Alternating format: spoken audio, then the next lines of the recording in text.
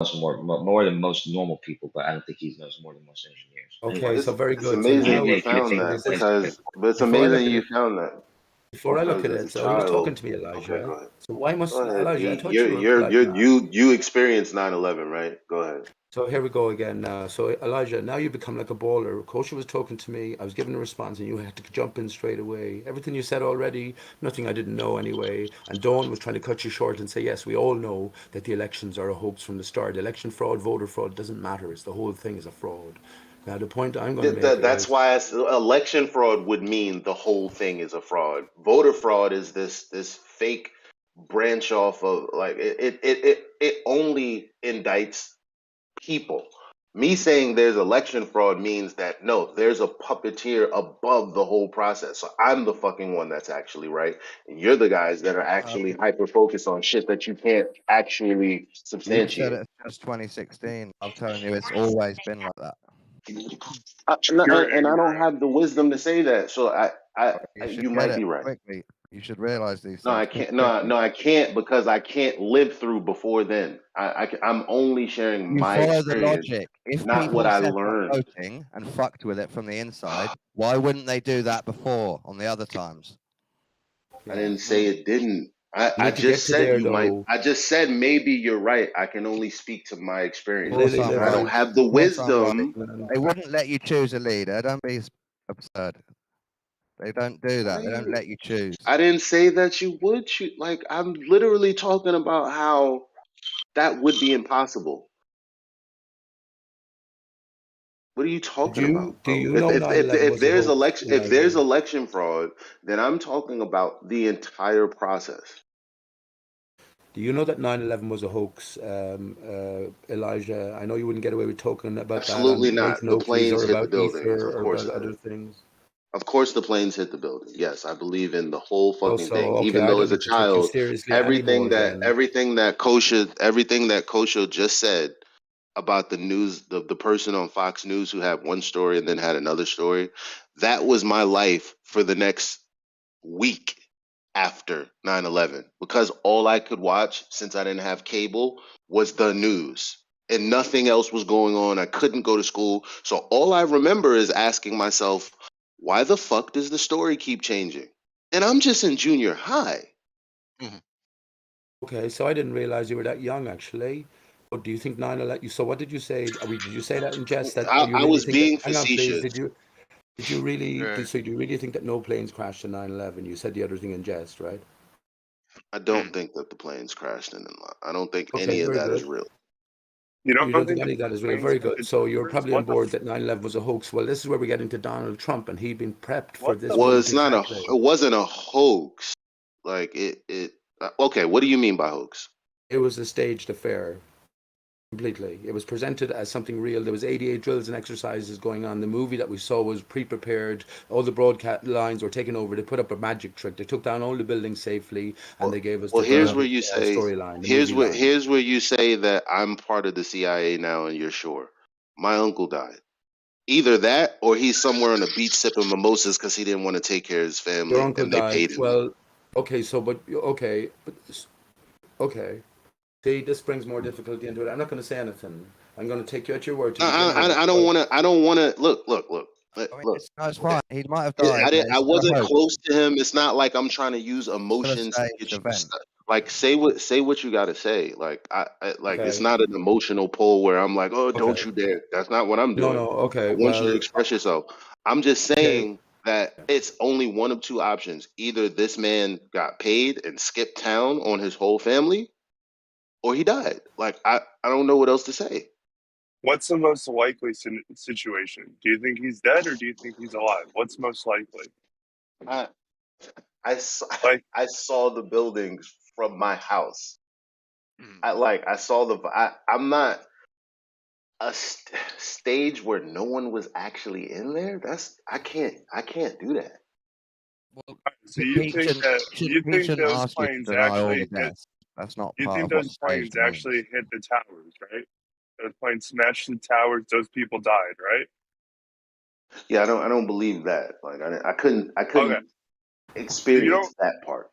So I don't. You don't believe that the planes hit the towers? Well, I don't know how many ways you're going to ask me the same question. No. No, I want a yes or no. You don't think planes hit the towers? Why can't, people don't listen, apparently. Just say yes or no for me. I did already. No. Well, I forgot. Okay. All right. Well, I don't know how to. I was also in the area. I lived up in New Jersey during the 9/11 attack. So I don't know how, like, with every single angle and even seeing the wreckage and everything like that, you can say the planes didn't hit, even if it was pre-programmed. Like, I don't know how you can say planes didn't hit those towers. Well, this is how you lived in the area. I lived in the area. Neither of us actually was there to look up as the plane was flying into the building. However, much video. There's much video of that, but no one So has why don't you actually believe experienced it? it. As a matter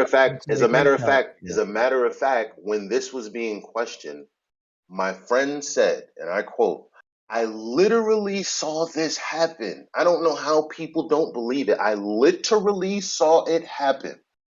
Like, I came out the shower of my dorm room, turned on the TV, and saw it happen. Do you not understand the problem with what I just said? No, I don't. Like, The difference between I just, literally saw and turned on the TV is two different things. But people don't even understand that.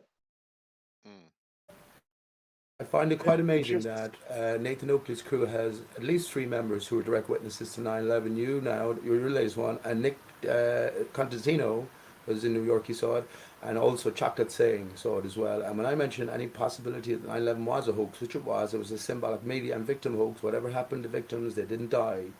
It was lots of them were fabricated. In the cases like your uncle, the most likely thing is they took a check, and they went away. Pete, can we That's just it. discuss this? You can still have a huge hoax that's staged by dark elites to hurt people. You can still have all the channels taken over. You can still have fake No, planes you or wouldn't do real that. planes. Wait, hang on. But you can have some deaths involved.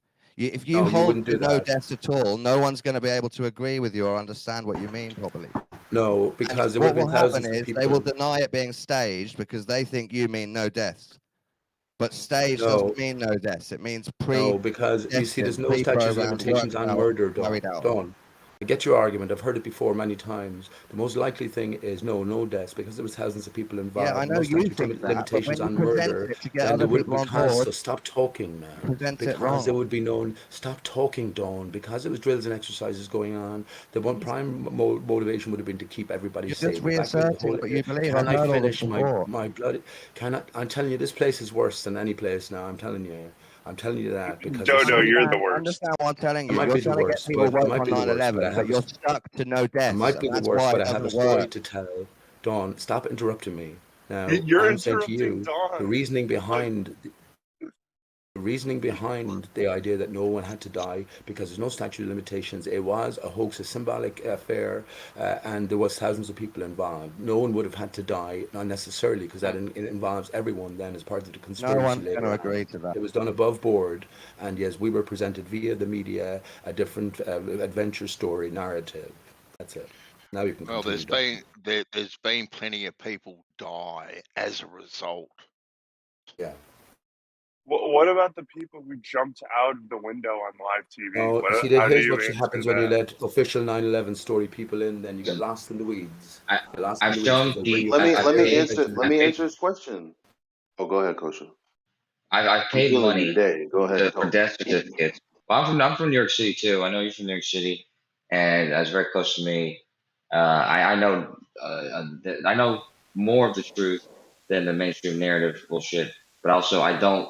That's a very sick thing to say that nobody died, Pete. I've Have you ever showed read Pete September death Clues? certificates. I paid for death certificates. Showed them to Pete. He doesn't give a shit about anything. So so you've never, since you all know people involved, have you done the most amount of research possible on it? Have you ever read, you heard of September Clues? Have you read Clues Forum, or Let's Roll Forum Kosho? Talking about the empty towers? Yeah, have you ever read Gerald Shea's memorandum to the 9/11 Commission? I don't. I think that has the most evidence in it for anything that you could actually show to somebody to show them truth about how the narrative we were given was Buildings not were empty, accurate. man. buildings were empty and vacated This is prior to ridiculous. I did. any explosions. Everything we saw in terms of the 102-minute movie from when the televisions went live to when the second building fell was a pre-prepared movie. It was prepared at least a year in advance. And I know exactly what you're going to say, Kosho, and the rest of the official 9/11 story defenders, even lots of the people midway who'll accept some conspiracy but won't go as far as to say it was a hoax completely. So I know the story. I followed Pete, nuclear for 10 you years. were I in a let you different to it. country I across let you the to it. ocean. Anyway, you know Chocolate Stan, the flat earther. He's Yeah. alive. Yeah, he was a courier in New York City as well on that day and before that time, and he had a delivery to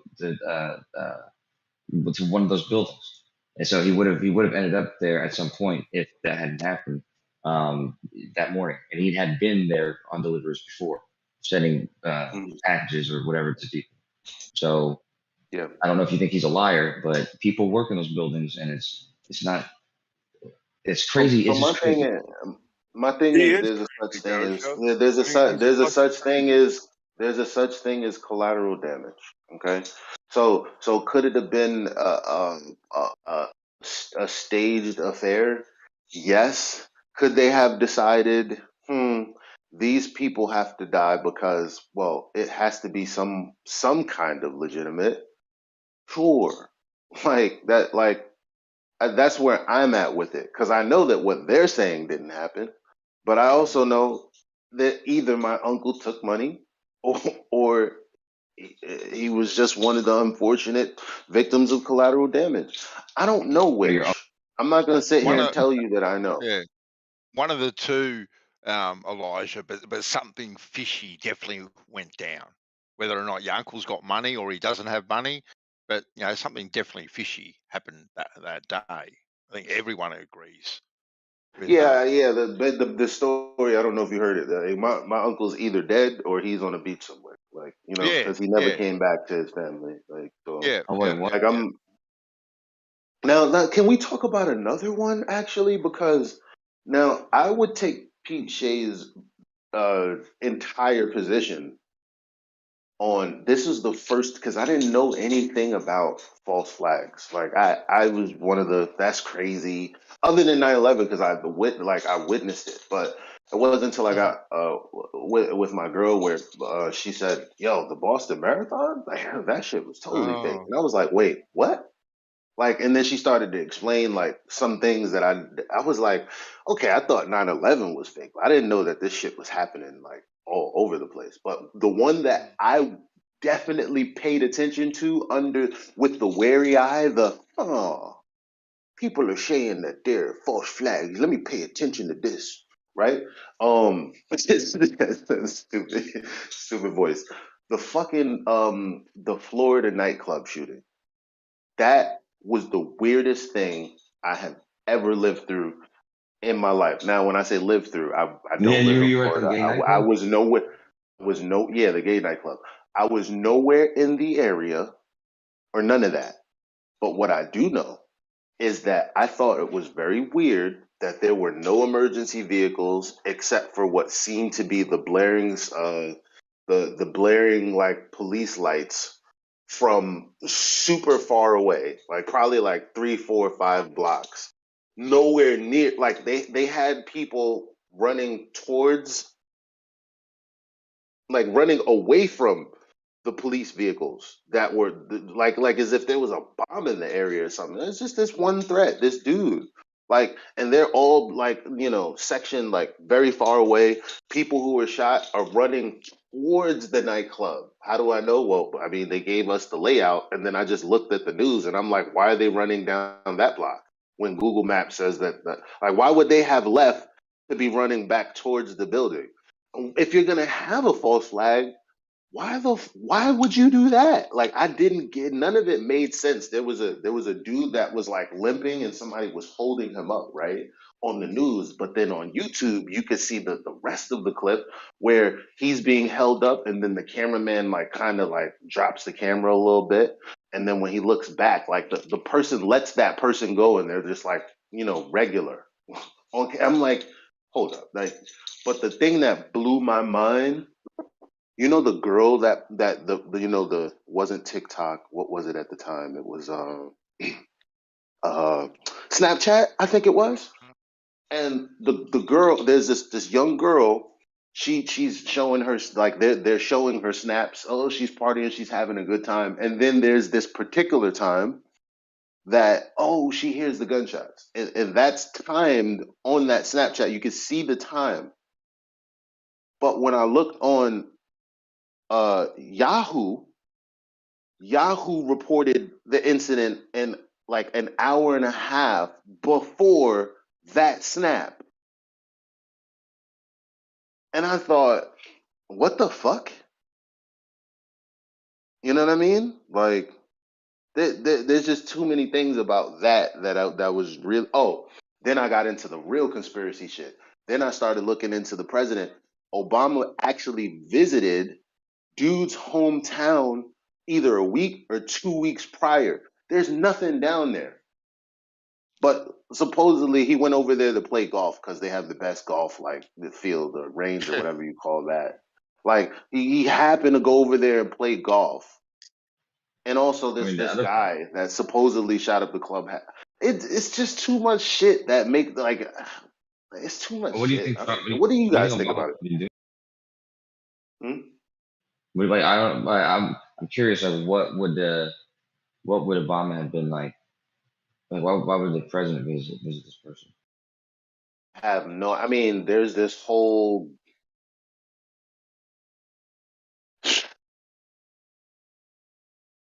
I mean, there's this whole push on gay stuff. Like I don't hate gay people. I don't give a damn about gay people the same way I don't give a damn about regular people. Like I don't think of it any way as no thanks, I'm not gay. Like that's like the most I've ever done. Like, I'm not sitting here wondering, ooh, why do they have this on TV? Why don't they have this on TV? But I'm not. Do I want to try to? No, I'm not even gonna make an argument. I don't know why Obama was down there, but he was. Fair enough. Well, this our last president also he actually made a lot of trips to Florida to play golf. So I never know Obama was a golfer, but it could be a coincidence. This is my stat. This Could is my be. stance on the shootings. Any sort of shooting. It's easier. Was that easier? Even if you have evidence to suggest that it's more likely that it was fake for whatever reason you have. I don't think it's. I think that anything more than 99.9% certainty is enough to give credence or give because you don't want to be wrong and be tarnishing people's name who just lost fucking loved ones or No. people that died. So, And a small chance it can happen. so what do you guys think about the Vegas shooting that happened? It's weird shit. I heard so many stories about that, but I think Yeah. those people died. Yeah, but Oh yeah, no, there's a no, lot of yeah, different stories. no. I'm not suggesting that no one didn't die there, Kosho, at all. Um, I actually remember.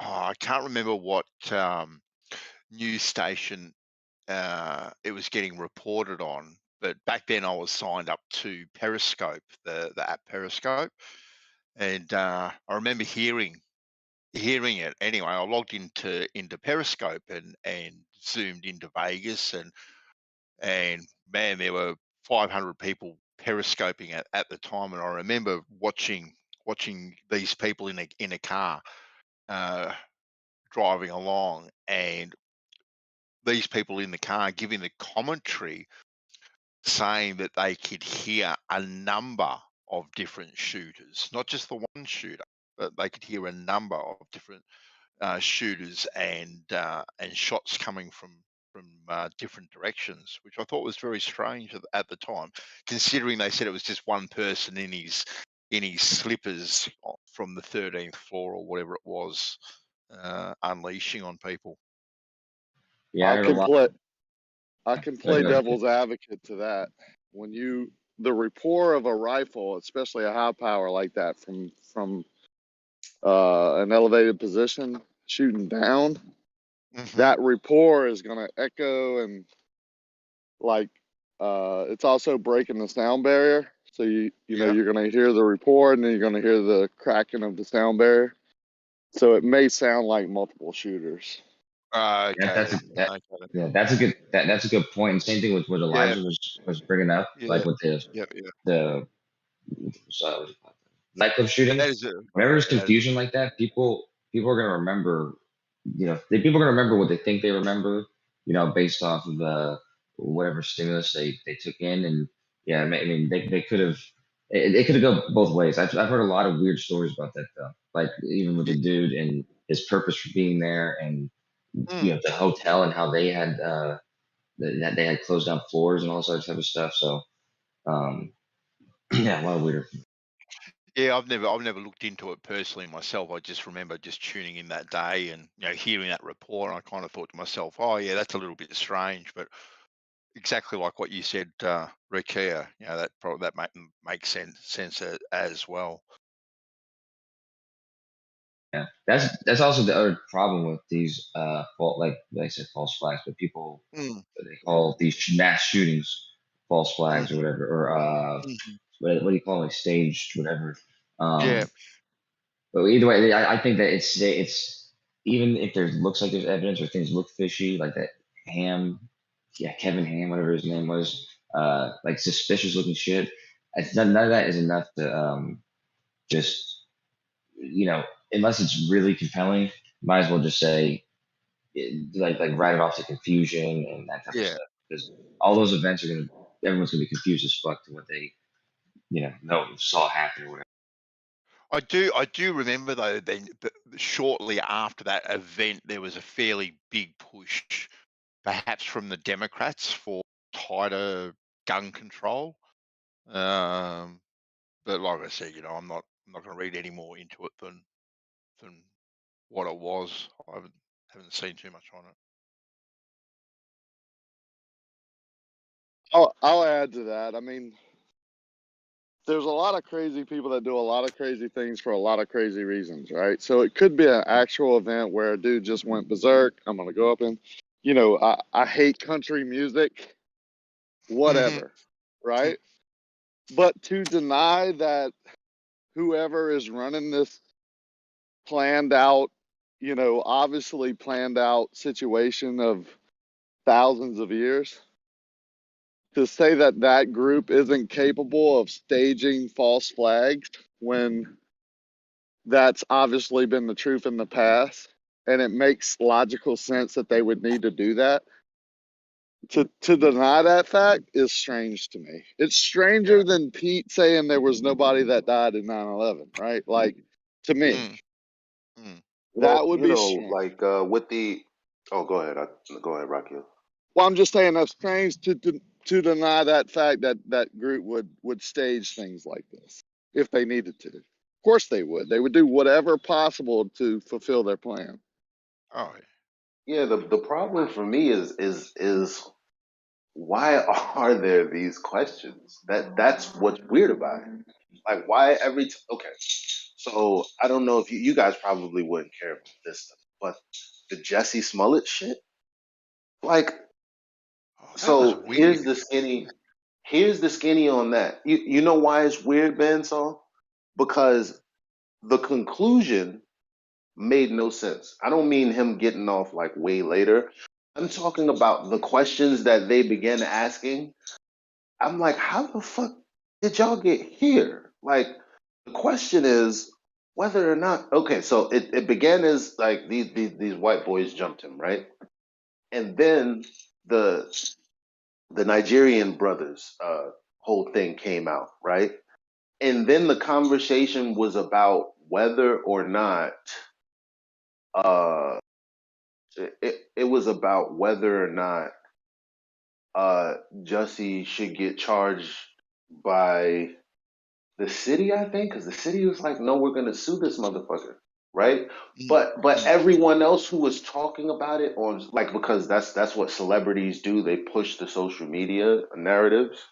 And the way they were talking about it was like, oh, you know, they're just trying to take a black man down and da da da da da. I'm like, damn, what are you talking about? What, like, I'm talking about like major celebrities. I'm like, I literally, like, it's either he did get jumped Mm. or he lied. Like, there isn't this third option that you guys keep, like, I don't, it was, I'm sorry, I'm being very vague, but the crazy thing about this whole situation that I latched on to is the tie to Kamala Harris. So prior to that whole thing, Jussie Smollett was like kind of active well, I don't even know if I would say active in politics, but he was showing up at Kamala Harris's meetings and stuff. Like when I Yeah. say meetings, I'm not talking about private meetings. I mean like, you know, whatever public venues that they go to talk to people and stuff like that. And one of the major parts of her platform was abolishing lynching. And I was like, what? Again, like obvious, I'm gonna start saying this more and more. It's a false dilemma. What the fuck? Mm. Who's getting lynched? Like Yeah. I mean, who the Yeah. fuck is And getting get like yeah. for this to be a major part of your platform, right? So this is just what I'm thinking. Like and then the whole Jussie Smollett thing happens. Mm-hmm. And then someone asked Kamala Harris, mind you, the thing centered around Jussie Smollett is like two white dudes fucked him up and put a noose around his neck for some damn reason. Right? wearing MAGA And hat. he didn't take off Yeah. when the cops got That's there. yeah. So Yeah. what I'm thinking actually happened was the Democrats needed to run a narrative, and Jussie got caught out there, and that's why the city wanted his head on a platter because the city don't know what the fuck is going on because the charges were dropped and the city had to pick it up. Why? Because I think the only way they could be dropped and hush, forget it, is if the Democrats were pulling strings, in my opinion. But the city was like, no. You're not gonna embarrass us like that. No, fam. Like we're not having it. So kind of did. I feel like it was a thwarted attempt uh, for the Democrats to run a narrative, and that's exactly what she was running on. Like Well, anti-lynching Interesting. stuff. She was at the the MLK. She announced her run on MLK Day. Like a lot of shit that that came out about her was damaging to her campaign, and Tulsi Gabbard just straight up put a knife straight through her heart on stage. So all I'm saying is the fact that this like these political parties will use people to do things. Like, and in my opinion, that was really obvious that the connection between him and Kamala Harris. Somebody even speculated that they were family. I don't know, but I do know that he was going to her meetings, and that you know during those meetings they were talking about lynching and stuff like that, getting black people activated. Let's do something about the racism, blah blah blah blah blah, and then that happens, and then Kamala Harris is asked about it, and in lying fashion, because people have tells. I don't know if you guys believe it, and I am still speculating. But when she was asked about it, she was like, "I'm not going to talk about that. I don't know who that is, bitch. He was at your fucking meeting. How you don't know who he? Yo, He's a fucking superstar." hold up. It says I'm trying to find stuff about it, and it says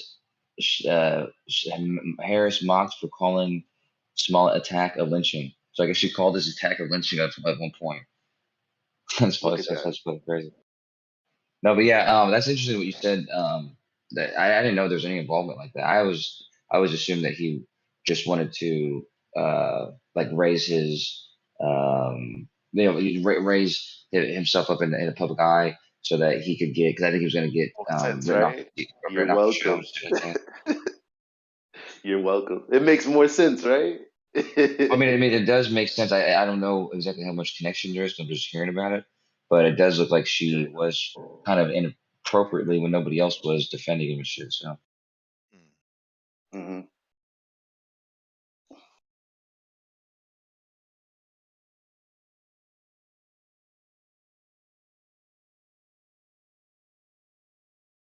yeah, she called it an attempted modern day lynching.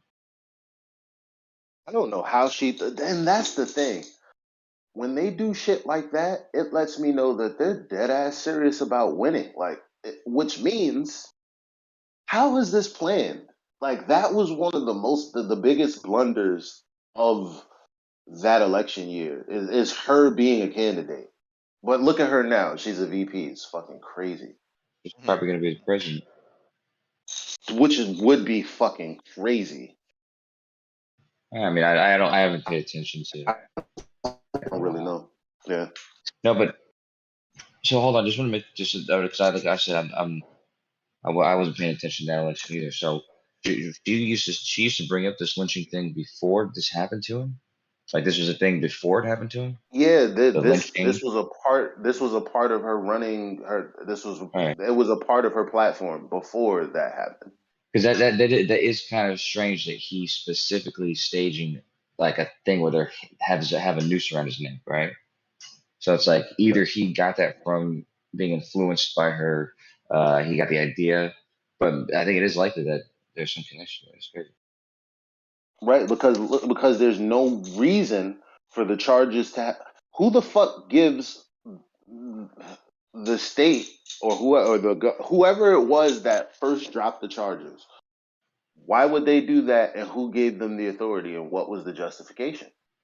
From what I remember, there was confusion on how he was going to be charged because I think he had written a fake ransom note that went through the mail to the post office, which made it a Oh federal yeah. crime, and so it was a federal jurisdiction versus, I guess, the city or the state. I forget what city it was in. Was that in New York or in New Jersey or something like that? Or what was that? Nah, it was in where was it? Chicago. Oh, okay. Like he was leaving a subway or something like that, and then these two guys with MAGA hats on. Like that's like it looks so That's bad another thing. whenever you stage something like that.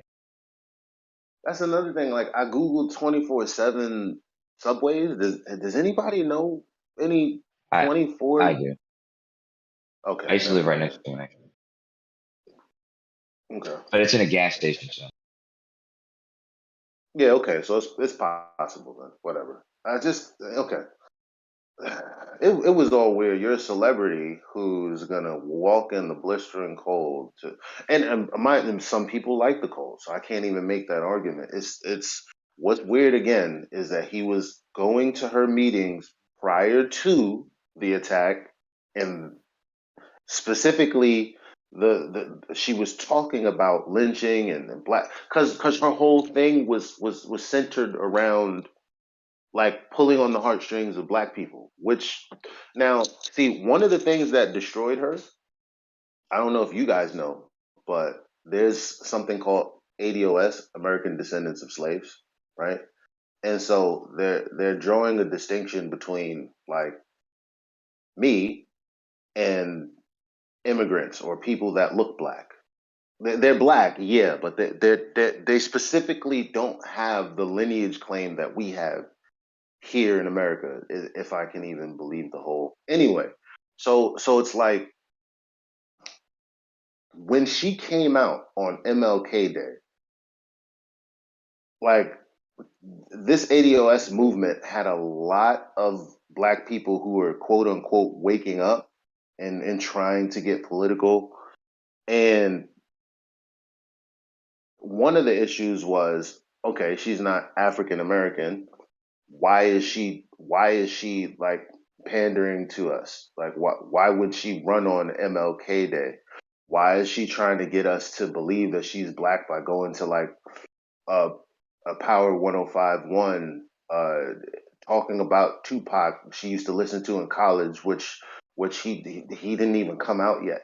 Like shit like that. It's like already turned the black community off. And then Tulsi Gabbard came and just like killed whatever was left. and I mean, it's a good strategy though. I mean, the same thing it's kind of Trump did. Same thing most people. it's You a gotta establish a base. yeah, but it was tone deaf as hell. Like Oh they yeah, should have sure. just chose a black person. Well, I mean, Like I'm it's not I'm saying saying she's for not her black. That's from not her what I standpoint. mean. But what I mean is like if she like say she was Haitian, like I would like to see a Haitian, express their Haitian culture and what they've experienced and what they think based on their experience they can do for me. Like she pretended to be something she wasn't. Well, yeah, but sure, but She's that's not what I mean. even. Those Yeah.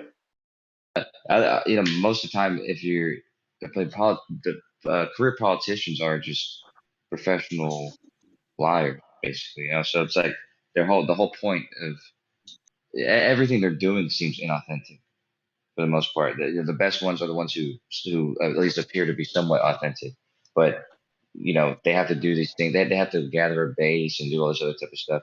If she wouldn't have done that, she may not have had any she's basically trying to pull out looks if that thing's true about Jesse Smollett and all that type of shit, that she's basically just trying to pull out all this sneaky you know uh politics shit, and usually that's the only way people even get ahead. So Yeah.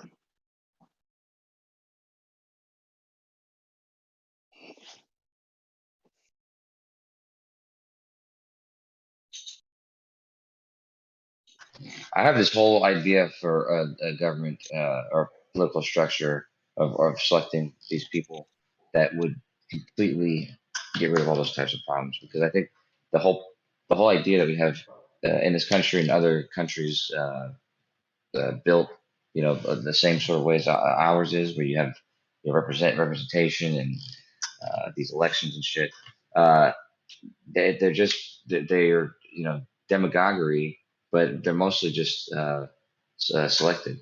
You know what I mean? It's like you can have these parties select these candidates, and uh, there's no choice. There's no choice to be made. So we got to get rid of that whole two-party structure.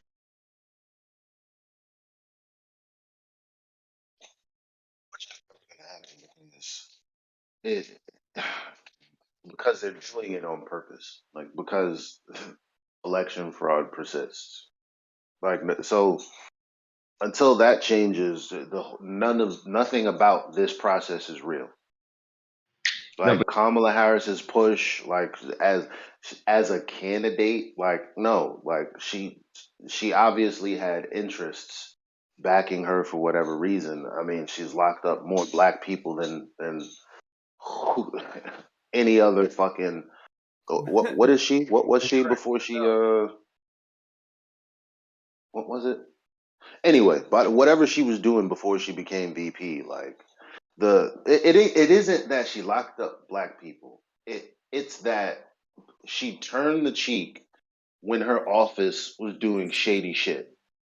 Didn't do anything about it, swept it under the rug, but also at the same time had, the highest record for black arrests at the same time. That you're not going to get a man off even though the evidence is clear that the man is innocent. Like these two things happening simultaneously is just like a bad stain on her person. And it's like, why are you running? Well, because somebody's pushing you to run, apparently. well, I 'Cause mean, I don't like I think said, she. Yeah. if she's a career politician, then that's in their nature. So that's all they're ever going to do. But I think that we have to, we have to do something different than just let these parties select these candidates. Because especially the Democratic Party, they just select their candidates. So you're always going to end up with people choosing, people choosing basically the only two choices you're going to have, which is, what they say on South Park, like the shit sandwich or turd. What do they say? No, douche or shit sandwich, whatever they say. Yeah. They got people. They got people all the way up to the tippy top from ground level, believing that they can really make a change until they're put in a position that it's out of their control and it's kind of too late, you know. Like, because again, like when I brought up Tim Canova and Debbie Wasserman Schultz, that's just one of many instances of someone who seemingly has the people's interest, has like genuine popularity, but for some reason, their efforts are thwarted, and not in any legitimate way. There's always, you know, you're able to point out like, what? Wait a minute, look what happened over here. This isn't above board. Like the fuck? Like Yeah, it's but always that. So the people that yeah, are underneath, they're giving the parties legitimacy because they're real and they really want to see change. It's just that they don't realize it's never going to actually happen. well, they're not from that party, but that's what I'm saying. If you look at some of the candidates that people have been excited about, even people who are excited about Trump, like you have Trump, you have Bernie Sanders. People are. I mean, I was excited about what's his name, Ron Paul. And there's a lot of these like candidates, but all these candidates have something in common, which is that they were at one point third party candidates, or they're not really. They only affiliate themselves with that party because they have to, because you can't run unless you are selected by one of those two parties. So um, I think that this is like the first time in history though where there's something that can compete with the mainstream media, the people who are presenting these people to us. So if you have like some collected some like forum or conversation where like a large population of people were a part of online, where you could make a very transparent dialogues with people who are at least like you can promote people from the bottom up basically, and you can actually create like a whole party based around this like one conversation, and you could select that person. You could select that person naturally through those means and have them go up against the whoever they select for the Republican and Democrat candidate. But of course, that You know what's requires a large effort. So you know what's interesting to note, like because flat Earth ties into all of this. Funny enough, because it wasn't until after I decided, oh fuck this shit, I'm never gonna put all my time into politics again.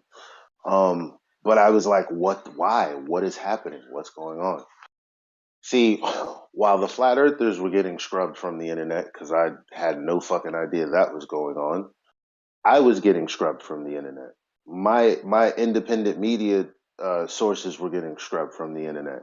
Real people that were generating real movements with hundreds of thousands of people and real engagement just scrubbed under the orifices of, oh, there's bad information out there.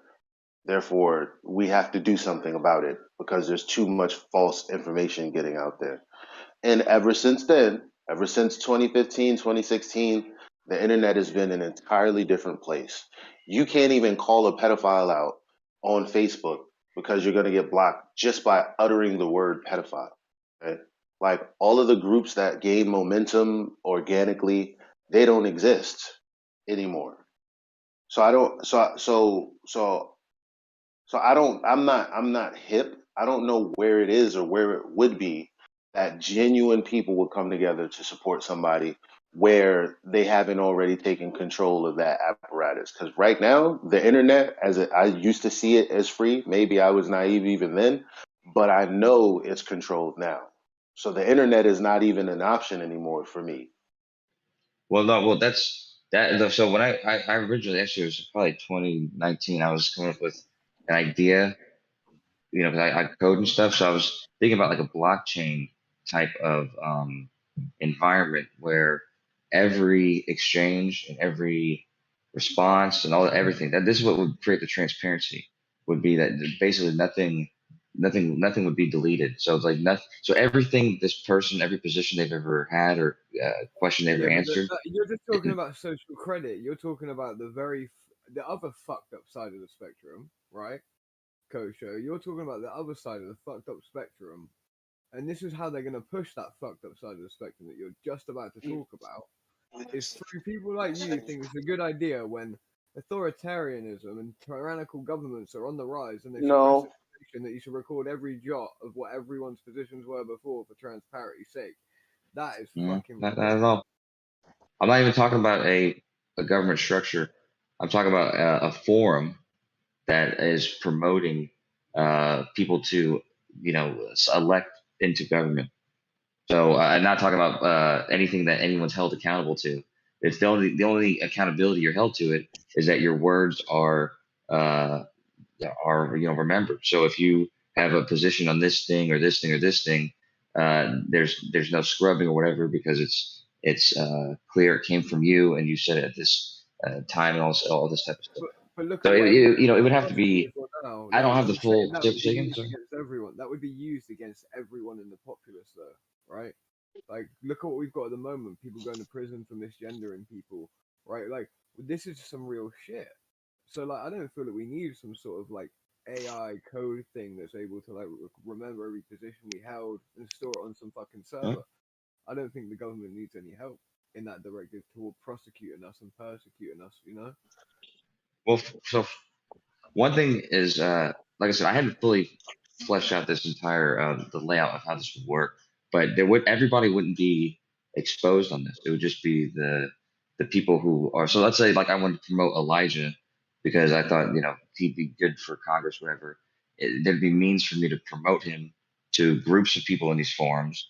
There could be AMAs and stuff like that, and debates and all those other type of ordinary stuff that gets you to learn about candidates. And the only thing that would be kept on record is what this person who is being promoted is saying, not what everyone's saying. So it could even be anonymous. So it could be like on Discord or something like, like we all, anonymous people, rather than people who use their names, but the candidates would be very open and transparent.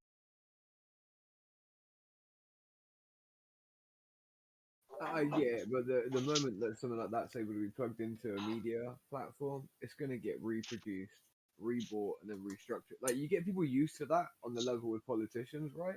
Eventually, people are going to start going, wait, we should hold the police by this account too.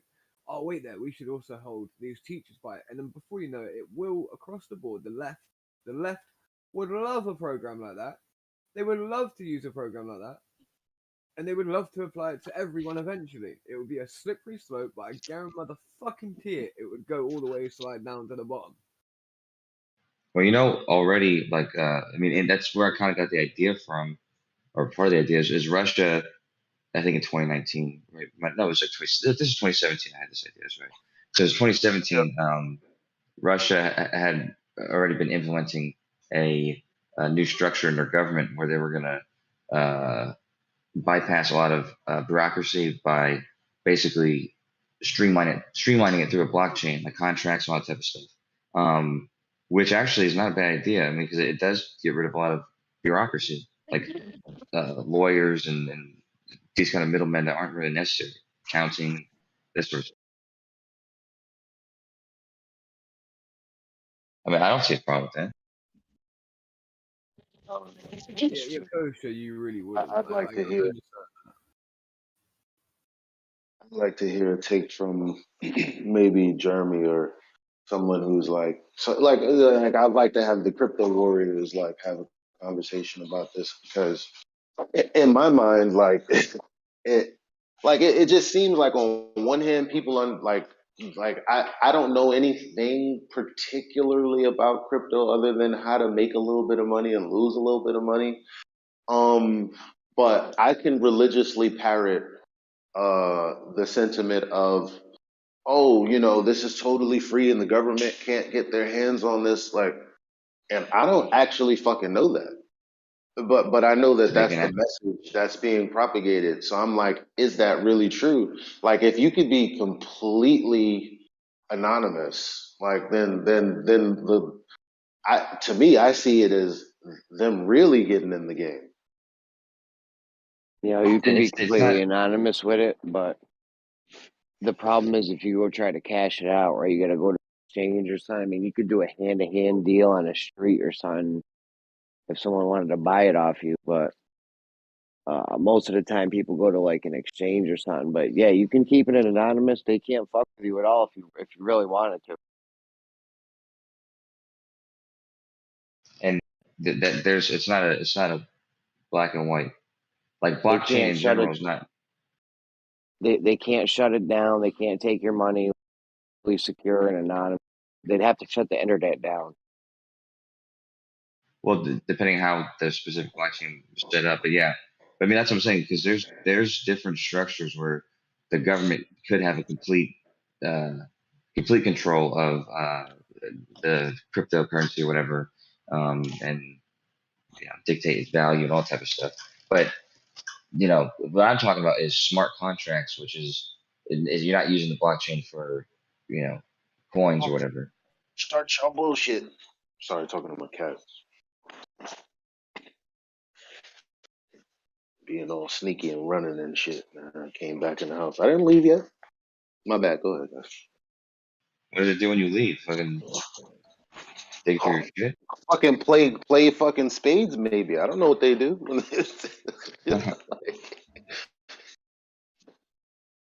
All right, later. Yeah, but yeah. No, it's a good way to keep a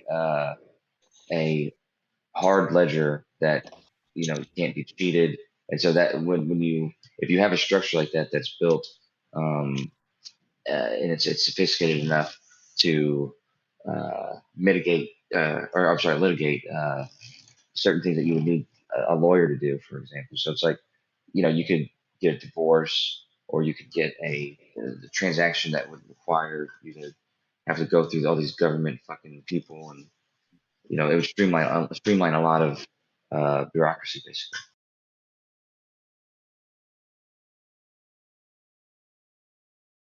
Yo, I am looking at what might be an epic battle. Oh, it's an epic battle, guy. Yo, so there's this baby fucking spider, and then there's this like hornet that's like kind of down and out, and the spider just kind of descended like Spider-Man on his ass. And I'm like, you're a baby, you can't handle that. Like, anyway, These more pets of yours. no, I just in the hallway. It just happens to be some bugs out here.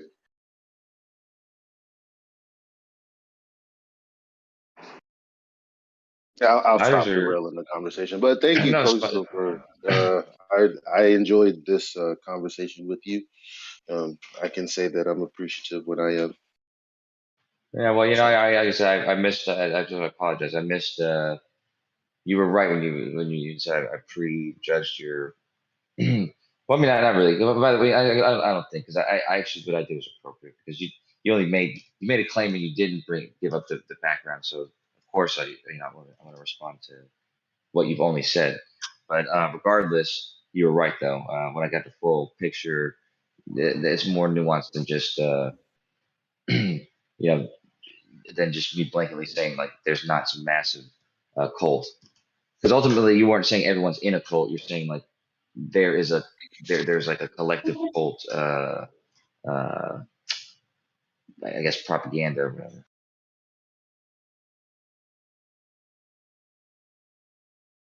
We're still having that conversation 2 hours later. And we just put a bookend on it. Is what we did. We just said the epilogue. Wait, is the epilogue at the end? Yeah.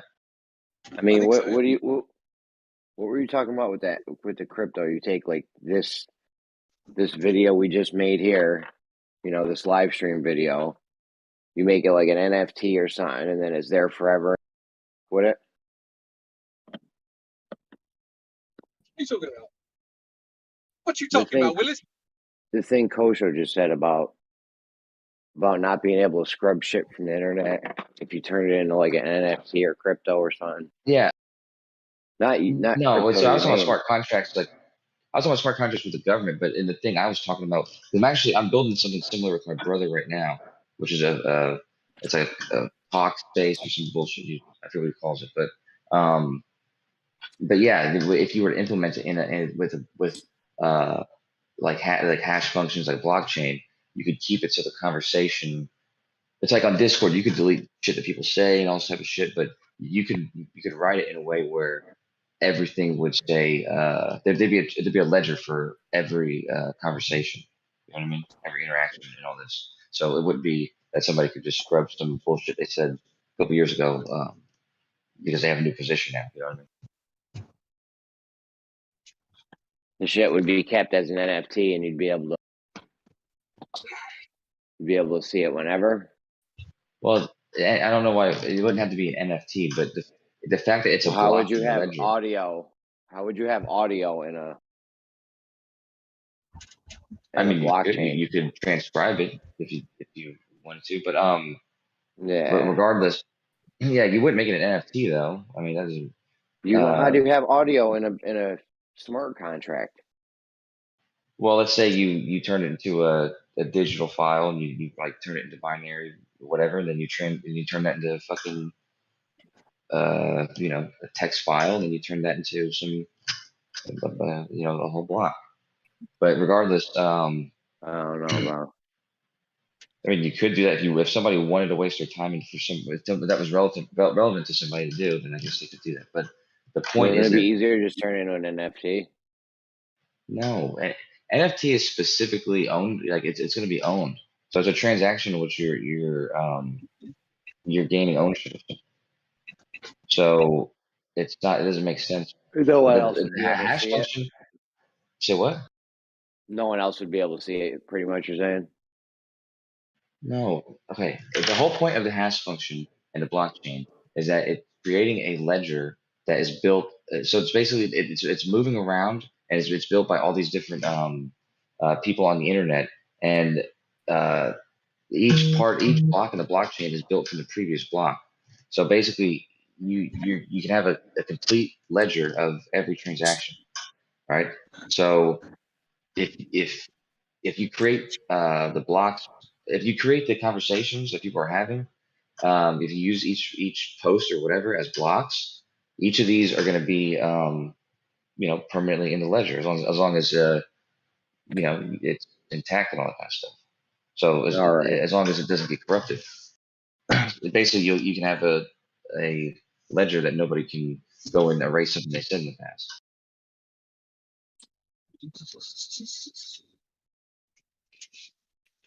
It's usually not used in this way, but it's used for like smart contracts or ownership of coins or ownership of NFTs. Well, I'm But not gonna lie. I stopped listening to like 30 seconds. yeah, it's national. You're boring me to death. Well, anyway, that's what I'm working on right now. Anyways, that's why it's funny. We're talking about it. Me and my brother. We're making a stupid ass. Listen, guys, I've thought about. Sorry, go on. No, go ahead, Chris. No, go on. No, I was just chatting shit. Go on. Thought about this Eratosthenes thing more, right? I brought Coach on a live stream too last night. We went over a little bit. You're saying some fucking gay shit to me, man, dude. It is begging. What do you mean? You said you were picking up dudes in a Florida nightclub. Listen, the whole Eratosthenes thing is really begging the question because they have to map it out. You got to map it out. It doesn't do any good unless you have distances and positions and shit. So how you get the positions? Get them from the map, right? Yeah, I felt like a priest in a confession when I was down there because he's like, oh man, he's like, dude, I was wrong. I was debating with Elijah, and I was like, dude, you were the one who was right. You fucking dipshit. Everyone else wasn't making sense. Sitting here You were fighting with right. my You're own like, no, I was people. wrong, dude. They were right. Like you're fucking a cuck. Yeah, I'm sitting here fighting with my own people on some bullshit because you guys got to use your map to project this all onto. Jesus. That's so crazy. You were the only one making sense, and then fucking you take me down there to tell me, oh, I'm actually wrong too. I'm like, oh, okay.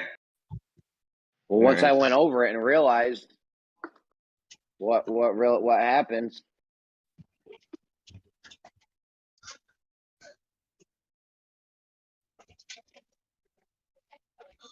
Let me ask you a question, dude. I know a guy named Nunez, Okay, he lives in New York, but he's from Belize.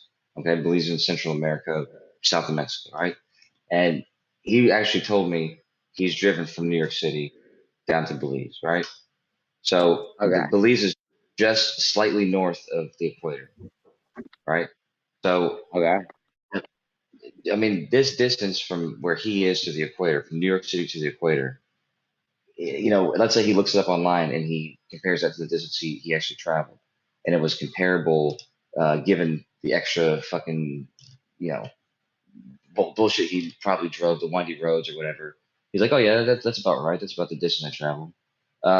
I mean, wouldn't these sort of experiences be enough to confirm to you that somebody could possibly know their distance from the equator?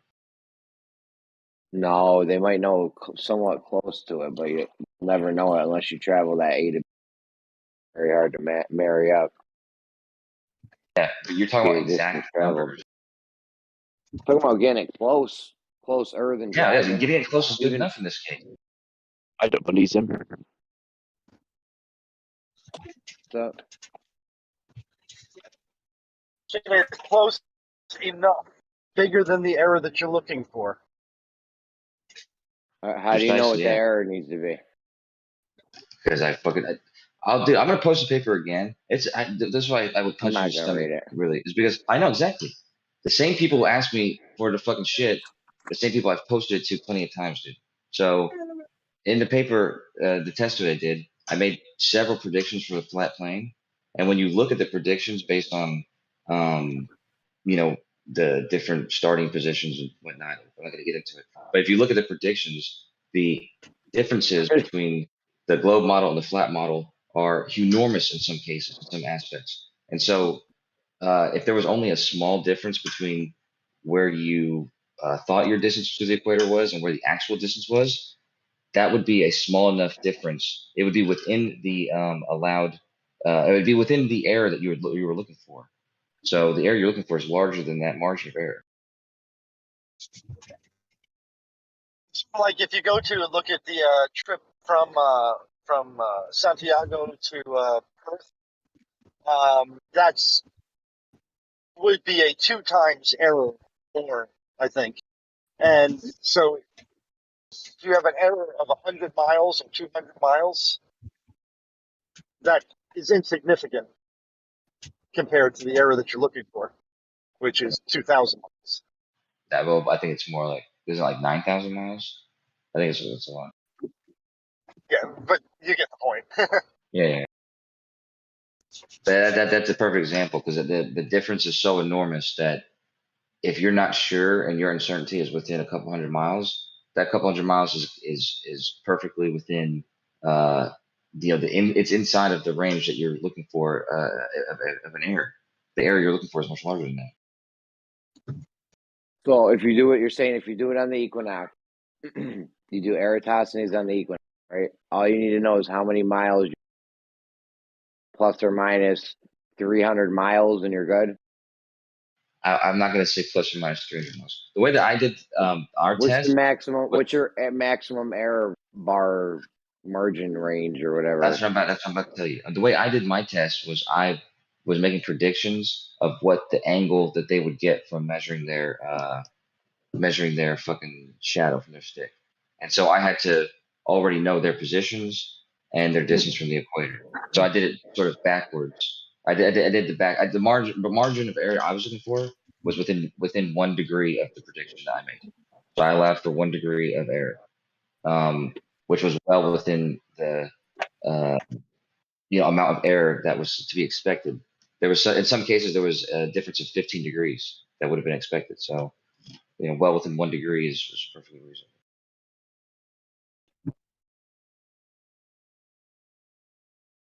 But like I said, I could have done it backwards and been looking for the distance to the equator for some reason, and then yeah, I guess it would be probably a couple hundred miles. Wait, what did you do? Actually, no. If I want to be consistent, if I did 1 degree of error that I allowed, then I probably allow for 69 miles distance from the equator.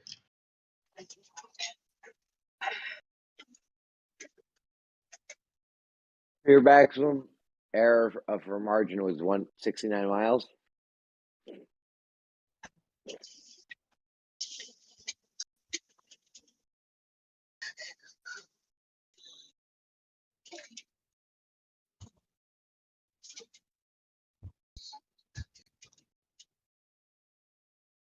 And solar noon's not affected by refraction at all. No, that's not true. So what is true is that when the sun's on the horizon, it could be wildly out of position. Yeah, we're talking about solar noon, bro. Solar noon. I know, dude. But solar noon for people all over the world is different. So some people solar noon, the sun is on the horizon.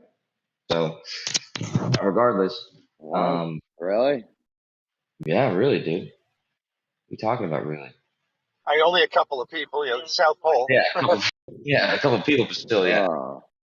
Well, just don't use those fucking people.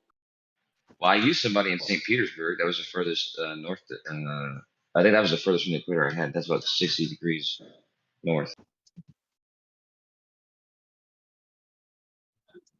But regardless, yeah, as long as the sun is above 30 degrees, I wouldn't be worried about refraction at all. Gang of Glovers. Sorry. I don't know. I watched Noah. You know that number. I watched him on a McToon, and then McToon brought up Eratosthenes, and they were arguing about refraction an hour. That was a dumb idea.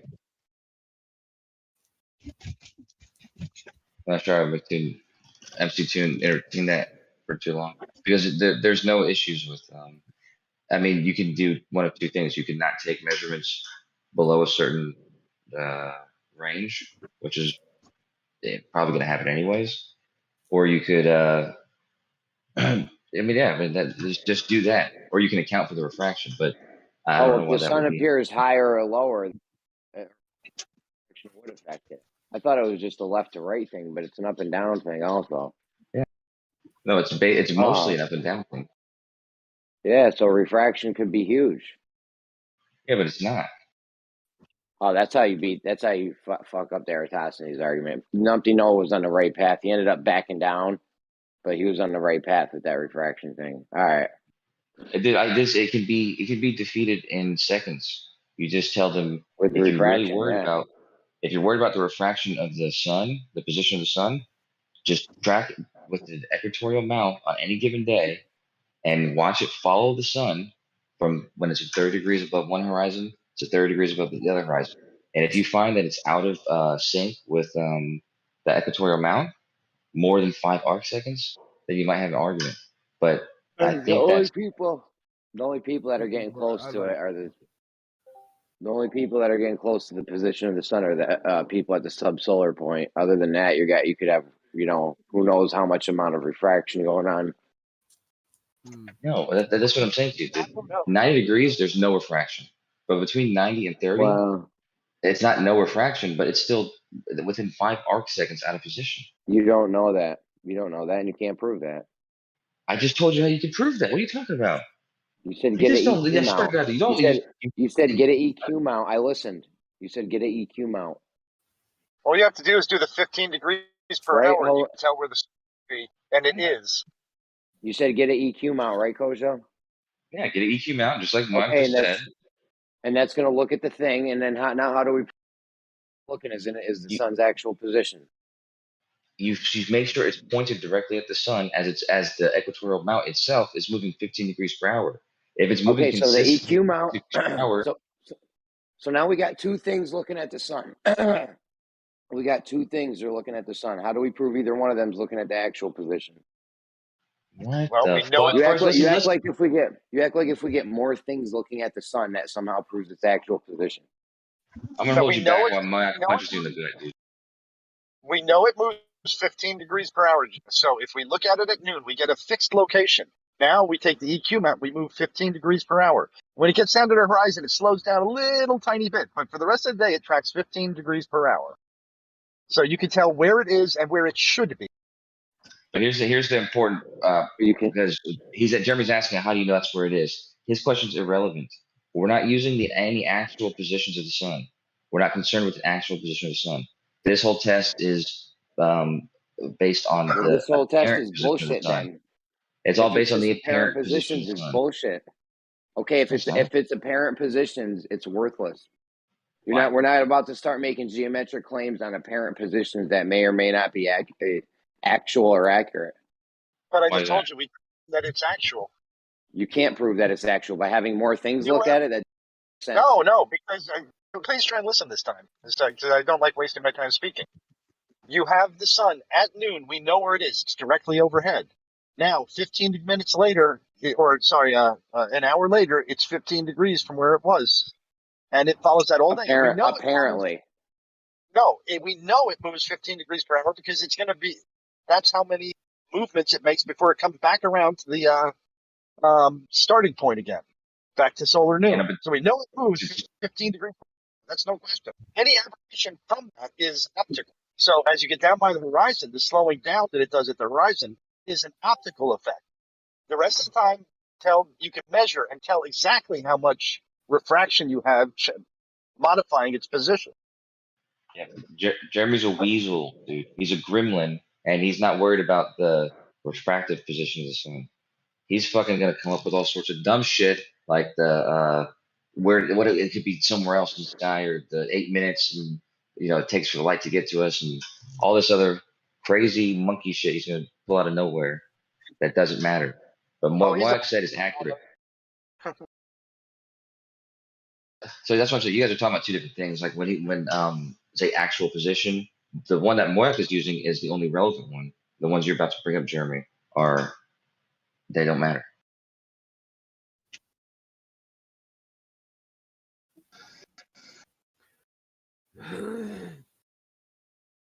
It doesn't even matter if the sun is fake. Bruh. Doesn't matter if the sun's fake. Bruh. Yeah, for the sake of You've this, been drinking? for the sake of this test, it doesn't matter if the sun is fake. You've been All that drinking matters your is that granddaddy's all that matters is that mushroom the apparent psilocybin position. piss again, boy. All that matters is that the apparent position is consistent. So if it behaves as if it's has an actual position, that's so that multiple people can make observations of it at the same time, then it's fine. And it is behaving that way. So it doesn't The matter up what or it's really down- doing and how long it takes the light to get to us or anything. The up or down Most position unoriginal matters, stuff. though. The up or down position matters, though. So from a flat Earth perspective, that's making it drop. Like this is not, this whole Eratosthenes thing's nonsense. Because that's not its actual position. You got to drop and do the perspective and shit, refraction. Like there's all kinds of shit going on there. Nope, it's following 15 degrees per hour. Sorry about that. Yeah, but the up or down position matters, and on a flat Earth, it could be getting lower due to perspective. Sorry about that. 15 degrees per hour, dude. Lower due to perspective. Sorry about that. Not actual. You guys are such fucking babies. Listen. It doesn't. What you're saying right now, Jeremy, about perspective. So this is actually the distinction between the models. But there's a distinction between thinking it's a globe with a distant, far away enough sun that they come in parallel, or it's a close and local sun on a flat plane. Because only the one that is close and local on the flat plane is subject to perspective. The one that is far away enough that they come in parallel is only subject to the contours of the Earth. So they're two totally different means of making predictions, to determine where it would be for other people. So what you're talking about doesn't apply to the globe and the far away and distant sun. Yeah, and what you're talking about doesn't apply to reality. Okay, but it does apply to flat Earth, and if that's what's actually happening, then this whole thing is nonsense. I don't know. I You mean, seem to be saying it's nonsense. It sounds like nonsense. It's been nonsense. We already established that the whole premise is built upon a faulty assumption. Yeah, but he's on you about... already knew it was a globe before you tried to determine it was a globe. He was on about the apparent position, right? But does it matter whether you're tracking the apparent position or the actual position? The fact that you're tracking 15 degrees an hour makes no difference to what, It matters because you have to position. plot this out. It matters because you have to plot this out. And the positions matter. The up and down positions left and right position matters. 15 Right. degrees per hour. So if the apparent position is moving 15 degrees an hour because the actual position is moving 15 degrees per hour, does it matter which one you're tracking? Yes, sir, because we're not about to make a geometric claim on some bullshit apparent position. But we know it's moving 15 degrees per hour. Even if it was delayed by a half or a degree, it wouldn't matter. I know, this is how we Even ended up with a consistent. globe from you guys. This Right, is how we so- ended up with a globe from you guys making making geometric claims on not actual positions.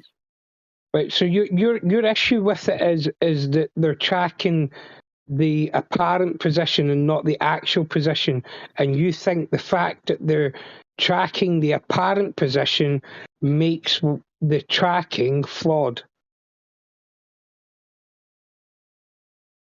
Unfortunately, I have to side with Jeremy on. Conclusion that's flawed. Well, I'm no. confused. Do we not have 24-hour days on the flat Earth then? What? Why is the 15 degrees important? Can you get let Kosho agree Yeah. with me, please? Yeah. Because the 15 degrees is not the important part of. So okay, yeah. So I got to be clear. That's when Mark and him were talking about apparent or actual positions. The refractive position, like if the sun is being refracted, then it's going to be different for somebody at noon when it's not going to be refracted to somebody else later on, or further north or south when it would be refracted. There's the difference between their angles are going to include that refraction, which didn't exist for the person who was at a zenith. So that that amount of error would cause a problem. That would be it would be equal to that refraction. But again, that's why you don't worry about, you don't try to take measurements that are close to the horizon. You just take them above 30 degrees, and then you don't have to worry about that. But any other apparent, sun problem is irrelevant. Like See, the problem is you don't think time it there's takes a the lot light of to come and that kind refraction. of shit. The problem is you don't think there's a lot of refraction anywhere else, but there could be. You don't know because you don't know the actual position of the sun. This whole thing sucks and is bullshit, and you're making geometric claims on apparent positions, and it's insane. It would have to deviate from the 15 degrees per hour. You could tell how much refraction there is. You can measure the refraction based upon this measurement. Yeah, that's what I wanted to. Go ahead, Mike. Sir. So let me ask how do when we're tracking? Hold on, let me ask this.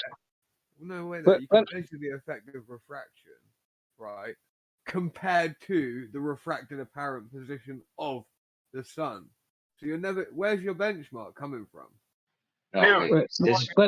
Let me ask this, right? See, when you're tracking the sun, right, is there a way to remove the refraction? Like, can you use a solar filter and that removes the refraction?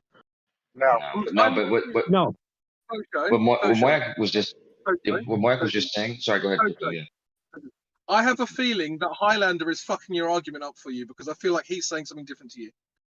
No, I'm not fucking anything up. I'm only asking a question. I didn't know, right? So that's why I asked if you put a solar filter on it, will it remove the refraction, right? That's why I asked, because I didn't know. I'm not trying to fuck anything up for anybody.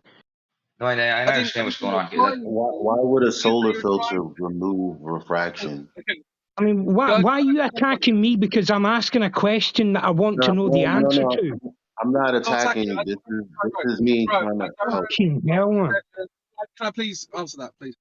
I'm not attacking you, bro. I'm trying to get from Kosho because I feel like Kosho is saying something different that you're saying, and that's the issue. I'm not saying anything. I'm asking a fucking question because I don't know the answer. So how is that me saying something different to anyone else? We continue the conversation. Can I just address Highlander so y'all can get back to y'all conversation? Can I please just talk to Highlander, please? Bro, you can't deny having said things because you said them, okay? The issue that I'm having is that what you're saying, even if it's in question format, is misleading from what Kosho's saying. And so I would like us to focus on one or the other, otherwise we're going to spin wheels. Well, to be fair though, I was getting ready to address, because there was a confusion earlier, and I was getting ready to address, and it's actually based on what Highlander's asking. So, but yeah, Highlander, no. The answer is no to that question. Not a solar filter wouldn't wouldn't help that. But what Moyak was talking about, that's the purpose of the 15 degrees per hour. The 15 my degrees man, per how are you hour. living in Jeremy, plastic bottles? And Anyway, Huh? yeah, And Jeremy's Kosho. always got a hot mic. Oh, okay, he's not like. And then as well, Highlander. Was All Elijah did was ask you a question back, like, "What does that matter?" And you got really upset about it, bro. Like, No, he was saying that what I'm saying is completely fucking up what Kosho's saying, and I'm not. All I was wanting to know was the answer to a question, yeah, because I didn't know. I genuinely didn't know, and I wanted someone to answer. And what Kosho said, I don't see why somebody couldn't have just said, "No, that won't work." That's the end of story. Yeah, you don't have to go on a fucking personal attack because somebody wants to know something because they don't know. Wasn't All a right, I'm personal gonna attack. ask one more time. Is there anything we can talk about the conversation instead of bitching about the sort of politics? I don't know why you're getting defensive. I didn't call you any. I just think that you and Kosho are talking about different things, and it's confusing. It's not an issue. Sorry, go on, Mike. Well, no, but I was going to clear up because he asked a two-part question, and it was, is there a way to check for it, and is the solar filter a way to do it? No, the solar filter is not a way to correct for refraction. But so earlier when I said refraction would cause errors in your measurement, based on it not being somewhere and it being somewhere else. Well, the way you would make sure there was no refraction is by doing the test Moyak was describing, or I described, where you basically follow the sun on any given day when it's high enough in the sky, and you ensure that given some range like 40 degrees, above 40 degrees in the sky, there's never any noticeable position change of the sun outside of 15 degrees per hour. So that would tell you that you don't need to worry about refraction. Right. Yeah. So that's what I was saying. Is that there's a distinct argument you're making that doesn't specifically rely on 15 degrees per hour per se, but has 15 degrees per hour as an indicator of a second phenomena. I understand the argument. Right. What I want to know is, well, actually, maybe Jeremy can answer this because he's been talking about this, but I just wanted to clarify that point, that we're not actually talking about the 15 degrees per hour. We're talking about a secondary thing. It's the deviation from it. Right. So, Jeremy, do you want to address that, or?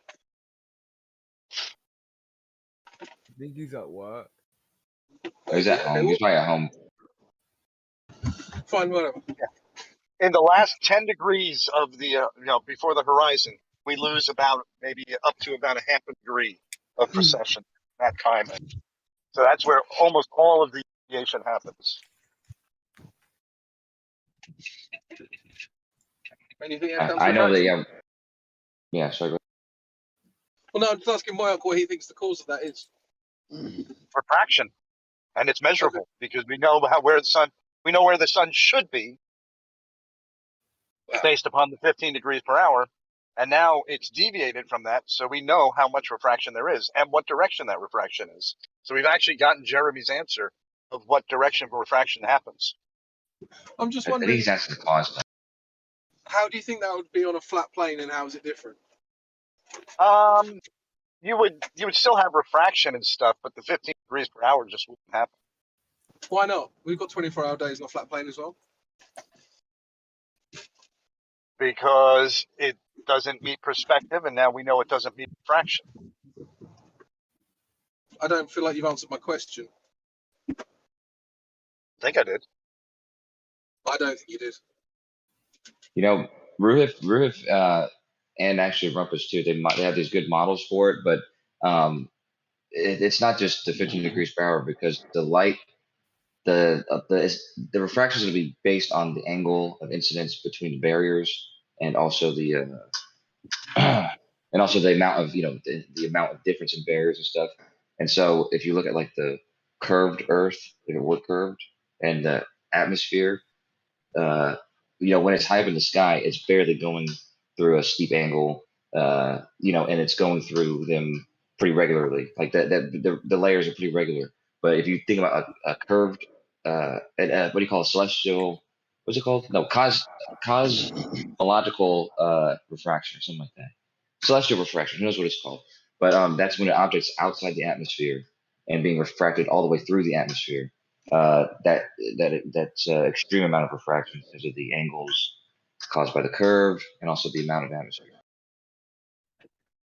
Yeah, I mean, I can't see how you manage to say, well, we have this effect. Well, and I'm not even questioning that the effect's true. I think that you're probably right. But I don't understand how you're asserting that it necessitates a globe. That's the bit I don't get. All right. This comes back to, again, basic geometry. Essentially, go in your backyard or go down your street. Put a street lamp over your head. Now walk 10 feet. Look up that street lamp with your protractor, plumb bob, or whatever. Now go another 10 feet and go another 10 feet and another 10 feet. I want you to measure each 10-foot increment how much the angle to that street light changes. Right. That's what happens on a flat surface. But I'm not getting the. I understand you can do that, but that doesn't prove anything to me. Like I'm not getting the link. Basically, so it doesn't prove anything. I don't. For us, we don't know what you're saying. You seem to be making unlinked things linked and not explaining how they're linked. Okay, I don't know how else to describe this. I mean, I figured you've been in this discussion for a while, but basically, in those 10-foot increments, you'll see that the angle is not a uniform degree per distance. Right. So as every 10 foot I go, the first 10 feet will be 10 degrees. The second 10 feet will be 8 degrees. The third 10 feet will be 4 degrees. And you keep on going, it's going to keep on changing. That's what you experience if you when walk something's coming away from you overhead. If you walk a circle around a street light, hold on, one second, Crypto. You walk a circle. All right, go ahead. Well, no, I mean, like, I don't like. I want to actually get to a conclusion, Jeremy. So, I mean, I can asked do it right now. Go, but you didn't. So, can I please go ahead? Right. So, you're talking about street lamps in a line, right, going away from you in a line, correct? No, just one street lamp. It's simulating the sun. So, I've got street lamps in the sky simulating the sun. You have street lamps. Just on example. Right. So, I've got street lights on a street, and I'm looking at them, and they're all in a line. No, one street light over your head. Start with it directly overhead. Walk 10 feet. Okay. Look up at the street light. Measure the angle. Walk 10 feet. Look up. Measure the angle. Walk 10 feet. Look up. Measure the angle. There's not a line. No need for a line. How are you getting a line out of it? Well, the thing is then, is that what you're doing is you're asserting the path of the sun. You don't know what the path it takes. I'm asserting the height of the sun is a relatively uniform thing. Okay. How'd you know that? And it cannot be close. Okay. So how do you know? Hey, Jeremy, how don't you understand? Do you understand that's exactly why this argument is a losing argument? Because the only outcome that they're worried about is the sun. No, this works for every object in the sky. Okay, any object that you don't want to ascribe an actual height to, fine. Well, let's say I think Crypto wanted. Sorry. It also reasonably works for every object, even on the ground. Walk away from it. The numbers are consistent until we start looking at really, really distant objects. And for some reason, those really, really distant objects are not following the rules of perspective.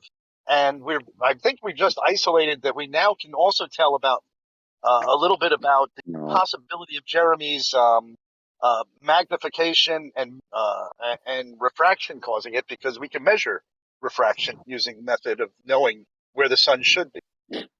Okay, so you got this street light that's going around you in a 15 degrees an hour, right? You put a whole bunch of people around a street light, 15 degree, every 15 degrees you put someone, and they all get an angle of the street light.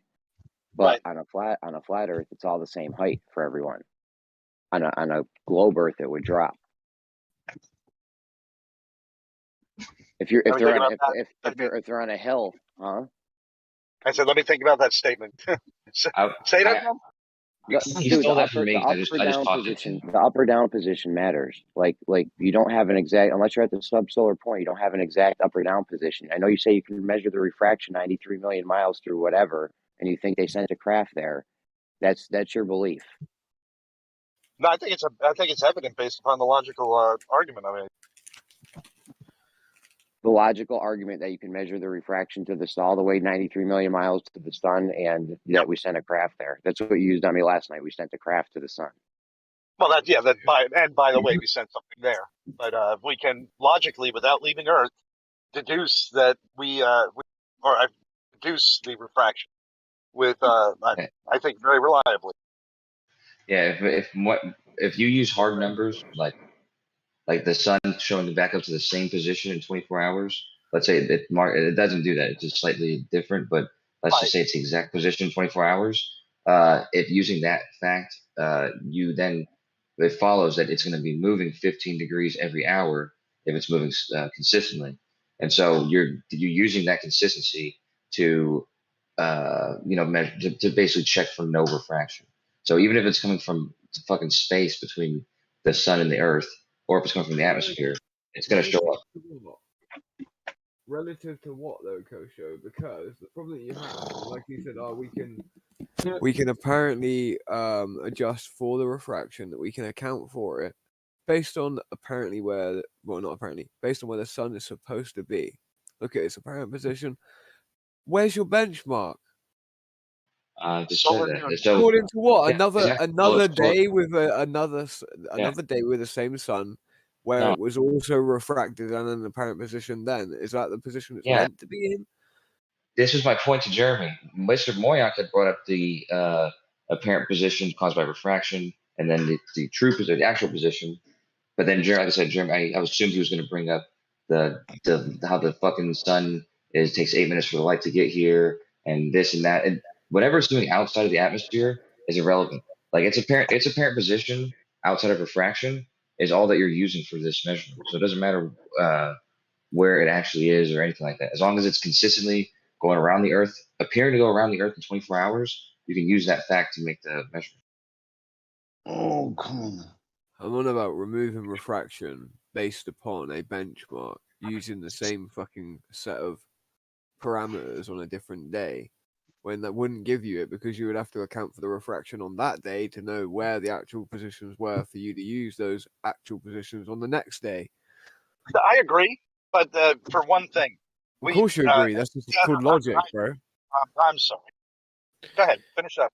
What do you have to say? No, I just said, of course, you got to agree with that because it's just logical, right? Like, but how about you let me talk and I'll figure out, maybe my conversation didn't want to stop on that. Okay, so at the way that refraction works, at least reasonably, when we look through the atmosphere straight up and down, we have a benchmark because refraction bends light in different mediums, and there is no coherent gradient. As long as we can go up, measuring, you're looking through a relatively consistent medium. I don't know how to describe this to you. Refraction doesn't look straight up. Let's just put it that way. So we have an unrefracted time that we can look at something. Now, so we have a benchmark. When solar noon happens, it is an unrefracted time. Now I've got my benchmark. I look 15 degrees per hour, and I notice that the sun follows almost perfectly that 15 degrees per hour till it gets to the horizon, where it has a little bit of refraction, and it slows down, indicating downward refraction.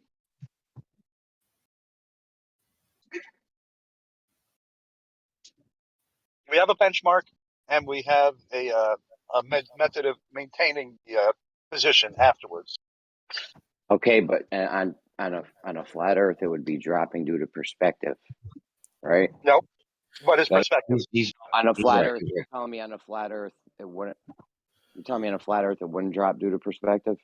Well, I think we've disproven. I've disproven all of your alternate methods of what do you call it? Of perspective. Perspective is evidently the actual one that we use, which is the formulaic perspective law. Right, Yours yeah. one, you said you've got some kind of a mirror refraction or a magnification or something. And what I'm saying is you can tell that that's not happening because the sun is tracking true. If it was being magnified, it would not track true. No, but Jeremy's and again. I hate siding with this idiot fucking one-eyed guy, but he's right again because no offense, but he's right. It's you'd be basically dealing with refraction. I mean, with a perspective on the flat plane. So the differences are going to be based on perspective, but that perspective is going to be based on trigonometry. So like the distance between the height of it and the ground or whatever is only changing because it's moving further away. You know what I mean? So so we wouldn't get to have an actual height on it. You'd have an no, you apparent. would. You'd be doing it by an apparent height, and the height. You told me the height matters for this. The position vertically. Only for Vertical less position. degrees. Less You didn't hear anything that Kosho just said. I know. No, we have to. Okay, so crypto tried to solve this a while ago. When we're talking about many different things that are part of the same thing, so it's important to make sure we're clear on what we're talking about. When Moyak's talking about the 15 degrees per hour, he's talking about testing for refraction on the movement of the sun. When you're talking about perspective, you're talking about making predictions on where it would be on a flat plane. Okay, so there's just two different things. So there's no need to mix it. Yeah, and when we're plotting out Eratosthenes, we need the actual position vertically and horizontally, right? What are you talking about? It's going to be directly north or south of you. So when you guys are talking about the law of perspective, right? Moyak, you said the mathematics for the law of perspective. Do you have any examples of this? Do you have the formulas and real world demonstrations of measuring these angles? I don't have the formulas handy, but I have demonstrated to Jeremy several times with a string and a protractor that perspective matches. There's not some alternative answer. As I move away from an object, the angle changes physically. Sure, it does. It does, right? So at what distance, what was your maximum distance that you demonstrated to Jeremy? I think that, let's just put it this way, that works at any reasonable distance. So except for the one we did where it didn't work. I've done it with a tree. You said reasonable distance. That's pretty vague. Do you have any specifics on like the maximum distance you at least showed to Jeremy? I don't have an example, but we do know that this works. I mean, you measure things on mountains, so 100 miles works reasonable. Small distance. So you've measured 100 miles with a protractor and a string before? No. Oh, okay. No, I've measured. In that case, I now omit the string since it's following the same pattern. That when I get 100 miles away from something, something takes up an arc second of view at 100 miles. I can tell you how big that object is. You say it follows the same pattern. He's not even a bot. How the fuck does he suck that bad? Right. So Eli, you're hot, Mike. Bro. Eli, you're hot, Mike. Eli, you're hot, Mike. We don't. You thought he was talking about Moyak. COD mobile talk sounds like you're talking about Moyak. So yeah, we can say that your measurements are reasonable, right? You have them at small distances with a string and a protractor, and you would think maybe, okay, we could just run these out as far as we wanted and it would follow the exact same pattern, but we don't know necessarily that that's the case, right? Because most of the distortion or differences come over distance, right? Like we don't see the stars intersecting the marine horizon in physical reality, right? So there's variations the further you get away and the closer you get to your vanishing point. You have a lot more compression and a lot of things that are taking place within a small area. Right, within that small area that we just validated was a refractive, which we just validated was a refractive effect based on the 15-degree measurement. We looked at solar noon. We followed degrees. There's a deviation of about a half a degree as we get down to the horizon. There's a half a degree of refraction there. And we know where that half a degree happens. It happens in the last couple of degrees, 90% of it. So let's not go down this perspective argument, right? I want to nail down this Eratosthenes. Like what? Because I saw Noah debate the shit for an hour on Tuesday the other day. Like it shouldn't be that long of a debate. Like we need to nail it down right now. You're over here somewhere. I just don't know where the hell he is. Eli, hear him you're still moving hot. around. Sorry, my bad. My bad. I want to nail this shit down so that we're not having 3-day long debates anymore about Eratosthenes. Like, we can't put this shit to bed. Well, this is day 2, Jeremy. Well, I think what did you come up with? Identified refraction, and we've eliminated magnification reasonably. Is that true? What is the problem with the sticks and shadows? What's the problem? So Eratosthenes used 2 places. We had Kosho talking yesterday that the nails apparently weren't tall enough in Dr. Zach's demonstration, even though relatively speaking, based on scale, those nails would be, orders of magnitude larger than any sticks or shadows or wells that Eratosthenes was using. So I don't see why that would be Let me respond to that, please. Let me respond to that. 2 things. We shouldn't even be talking about 2 shadows. I know Eratosthenes used 2 shadows or 2 wells or whatever. That's irrelevant, right? Because they can do it now with 3. They claim they can do it now with 3. So, I mean, unless they're going to argue the date, like we've known since, 2000 BC, the circumference or diameter of whatever he supposedly measured. That's the only time we should be talking about 2 sticks. Like they can do it with 3 now, right? And second of all, the thing with the nails that Dr. Zach did, Kosho brought up a point where his measurement was over the error bar. He couldn't measure. You don't know because you need to use a micrometer and he said the shadows were fuzzy. Like I think Dr. Zach's thing, we should just redo it. Honestly, I'm happy to redo it. Yeah, we got to redo that, guys. We got to use crisp. You got to make sure you get crisp shadows, and you got to go over the math or something with Kosho because.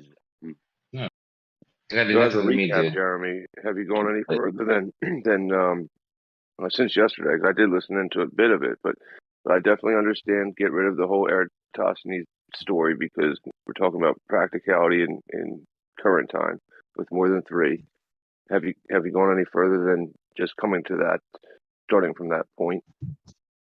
But if you simply make a large version of Dr. Zach's test, it'll be perfectly reasonable. Like if you had a big enough room where you just did his same test with larger, like meter sticks or something like that. There's a guy on YouTube that did that. He was in America somewhere, and he put a big meter stick in the ground, and his friend stayed with that stick, and he cycled so many miles away, and put the other stick in, and then when the sun was overhead on one of them, he phoned his friend and asked him to measure the shadow at the other stick. It's on YouTube. That's 2 sticks. But yeah, what have you? The point is that we're trying to assess whether it can be done on a flat plane or not. But doing Eratosthenes again doesn't answer that question because that's what's in contention. I swear, sometimes I feel like heads are trying to just bog us down and not let us get anywhere. I don't know. I don't. I mean, okay. So what he's saying is not. I don't know. It's perfectly reasonable to do. Sounds like they must have been far south, but yeah. If you did exactly that, somebody's right below the sun, and somebody goes to some distance away. If you got the same numbers as the radius we use today. So it wouldn't matter that you're using 2 sticks in that case. Like the fact that you're doing the measurement with either more than 2 sticks or you're doing the measurement with 2 sticks in 2 locations, either of those would invalidate Yeah, we have to use more than 2 sticks. I know. There's no reason in even talking about 2 sticks anymore. No, you cut him off, Jeremy. It would invalidate what? Sorry.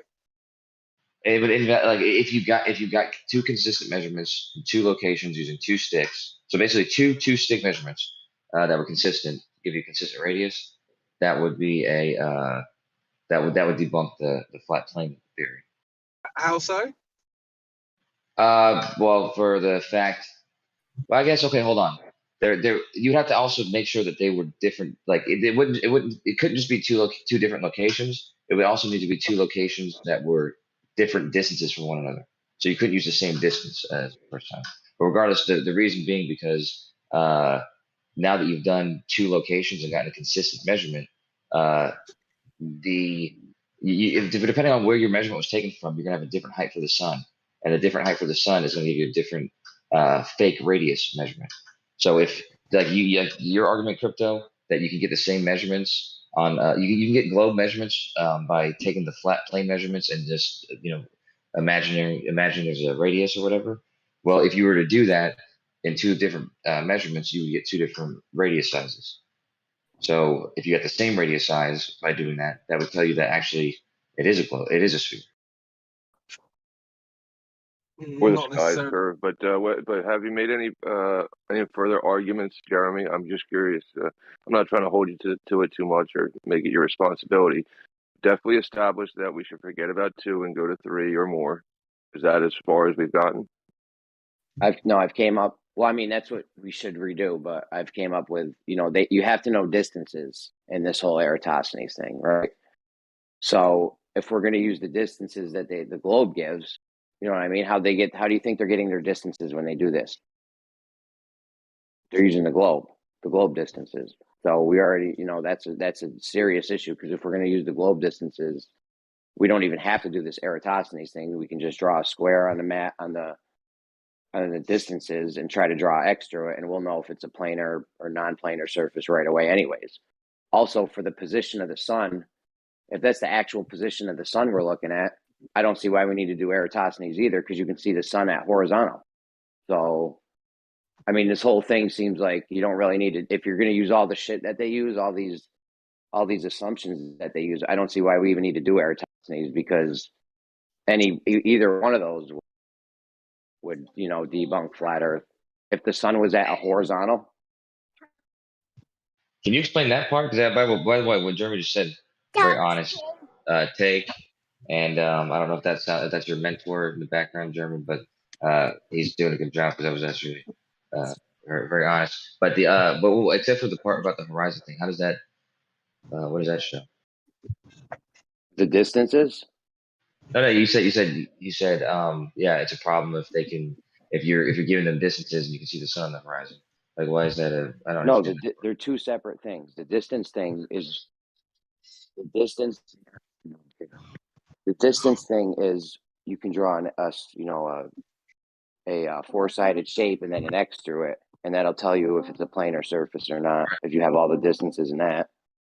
But if you have the sun at a horizontal, and that's you're saying that's the actual position of the sun, well, that can't happen on a flat. You can't have the sun at horizontal on a flat Earth. I mean, you could, but I don't understand. I mean, first of all, dude, you're telling me that's the actual position.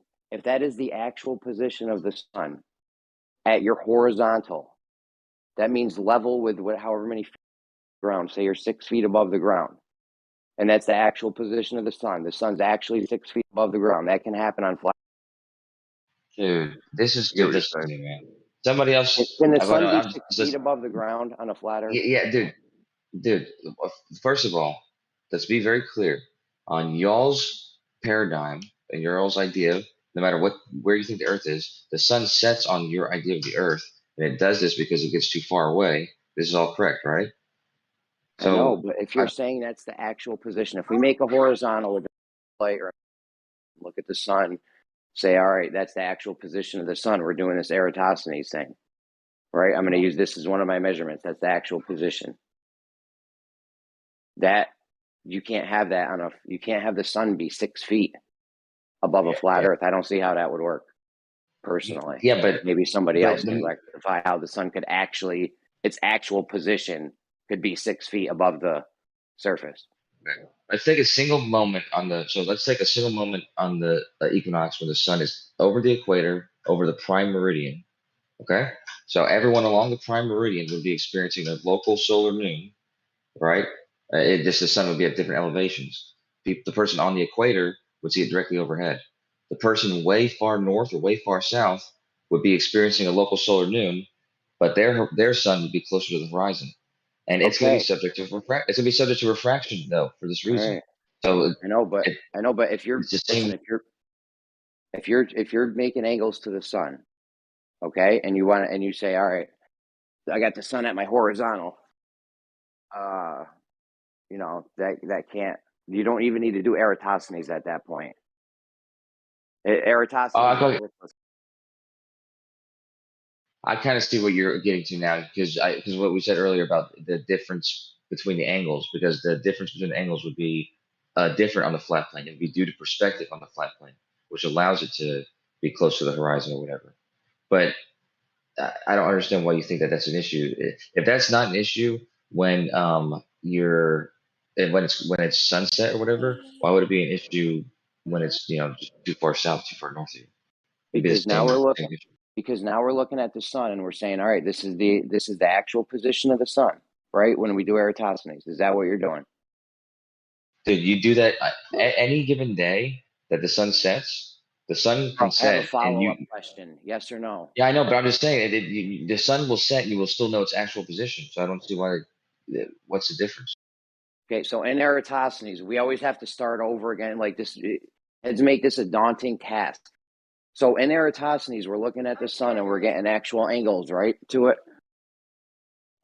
That's the actual position. You're looking at the sun. You're saying this is the actual position of the sun. Here is the angle to it, right? As long as it's high enough above the horizon. Can't get a yes or no. I know. No, yes. As long as it's high enough above the horizon. But no, you would not say that if it was too low on the horizon. Okay, but Moyak's argument was, well, it's moving 15 degrees an hour, so we know that it has to follow this suit, right? Yeah, but we only said it moves 15 degrees per hour at a certain height. Once it's below that height, it starts moving slower due to refraction. Yeah, but for someone else on the Earth, it's still moving 15 degrees an hour. Someone else. Yeah. So the subsolar point itself would be moving across the Earth at 15 degrees per hour. Yes. Okay, so all you need to do is get your. So we're doing I don't know, man. Forget it, Kosho. Just forget it. People make this shit so hard to do. Like you know, I had to file twice, and you wouldn't let me go through with it, and now I don't even remember what else. I'm sorry, dude. You can't.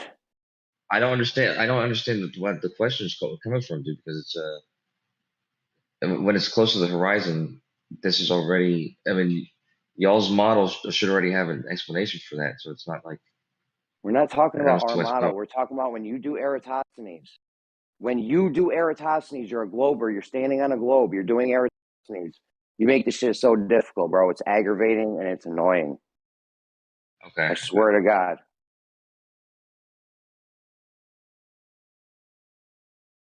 When you do Eratosthenes, you're looking at the sun and you're saying this is the actual position of the sun, right? Yeah, well, the actual apparent position, yeah. The actual apparent position? That makes sense what you just said? Yes, because at the elevation angle, yes, there's going to be an elevation angle. And it's going to be based on where it appears to be in the sky. And it's not going to be refracted because it's high enough in the sky, yes. Listen, I'm holding my son. I can't scream at you right now. I want to so bad. All right? Apparent actual, dude. When we were saying apparent, meaning not actual. Actual apparent. Actual apparent. Come on, Kosho.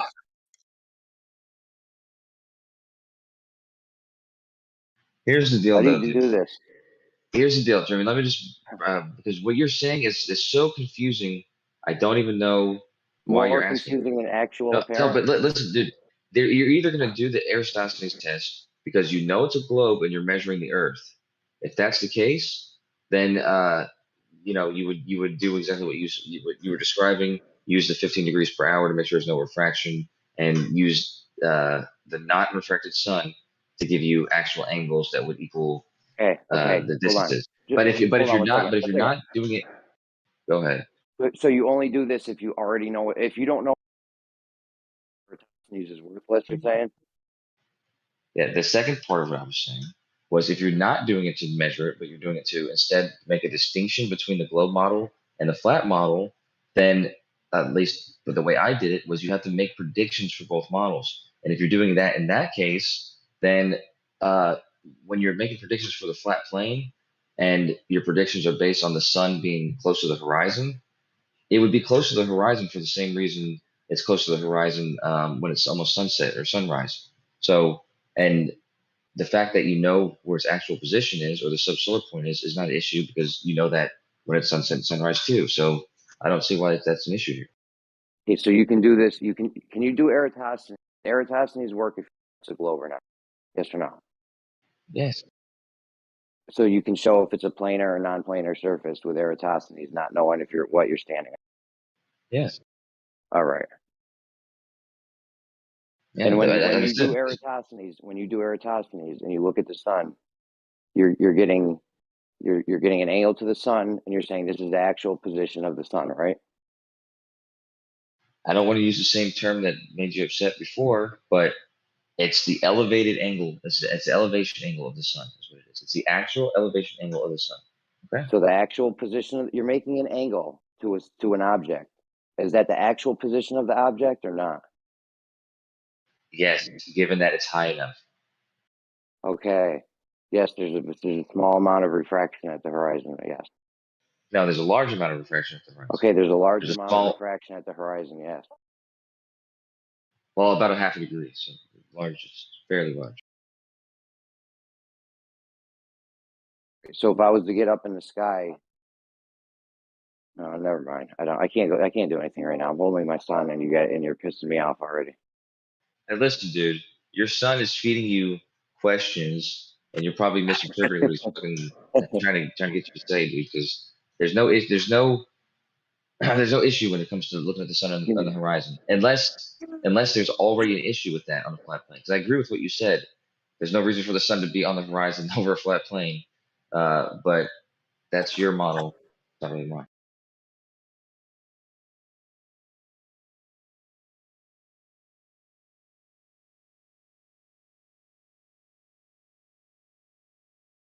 So, yes, actual positions of the sun, except for when it's 15 degrees above the horizon.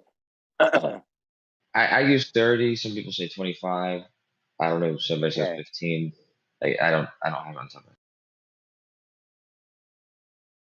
it. Okay, so if we made a triangle, if I get in a plane, you're on the ground, you see the sun at whatever degrees you think you're looking at its actual position at. Okay, then I get in a plane and go somewhere in the sky and get above you, right? Not above you, but above you in a farther away distance behind you or something relative to the sun. We can make that triangle, right? I guess, yeah. Can we make a triangle? We know an angle. Yeah, this is a funky fucking triangle, dude. Like I said, go ahead.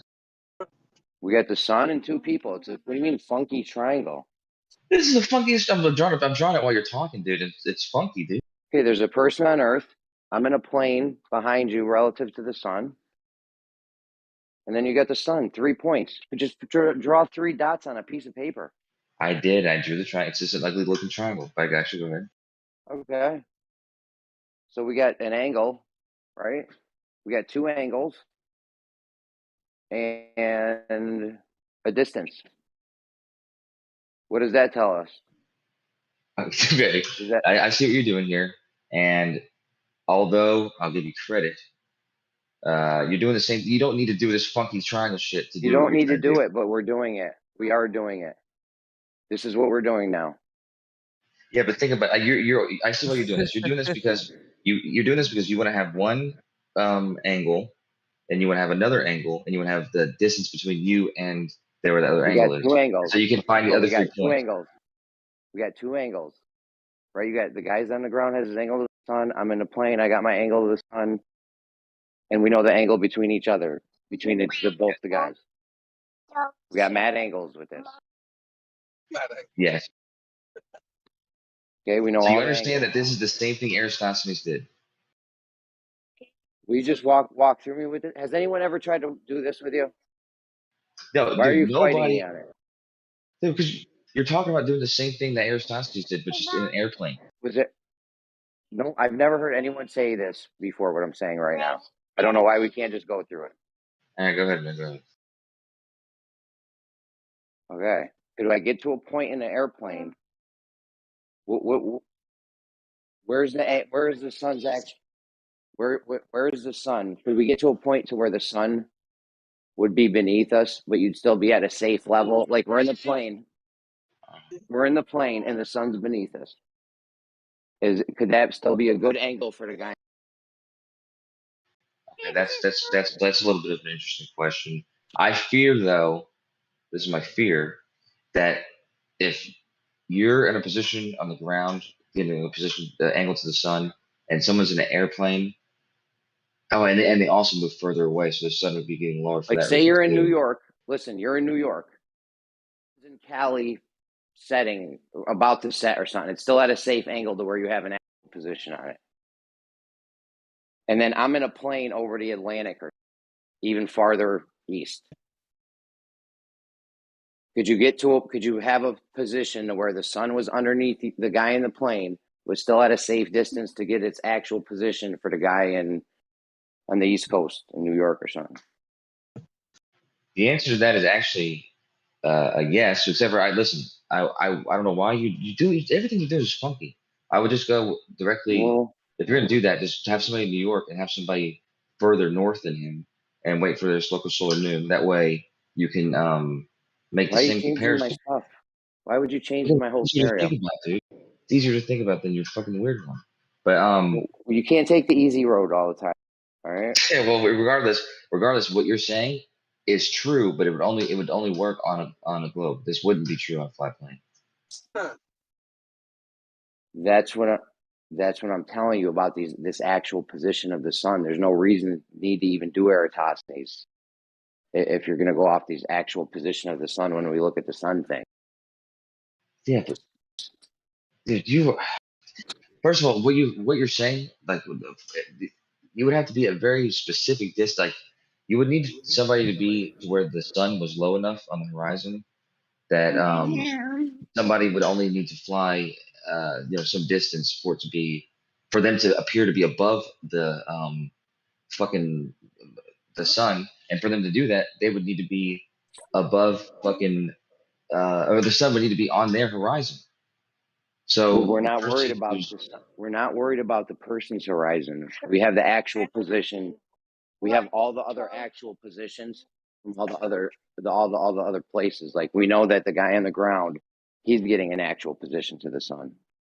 We know the actual angles between both the guys and both the guys to the sun. We know all those angles, right?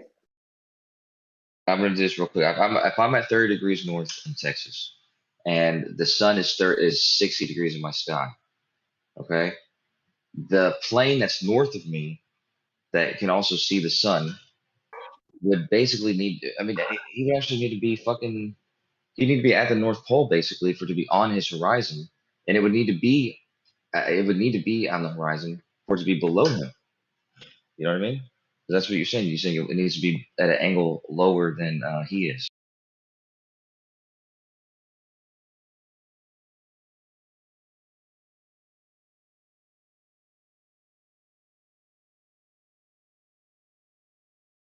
That's what you meant, right? Lower than the plane, or lower, or the plane guy's angle is lower than the other guy's angle.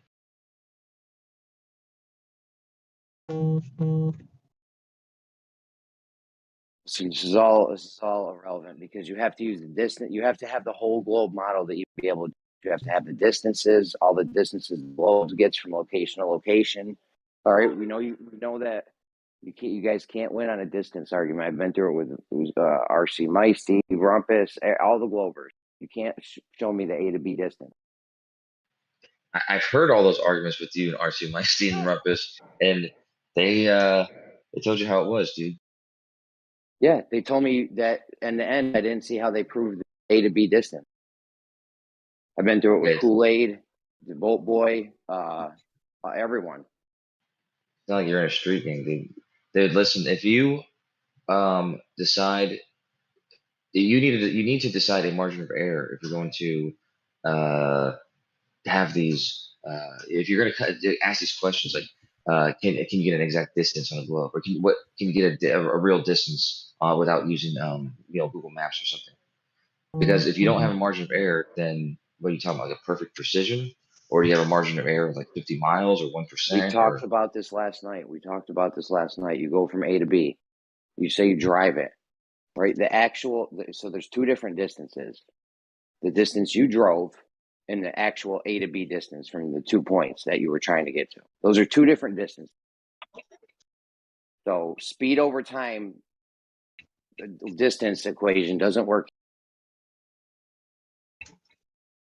Speed, time, distance, that equation doesn't work when you're like that, unless you're going in a completely level, either level you want to use for the globe or a flat earth, completely level, not turning left or right line. That's the only way the A to B distance and the distance you traveled is going to, marry up. Yeah, you're exactly right. So I agree with you that for the reason you just said and other reasons perhaps, just using a travel distance to determine the actual as the crow flies distance is not going to give you a 1-to-1, 100% accurate answer. So the next question would be, what level of accuracy are you allowing for? So, you gotta make a determination so you can make a proper judgment call, right? If you can say, okay, when you do Eratosthenes, hold on. When you do Eratosthenes, how close does it have to be? Well, I mean, we're if talking it's like anything, 500-mile distances and 1,000-mile distance, right? So how close does it have to be within? Does it have to be within 5 miles? Within 100 miles? We touched on this earlier, but how do you know how? How do you know how close it has to be? if it's anything but perfect, then it's going to be off. And so if it's, All for right. instance, if your angle is 1 degree off of what the position or whatever, then the position to the actual subsolar point from where you are is going to be 69 miles off, right? So it's going to have this relationship. So if you have the wrong distances, your shit could be off. Yeah, if you have the wrong distance, then your angle could be off. That's right. Yeah. But so the flat plane. Your angle is always going to be. Oh, the angle when you draw it. Yeah.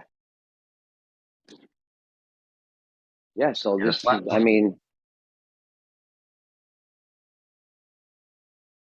it's I don't important know. to remember that the angles that you're getting though, the angle from you and the sun and the subsolar point to you or whatever, these angles are representing different things on the globe and the flat plane, though, to be clear. Yeah, and the flat earth, the horizontal. Well, on the flat earth, it's represented by trigonometry functions, and on the globe, you just subtract the 90 from the so subtract your angle from the 90, and that will give you the elevation angle of the sun. Yeah, and if you got your distances all fucked up, this could be all fucked up, right? You told me last night. I don't know how you know within what accuracy or margin of error it needs to be in. I don't know where you're getting that. Well, I told you I live on I-35 or no, where same I-35. It goes north to south. Okay, so that highway is north to south. If I travel 69 miles, my latitude changes by 1 degree. So, I don't know what the actual distance is there. It says it's 69 miles. It might be fucking a little bit different because, like you said, there's elevation change or whatever else. Well, that amount of elevation change or anything else is not going to account for, I would say, more than I would just, to be fair, I would say more than 2% difference. So I would allow for. I would say that doing these travel shits, will give you probably a 2% within 2% margin of error distance.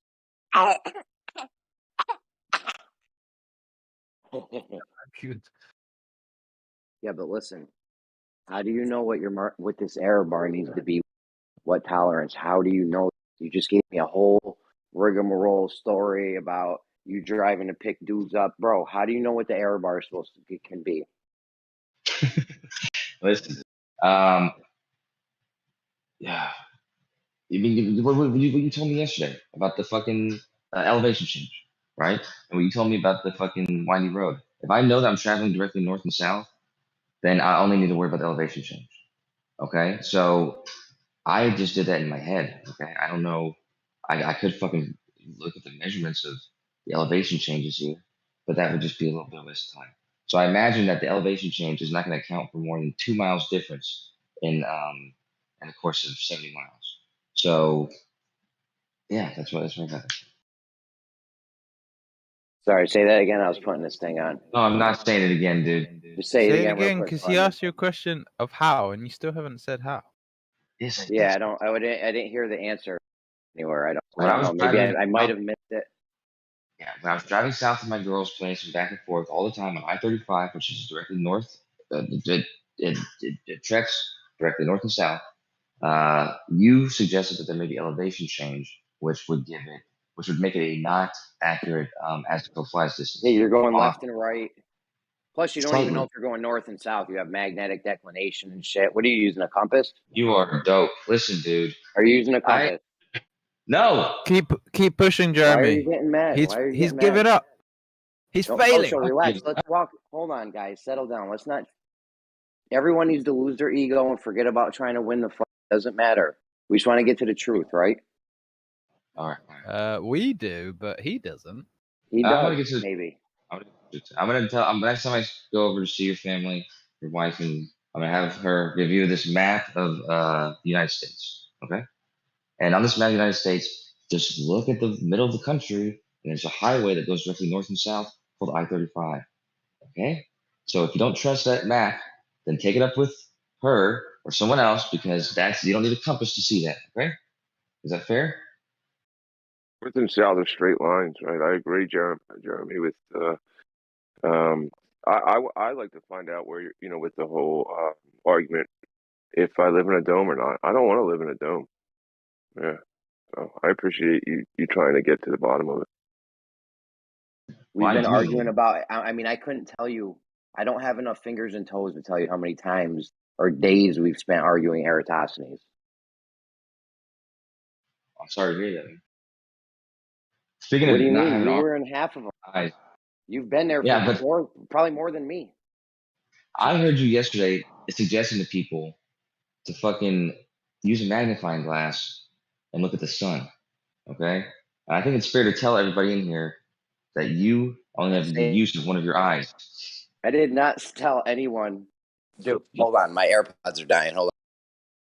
I do recall somewhat what you're saying. He was speaking on somebody else making a video that when they had a magnifying glass above like the subpolar position, that it actually correlated with what we measure, something along those lines. Good morning, gentlemen. You should have said the words Fresnel lens because the word he used was magnifying glass, and there's impressionable people in All there. right, listen.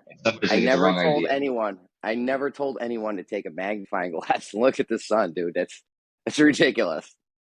I never told anyone to do that. It's not even safe. No one should do that. Good morning, gentlemen.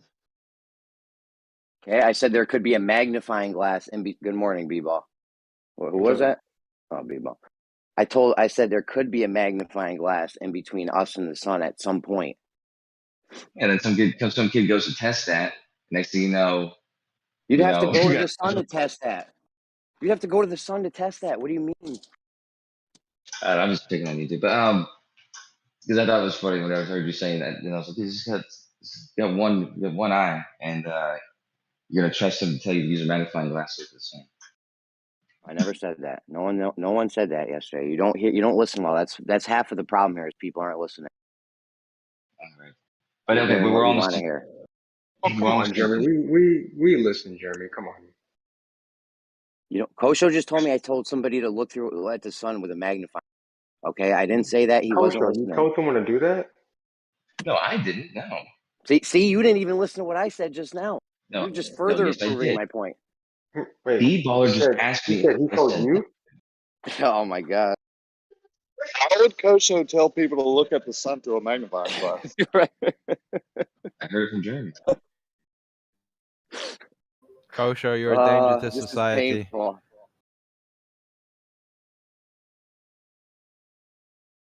But to be fair though, Jeremy, you did suggest that that it's a test we could do. You didn't say look through it. I'll be honest, you didn't say that explicitly, but you did say use a magnifying glass and create this effect. So people not understanding can get confused by that. Just be careful.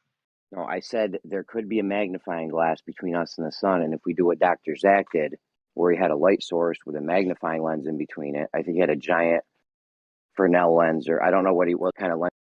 Yeah, Fury used. You know, I feel like if you tweak the distance of the light source and the magnifying lens, or the light source from the flat surface and the magnifying, I feel like that could be tweaked good enough to get Eratosthenes to work on a flat surface. Jeremy, do you really think that's possible? A giant magnifying lens in the sky? The atmosphere is I'm not definitely alone. possible. Yeah, Yeah, the atmosphere is definitely a thing. You could also use a Giant, curve. but Dr. Zach did it with a flat magnifying glass, right? This could be some kind of, if we are in a dome or the sun's in it, it could be a convex or concave type magnifying lens, possibly. Yeah, I don't know.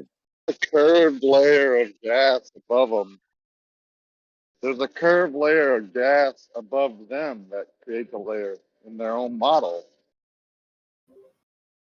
I mean, Andrew Thomas That's Young true. says that there's Exactly. even Andrew Thomas Young, their leader of refraction, says there's magnification going on in the when you look at the celestial bodies. Now they'll go on to tell me that he doesn't know what the word magnification means. They've literally said he was using it out of context or whatever. So it's crazy. Listen, dude, atmospheric magnification. Okay, dude. It just means that the elevation angle is changing. So this is what that means, dude. It doesn't mean it's And getting bigger or and when you do Eratosthenes, you're getting elevation angles, right? Yes. We already went through this though. There will be refraction issues closer to the horizon. We've already settled all that. But okay, atmospheric but the magnification thing. But if it's magnification though, that's changing its elevation angle, right? Yeah. Yeah, and you need an elevation angle for Eratosthenes. Okay, so let's be clear about this once more, because I just said it 10 seconds ago. The elevation angle is subject to refraction when it's low enough on the horizon to do so, about 30 degrees or lower. Some people say even lower than that, but let's just say 30 degrees. If it's above that, then this is not an issue whatsoever. Okay, you don't know that. First of More all, of you a, don't yeah, know that. the issue is minimized, yeah, to the point where we can guess better, sure. No, if you're even if you're looking straight up and it's some kind of convex or concave magnifying lens, it's going to throw it out of position. And there could be water as well. And there might be I think water. only if it wouldn't. I think only if it wasn't at the center of the lens. Yep. If it was Yeah, like when towards it's at the your edge of the lens. subsolar point. Yeah, when it's at your subsolar point, you might get an accurate position on its actual position. It might be pretty close to accurate, but then when it starts to move and goes off of that subsolar point, you're getting this magnification effect happening. Good morning. Okay, but here's the kicker. That's just a possibility. It's not. Jeremy's he's already forgotten the conversation we had 30 minutes ago when Moyak and I both gave you the Yes, you can have some breakfast. the test for refraction. You test for What do you refraction want? by measuring it's Oh, moving shit. consistently at 50 degrees. Yeah, and it would still be moving that amount of degrees, but it would a different elevation angle because of the magnification. No, you could test both. You could test both of those. Is what I'm saying. So you could test on the equator how fast it's moving from one point to the next point in an hour. You can do that, and you can measure different observers. 10 miles or 10 degrees north, 20, 30, 40, 50. Don't go past 60, and just make sure that they're consistently 15 degrees. And what would be 15 degrees at that point? It'd be like 150. Regardless, whatever, it would be 10 degrees is what I'm thinking. But either way, they have to be consistent. There would be no difference in difference, and then you'd find it to be no refraction in either case. So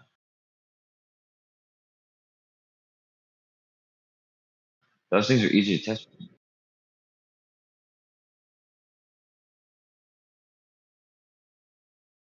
Sorry, what happened?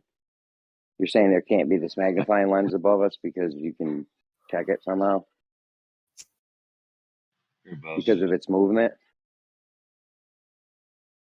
I said you can If test for refraction. if something's getting magnified and I move it around in the sky at 15 degrees an hour, is it not going to move 15 degrees an hour because it's getting magnified? Do me a favor. Do me a real quick favor. Stop using that word, okay? Because you're just talking about it being refracted. And you're talking about it being refracted in a way that's Keep making using the its word. elevation.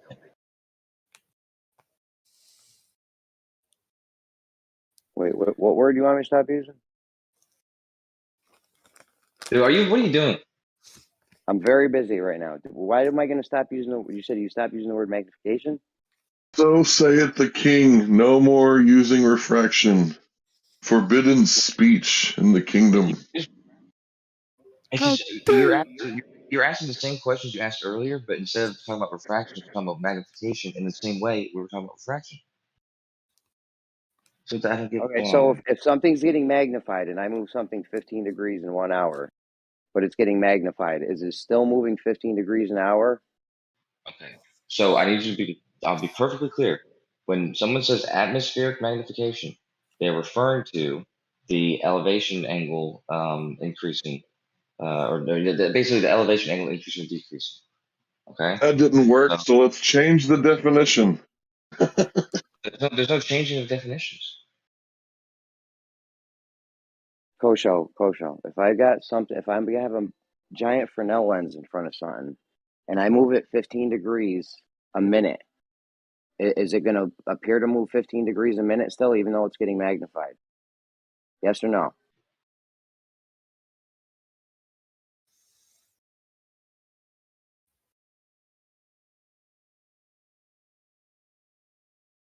Kosho? He's processing. Oh, I was pressing the wrong button. My bad. Can you hear me? Yeah, we hear you. Yeah, I pushed the talk button. As I told you, in this case, when you're saying magnified, I'm assuming you're talking about atmospheric magnification. In which case, as we've already described, as long as it's above 30 degrees above the horizon, the refraction is not going to be enough to change its position by very much. I mean, you didn't answer my question. We've all seen the hot spots on Earth from the high altitude balloons, right? I'm assuming everyone's seen that, where the sun appears to be focusing on this one single point, as if it was like when you get a magnifying glass and you focus the light on one single point. I forgot about because I'm the one that brought up rainbows and conical refraction, and one of the major points was that it's like actually local if you're high enough, and it's like everybody talks about crepuscular rays, but no. The literal circle on the ground, like you can't get that from parallel light rays. Like that makes no sense. But to Jeremy's point, he's not talking about the air magnifying things. He's talking about what if the sun is like the light of the source is coming through something like a Fresnel lens or whatever kind of lens, like at all times, regardless of what that It air is. doesn't have to be the atmosphere doing it. It could be something 92 million miles in between us and the sun. You know what I'm saying? Yeah, it could be the heliosphere. It could be right? a billion miles away, whatever, in We between don't know our where the atmosphere. sun is. Sorry, Go ahead, Jeremy. Hank. No, We go don't ahead. know where it is or what medium it's in, do we? Nope. Yeah, all I'm saying is this could be happening in between the top of our atmosphere or the top of the clouds or something, whatever. Well, that's a claim you guys make that no one knows what it is, but I mean you're entitled to that claim. Not really a claim. Oh, so you have first-hand primary knowledge of where the sun is? You've been there? I don't Like know. you and the blue dick guy, right? I mean, but you can claim that no one knows. I was just speculating. All right, I didn't say that there definitely is. I'm just saying if there is, you'd get a hot spot on the Earth, right? Like we get when we send high altitude balloons up, we see that that that bright spot on the Earth where the sun's hitting. Like if you were to take a magnifying lens, put it on the sidewalk, you'd get this bright spot hitting the sidewalk. Okay, that's true. So is that your hypothesis that there's a magnifying glass somewhere? That's not a hypothesis, dude. First of all, the existence of a magnifying lens or not in a particular spot. So then, let's not get sidetracked. Let's not get sidetracked. All this stuff was addressed earlier. The refraction between the Earth and the Sun, regardless if it's coming from the atmosphere, regardless if it's coming from a large amount of gases in between the Earth and the Sun, they would all be addressed by observing the 15 degrees per hour. Okay, what's your reason? Hold on. What's your reason for why there's a hot spot when we send altitude balloons up? What's your reason for why there's a hot spot on the surface of Earth from the sun? The sun's very hot, and why wouldn't there be a hot spot? I don't know. We get a hot spot. I think there would be a hot spot because I think there's a magnifying lens, and that's what you get from a magnifying. I'm wondering how you get that without the magnifying. But because there's parallel rays, that's why, because of the whole parallel ray problem. So even though you can do the whole thing where it's like, let's look at the position of the sun in the sky, well it's really a perspective thing because it's so far away. Well, that spot can't be just local to one spot on the Earth. If it was a sphere with a sun that was so far away that we're just getting the sun's rays parallel, that hot spot would not happen. That's what I'm trying to. Go ahead, Kosho. No, I mean whether that's true or not, because I haven't explored that enough to know if that's true or not. I do know though that even though people claim it's parallel, they're not they're near parallel or near enough parallel, but they're certainly not. All right. How do you account for the hot spot if there's no magnifying lens? Do you mean the reflection of the sun off the water from high altitude? Just that's let not a hot Coach spot. answer it. Let Coach answer it. We see a hot spot. We see a hot spot when we send high altitude balloons up. I can account for that with a magnifying lens. I'm asking how Kosho can account for that without a magnifying. It's not a hot spot. It's a reflection. Yeah, exactly. So it's because of the reflection? It's because it isn't a reflection. It isn't? Yes. It only happens over water. No, you only get that hot spot over water? It's reflecting off of water. It doesn't reflect off of ground. Okay, so you only get the hot spot. If we send a high altitude balloon up, we'll never get that hot spot over land, you're saying? You'll find bodies of water. We'll have to go through our high altitude balloon footage and what about for cloud? It happens on the clouds as well. That's water. You can see it on the clouds. No, I'm just pointing that out to you. I'm just pointing I thought you said canals. Not...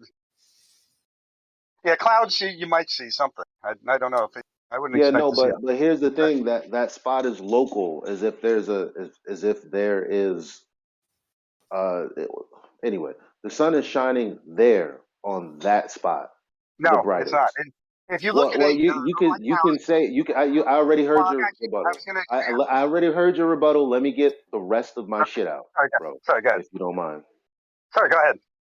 So it's not just the hot spot, quote unquote. Like I said, some of us have also looked into rainbows, and if you go high enough up in altitude, you'll realize that this is actually just a 360-degree ring, and there's like 2 of them.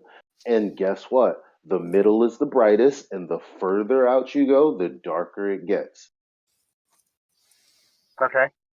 So back to the saying that it's a local thing, that the hot spot on water is a reflection. Just like if you look at a lighthouse off in the distance, 20 miles at sea, that line will form right to you over water.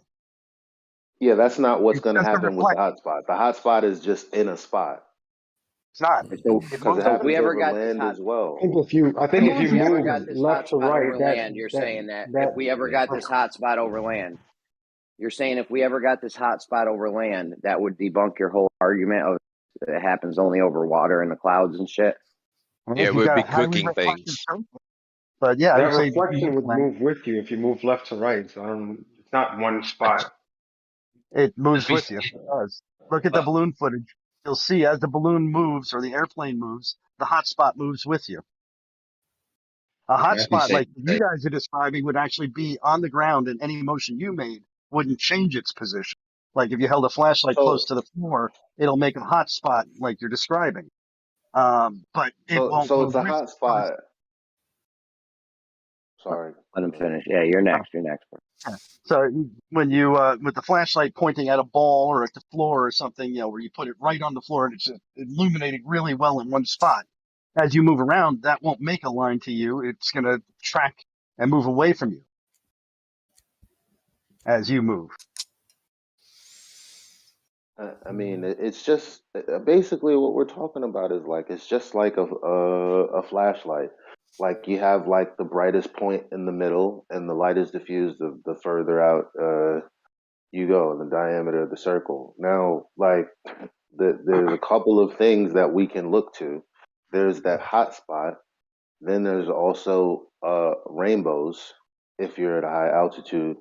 And then also there's the fact that we know that you can look at like that Alaskan cruise. You look to the left and it's still daylight, and you look to the right and it's completely nighttime.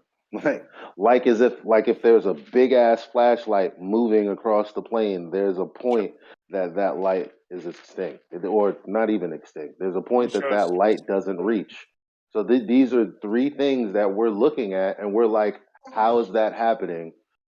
Like you can't even get the reflection of the sun.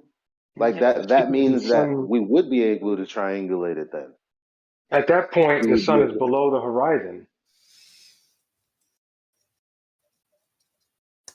That's why it's dark everywhere else. Yeah, it could be. Well, below the horizon, out of your view, however you choose to look at it, you're looking at the ground. Literally, have a Terminator line right there, like a flashlight in darkness would. You have the light spot, then you have the Terminator, you have the rest of the darkness in the room. Yeah, but that's all we're describing. If we're describing a flashlight, though, wouldn't we still be able to see the flashlight even though the light is not our local position or area? Maybe not. That's the way I see it. You can look Perhaps at the not. sun. That's an interesting thought. I never thought about that part, but I don't know. Perhaps not. I don't know though, to be honest. Wait, what did you just say? Say it again. Well, like, see, you know how if you have a flashlight in a room, we can imagine that. Well, so would the light be so spread that you can't see the source, but you could still see you're still at the extremities of where the light reaches, even though you can't see the source anymore. Is it that widespread that you can't actually see the source? And I said maybe. I don't know. No, when you put a flashlight over the if you have a flashlight over the ground, right, and you're looking and you can see where the rays hit. Like say you put it real close to the ground. You wouldn't be able to see you wouldn't be able to see where the source is if none of the photons or none of the light beams are standing in that spot on the ground, right? You would be able to look at it and see it if you were stood in the shadow. If you're stood in the shadow of a room and you look back at a light that you've got locally shining on the floor, you'll be able to observe not only the light hanging down the torch, you'll also be able to see the light on the ground. I think one of the things that you have here is you have this this observation, this hotspot. Typically, that is also off in the distance, like it's pretty far away, and it also represents a time when the sun is somewhere afternoon, like probably more towards evening, and so it's like below 45 degrees or so, something like that. So that's when you typically see that hot spot, which means that the sun is like 3,000 miles away on top of the vertical angle. How is a hot spot right? Oh, my wife's calling. Bye. You broke up at the end. My wife's calling. I'll be back. You speak to your wife like every day, like the fudge, bruh. I feel like That we're not old- making any progress. This is Those going well. those calls, sorry, those calls come in at the worst time. I swear. Oh my god, Yeah, I man. constantly start getting, every time I try to talk to you guys, I'm getting like text messages. It makes the voice cut out and shit. Yeah, it's worst timing. But I feel like this is going well. No one's getting angry, shouting, and getting crazy, but we're not really making any. That can be arranged. You told me you're gonna shout at me, liquor. Okay, asshole. And then I told you why I was gonna hold you your hands behind your back. I was gonna punch you in the stomach. So I don't know what you're talking about. Dude. Yes, maybe it's because we really don't know. Like this is maybe we're all being genuine here. Yeah. You guys aren't being genuine though. We show that to you guys every single day. That's the actor. Just keep it cool, guys. Keep it cool, please. Yesterday got a little crazy. Jeremy, this is 100% true observable fact that the people in this room who claim to not believe in the globe are not intellectually genuine. I mean, we got. Hey, what have we lied about? You have truly observed us in nature. You have natural. Okay, what do we lie about? All right. Well, we got Jin, who boldly claims to be a cherry picker of information, and just chooses what. Well, he don't use uses. Jin as an example because I'll call him out myself in front of his fucking face. I don't care. Don't use him as an example. Pete. You got Pete. So who's Jen claiming honestly that announced that he cherry picked information. Okay, what else you got? Well, you got Pete, who claims that the planes never hit the towers.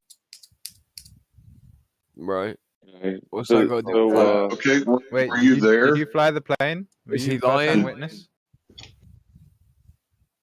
Were you This first-hand is what witness? happens, guys. This is what happens. We're trying to make progress. You're Dude, do talking you about have an things issue that with are religious. the three You're talking about positions? things that are a religious belief, to be honest, because we don't know. Just like the globe, we don't know, but based on other people's information, we believe we know at best. That's your position. It's like you guys need to understand what I don't know means, and that's possible. No, these I guys need to believe, understand I that don't know the difference. you guys need to understand the government ain't batting 1,000, right? They're not telling you the truth on everything. I don't know what's so hard to believe about that, right? That the government doesn't love you. They don't want to take care of you. They want to utilize you because where does the government's power come from? The people, right? So without us, they have no batteries, right? So they don't want the best for us. They want to utilize the best of us. And it's not like the government doesn't lie by omission, redaction, everything in the FOIA request. Come on, bro. Man, Don't let these guys do this to us. We're not. We're trying to make progress. All right. This is what they do. They come in. They want to distract us from the conversation, get us arguing, get us hot, get us off, derailed. They want to derail us. It wasn't the government that performed the Eratosthenes test. I mean, and Yes, I don't it know was. if Smooth. I don't Yes, it know was. if Smooth has ever. I don't know if Smooth has ever performed it with more than two points. Joe Biden was Aristotle's slave. That fucking. They did it with the Roman government, Alexandria, and I have Said. exactly. It was Yes, done. It was done just by about the to bring that government. up. I mean, Is that It was true? literally the government because he was one of the ways that geodesy was jumped off. We were just talking about this yesterday. Well, you know what his job even was? you, Jeremy, you have to admit that even you are intellectually dishonest.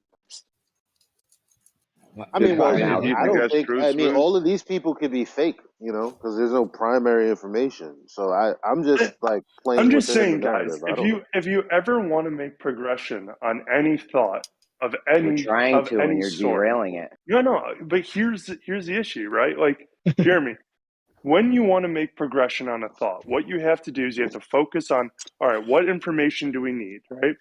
And I have yet to see a single flat earther follow the same rigid Hold on, let me idea respond, guys. of Let me respond. evidence. Oh, let me just finish. I'm All right, well, let me finish. And I like I said, I've never seen a flat earther adhere to the same rigidity that they ask us for evidence. When I ask for evidence, I get linked to some video where everyone's yelling, "Oh yeah, you can see them alter the window. It's right there, you fucking idiot. Just watch it. Just watch it." I watch it and it's never there. So it's like, I don't know, Okay, guys. well, how Hold on, guys. you want Please let me respond to this. You know, you want to guys take know this I into wanted to practice? respond, Eli. Come on. Okay, go ahead. Sorry. We're trying to make progression on a topic. We're analyzing all the thoughts, and then a child came into the room and derailed us. What we need to do to make progression on things is keep the children out of the room. That would be step one. Yeah, that's the mod powers. Apply them. Yeah, I can only mute him personally, and then it would be really rude to the conversation. Yeah, definitely a mod. Not you. Yeah, I can only Right. mute him personally. Then he would be talking and I would be speaking. But unless I wasn't sure what his topic of conversation was, like exact topic. His topic of conversation is we're all liars and we're all disingenuous, and you know what I'm saying? Yeah. And when we're sitting here trying to Do go you over the guys? day. Go ahead, Eli.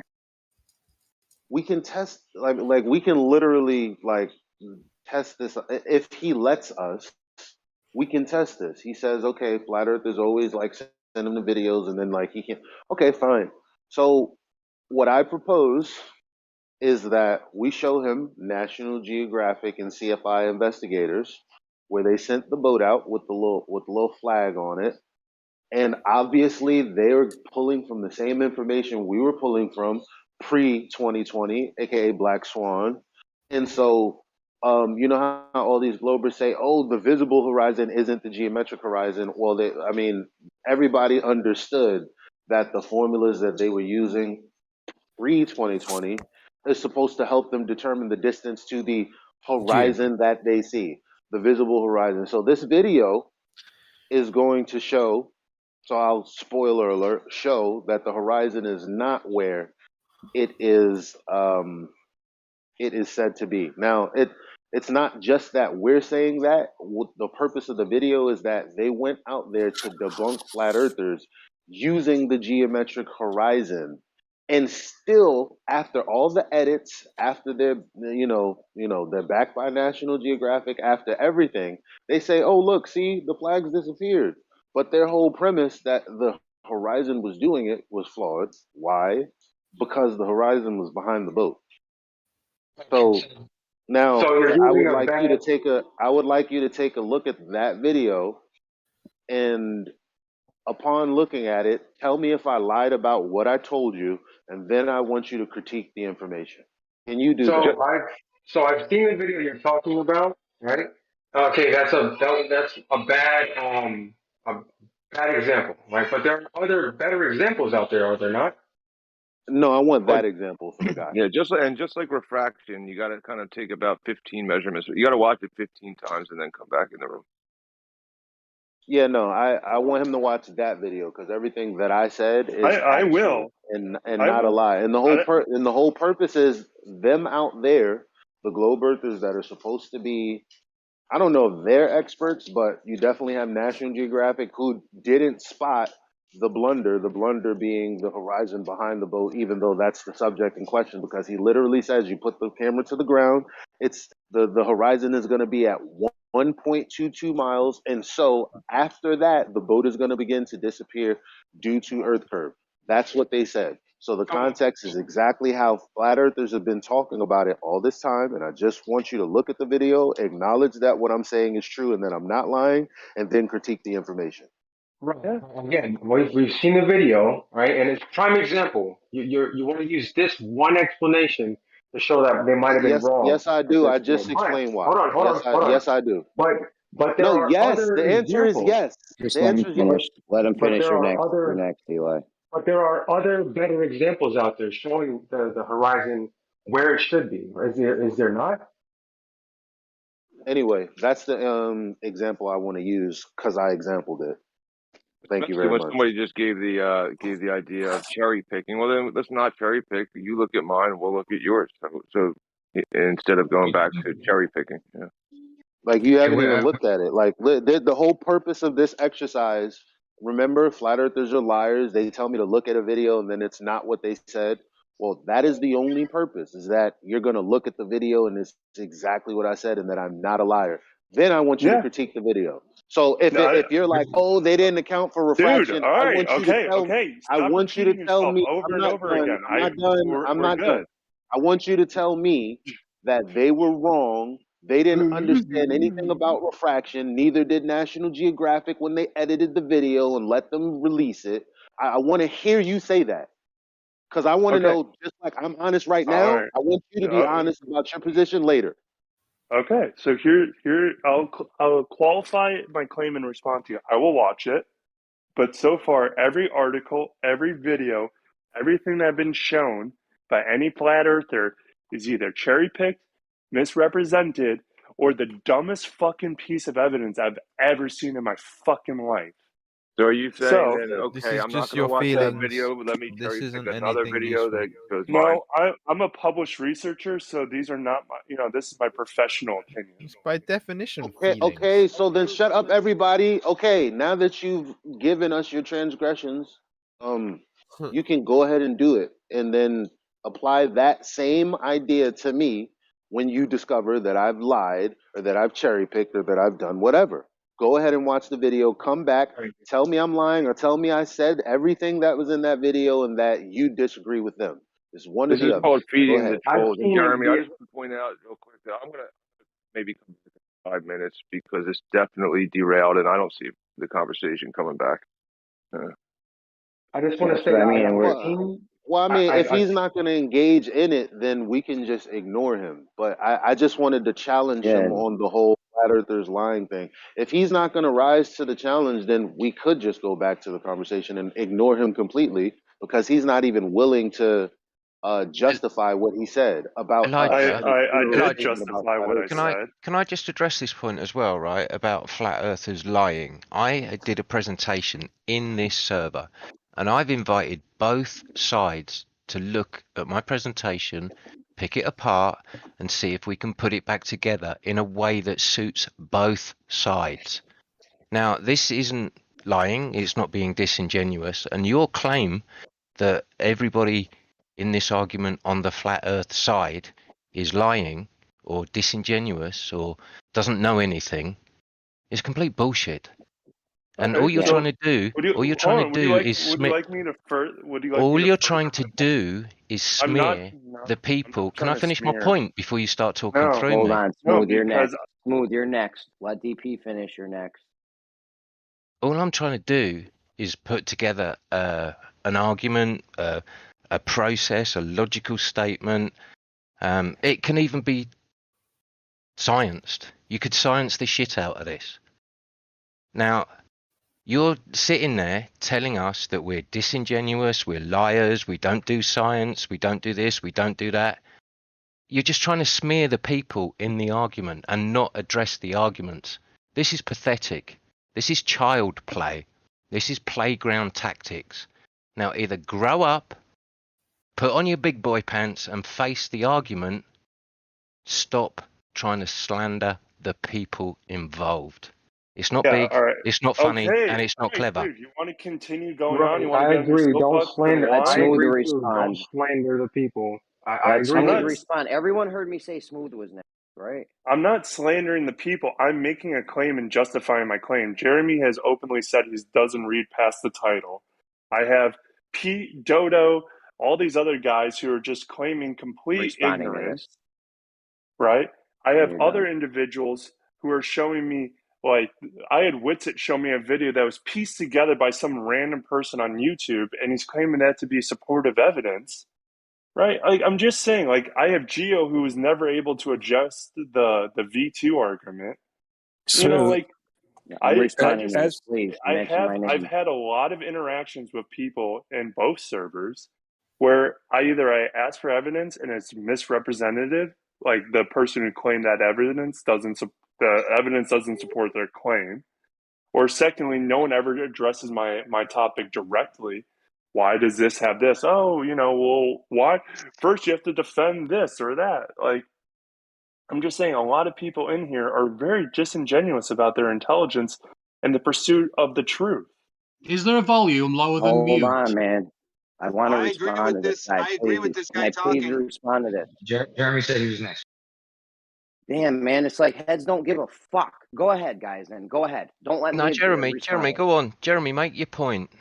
Geo addressed your V2 rocket argument with specificity. Okay. No, he didn't.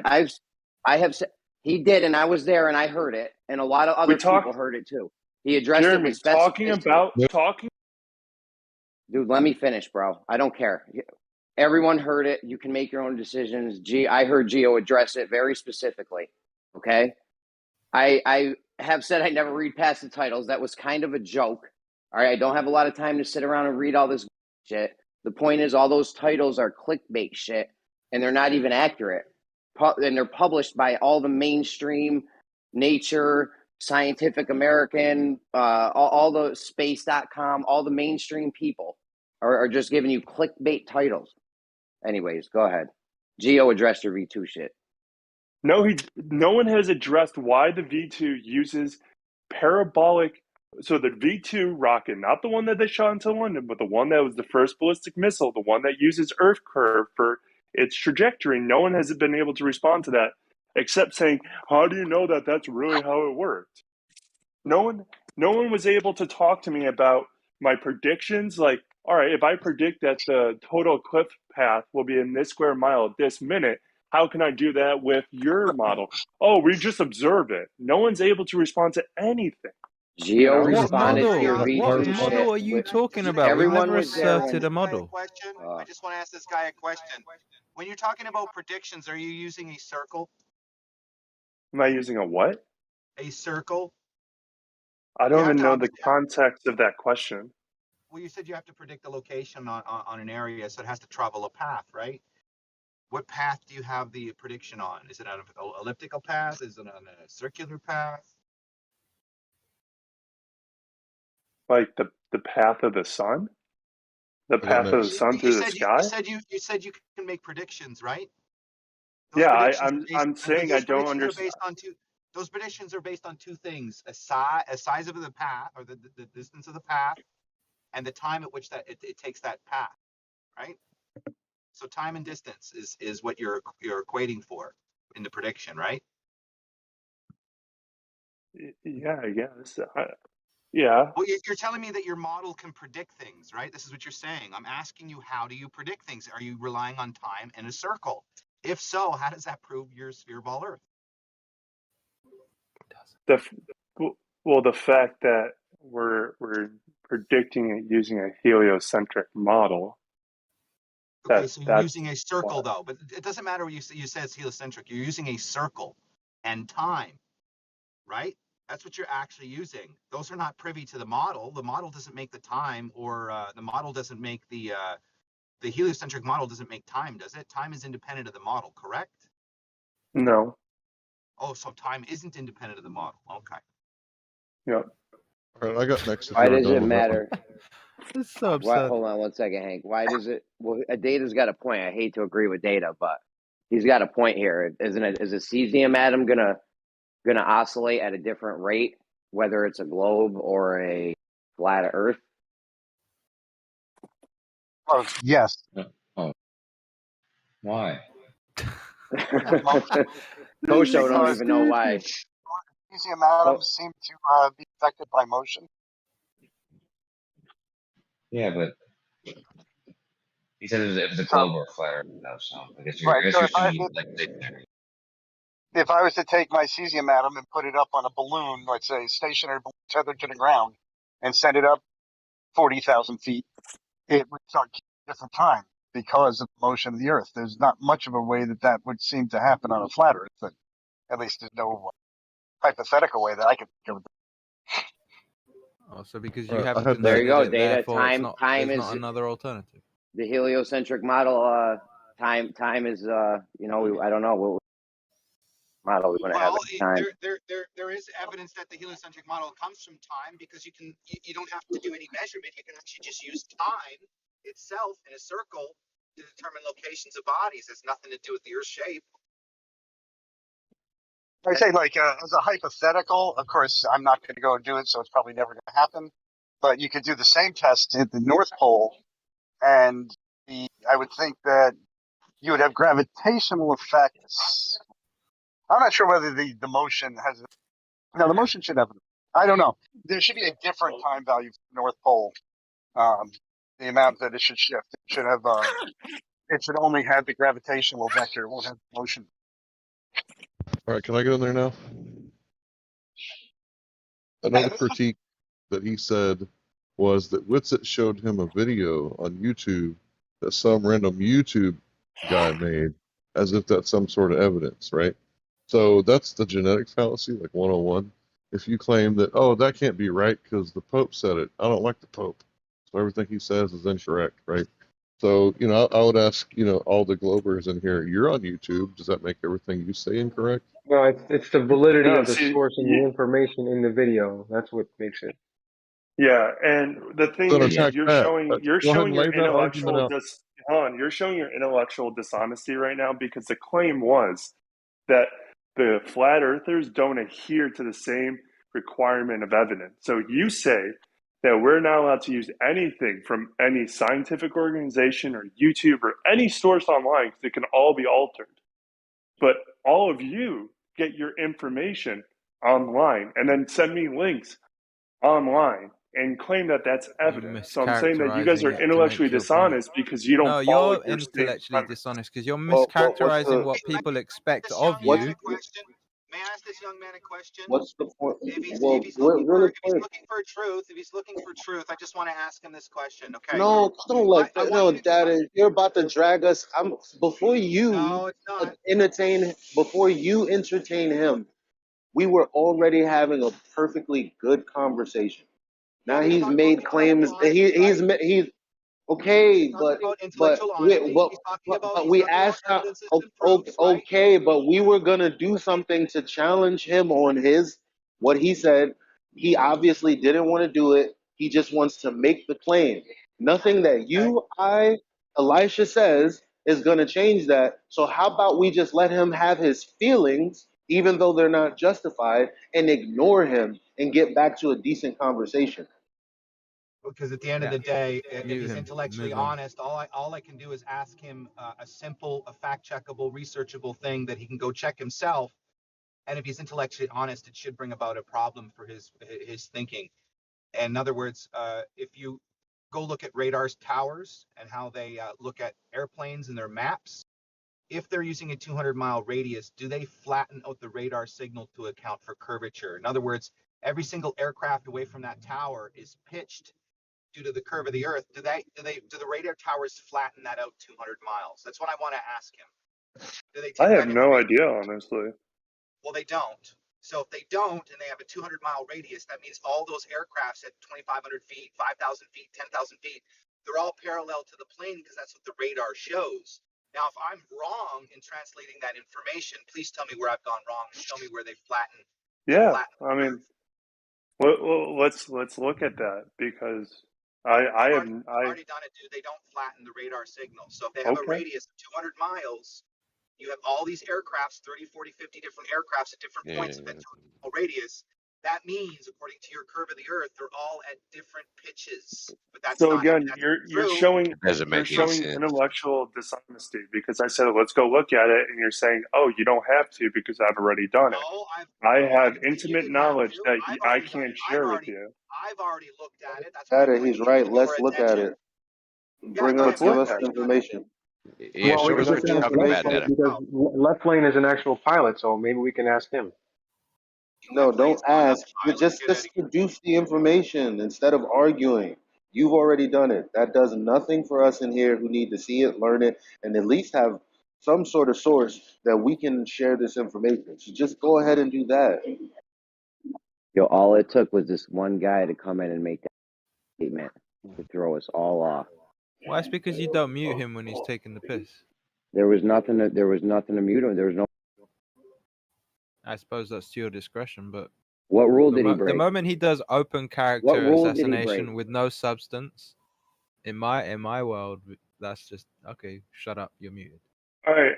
I don't understand why you're so butthurt about character assassination. I'm showing clear evidence on every regard No, you're of not. why I believe No, what you're I not. believe.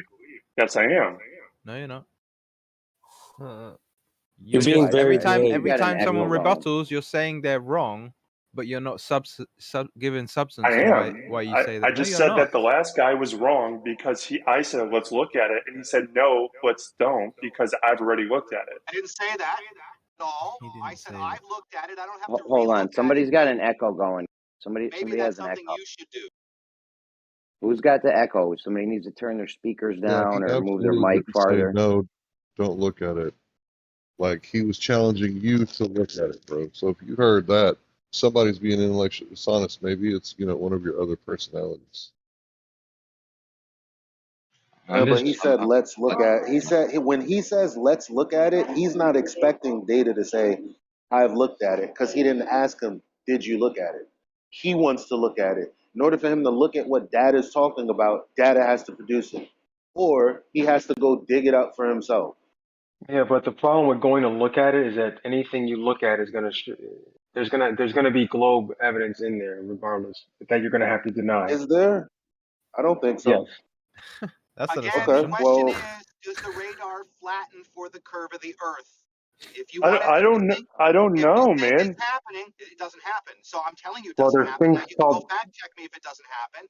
well, Because if you look at the towers and the radar, they match objective reality. How can we prove well that? Data. Take a small Well, aircraft, fly around I the don't International understand. Airport with the plotter Let him map that you finish. have for the airport that you're there, and show me where they're flattening for curve. Data, is there a thing called Left radar lane's next. shadow? Left lane's next. What's it? B-ball, you Yeah, can I go don't after left lane. Yeah, I don't understand what you're talking about flattening for curvature. That doesn't even make sense. You consider the elevation of the tower and the altitude of the airplanes. I don't think a 200-mile range is out of question. It would work on a So globe. again, if the Earth, it's not, it's not whether it works or not. I'm not saying whether it works. That's not the issue. Again, focus on the point. The point is, if there's a 200-mile radius, that means all points and positions of those aircrafts. Let's say they're at 2,500 feet. They'll all have relative different pitches to them according to the curve, right? The curve is the Earth from Hold the on, tower. B-ball's next. From the tower to the planes, they're not going to be at the same pitches because they're going over a curved surface. So if that is But true, does the radar B-ball's next. flatten B-ball is does next. the radar flatten all out right. the image? Well, Because you're claiming that the Earth's a ball, therefore you have to flatten it out, right? Because you're well, making there it would be but at 200 miles. let me It would finish. only be Let me 3 finish. degrees, Data. Let me It would only finish. be 3 Let degrees. Data So finish and B-ball's next. do they flatten it then?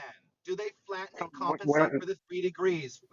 Because that's a big deal in aviation. 3 degrees is Data. a lot. Is there not a thing called radar shadow? And if there is, what causes So it? radar shadow has to do with the beam and the interference of the beam. Again, That's not what I'm looking at. don't Let deflect. him finish. Talk about the flattening of the curve, because if you have a curved surface, your radar has to show the curve, but it doesn't. So if it doesn't show the curve, does it flatten it? Well, it doesn't flatten it. So why don't you explain to me what's going on? No, I'm asking about the radar shadow because when I look up radar shadow, it clearly shows the Earth, and then there's a reason why the radar doesn't go below a certain point is because the Earth is in the way. Again, No, that's if what a that's radar, we're if a radar trying we're has trying to if a respond to radar you. has We're if a radar trying to has, respond to you right now, you're not and focusing on the you're question, not are you? listening. You're not No, focused because on the what we're question, are you? The question is, if there's a 200-mile radius tower, a tower has a 200-mile radius. I've heard the question. You're not letting anyone respond to you. You're just going to keep Does the repeating the radar question flatten? over and over. You're Okay. talking about shadows now. I'm I asking if the radar. Hold on, Smooth. You're next. Radar Smooth, you're horizon, next. Let actually. Data finish. Smooth, you're next. I'm asking if they flatten the information. You're talking about radar shadow. Let's talk about, do they flatten for curve? Not radio shadow. Do they flatten for curve at these towers? What does that even mean? Yeah, I'm Flattening the not curve. sure what you mean by flatten. Are you talking about, are they making a plane? Because yes, they do make planes for radar, and that's why you can fly below the radar, right? Oh my So God! The reason there's so many questions, Data, is because you haven't. Hold on. The reason that there's so many questions is because you haven't produced anything. Produce something and then watch them dance. I personally want to fucking see. I just posted Can you something. send some shit, bro? Like, is that a I just hard ask? posted something. I just posted something. Can I go next after people? Are you Data? People's posted a picture. Wow. Hey, Coach, just jump right in there. I was going to ask Mr. Dad, by the way, I like that radio shadow. Sounds like a cool name for a store. But I was going to say that if you're in a plane and there's a maximum range for the the radar from the tower, wouldn't that depend on the height of the plane as well? Because if it's got a range, I'm assuming that range is based on the height of the tower and the average height of the plane, or is that just based on the height of the tower and the ground? Yeah, because the height of the plane is going to vary that range, right?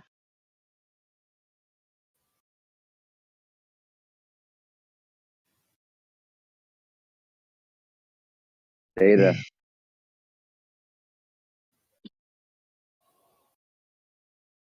I'd be very. guys. I'll be. I don't All understand it what took. way you mean by do they flatten for the Earth?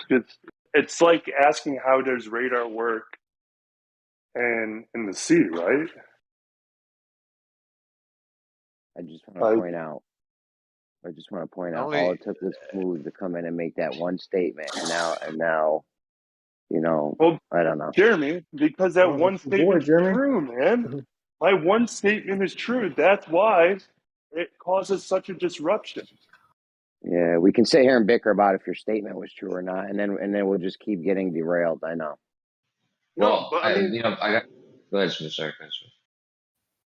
Well, it's just like what I said. Anytime you look up anything that has to do with radar, you'll start to run into things like radar shadow and over the horizon radar. So that stuff you'd have to deny. Yeah. I mean, Does Jeremy, anybody? you've ignored every necessary. single article that Rocket sent you. I mean, It's not is that necessary. not Just I can't hear you. it's just a general criticism instead of today. Let's have this conversation. No, I made a point that you guys are in search of the truth, and I found that laughable because, I mean, like Jeremy, how many people over the past 3 years have sent you articles that you've ignored? We were having a productive conversation. We were trying to get somewhere, and now we're bickering about if I read articles or not. Well, From our It's loyal friends who are into aviation, does anybody know? Like, I think I understand part of his question, flattening the data. So, like, if I see something that's 2 degrees elevation, I can determine the height of that aircraft. I know, since I know the distance based upon the radar pulse, I also know the angle that it may my radar may be at. So maybe I could tell a distance. Does anybody know if that is, when they're calculating elevation of aircraft, they could be at 20 miles, could be up to like 300 feet off. 25 miles, like 300 feet off. So is there a calculation in there that he was referring to the pitch, right? So the display. I'm trying to pitch. Yeah. So the display for the radar system within the 200-mile radius that he exampled. If you had, for instance, two planes at equal elevation, but at other ends of the both ends of the range of the radar system, their pitch should be vastly different, notably different. But all you're getting is a blip. All you're getting is a return. Hold on. This is important because when you're dealing with these radar systems, it's severely important, all the data when it comes to planes. So it's important nonetheless because of safety, right? And then what he's asking is, do they then flatten this? Because the displays don't ever show this pitch difference of these planes at similar elevation. However, hold on, let him finish after. Yeah. However, if it were on a spherical Earth, there should by definition be a pitch difference, but there isn't. So that's what he's asking. Do they flatten? Or is it just that there isn't anything to flatten in the first place? He wasn't even done. Data. how I'm Let's not implying flip it, each other, suggesting please. Guys, let's not flip each other, please. I know everyone can purposefully talking over me. It's me now. Left lane wants to let Elijah finish, then left lane wants to go, then I'm next. There's a queue now. Does anyone want in it? I pretty much finished. If anyone didn't catch the whole essence, I know because you kept saying the same thing multiple times. We heard it. Go ahead, left lane. Yeah, the plane, the radar doesn't know if the plane is upside down or flying, vertical or straight. That doesn't have anything to do. It's just a blip on the radar screen. It doesn't know what orientation the plane is in. Says who? Okay. All right, go ahead, Elijah. Do you have evidence? No, says who? The whole point of radar systems. You know these jobs the guy are. who actually flies It does planes. know the orientation. He's lying because it would know if it was ascending or descending. You were Yeah, full of shit, that's Leftlane. vitally important. They can't get away with that. Planes would be called out. There would be all sorts of kerfuffle because of the who's the governing body for that? There's a governing body that would be like, you're not providing the right data, you're in trouble, kind of thing. These things are super important because of the traffic involved. They have to know. They have to know the cross points. They have to know all this stuff. So to say that is just wrong.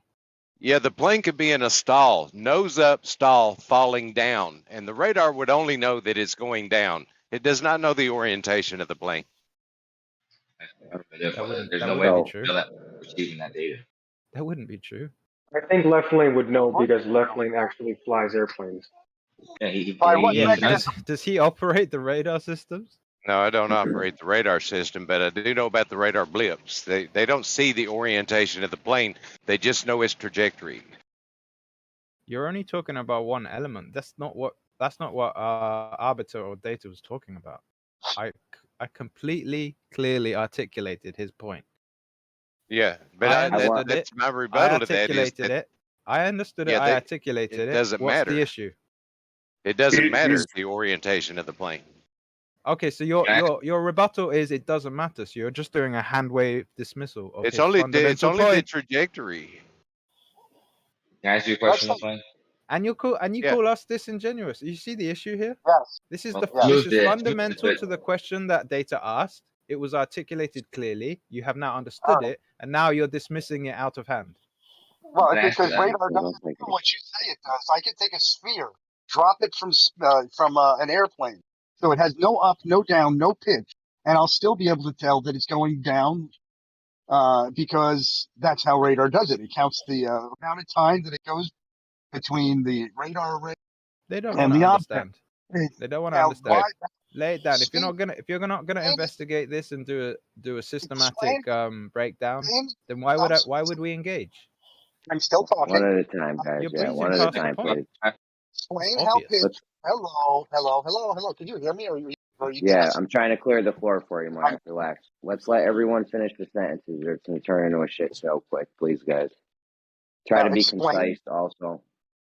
Explain how pitch on a sphere is defined. Wait, hold on, don't.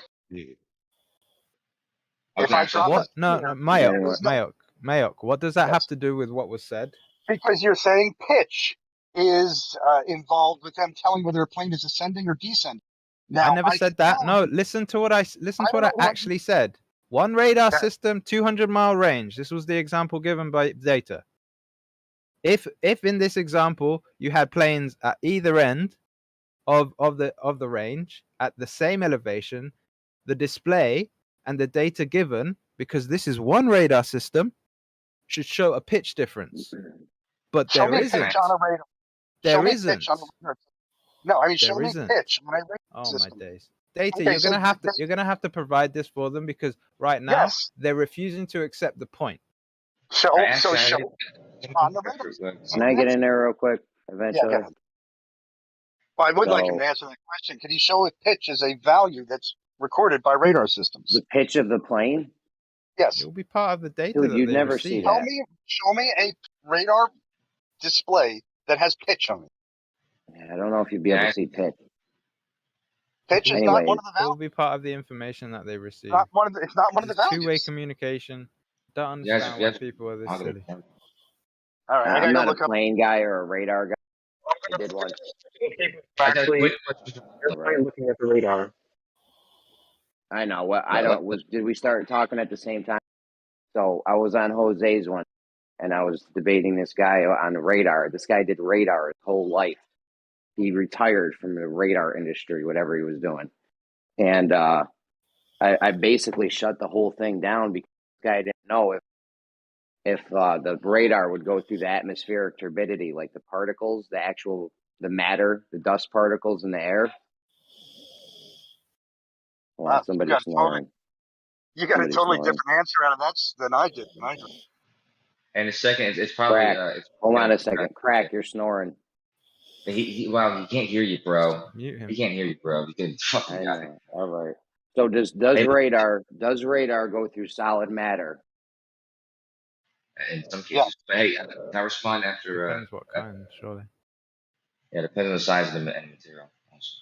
But I got a question for Left Lane. I don't know if What is the size of the material matter? Does radar go solid? no, the size. Physical I didn't say matter? the size of the material. I said the It will size have of a the I can't hear certain. what you said. You cut out. What? Because of what? size of the wavelength and the type of material. Yeah, the type. Okay, the type of material. So physical matter, like not glass, like dust and dirt and shit in the air.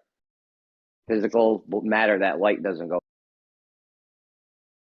Light does go through it, but it'll obviously it'll obstruct some of the light. That's true. So it'll do the same thing with radio waves too. To some degree. It will add noise similar to what you get with camera sensors. Well, if you have enough dirt or dust particles or something, I'm guessing the light's not going to be able to travel through it. The more you have, if you have enough of it.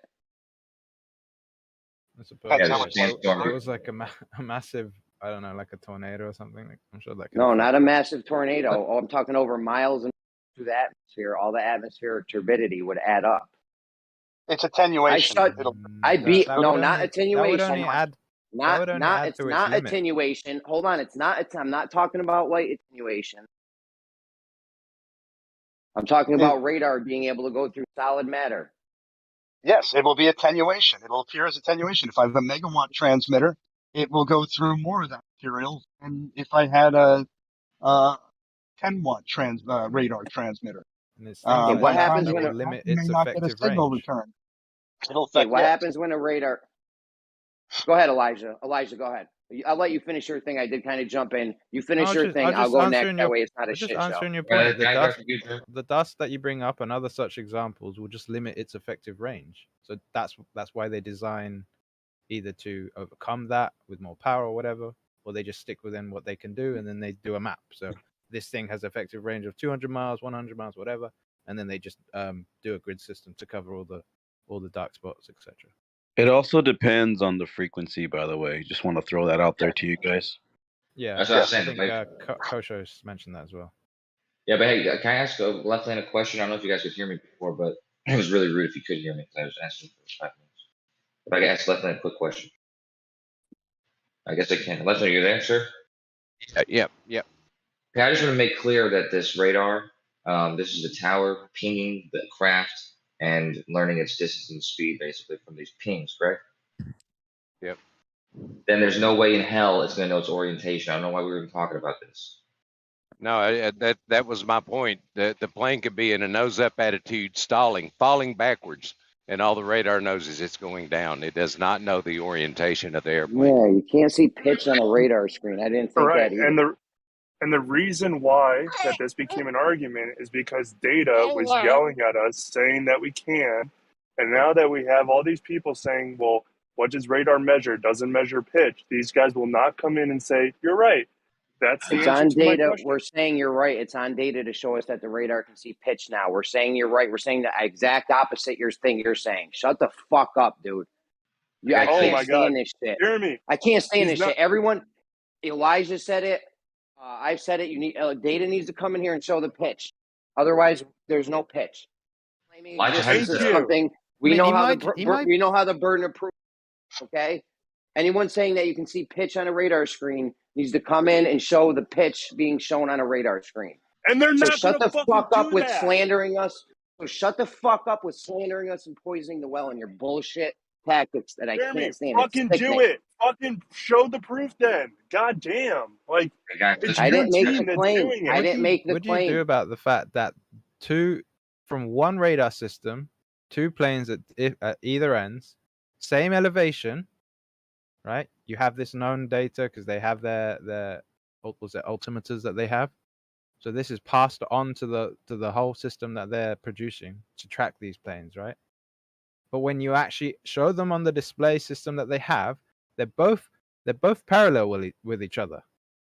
No, parallel with the plane that they're doing, and that's what data's asking. Why is there no difference? Exactly. Why is there no difference? Maybe the phrasing is a bit off. Maybe the phrasing is a bit off with the pitch. Maybe you misunderstood, or maybe I misspoke.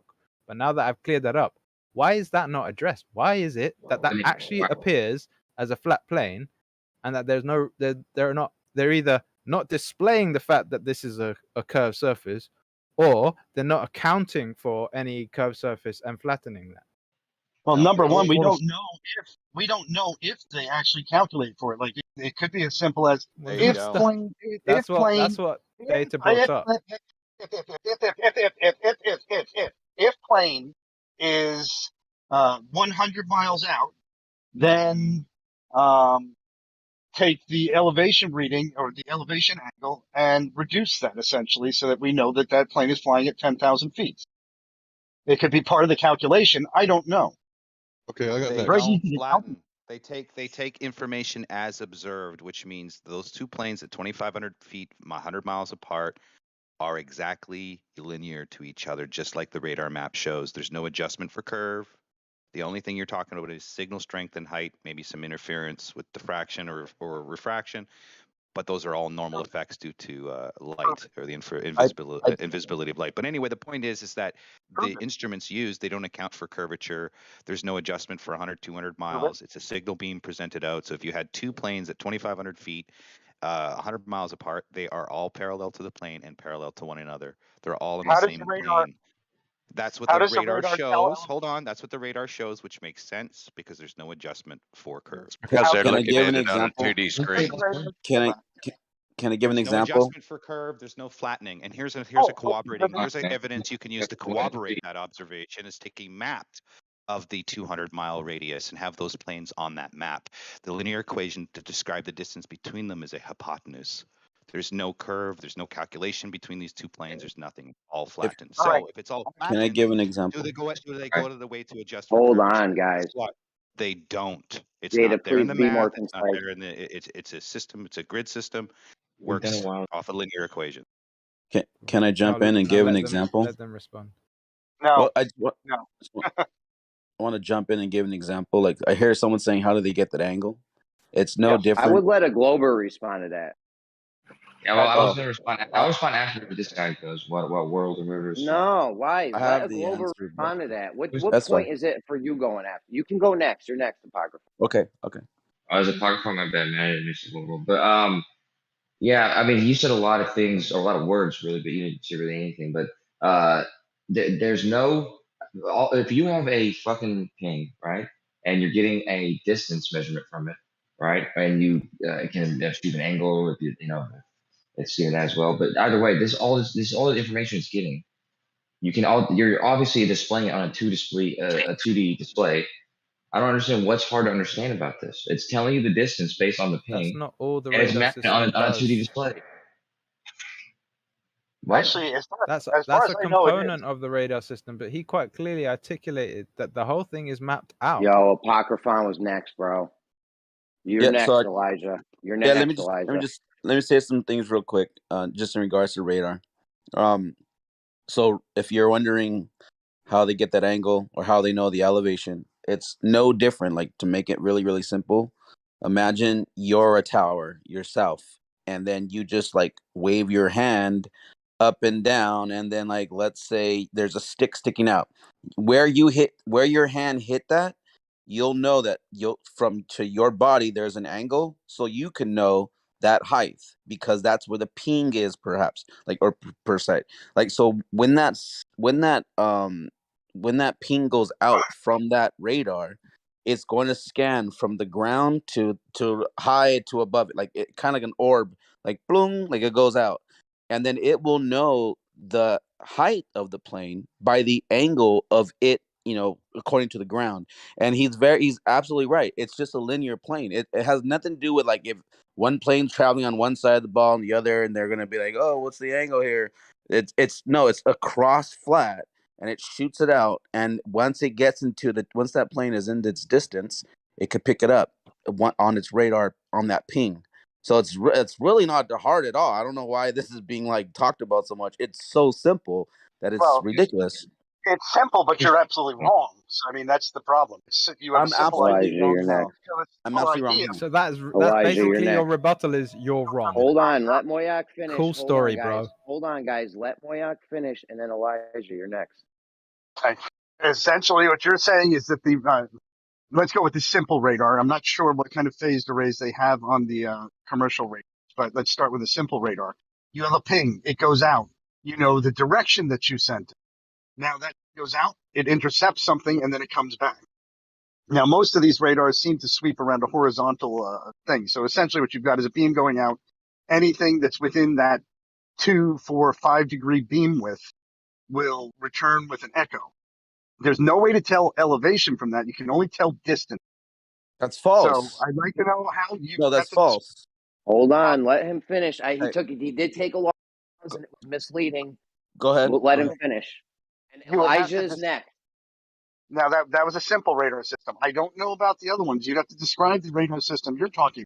It would either have to sweep at higher elevation in order to get to know the height of a plane, or it would have to have multiple arrays firing out multiple signals at different angles and count the time it takes for the return. So you've got to explain how they're discriminating elevation from this. I don't know the answer. Elijah. Well, maybe Elijah. go study a World War. Was it? Hold One on. and two, Hold on 1 second. radar Who wanted to systems, go after because Elijah? it sounds like you don't know Real what quick. you're talking about. That's great. So enlighten me. Check Show me what kind of system they're using. Go and Can look I- into it, array because antenna system. this stuff can- is like. Phased array. Did you not even hear about this stuff at school? Since when? Can I reply to that? Since when I have think someone radar just did. systems Never mind. just been distance? I got you're next next. after that guy. You're next, Apocryphon. I was just gonna say, like, to reply to rebuttal that, like, but I think someone said it. Like he said what type of radar that they use to get the elevation. Like there are other radar systems that you're right, they don't pick up the elevation because that's not what they're designed for. But for aviation, specifically for planes and military, especially too, for missile defense systems as well, they need to know that elevation, and they're going to know that elevation by the ping and the return. They're going to know the distance and the angle it ricocheted from back to itself, and they're gonna know the height, and from that, using that trigonometry, they're gonna know, instantly. They'll know its elevation instantly. So anyway, Right, and this is an important part. Not to use a trope, but if you've ever Moyak, seen you're any next, of these, Moyak. any of these movies and stuff, the whole thing Can I with not be heard? the floor of the radar We hear you. system. You're in the queue, So Hank. they would use something like the limitation of the radar system, because it has a floor at which it can no longer determine clearly. So they would abuse that with low flying. So if you have this notion in the radar systems already, this is known from anyone who's watched enough movies or whatever, right? So it should be at least common knowledge. Then obviously in that system there is a determination for distance. Moyak, then Hank. Yes. Then Hank. And then Moyak. after- Sorry, after did I Hank- say? I didn't mean to say distance. I meant to say elevation, but you got it. After Hank, sorry, after Hank, can I go Moyak, Hank, Kosho. Moyak, Hank, Kosho. Go ahead. So when you can't receive a ping from a set airplane because it's below the radar horizon, actually the Earth got in the way of the fucking radar. Yes, you can't see it, and that would form a line off. That's a method of elevation determination. But anything that shows up again in a simple radar system will be a return. Now, the phased array But what thing that you're talking about. You're No, talking about radar absolutely systems not. that don't Moyak, exist Hank, anymore. and then Kosho. And you cut him off. But he Moyak, finish it up. keeps misrepresenting what we're talking about. Hold on a second. What are we I got supposed you. to do with Hold that? on 1 second, Moyak. Okay, go ahead, Moyak. Moyak, Hank, and then Kosho, and then Elijah. You go after them guys. There's a queue, right? We're standing in line, waiting to get the microphone, guys. Go ahead. I just have to know the radar system, and I got to start, looking to how it actually works. I mean, I admit I have a limitation. I'm just saying that I know how a simple radar works, and it would not give you elevation. I don't know how the other ones work, so I'm going to do some research. I'm not going to take you at your word because you typically are wrong about everything. So I got to go and actually research it, or talk to somebody who actually knows about radar. Okay, I would like to yield my time your to rebuttal Elisha. is you're wrong. And then Elijah. It's Hold on. pathetic. I would like to yield my time to Elijah, if it pleases the court. Yo, if anyone wants a one-on-one, well, no, hold on. If anyone wants a one-on-one where you want to spend 5 minutes with a little quick back and forth, we can do that. All right, because honestly, if somebody goes and another one goes, it is an open forum and shit, and I like to do that, but you're not really going to get anywhere by doing that. So, Yeah, Hank, you're not going, Hank. Yeah, I would like to yield my time to Elijah if it pleases the court. Elijah, then Kosho. Yeah, so Hold his, on, his, I his might have final muted his him. final remark is basically the substance of all his arguments. I'm not going to take you at your word because you're wrong without ever providing anything. It's just ad hom bullshit, right? But the other thing is, we at no point ever mentioned a simplistic radar system. The moment Data opened his mouth, it's quite clear that he's talking about the radar systems for aviation. And all these things are no way in hell simple because they can't be. They have too many parameters that they have to keep track of. And these ways of having both distance and elevation are older than anyone in the room. Unless one of you is some kind of ancient guy. So to misrepresent it as a, I understand, but to misrepresent it as a simple radar system is completely taking the whole topic out of context. And all you have to do, if you want a bit of direction, Mayok, is just go and look at specifically what Data mentioned, which is aviation radar systems. So obviously not private ones. Hold on, man. Kosho's next. Then Moyak. No, it's Smoothie after Kosho. Oh, Smooth. That was Smooth. Kosho, then Smooth. Fine. Okay, so I was listening to you guys talking. I just decided I wanted to know a little bit more about it and see how they get the elevation. Because nothing that any of you guys said made sense. So after looking into it, you can get the fucking distance. That's easy. The speed. That's easy. The direction. That's a little bit more complicated, but still easy. But the elevation angle, no, they cannot get that from the radar. So what happens is they send the ping to the plane to get the information, and the ping comes back, but it doesn't come back alone. So there's two things I think that happen. So planes are usually assigned elevation corridor, and that's, I guess, bearing any other information. You can assume how high it is or something, but generally when it sends back that ping, the plane also sends back it could be either a simple signal that tells it that information, its angle. I'm sorry, not its angle, its elevation, or it could send back a GPS information, depending on how sophisticated it is. So that's how the elevation. I believe they have redundancies both ways, Kosha, because if one was to fail, they couldn't rely on the information given by the plane because it could cause too many problems.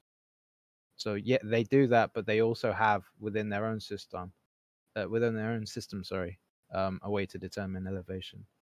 Yeah. Now, obviously, Data's example was just a very specific example for one question he had, like, why don't they address this? But obviously, the radar systems work in conjunction. They're not just one tower.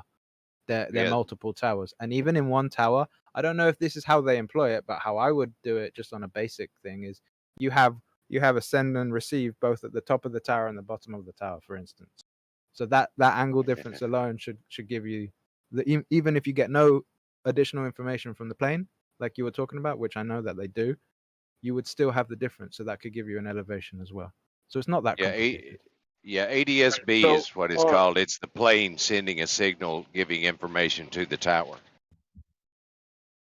But it has to be both, because if the plane failed, then they don't know, or if the plane had like a faulty reading, some kind of thing there, then they would have to, by their own regulations, as far as I'm aware. Do you have proof? Do you have any evidence? No, I don't have proof, but I know that I know that even in military systems, it's not like when they're scanning for enemy aircraft or whatever, that the enemy aircraft are going to tell them how high they are.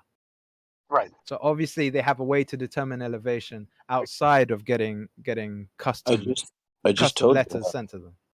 I just told you. I don't know why you guys aren't listening to that. I told you how. I'm listening. I'm just responding to them.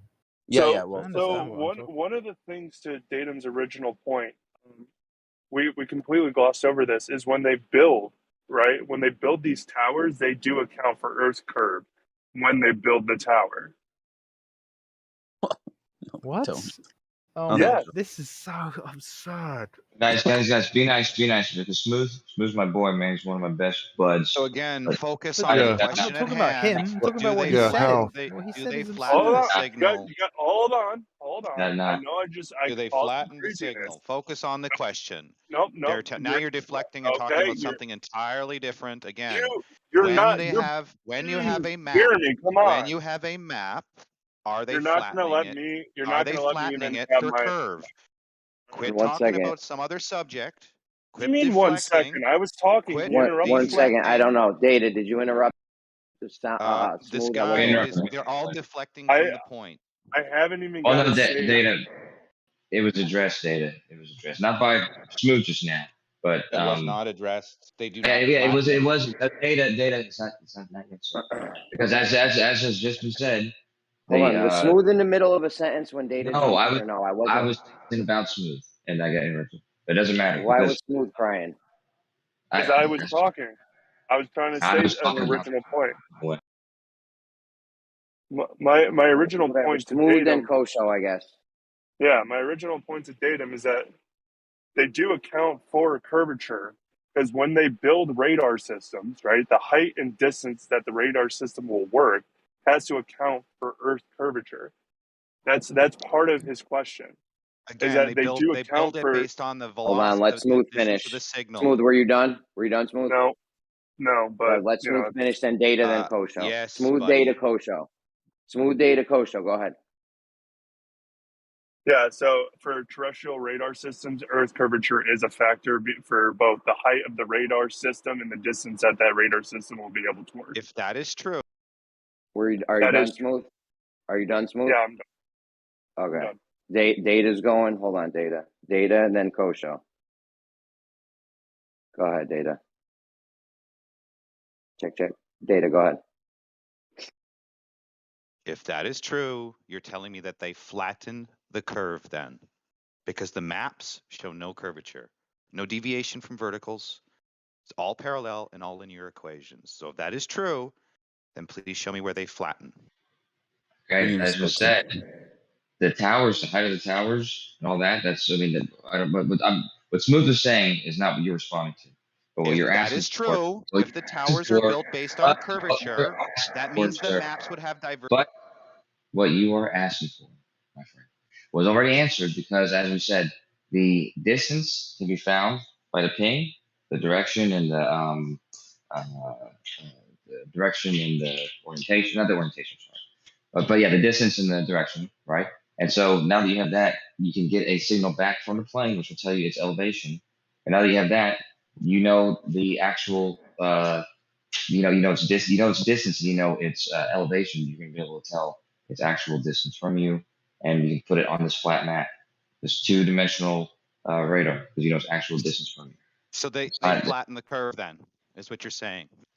Well, it's a 2D, it's a two-dimensional grid. I don't know why you So would they don't expect it flatten not for to. curve then. They just take reality for what it is, which is objective, No, which is distance no. and elevation. There's no curve in reality. They obviously It's flatten just the distance curve. and elevation. That's all we Hold on, have. I can Coach, show so you a you're map next. it's a 500-mile map, bro. There's no diverging verticals. I can also show you a radio tower that has that map of the actual map that I have in my hands, and then I can hop in a plane with you, and then we can fly that whole entire map with no curvature. So what the fuck are you guys talking about? Yeah, what are you talking about, Kosho? That was just Excuse me, said, dude. Jeremy, just 1 second as a moderator. Could, do I have restrictions on posting an image? Because I have a image I don't know. where they do elevation determinations of the radar. You should be able to post stuff. So again, I can take you all in a plane at 2,500 feet. I can have a buddy sit in the tower and watch my plane fly around. Oh, I Then I can thought get my other Kosho buddy to was fly up. his plane. Didn't you And just he go, can be Data? 50 to 100 miles apart Data, from didn't me you at the just same go? Is Kosho elevation. up? And we're Jesus we're Christ. horizontally, linearly apart from each other, straight line. Yeah, we No know. You curved just line, said this. nothing. That's what the map shows. Said That's this. what the Wasn't radar Kosho shows. up? So if it's the case, No. where's the flag? Are you really gonna just talk right through me? Kosho was up. Data, you can next, bro. Relax, man. Let everyone go. Really mean, dude. Yeah. Yeah. So like I said, it's not that difficult. It's obviously a 2D grid, so it's obviously flattening the 2D map.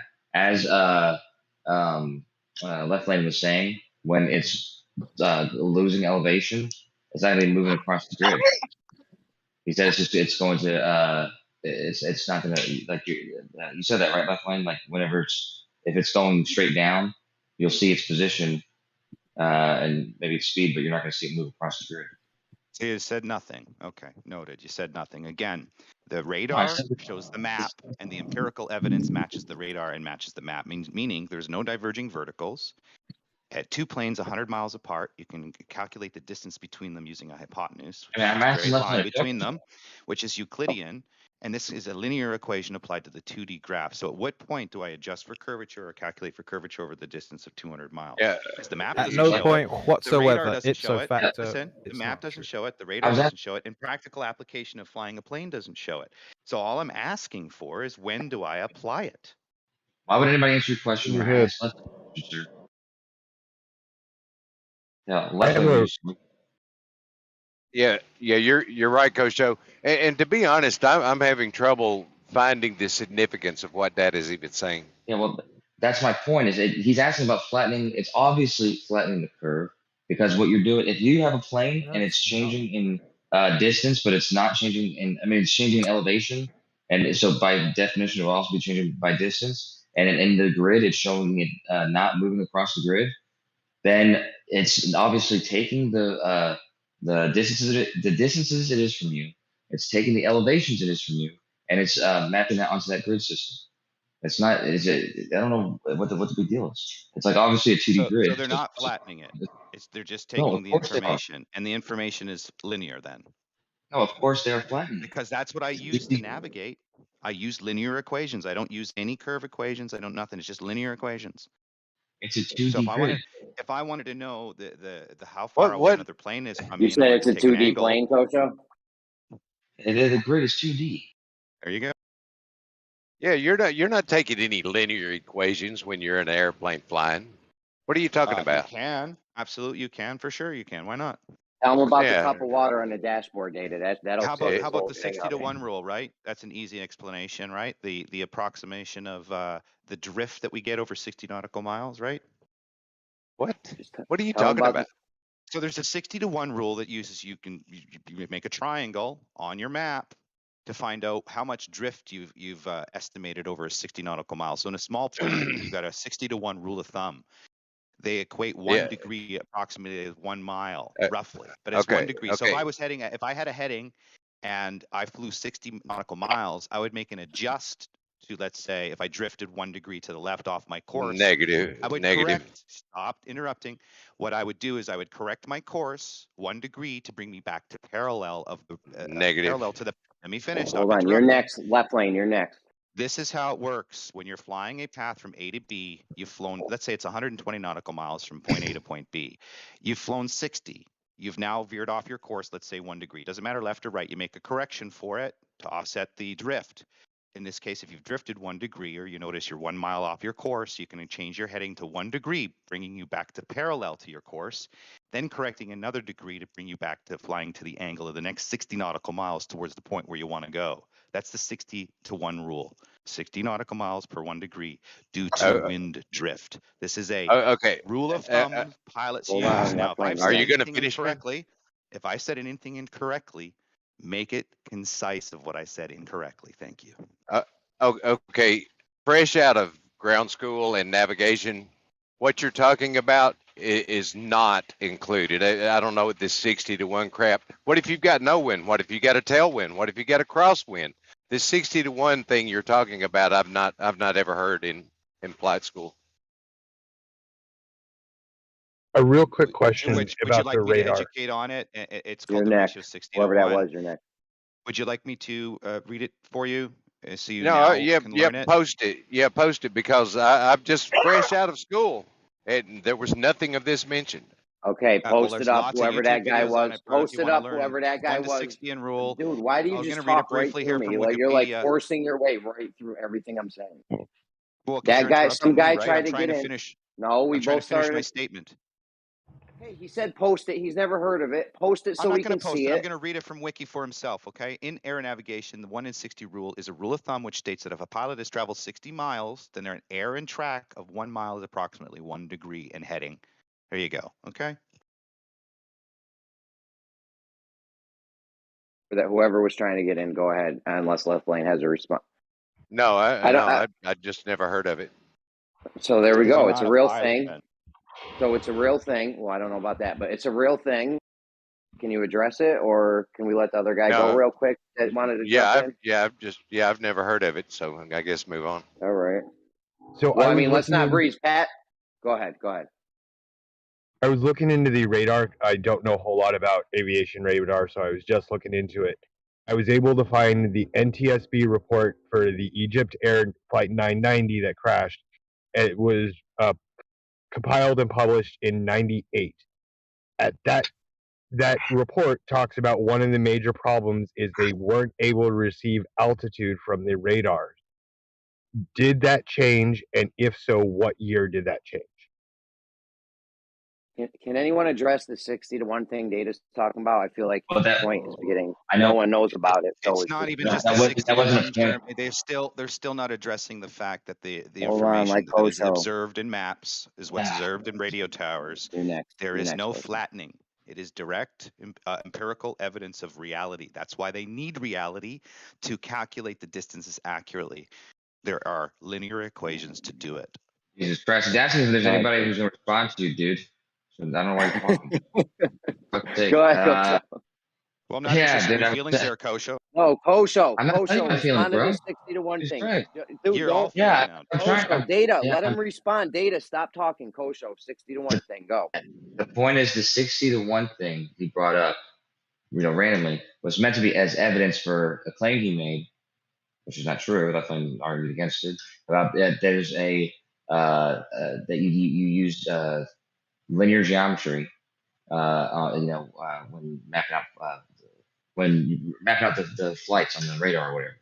So that claim is not true, which is what he's using to substantiate that there's a flattening of whatever the Earth is doing, the curve, which is obviously taking place if you're fucking using a 2D grid system.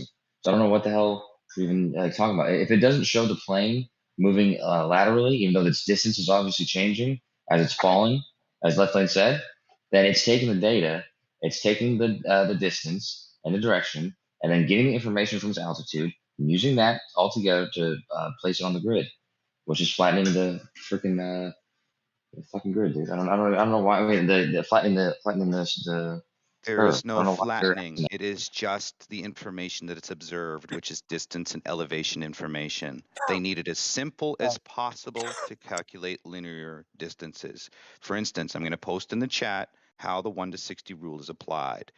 They do not account for rotation of Earth. They do not account for curvature. Okay, so I'm just going to post it in chat for you. Okay, but can I just get a real quick answer to my question? Did they update the radar systems, or are they still using the same problems outlined I in also the NTS? posted in the chat. I also posted in the chat a Google. Yeah, I posted in the chat already. If you didn't see it, there's an updated version of the Google radar system that's updated for high elevation aircraft. All right, So Kool-Aid, take a look at it. Based on my little bit of reading on this, hold on, man. Hold on, Moya. Kool-Aid didn't get his whole shit off, I think, and he had a question he wanted to pose. Right. My question is, have they updated the radar systems, or do they still have this problem identified by the NTSB where they can't get altitude with their current radar setups? Has that issue been addressed? So there I'd are like called. They're called Moya, phased you're next, array. Moya. Phased array. Phased array antenna.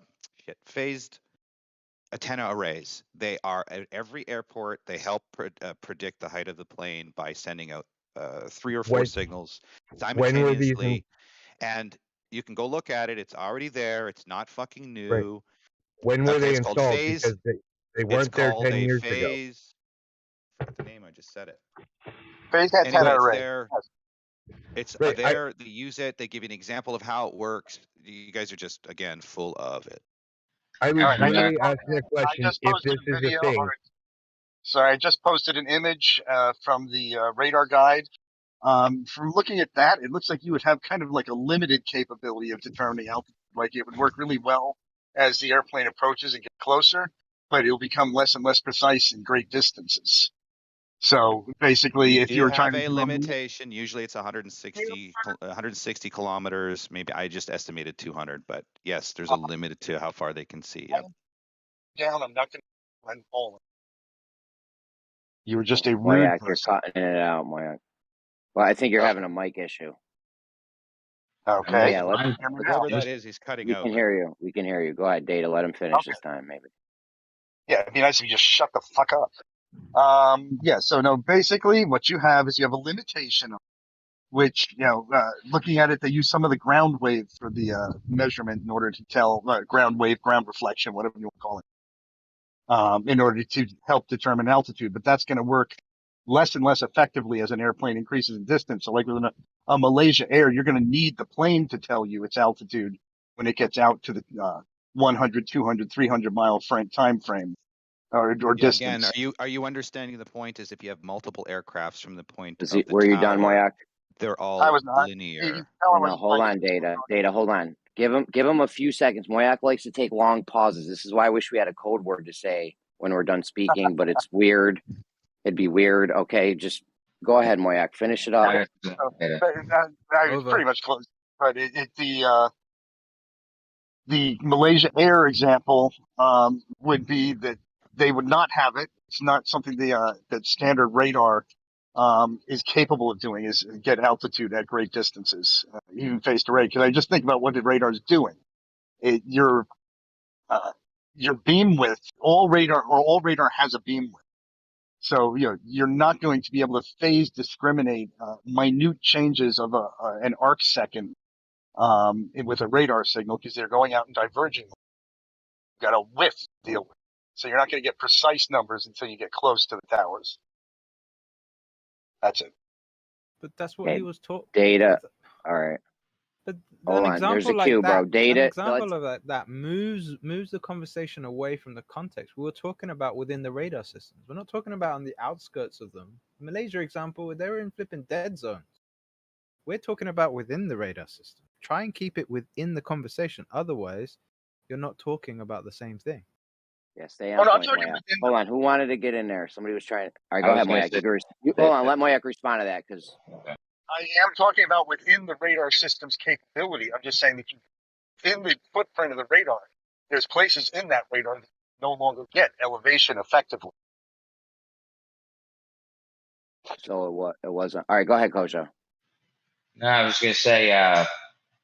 Okay. First of all, real quickly, what are we arguing about here? Are we only trying to figure out if they're fucking flattening the sphere, or no, flattening the curve into the plane? Because your 60-to-1 rule, it's not a fucking linear measurement, dude. It's based on. It's It's based on the calculated curvature using of the linear curve. calculation. So if it's a linear calculation, it's a linear move.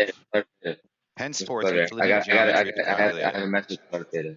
Shut the hell up for a second, dude. Because I'm telling you, no, dude. You're cutting out, dude. It's that you get that estimation because there's 1 degree per 60 nautical miles. That's why you can do that. And at 1 degree So per 69 miles. here's evidence, direct evidence of intellectual dishonesty. I urge anybody right now to go watch an aviation video teaching you the 60-to-1 rule. What Koso just said is a blatant lie. The 60-to-1 ratio is based on wind drift. It's just a rule of thumb you can apply to wind drift. Nothing to do with the shape of the Earth. Again, Kosho is lying to you. Yeah, I'm not lying to you. You're intellectually dishonest, which means you're lying or you're just dumb. So I'm not lying. Again, the 1 degree is noted in instruction videos due to wind drift. Nothing to do with the shape of the Earth. You lying, disingenuous human being. All right, well, So you're calling me a liar and hurting my feelings. It has nothing to do with what you're talking about. Your feelings, right? Again, your feelings make you Well, lie. You're a jerk, dude. Listen to me, dude. The fucking airplane. Listen, asshole. The fucking airplane, okay, is changing. It's fucking what do you call that? Wind drift. What? Remember, Since I just told you Since when what. do planes fornicate? I never knew this. He has not let one person complete a sentence without interrupting. He should be warned. Time down. Should be warned. Yeah, let's let people finish, guys, please. I wasn't paying that close of attention just now, but please, guys, come on. Yo, my wife's out getting her nails. When she gets home, I'm not gonna be able to mod like. I'm gonna just have to start breaking people off with official warning. So please, guys. You're going pretty. It's pretty steady at the moment. So okay. Anyhow, yeah, I'm not sure what you're talking about, dude. Not sure where you read that, or if you're talking about the same 160 rule. Maybe you have a different 160 rule. Again, But anybody listening, here's another proof of intellectual dishonesty. He did it again. Go watch instructional videos on aviation. He Of course, wasn't learn the done. 60 to 1 He rule. Oh, wasn't. now I'm being interrupted. Now I'm being interrupted. You Now I'm interrupted being interrupted. Kosho. Now I'm being You interrupted. I interrupted cannot finish it. Kosho. I'm a mod. I'm modding, bro. You interrupted Kosho. You can go next. Just let him finish, dude. Please. yeah, as as Left Lane had told you before, because of the wind, like some days there's no wind. Some days there's a lot of wind. You be traveling east, you be traveling north. I don't think that it's based on the wind. I think it's based on the actual change of your fucking So orientation of the plane. every course that's Which is online, what- Kosho, teaches it's due to wind drift. Data, Okay? are you? Am I gonna have to mute Kosho, you were for you 10 were you minutes? done? Kosho, were you done? Did you Kosho have- was still in a sentence, and he just came in without any. I'm about to mute Data. Yeah, come on, please, Data, work with us. We want you to be able to.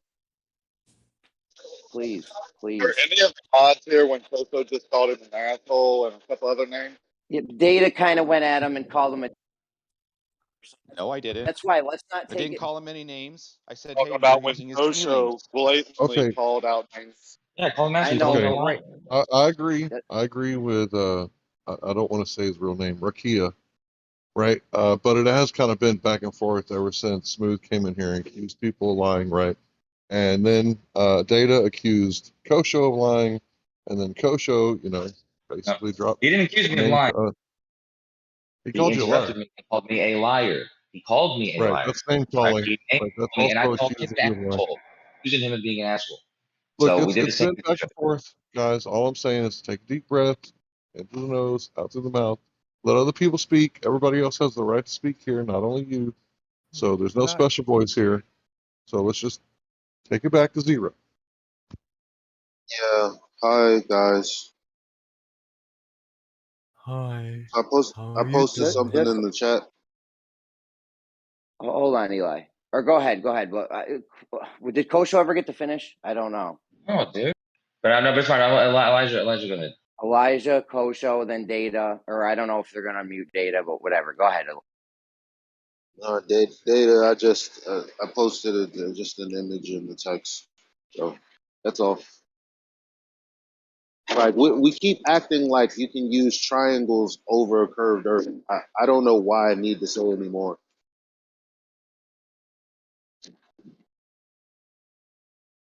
Seriously. I mean, in That's the point, air. That's the point. Go ahead, Data. Go ahead. That's the point of the exercise, is to show you that you're calculating using linear equations at 2 points. It's a rough estimate because you're always going to be off your course to a certain degree. Hopefully, more calculations, the better distance or better between 2 points you'll get due to the wind and elements like that. But in the rule and in the exercise, you account for wind drift as a rule of thumb. And when you apply it, you use straight up Euclidean linear equations. So when you do that, you do it on a map. A map has distance and elevation information. Again, you're using this formulation to navigate, which is important. If I used any other system, can you show it to me? What other system would I use? Because this is the system they teach us. So if they teach us this system, at what point am I accounting for curvature using this system? And the whole point, the whole time you're saying, because as you just conceded, But that's not what's in the exercise. without saying in the so, exercise, Kosho, in the exercise, it's due to wind, not due to as earth you curve. just, I'm not doing. I listened to your words, Data. Data, let him finish, dude. What are you maybe doing? We can't sit here. Hold on, Kosho. Data, we can't micromanage you, bro. Just let him finish, please. Yeah, you may have not expected anybody else to be listening, but I was listening to what you said, Data, and what you said was a careful concession that the wind that you were initially talking about being the cause for this drift is actually the allowance. The variable wind is the allowance for this estimation to sometimes be valid because it can make up for that error, and so in some cases it makes that difference less of a estimation and more accurate. But regardless, it's not caused by the wind. That wind is just something that allows it to be more accurate. Regardless of that Again, fact, Kosho, regardless of either that you're fact, being regardless of that fact, it's not the cause of it.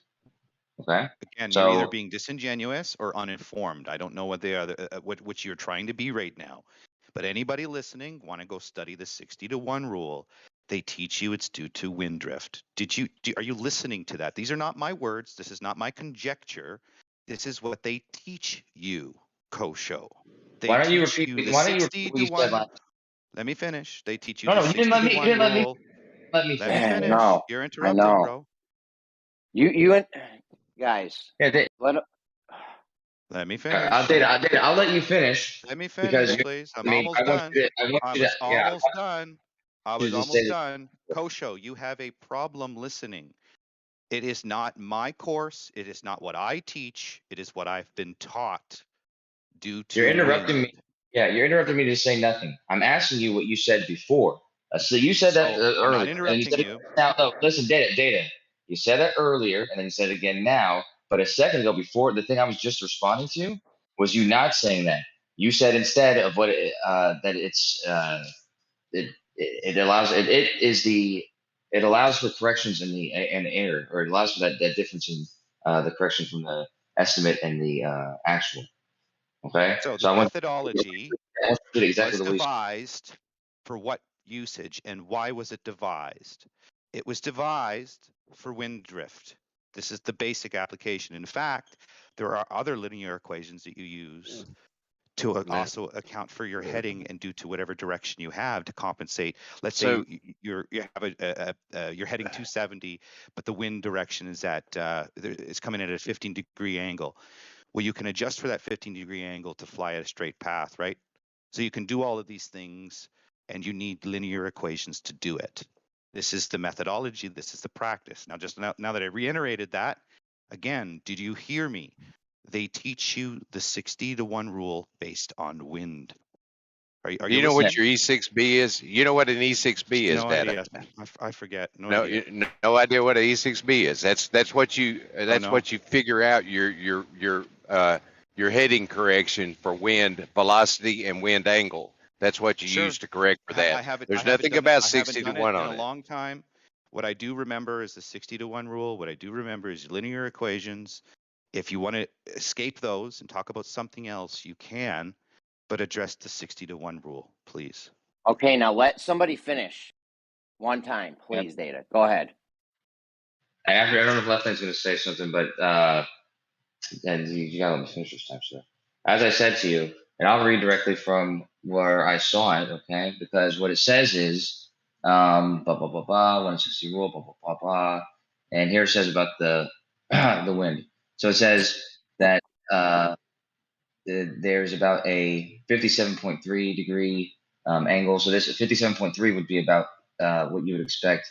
You know, No, Kosher, that's called the small hold on, angle hold on, approximation. That's how you Oh, calculate the Jesus Christ, information. It man. has nothing to do Fucking with the A. wind. 57.3 is a small angle Data. approximation. You're not going to be able to finish this, bro. Do you want to finish this or not? I'm telling If you right now, Kosho if you keep interrupting, not Kosho, if Data keeps interrupting, you're not going to be able to finish this. Okay. Anyhow, yeah. So what I'm saying is, this says that basically. Oh fuck! My power just turned off. But if you guys can still hear me, it said that this is about a 2 degree. I'm gonna turn my thing up very quickly just in case you can't hear me. Yeah. So it's about a 2 degree accuracy. And since the winds are constantly varying, this rule is useful because the wind can put it back into the accuracy range. Okay, but it's not based on wind. literally based on wind drift. That's what you're taught in school, bro. Oh, can you post the thing you're reading this from, so you can see, like, so you can show them and point it out, like, look, here's what it is? Just go online to YouTube and watch tutorials. They'll Bro, tell you why to use it. I don't need to spoon feed you, do I? It's you such need a to be bizarre spoon-fed. thing. What else is it going to be caused? What else is going to make this plane go off from its direction?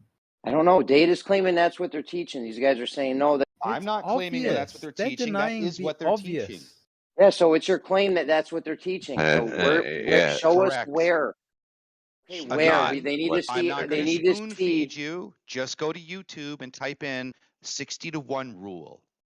If Yeah, you're that yeah, lazy, I'm sorry that I'm not here to spoon feed you, dude. Yeah, I posted the device in which you use for wind correction. There's nothing about 60 to 1 on it. So again, left lane, do yourself a favor, go to aviation school online and type in the 60 to 1 rule. Stop being lazy, please. I actually soloed out on my pilot deal, so I don't. Well, great. You Then got don't your adjust I for had so curvature, you far. don't adjust for spin, right? So far, left haven't lane. You used got your it. So far, PPL. haven't needed it. I No, just I haven't got. posted. I haven't got the PPL yet. No. I Yeah, just you don't post. fly 500 miles yet, do you? I just posted a link, a PDF from Navy, which says that there's that the wind drift does cost a 1 degree off.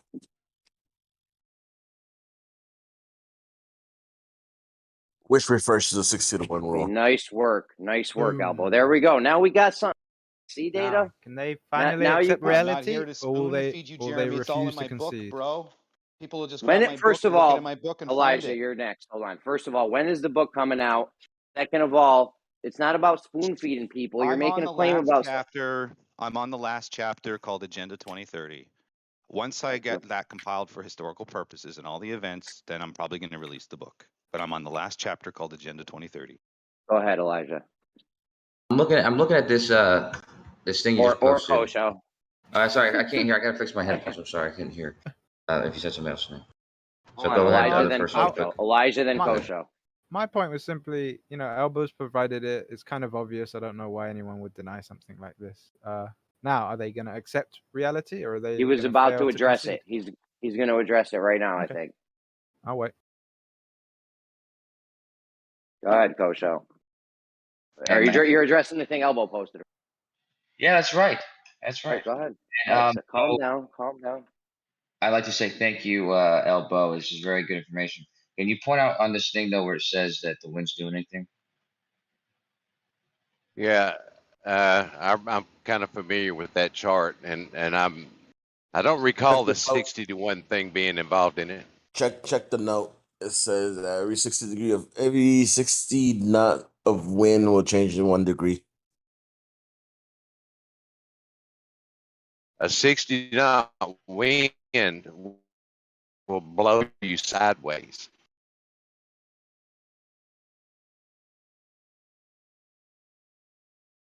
That doesn't. Wait, it just what doesn't happened? make any sense to me at all. Yeah. What is It this? said something about a Doesn't say 60 that. knot wind will change you 1 degree, but it doesn't make any sense to me at all. Wait, okay, so what this says is there's a 61 rule, okay? And it says that based on it does have equations based on if you're climbing or descending. And I think if you're at the same altitude, you're just you're gonna have that 1 degree variance, and it's saying that's gonna apply. That's gonna cause basically a 1 degree heading change, or heading correction. So that's why that's an estimate. But all that's in this equation here, none of that stuff in this equation says anything about wind. The only thing that says anything about wind is down below in the note. No, down below where it talk about something called holding or something. But Read the note. Read the note, Elbow. Hold on. Let Elbow read the note. That way we can all be exactly says.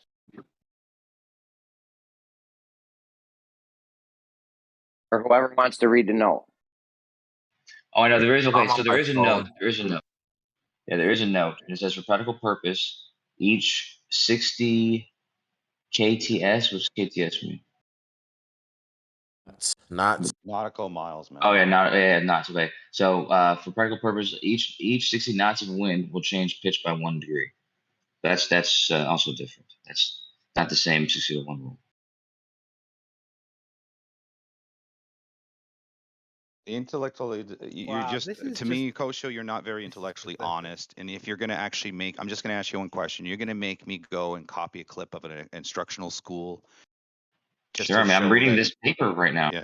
So, we have the paper again, it's 60 nautical miles per 1 degree, right? Whether it's left or right from the course, that is the rule. And the rule is due to wind drift. Do you disagree with that? I'm answering this question. Do you disagree with that? Hold on. Before do you disagree with that? I can't answer the question until I ask you.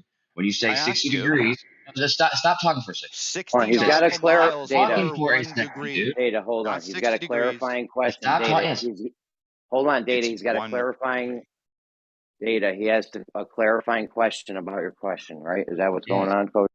Yes, absolutely. Because this is either going to show your ass or it's going to shut This is you how up. you know. This is But how you I'll know. tell you. Vincent's So a listen, dude. time waster. 60 nautical miles per 1 degree of what? Wind drift. What? Temperature. Your plane Dude, drifts no. 1 The 60 degree nautical miles is per one degree heading. That's what that's for. of drift. Yep. So Yeah, it's a saying 1 the degree rule error. the rule of thumb says that if I'm traveling 120 nautical miles, I know at 60 nautical miles I've drifted off of 1 degree from course, meaning I'm diverging off my course heading away from point B. What I need to do is So I need you're to heading. correct for that. Let me finish. What I need to do is I correct for that 1 degree to compensate for the correction, which puts me parallel to my course. And then I make it, now I know the distance from that 60 nautical miles. I got to travel another 60. So I make another correction. So I head to my point B heading. This is what they teach you in aviation school. Thank you. No. So the question I asked was heading, and you said it was wind drift. I'm saying, is it heading? And then you described heading, so it's heading, right? 60 degrees, nautical mile, There's 1 no degree heading heading. here. There's no heading here. It's irrelevant, the heading. It's not the wind function, drift. It's the not function, wind drift. The function is the rule. The rule is every 60 nautical miles, there is a 1 degree shift off of course due to wind drift. This is what's being taught. Do you How disagree much with wind, what's being Data? How much wind? Doesn't matter. It's A, irrelevant. a I'm saying headwind, a tailwind, a crosswind. How strong is it? What difference does it make?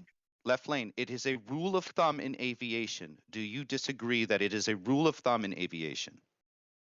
I've not been taught it. It's very interesting to me, and I'm going to look into it so that I will understand it better. What you're saying doesn't make any sense. How much wind? Crosswind? Is it a headwind? How strong is it? There is also another calculation that you could add. If you know the direction of the wind, you could compensate for that and then recorrect your course to put yourself back onto a parallel position to the course where you're going. You have to do other calculations to figure that out. I'm addressing the 60 to 1 nautical a mile rule because it's fundamentally surrounded on wind drift. Nothing to do with the shape of the earth, nothing to do with the spin of the earth, solely on wind drift. This is what's being taught. And why I bring it up is because if I travel 120 nautical miles, the earth is apparently shifted 30 degrees. 1,800 miles has gone by according to Earth rotation, but all I'm adjusting for is wind drift in 1 degree. Not wind drift. Yeah, I need put your word in? So just denying the obvious. When they say not wind drift, just when they say that, they just are go, nuh-uh. lying. They are lying. nuh-uh, That's literally what they teach. The fact that you're saying no and is why in my book I write about the fact that you're setting this argument up. You have no argument. You need people to create. Data, I have an argument, and that's why you won't stop talking. Is because the beauty of the 1 in 60 is that wind effect is taken care of. Hold on, dude. Did I ask him that question for a specific reason? It's to see if he knew what he was talking about, or to see it. Hold on, dude. You gotta stop talking. Swerve around the points, reframe. Dude, the reason I asked the question, you never stop stick to the fundamentals. Hold on, guys. Hold on. Elijah, you're next. Just let Kosho finish. Yeah, I've been trying to expose you, dude, since I asked Data the question. You guys haven't shut up since then. So when I asked Data that question, it was because right before that, I read the note that Elba had talked about, which says for practical applications, each 60 knots of wind will change the pitch by 1 degree. Each 60 knots of wind will change the pitch by 1 degree. That's something different than the 1 degree nautical miles for the 1 degree per 60 nautical miles. 1 degree heading per 60 nautical miles. That's different than the 1 degree pitch. So it changes heading 1 degree. There's no pitch change. Again, you don't adjust for exactly. There's heading. Just heading. The pitch change. The equation, Kosho, you disingenuous human being, you intellectually honest human being. The heading is the only thing that changes. That's what the 60 to 1 rule is about. It's not about pitch. It's about heading change. No shit.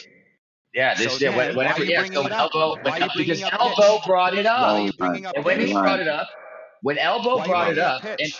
because Hold when on, Data. Elbow I'll brought tell you it what. up, Jesus Why are you Data. bringing Christ. up pitch though?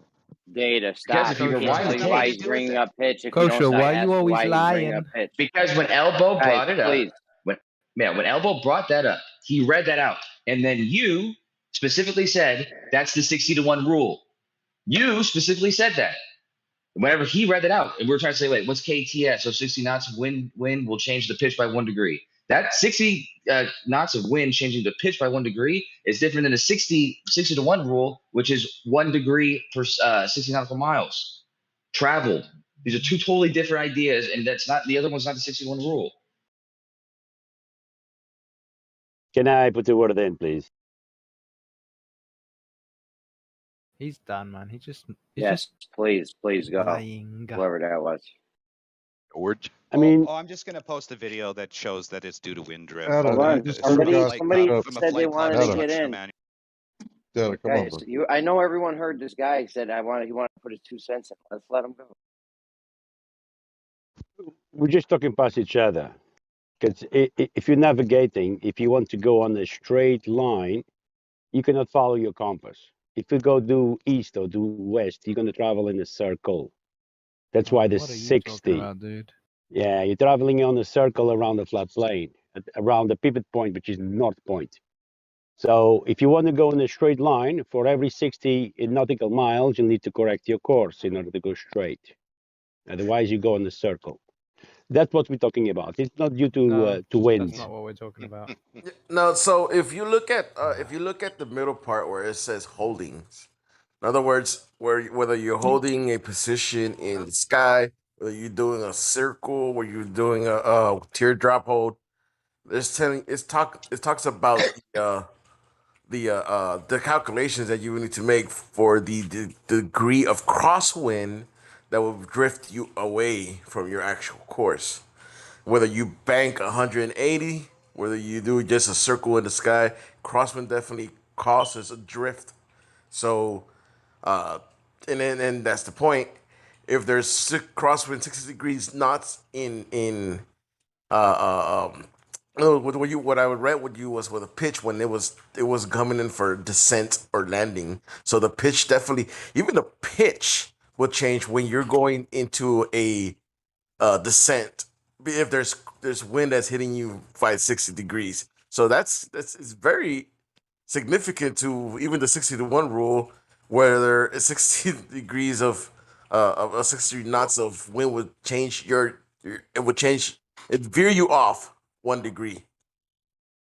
But the same rule is applicable to mariners on the sea. The same rule. Yes, but relax, my guy. So nothing to do with the wind then. By the way, it does have to do with the wind. By the way, one thing that Kosho said to try and detract using the thing that Elbow posted is using he just stuck on the word pitch as if that implied something different from what we were talking about. Depending on which axis you're talking about, pitch is perfectly acceptable to use, but he uses that to try and dig at it as if it's wrong. But it's not talking about the up and down. It's clearly talking about the pitch difference between you from A to B and where you will end up. So it's all on one axis. All right, so 60 knots for 1 degree of pitch is the same thing as the 60-to-1 rule then? Is that right? So It's talking about pitch. It's talking about pitch change. It's talking about pitch change off the linear A to B. It's not talking about up and down. Hold on, dude. 60-to-1. You're saying 60-to-1 rule. Mischaracterized it to make your point, and this is fundamental to your approach in everything, Kosho. Guys, hold on. Yes, that's called intellectual dishonesty, and Kosho Here's can record Data. it. That's not your cue. Guys, please. You guys are being blatantly dishonest. Not No, intellectually dishonest. That would be you are. No, I'm literally showing you Show where it in your argument. I'm showing you where his thing where the note says we're talking about wind. There's a section where it says this is the wind. Now we're talking about wind. That's when I start talking about the 60 knots per 1 degree of pitch. That's not the 60-to-1 rule of the 60 nautical miles per 1 degree. That's not the same thing. Yes, it is. The 60 nautical miles, 1 degree, is a rule of thumb when you're plotting a course between 2 points. That's what it's used for. Why? Exactly. Why the 1 degree? It's because of the That's wind correct. drift. It's due to wind. Because that's It's what's not due happened. to It's a wind. practical application. It's giving you the parameters for what happens. It's just the same way with the square rule, 3, 4, 5. It's a ratio that has been determined to be consistent, so they use it so that people can make these adjustments to account for the drift. Okay, So so why don't you guys picking little words out of context, cherry picking is all past the point. It's part of your tactic. Fundamentally, what data Listen has to me. said and what we have said and what we have pointed out now with flipping proof directly from Yeah. these aviation things Yeah, listen, that it's guy. due to wind. And what you're doing is you're just trying to call people liars. For what reason? When you could just be a grown man and concede and accept that what you said earlier was incorrect. Okay, so what I said earlier was I looked at this page. I asked Elbow, where does it say the wind? He showed me where it said the wind. He said it said in that note. I read the note. Data said from that note that was a 61 rule, right? In this page, the whole section is finish. boxed off. The whole section is boxed off. All the rule that's Elijah, there is let him titled. finish, It's though, titled bud. at the top left, Elijah, 60-to-1 Elijah, rule. can you hear me? Yes, I can hear you. But he's Let misrepresenting. him. Go ahead, Kosho. Okay, so when he's saying the 1 degree per 1 degree per 60 nautical miles, how is that the same as 60 knots of wind equal to 1 degree of pitch? Those seem like two totally different principles, and not not based on the same thing. The 60 That's just 60 patently degrees per nautical false. mile Oh, is bro, I thought you were done. I This unmuted him now. this is patently false. It's a misrepresentation. The whole rule is encompassed. It's squared off. Everything is referring back to the title, the 60-to-1 rule. So to claim otherwise is just either stupidity or disingenuous behavior. One or the other. Pick your poison. No, but if you're saying that every one of these rules is a 60-to-1 rule, then that means that the one that he specifically said was not that 60 nautical miles per 1 degree was not about wind. First of all, second of all the other ones that are not about wind aren't about wind. You just ignore what I say to reassert your bullshit again. That's all you're doing. It's boring. It's old. Go get paid more to do something productive in Dude, just be quiet. Just be quiet. You interrupted me to say bullshit again, dude. You never say you keep mischaracterizing what we're talking about, cherry picking and pulling out of context. Dude. Hold Stop on, interrupting. man. For real, dude. I'm seriously, you literally just made a claim. You literally listen, dude. Listen. Yo, hold on. Everyone stop. Everyone stop. Kosho, you took a very long pause. All right, it was misconstrued for you. You stopped talking. All right, that's why I wish we had a code word or a safe word or something. But anyways, finish it up. Finish it up, Elijah. You're next. Yeah. Try not to take long pauses. That's how this happens. Go ahead. Yeah, well, you'll know when I'm done with I'll be done with the sentence or whatever. But in that regards, you literally just criticized. I thought I exited out of the page, but it doesn't matter where it's on the page. But you literally just criticized how the whole page it says 61 rule. All these different rules is 61 rule. The only one talking about the wind is the bottom area. The note at the bottom that says the 60 knots per 1 degree. That's 1 degree of pitch. That's totally different than the one that Data was talking about. So when Data says the one he was talking about was about wind, turns out that it's not.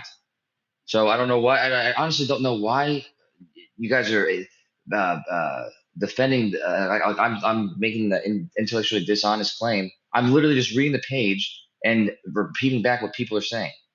So I don't know. I don't know what the hell could be different. If you're now claiming that every one of these 60-to-1 ratio rules is a 61 ratio rule, then only one of them is about wind, and there's like fucking 8 more. So again, Kosho, do you agree or disagree the 60-to-1 rule is applied due to wind drift? And that 60 Not the one you read. The 60-to-1 rule is that if I travel 60 nautical miles, I'm going to assume a drift off course of 1 degree. Do you disagree with that claim? Not because of wind. So again, I'm just going to say, do you disagree with the claim that if I travel 60 nautical miles, that my plane will drift 1 degree due to wind? How strong is the wind? Not because of wind. Okay, so How not strong because is of the wind. wind data? So if it's How not strong because is of the wind wind, data?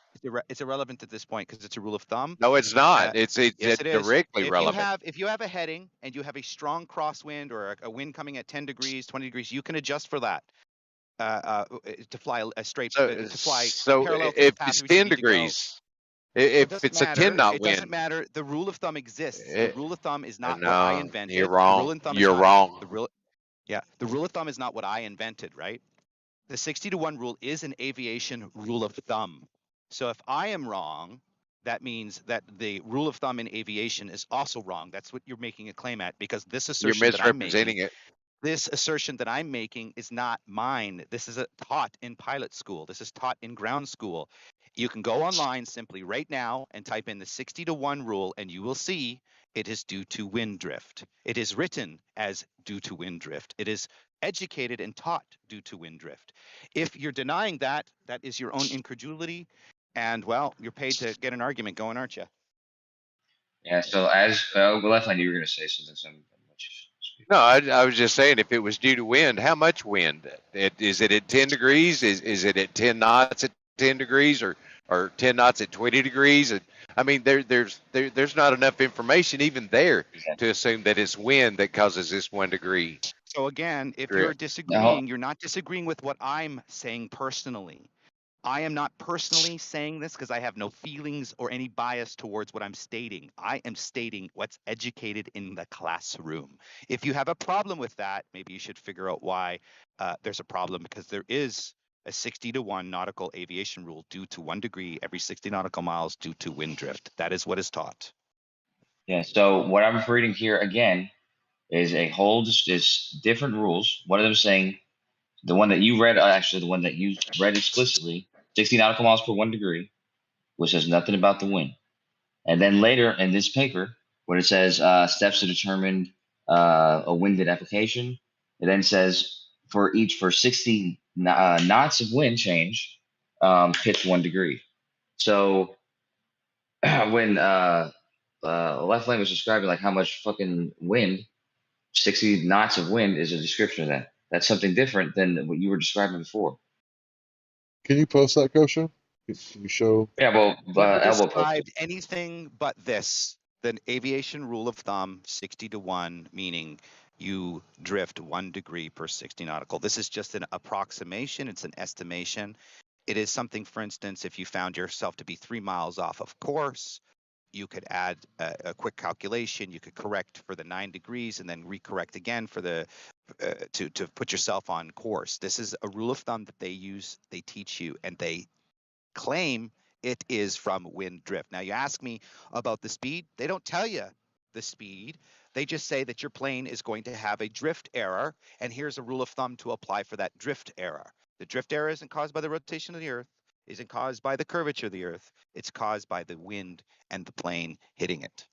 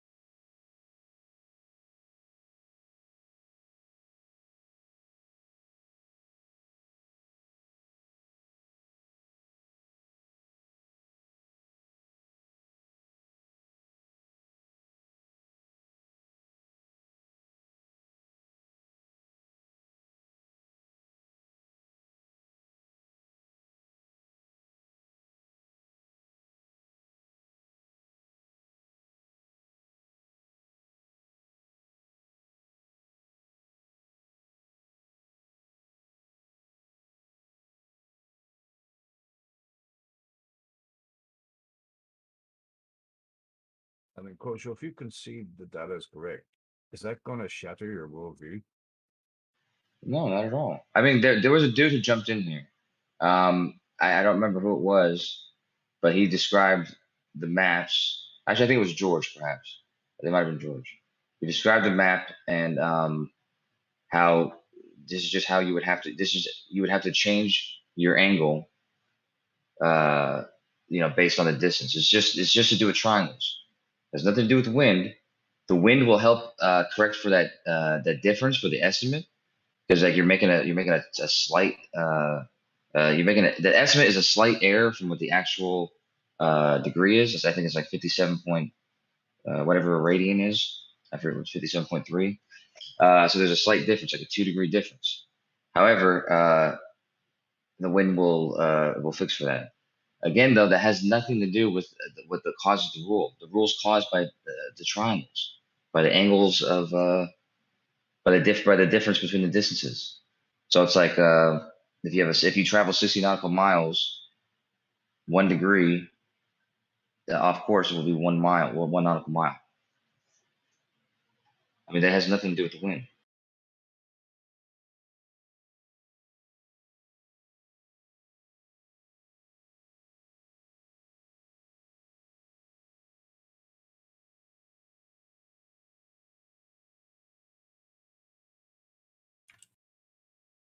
And as a matter of fact, it doesn't even have to be applied to planes.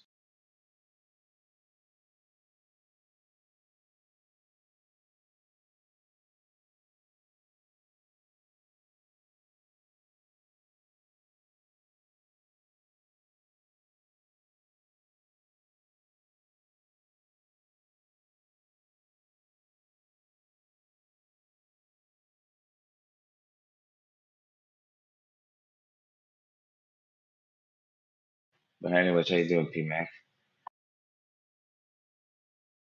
All right, so I mean, they're teaching that when the wind blows, you change your angle by 1 degree for every 60 knots the wind is blowing. The wind is irrelevant, and that's a rule. Okay. Wind is not If irrelevant. if the wind pushes you off course, or if you just happen to fly off course, if you're not on the course you're at, you travel 60 nautical miles. For each nautical mile, it's basically you can estimate it. To adjust for 1 degree. Like if you're 1 mile off course, you can adjust 1 degree of heading. Why don't you post the thing you're saying? Because they posted their shit with I was the reading wind. the thing I read the thing Elbow posted, and I posted So video. let me read you something. Despite the tail of the bearing pointer deflects to the left of the desired radial, the aircraft has drifted left of the selected course. Drawing a line from the tail of the bearing pointer 250 degrees to the desired radial 210 degrees creates a line that points to the direction the wind is coming from. Winds are from the right. I'll post this one too. What was that? What is that? If the wind's irrelevant, why was there 60 to 1 rule pages that keep mentioning and referring to wind? Because the wind is probably going to be what causes you to be off course. However, you can be off course for whatever reason. Concedes. See that? No, you could be off course for whatever conceded. reason. It doesn't have to be the wind that pushed you off course. He just conceded. Can we it's not based on the wind doing that. You No, we're not putting them on mute. Let them finish though, and then you guys can respond.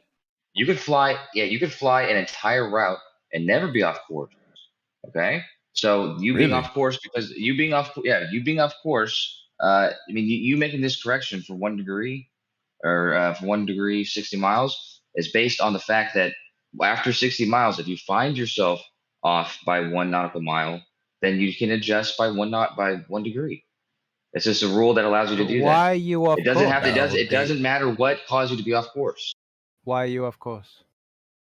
You're drinking and you fucking weren't paying attention. Why are you off course? It could be plenty of reasons, including the wind. Which is why the wind can help to correct for that difference from the 57 degrees to the 60 degrees. See, you bringing up drunkenness is just stupid. Obviously, we're talking about ideal conditions for a competent pilot. The drift will be clearly due to wind, because what the hell else is there to cause the drift? Wind turbulence. Got him. So wind and wind is wind. There's just no rule. Accept it. You conceded already. Get over yourself. Move on to the next. Move on to the next objective. There's no rule. What? Because you're boring, bro. Yeah, you guys are making what?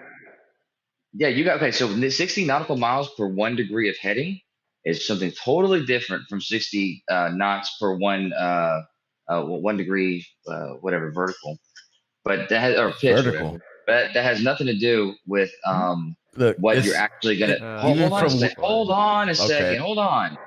Hold on. Hold on to Has what? nothing to do with what you're actually gonna experience because of the wind.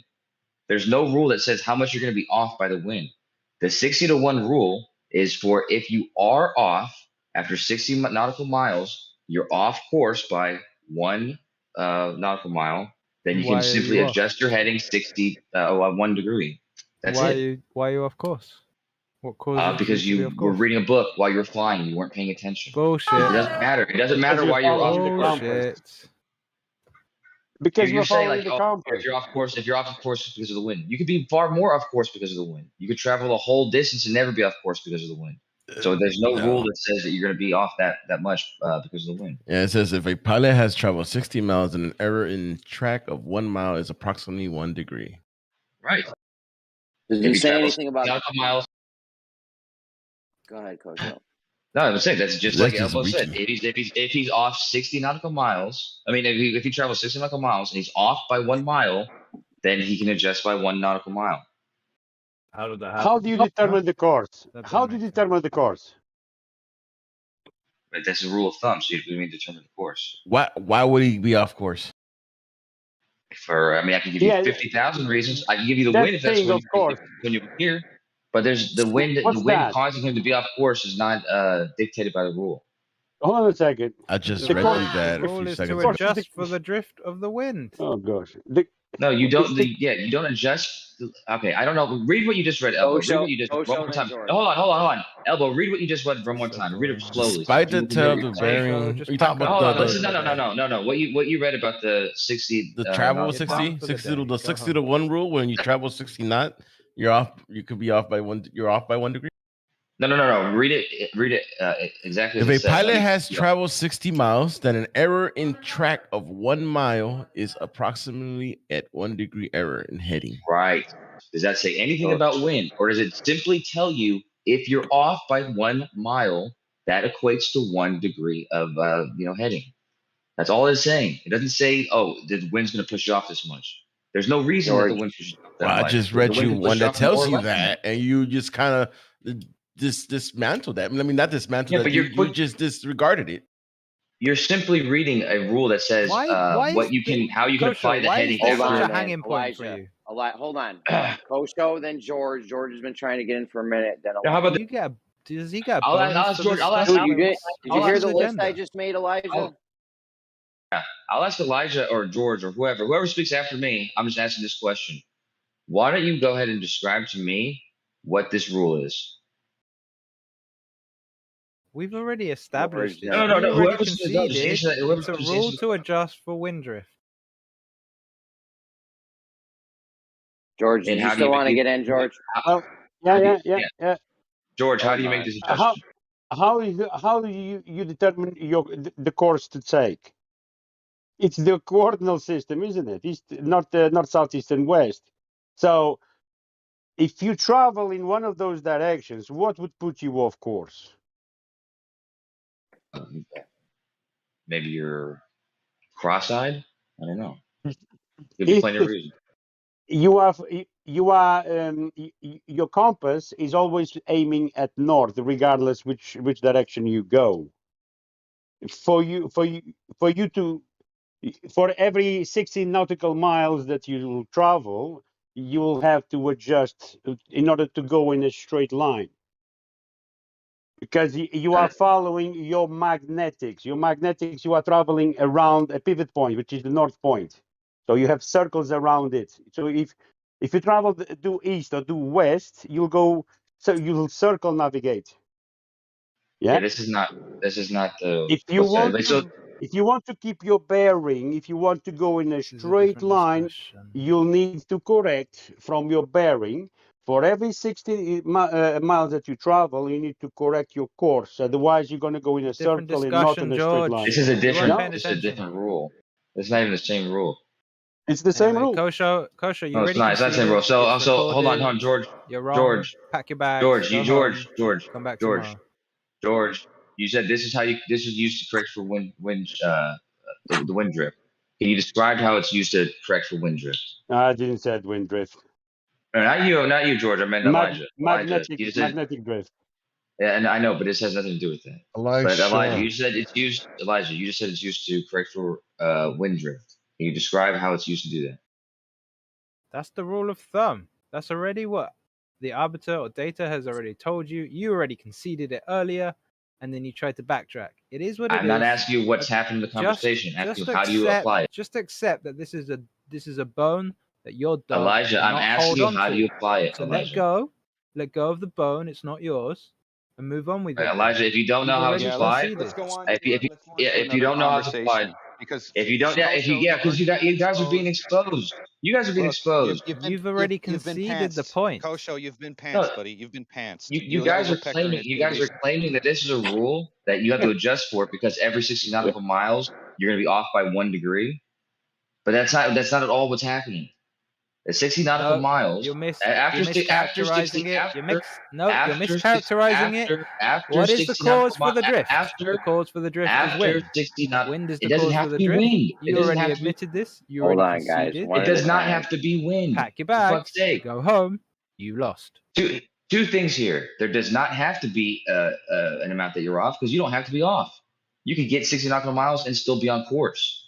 You could be off course by three nautical miles. So what does that? So regardless, whatever the reason why you're off is irrelevant because this rule is simply how to get back on course if you're off course. And if you're off course by 1 nautical mile, then you simply correct by 1 degree. That's all this is saying. It doesn't say the wind causes this to happen, guaranteed every time, or any. Just because you say it's irrelevant, it's not because that's what the rule is about. Yeah, it's not. This is a rule of thumb. It's not what it's about. This is how it was formed. If you want to refuse that, even when you've already conceded, that's your prerogative. But my guy, you've lost. Pack your bags, go home. End of story. This is what's so silly is you guys think that this is only applied to planes. It's not even just applied to planes. It's applied to anything moving in this. Why are you bringing up other topics? Why can't you? Because just be a man? The point is, why can't you just be a man and accept that you've already conceded and move on? Hold on. The point is because you're claiming it's caused by wind. Hold on, guys. I know you can hear me. Hold on. Hold on. Yeah, go ahead. If you're walking on the ground and there's no wind, does this rule still apply? Absolutely. Yes, it does. Yes. Absolutely. That's the point. If you're driving, this applies. It's not just no. Yes, it does. It's not, don't say that, Dada. The reason that it applies, is because of drift. Now, in the air, obviously, the thing that would make you drift the most is the wind. On the sea, it's the water. Walking, you just might not walk straight. So you're gonna have to recalculate after you get 60 miles. You're gonna have to get your bearings again and reconnect to the linear line that you were traveling. Okay, like that. Why is that hard to understand? Oh yeah, that's exactly right. But it's definitely a triangle that I see there, and there's a 90-degree angle there, and they use that angle, right, to figure shit out. Like, what's the deal? That's exactly right. But the claim that this is a what rule. Data brought up, he's refusing to accept. Very specific example because of he's a rule of thumb. incorrect. He refuses to accept this, and all of this is to obfuscate from the point that the whole calculation is based on Euclidean simple planar geometry, and he doesn't want to acknowledge that because that pokes holes in his whole worldview, which is that he thinks we live on a ball, but we don't, because you couldn't even make these adjustments, regardless of what he wants to attribute the cause for these adjustments that needed to be made. You can't make those on a ball. It doesn't work. It never will work, and he knows that. But even more importantly, in all of these rules of thumb, if we're going to travel from point A to point B, and I'm traveling a distance of 120 nautical miles, that would be in a 2-hour period, let's say, that would be my speed. The Earth apparently rotates 1,800 miles in that time frame, but I don't use any of that information. Okay, so here we go. The what do you call it? The 60-to-1 rule, as we stated, is not caused by wind. I mean, it's not. The 61 rule is not caused by wind. Okay, the 61 rule is a rule to how to get back on course if you're off course. You can get off course because of wind, but you can be off course for any reason. It's not dictated to just wind. So the 60-1 rule is not the 60-1 rule is not caused by wind, which is what you originally stated. What you stated, I'm not finished. When you guys talked and then he talked and he I talked, got next. I waited. Okay.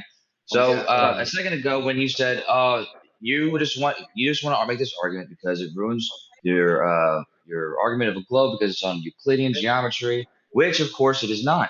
Because if you're on a plane, this could be Euclidean geometry. If you're not on a plane and you're on a globe and you're making a great circle, this would still be applicable. So it has nothing to do with Euclidean geometry. It just has to do with you keeping a straight path. All right. All Go right, I'm ahead, gonna go Hank. next. I got it Yeah, after thank Hank. you. Cool. On a So yeah, boat, if you're you would still be using the same Euclidean geometry. You're Hank. yeah, so just real Oh, go fast. ahead, Hank. Sorry, didn't hear you. This is the only thing I had to add to the conversation. If you are circumnavigating, going east to west, then you are going to need to make course corrections about every 60 miles, just so that you're not traveling a straight line and heading, south southeast or south southwest, right? Because eventually you'll start heading off course. So I think that this is one of the rule of thumbs to where it could have multiple causes, Earth curvature not being one of them, right? Because that would make you fly, up into altitude, but we don't ever see that happening. Thanks. Yeah, we're glad whoever's We don't that. live on a That's like ball. kind of true though. But Okay, You so we all understand that, agree. Kosher, We right? all agree that the wind could cause you to be off by any amount, but so could not walking Yeah, but straight or anything. yeah. but it doesn't matter what's I caused it also to be off concede. though. I also concede, based on what Hank said, that makes more sense. He's right. I said a No, linear but line. No, not a linear line. It's a linear line until you correct to the new heading. But okay, so what Hank just said is not true in many cases. In every case, Oh my actually. days. wow. So if you travel directly It's north or true, but it's south, not or if you true because it, it's not. there's It no doesn't fit need with to my say anything. worldview. I can't accept it Okay, because how I about think I this? live on How a about this? ball, and I just can't let Please go of this respond to what swimming I say. ball. Please respond to what I say after I say it, and respond specifically to what I say if you possibly can. Okay? Because if you travel directly Mate, north or I've done south, that if you so many or times, and you you still haven't, squeal I asked you a past the blatant point. question. I asked you a blatant question last time. You You're didn't like a answer. Elisha, rabbit let him caught in a Doesn't matter. trap. Elisha, So, let Squealing. him finish. What the fuck? yeah. Regardless, if you travel directly north or south, or if you travel directly east or west on the equator, you're not going to make any sort of adjustments due to your heading difference because your heading is not going to change due to you not going in a straight line. However, if you're going any other angle, you're going to have to make adjustments, and there's not going to be any rule that's going to allow for you to just pick to arbitrarily use that for every direction and every latitude. Every latitude, it's going to be the further north or south you go, it's going to be a steeper angle. Like if you're going just directly east or directly west, right? So the Kosher, same how with do you have straight lines in a sphere?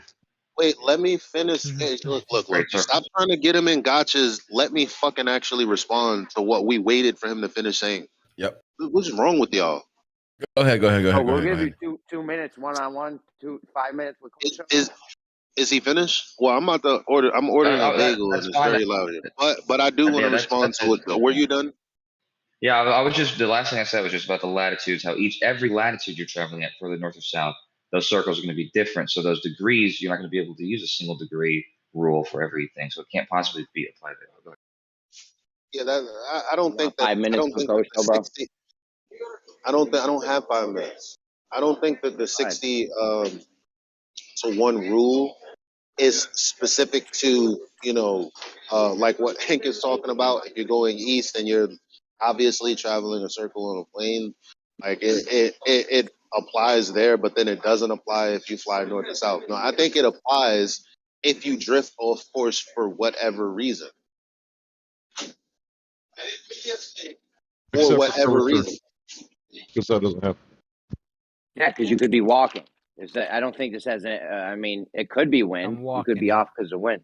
You could be off because of wind, but you could be walking. You're using a walking example. Why are we talking about walking? We're talking about aviation here. We're talking about the rule applies everywhere. Jeremy, try better, please. Try harder. Because we're trying to figure out if the 61 rule only applies to only applies to wind, and we've now found out that and we've now found out that you could use it while you're walking in no wind to correct your course. You can use it for walking. That's not what aviation teaches you. The 60-to-1 is based on flight and due to wind. That's what it's for. The fundamental application is due to wind drift, the speed and direction in which the plane is going. That's what the 60-to-1 rule is for.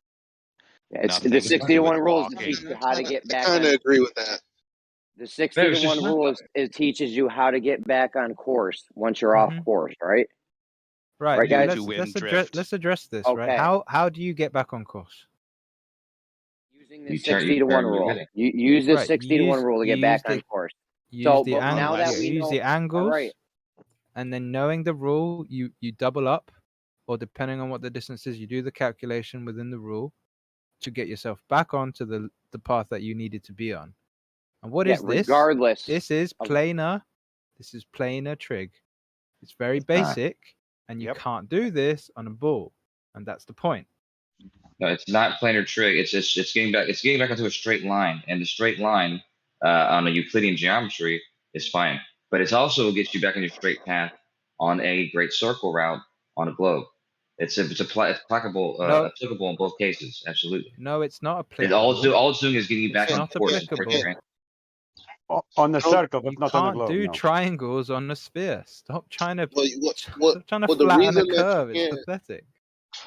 Yeah, the reason that it can't be done is because, you know, the great circle thing, it is like in practicality, they're helping the plane, or the plane is either someone in the, I don't know how it works, whether it's somebody at the base is helping you. That's what it seems like, because you're receiving information, it looks like, from maybe 2 points. And so that being said, like really, all they're doing is they're working with angles, which wouldn't be possible on a globe, man. Like I don't. Simple. No, you determine how far off course you are after 60 nautical miles, if you are at all, and if you are off course by 60 nautical miles by, let's say, 2 degrees, then you can use that by 2 degrees, by 2 nautical miles, then you can use that 2 degrees, and it will give you a less accurate it'll give you less accurate estimate than using 1 degree, because the more you can pound onto it, the less accurate it's going to be. And regardless if it's a great circle on a sphere or a straight line on a flat space, it's going to be inaccurate in both cases. So it doesn't matter.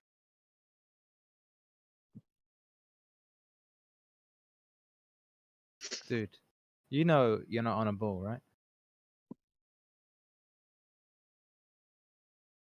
I take the I know silence as that. They concession. believe. Come on, Kosho, you know. Anyway. He knows it. Otherwise, he would have spoken up. Well, I mean, at any point in this conversation, you can respond to substantively one of the actual points, but regardless, the main point that the 60 to 1, and again, I'm not finishing. I should have finished that by saying when I'm done talking, but I didn't say that. So you had every right to interrupt me, I'm sure. But regardless, when Flat Earth Data originally brought it up, once again, the 60 to 1 rule about wind, which it's not about, he brought it up because it's supposed to be a rule that is showing us a linear relationship, which is not impossible on a globe. And this linear relationship he's talking about is simply your correction to get back into a straight path. And you can have straight paths on a sphere, so it's not. It was a non-point. I don't even know why we're arguing about whether radar can be transformed to a 2D plane, and it obviously can. It doesn't. No, hold on. It doesn't need to be transformed to a 2D plane because it already functions on a 2D plane. This is your trope.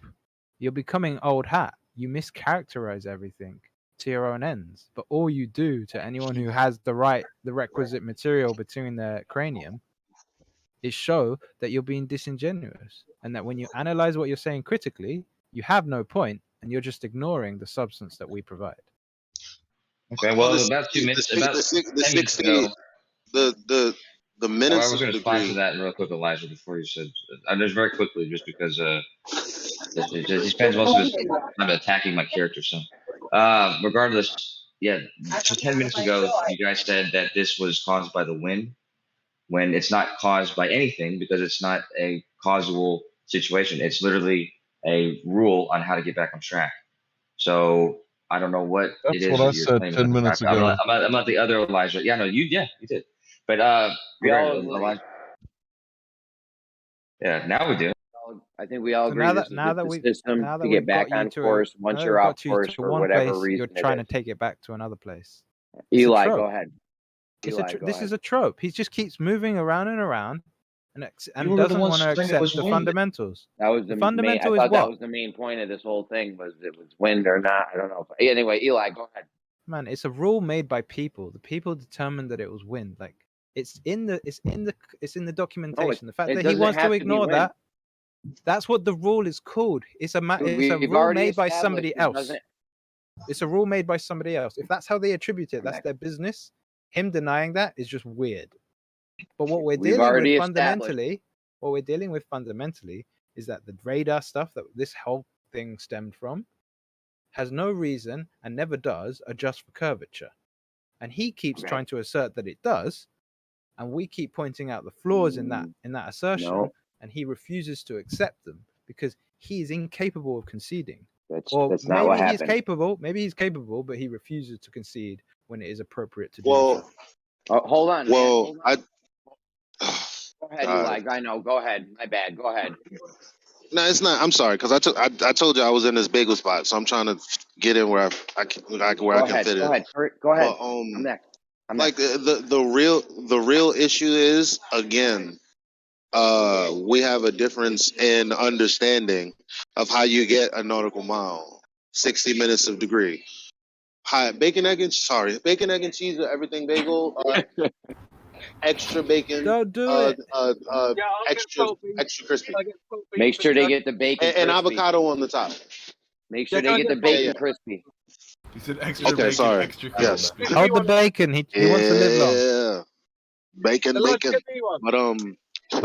No. so this is the reason that we can't agree. Like, and this is usually why conversations never get anywhere. Like yesterday when we were talking about epistemology and how Kosho refused to say that. well, rather he said that the epistemology is similar or the same, except it was interpreting the one thing that would make our epistemology different wrong, which is what a prediction is, which is what a hypothesis is. But anyway, we don't have to argue about that. In this case, the nautical mile is derived. Well, the 60 minutes of degree being a nautical mile comes from. I mean, the minutes of degree actually are translated from the arc of the sky, and they just say no, that's the curve of the earth. No, but it's the arc of the sky from our perspective. Like, and so unless we agree on that, which we won't, because they say it's a curved earth, we say it's just the arc of the sky. There's really nothing to talk about because we're talking about nautical miles over a flat plane. So I can find some common Actually- ground. Kosho, we agree to disagree, and you're wrong, and that's fine. I disagree with that, and I'm going to go ahead and agree with the other one from before. And regardless, Elijah, I'm sorry to say this, I don't want to disagree, but I will tell you that the nautical mile in this case is not related to that 60 degrees. That 60 degrees is an estimated number because it's an easy round number. The real number is the 57.3 or whatever, 1 radian. And so it just happens to be the case that after 60 nautical miles, you will you can translate that to 1 radian, which will be the which is how the angle moves. Basically, the angle, if you need to move over by 1 nautical mile, you only need to move 1 degree. So that's I mean, it's the same. Okay, so but we're talking about something that effectively looks like a protractor. So the baseline of that would be flat, just like the image that I posted, because the nautical mile distance that's at the bottom, that's a straight line. I know it's just a depiction, it's just a drawing, but I'm failing to understand how that straight line translates to over curved earth. Like it's exactly what it's exactly what Data's saying. I don't get why he's wrong. No, yeah, because it doesn't. It's not exclusive to the Euclidean geometry or a flat plane. It's an estimate that can be used in Euclidean geometry on a flat plane. It's also an estimate that can be used on a non-Euclidean surface, a sphere, uh, and you do the same thing because both of them you're going to be both A of them are not circle over the accurate. plane, man. But neither of them are accurate, and both of them are simply just getting you back on course to be on that straight path. And you can have a straight path in both Euclidean and non-Euclidean surfaces. So it's not But can you have unique a to can you have a parallel path? on a non-Euclidean. A parallel straight path on your sphere. It's not going to That's what stay Data was parallel. talking about. It's not going to stay parallel. Yeah, well, whenever you have a So if 2D it doesn't grid, stay parallel, then you're dealing with something completely different. And what Data Yeah, if pointed you out have originally is that what we have parallel straight lines between two planes of equal elevation at different points in the range of the radar. This wouldn't happen on a ball. They would be different. What do you mean it doesn't stay parallel? Oh, my bad, Elijah. Go ahead. That's okay. I'm just saying they would be different by definition. They couldn't be parallel to the plane because you're saying that we're on a curved surface. So if they're both at the equal elevation off the surface, but the surface is curved, then they would present at a clear difference. But that's not what we get, and that's what Data brought up originally. Okay, well, if this is the truth that you're claiming, then I suppose they should rename the equidistant azimuthal mapping system because they're not equidistant when they're azimuthal. Because this is an azimuthal grid system with the radar at the center. It's besides the point. Because actually, what the point is, what the point is this is a grid system. I didn't ask you what you mentioned. I didn't ask you what you mentioned. But I'm actually just saying. I'm not asking any questions, to be honest with you. I'm saying something, and when I'm done, it'll be your turn to speak.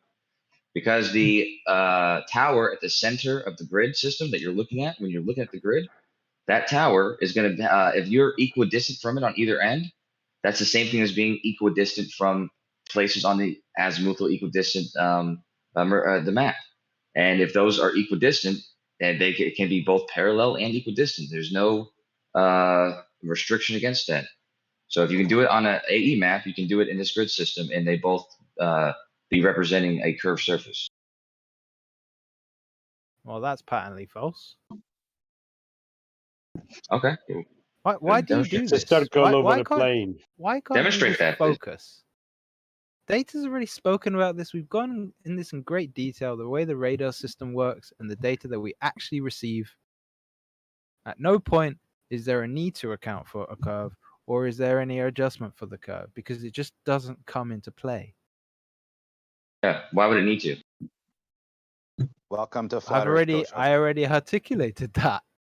No, you didn't articulate that because Yes, as I and everybody else told you guys. Yes, I did. When you ping from the tower to the planes, it's going to give you a distance, and then you're going to have their elevation, and you can get their actual distance from you and with their elevation information.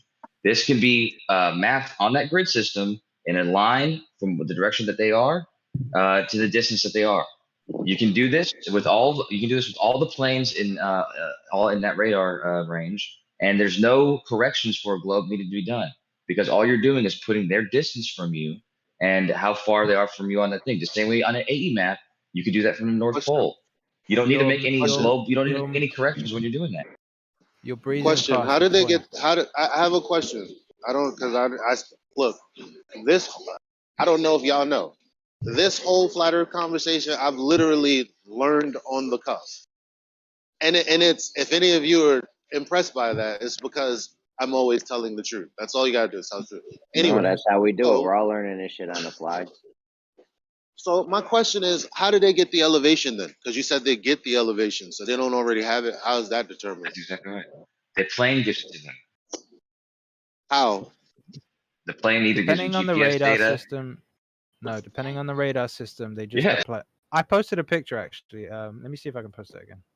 It's pretty big. Yeah, as I said, they can either give them GPS data or they give them some other signal. They do the angle difference from where they receive the ping back from the plane compared to the plane, as in the actual plane upon which they're stood on or they're seated on. Does that make sense? It's Well, I mean, easier if I show you a picture. so this is an elevation angle then. Yes. No. What are we talking about then? It's not. Dude, listen, dude. They actually have the elevation of the plane. They're not. That's the point. The elevation yeah, is. I know, but not the elevation angle. They're getting the elevation of the plane, the altitude of the plane, usually from GPS. If they can't get that, they can use something more crude measurement, but that's not going to be all accurate. The accurate information comes from the plane. Yeah. Okay. But what does that got to do with it not being an elevation angle? It's not an angle. It's just giving you the plane's altitude. Well, No, they confirm and determine the altitude by the angle difference off the plane that the radar is sat on. I posted at 15 minutes past the hour. Yeah, but that's probably like a backup plan. It's a clear graphic to determine how they to show you how they calculate it.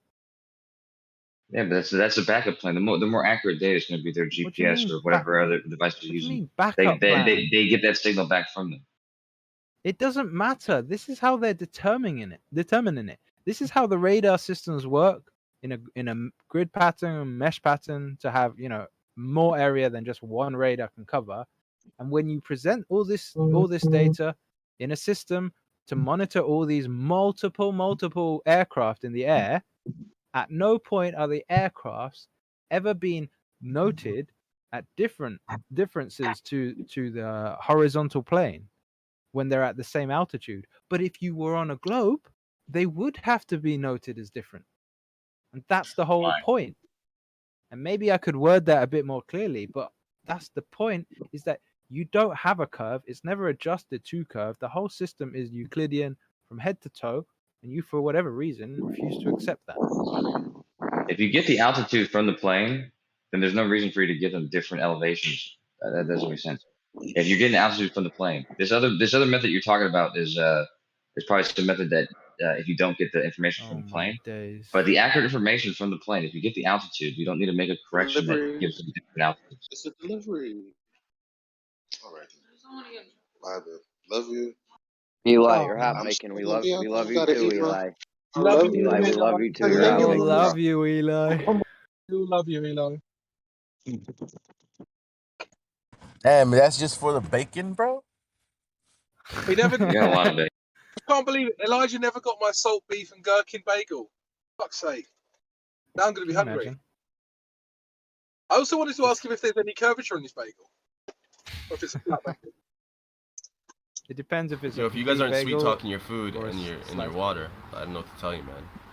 That does wonders for your health. I've heard that's good to restructure for like restructuring of water and shit and water memory. Yeah, I heard that's bless your food. Yep. Good. It's true. It's facts, man. In between every bite, I love you. Who wakes up every morning like and has that a conversation with God? Raise their hands. My hands are raised. Like that experiment they do when they they flash freeze the water. They might say thank you to the water, and then they flash freeze, and it forms this nice symmetrical crystal shape, and then they say like hate or something, and it forms this ugly oblong shape. What was that guy, Dr. Emoto, I think? Yeah.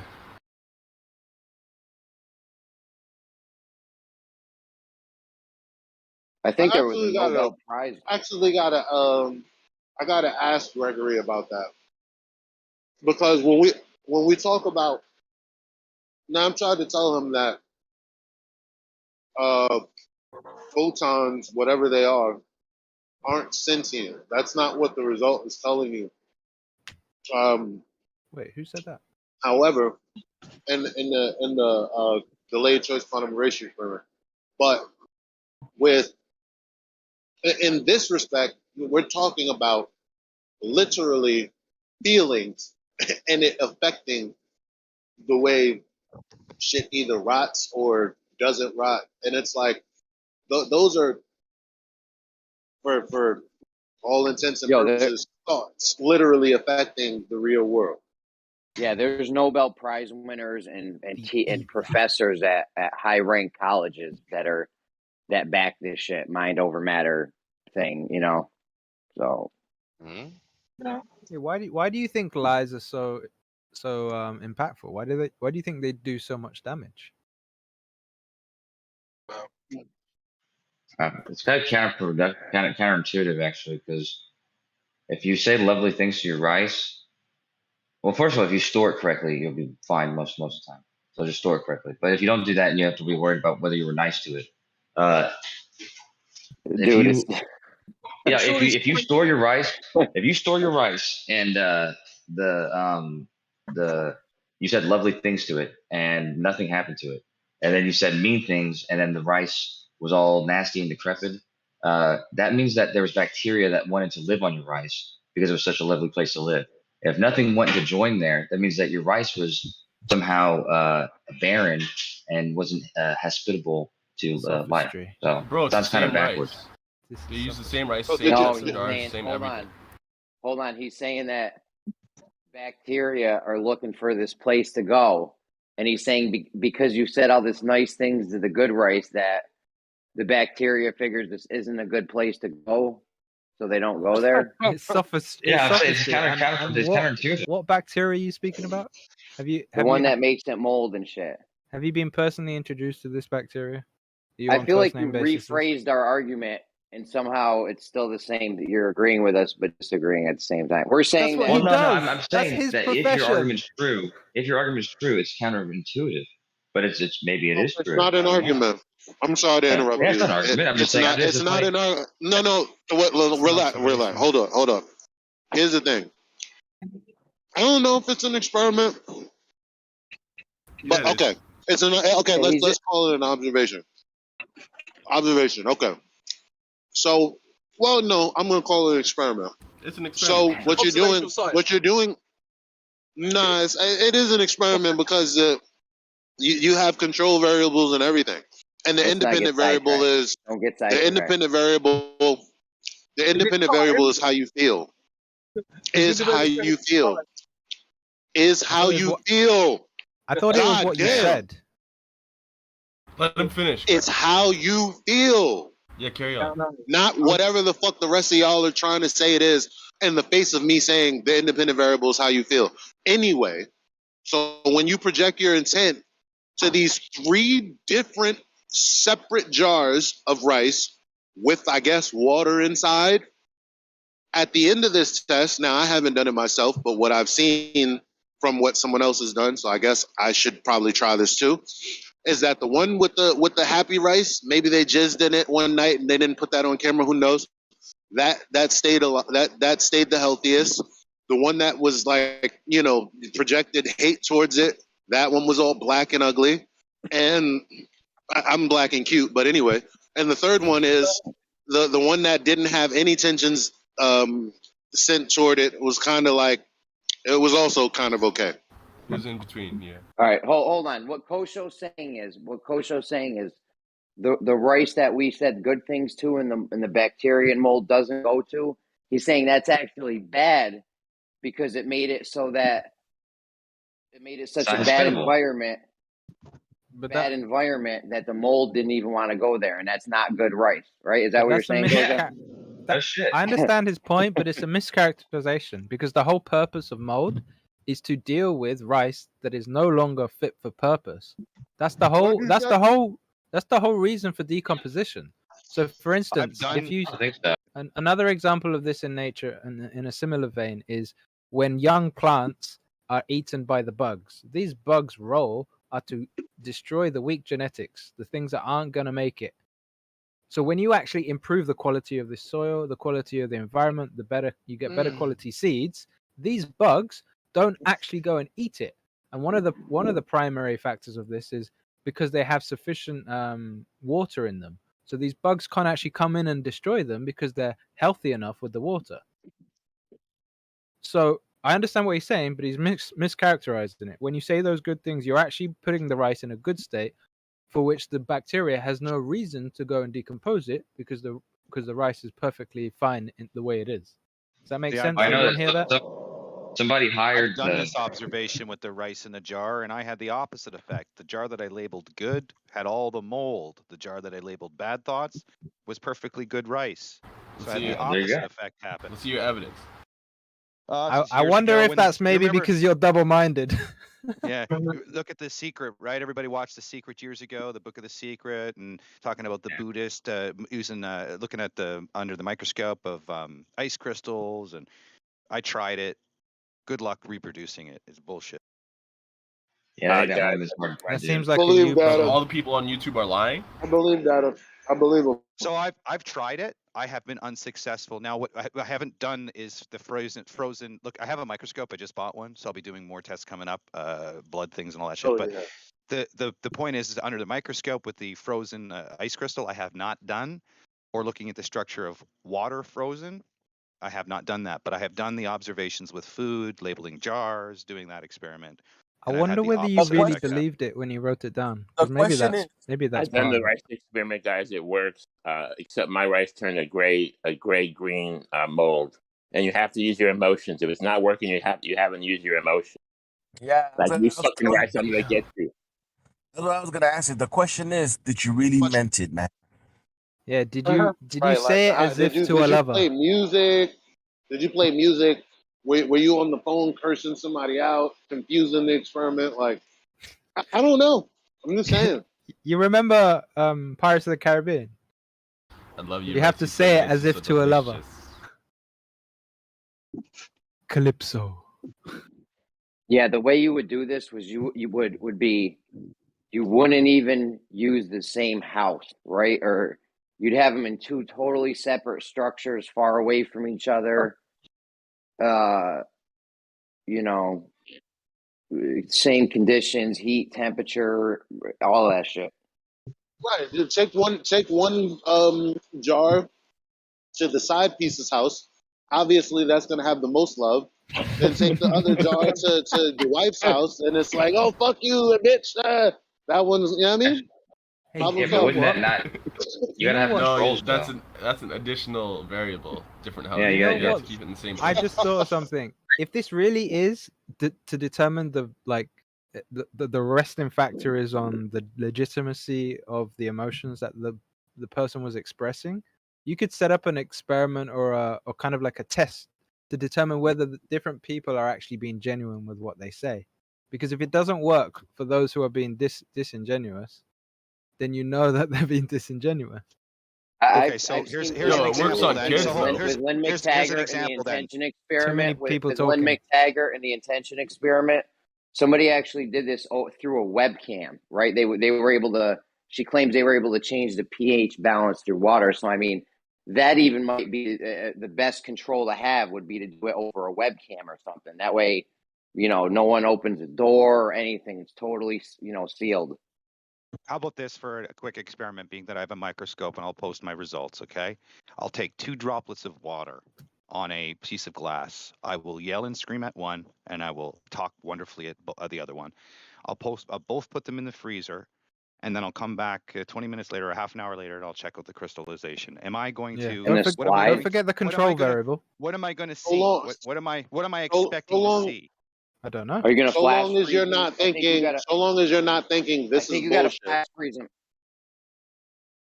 Yeah, you gotta flash freeze them, in or else it's a another in a variable. slide. You got to have slides you can put under a microscope, but you got to flash freeze them. Like I don't think like a regular freezer. You know what you really can do works. to eliminate the potential error in you as an individual data is you could use music. So you could use music that's positive, music that's negative, and then a control variable of no music at all. What So music is how about this? How about this? I will take a droplet of water on a sheet of glass. I will put a Bluetooth speaker inside my freezer. I will turn on some death metal, satanic, blah blah blah blah. As the water freezes, I will take it out. I will analyze it under the microscope. I'll take photograph images of it, and I'll repeat the process for you guys. I'll do that. Yeah, that sounds like a good way to No, eliminate yourself as a varying variable. Music is not negative by itself. You guys are crazy.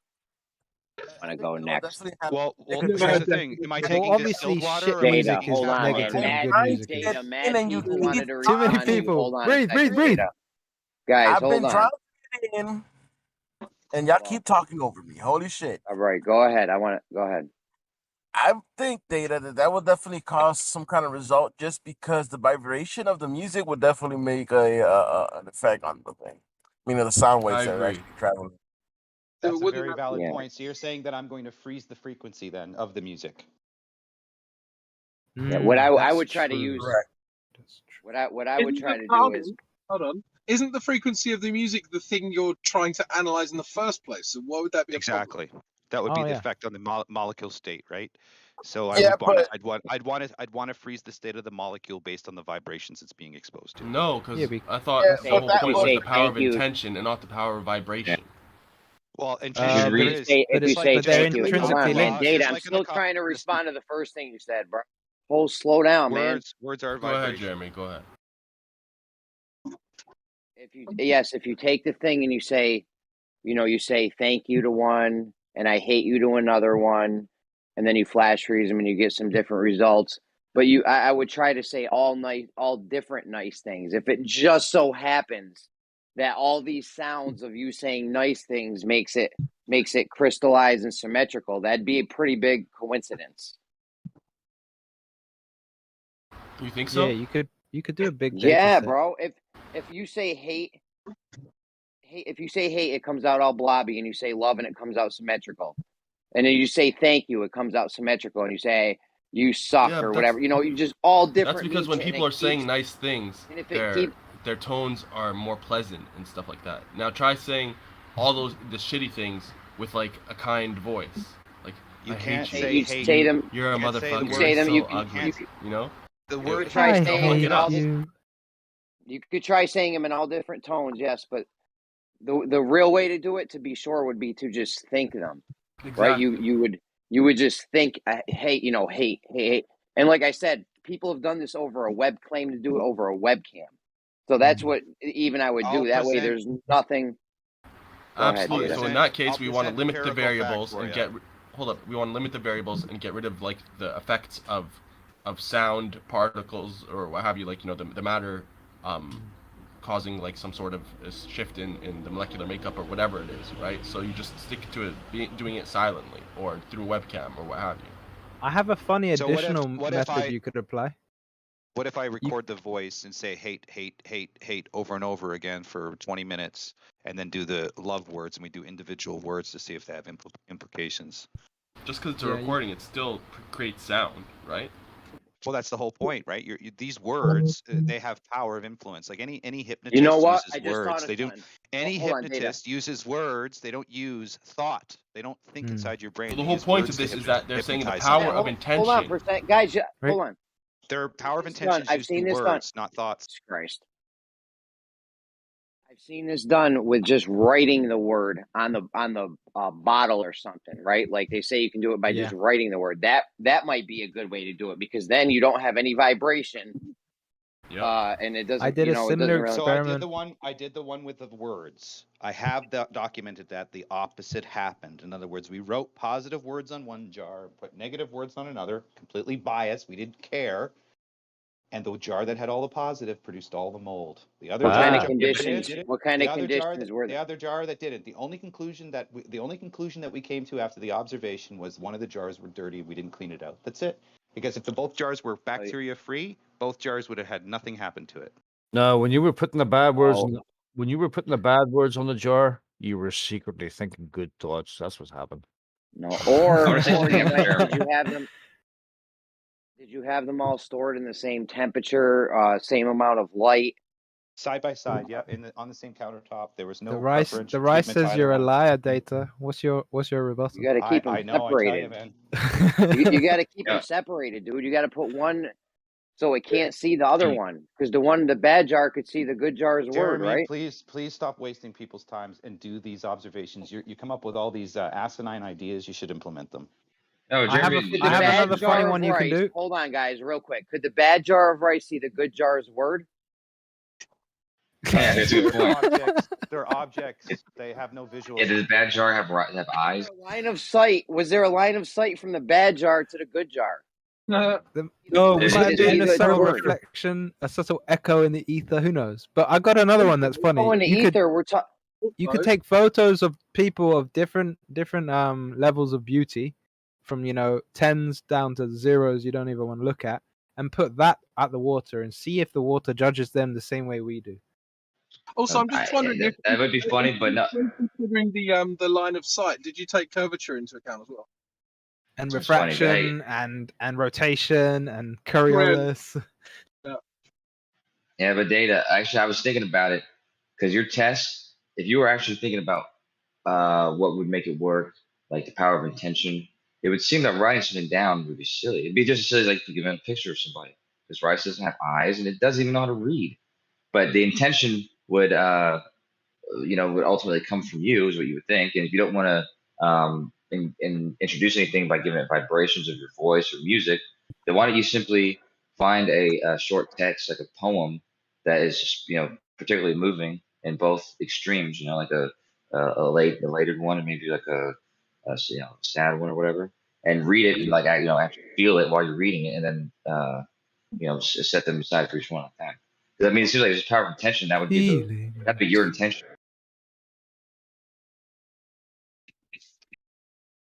You could always just it might just be that Data's a sociopath. Yeah, I wouldn't have had the jars next to each other in a space you're actually living in. You know what I mean? You got to have. I would have had it totally isolated, soundproof. Make sure it's the same temperature, like that. You're not even sure if you washed one of the jars out good enough.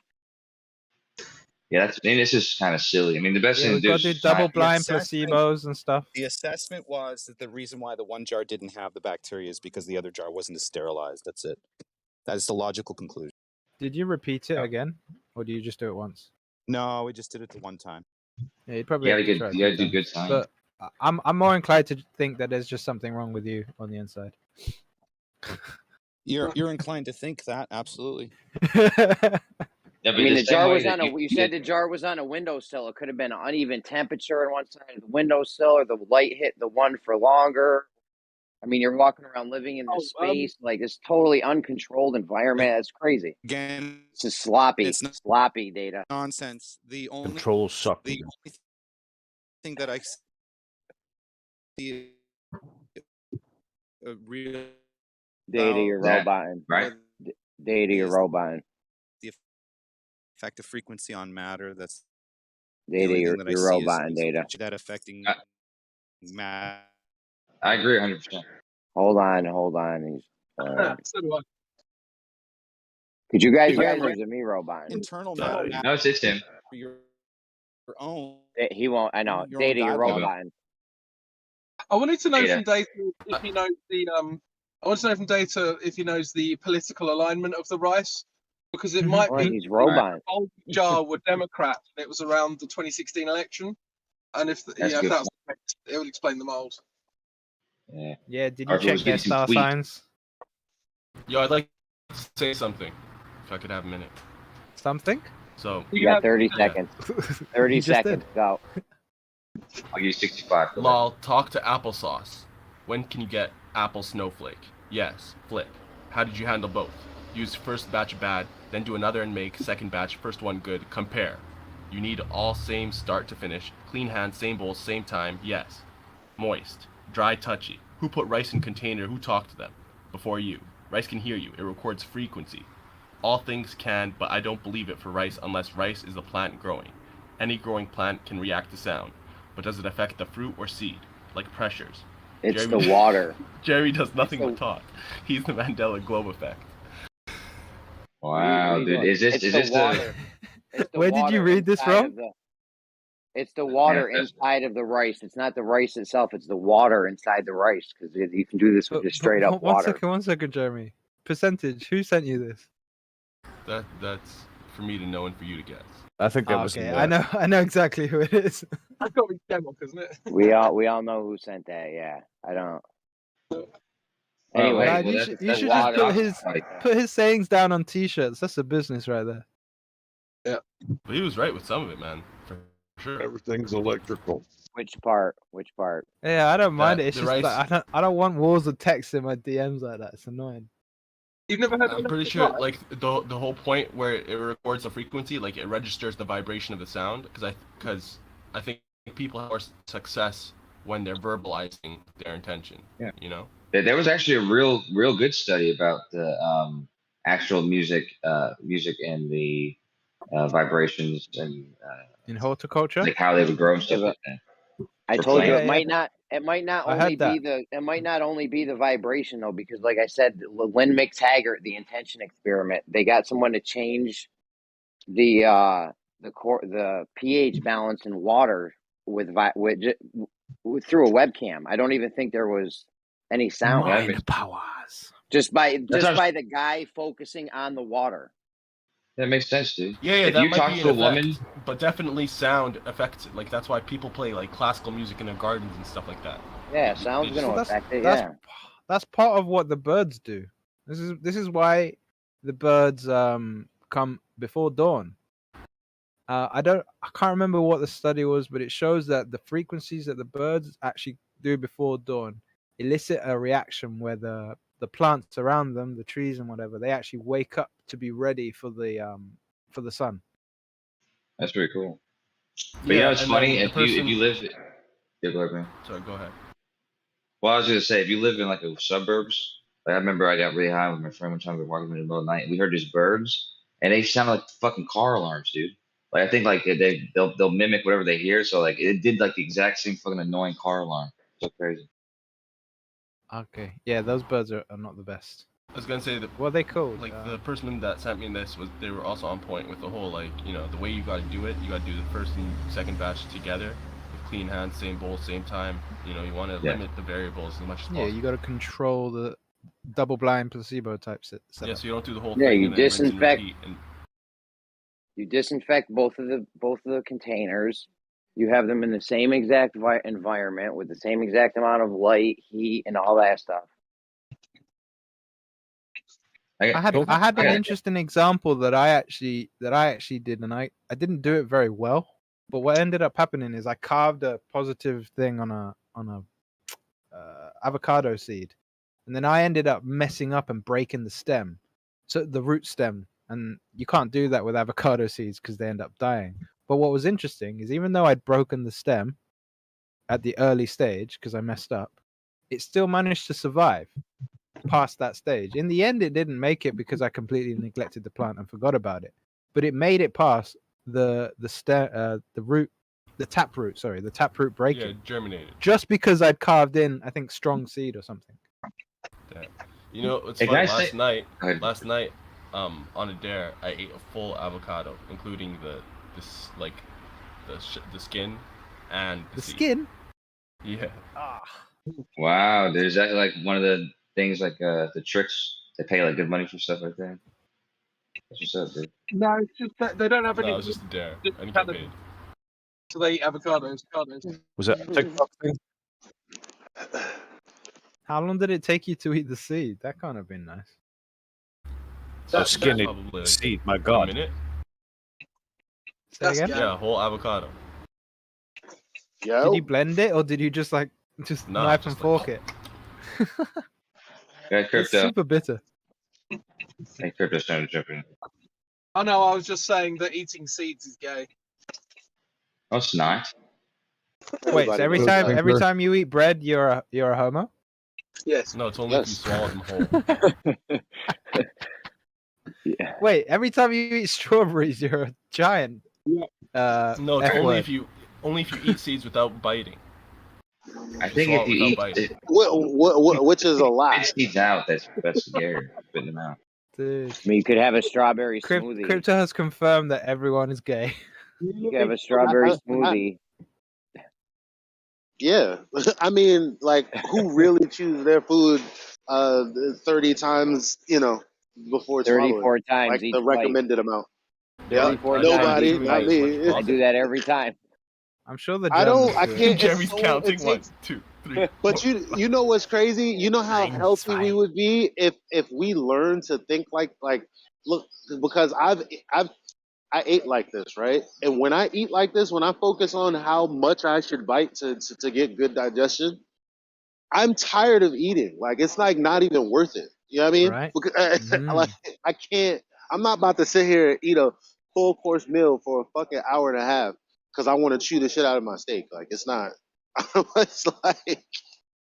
Well, that's probably because No, you that's have your bad problem, steak. man. You're probably Steak's supposed to shitting melt it in your out, mouth. partly undigested. Bro, My wife be looking at me crazy. She's like, "Why are you still putting food in your mouth?" You know, I'd be eating like a. Because You ever see good, those old? feel good. Put You food ever see mouth. those old Feel. Wu-Tang movies? Those old Shaolin Wu-Tang movies where there'll be like this karate guy eating a chicken at a restaurant and there's just chicken flying everywhere. Like that's how I. Yeah. That's how I be eating shit. Yeah, I just got some dumplings with my girl from Han Dynasty. I don't know if you ever tried that spot, but if you're ever in the city with your lady, man, definitely try Han Dynasty. It's good Asian food. Actually, she likes Really need that to place. renegotiate our product placement contract. Lady, don't you say to your wife though, Jeremy? Tonight I'm going to take you out for a treat, honey. We're going to eat a lobster. She goes, "No, Jesus, can't we just get McDonald's? I haven't got fucking 3.5 hours to sit and watch you eating, bro." Listen, hard dick and bubble gum.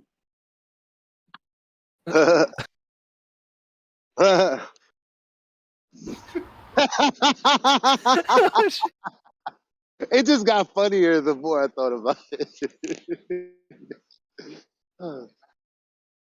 I think he has redeemed himself with that one. Well done, Jeremy.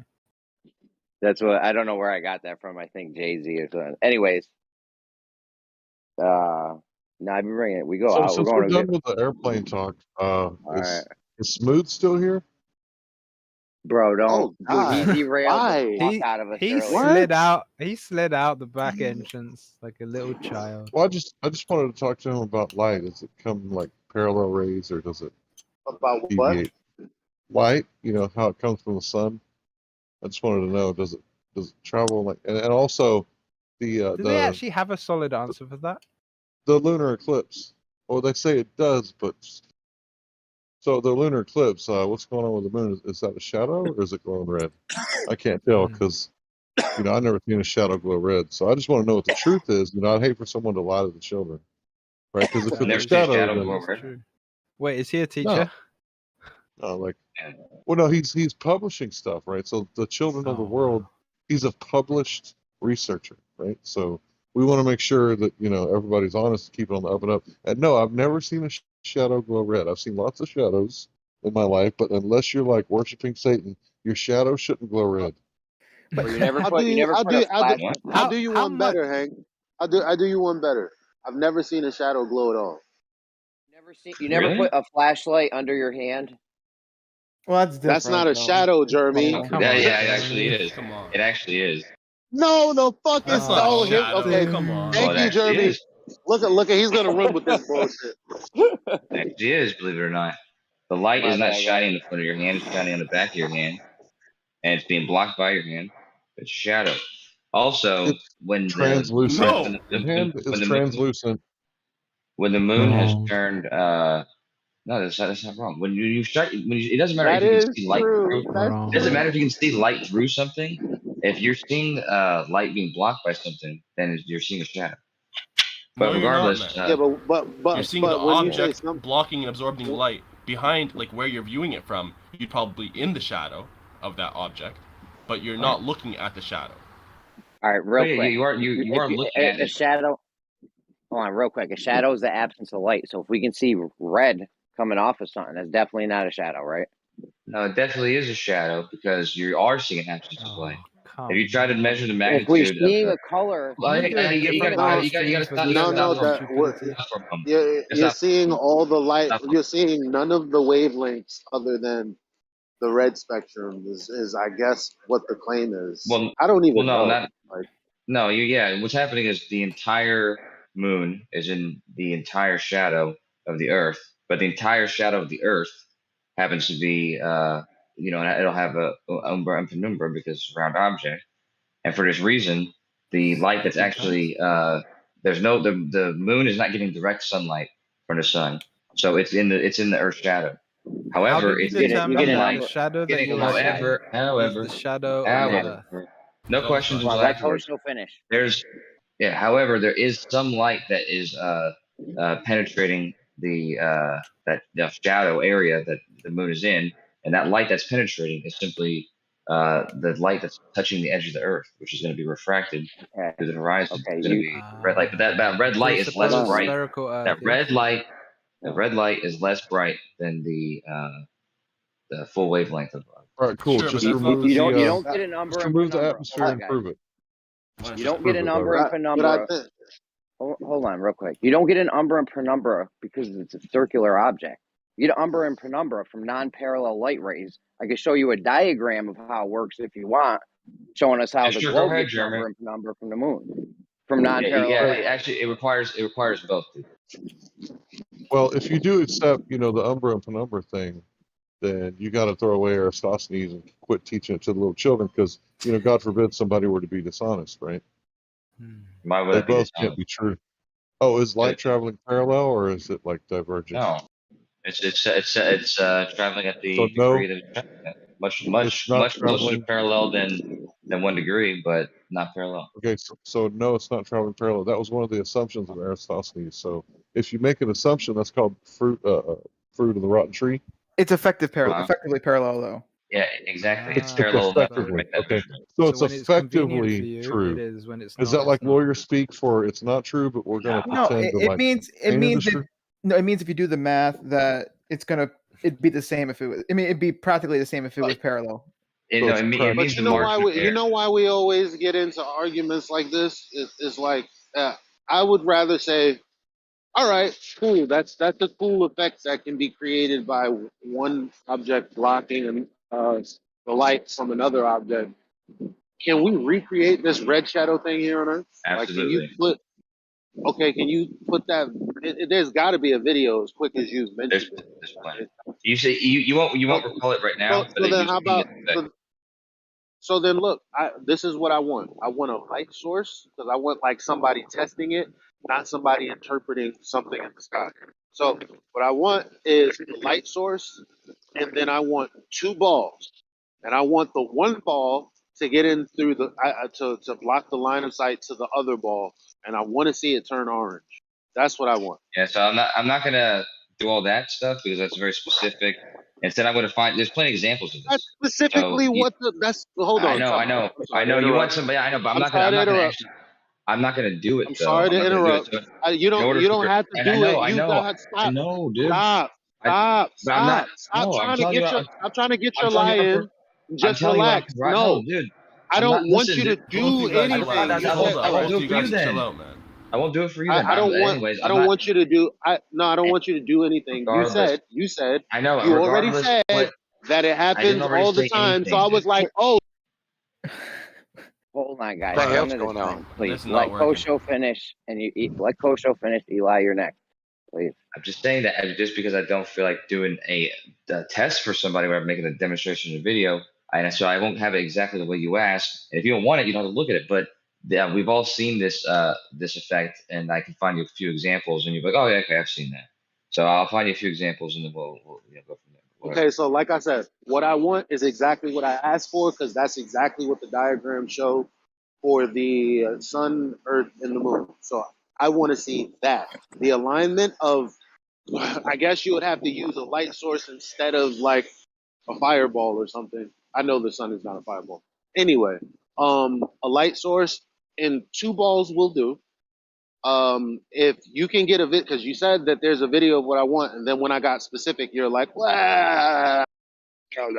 So now that you know exactly what I want, either go ahead and pluck a video from the internet or whatever else it is you feel you need to do to do exactly what I asked for and nothing more, nothing less. Yeah, I'm not going to provide you exactly what you asked for. If you want exactly what you asked for, you'd have to do it yourself, right? But in order to show you something or show anybody something that does the same effect, it'll obviously not be what you described because you didn't tell these people to do it.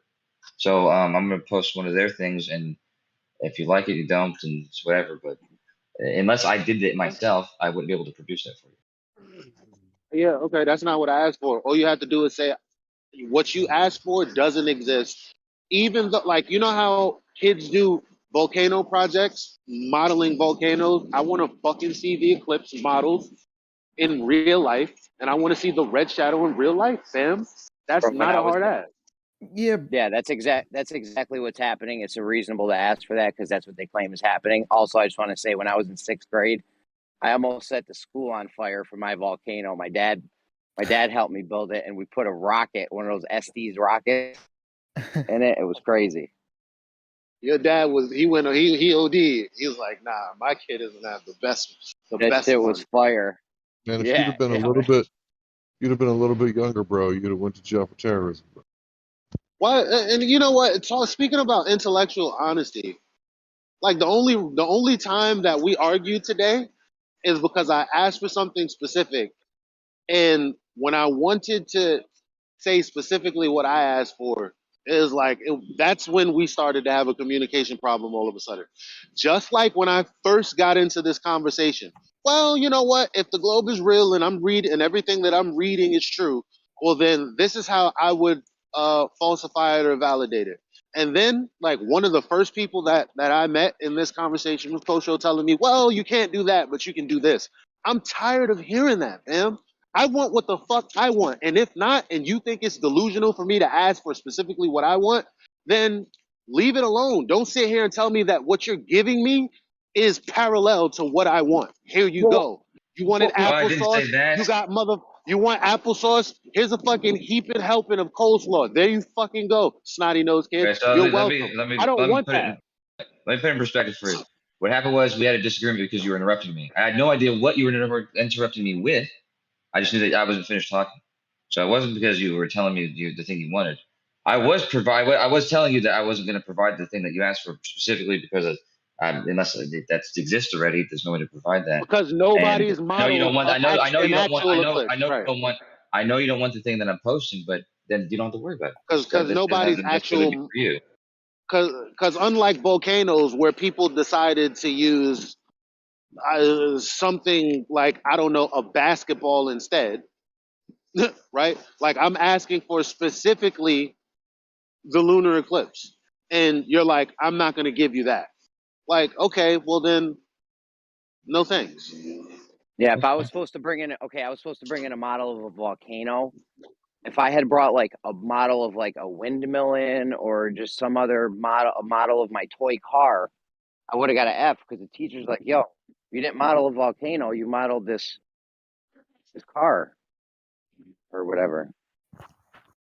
Like, it's weird. Luckily, this isn't for a grade. I typically interrupt when someone's misinterpreted what I said, or if it's just like extremely ridiculous. And to say that, well, you know, it's not going to be exactly what you want. Mind you, audience, what I want is merely what they claim the eclipse is doing. You have a light source. You have two spheres. One is getting in the way of the other one. And I'm like, okay, well, there should be some kind of ratio that we can recreate the same exact thing and get the same exact effect. And he's like, well, I don't know if anybody's done what you want, that is what you said. No, it's very possible someone has done exactly what you want. What I said was, I'm going to provide a picture because there's a very easy picture to provide. I'm not doing it because I owe it to you or something. I'm just showing a picture. If you don't want to see it, you don't have to see it. And it doesn't have to be what you want, and it's not meant to satisfy anything, but it's to show exactly what you guys have all seen plenty of times. You just probably don't realize it. Mm-hmm. Okay, but real fast though, I mean, isn't it important that if we were to do this model, that the ball would have some kind of like, you know, like atmosphere kind of thing going on it? Because I mean, from my understanding, we live in the atmosphere, fam. We live in the atmosphere. I get that, but okay, I get that, but the model. If it can't be modeled, then Eli, I don't have to believe it. You got to refrain from interrupting them. Because it's like, isn't it impossible for what you want? Like, stop telling me to believe in things that's impossible to remodel. That's all I'm asking. I'll shut up now. Yeah, Kosho said we just needed to have a number and penumbra and a circular object for this to happen. Do we need an atmosphere too? We need something to You like bend the light.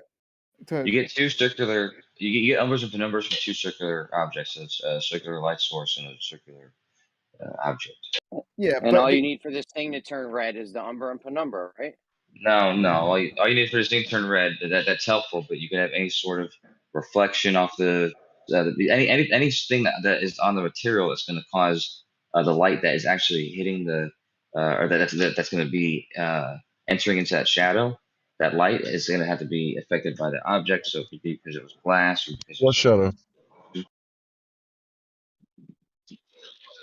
Yeah, so yeah, you can't. So yeah, you can't just do it with like a rock or whatever. I mean, the rock would need some kind of like, yeah, like I'm saying atmosphere, but anything that can separate the light, the lights and whatnot, and give you red light in the. So where's the rest of the like rainbow colors? How come there's only like red light? I mean, from It's my the understanding, sunrise. yeah, it's like that whole thing with like where you have like the moon or the sun at like the horizon where it's like red. It has to do with like the angle and whatnot. I've It's never weird. seen a red sunset. Have you guys ever seen like a Martian red sunset? I've Sorry, seen like yeah. orange and I'm Yeah, sorry, I purples. But did. where's all the orange and Yeah. purples?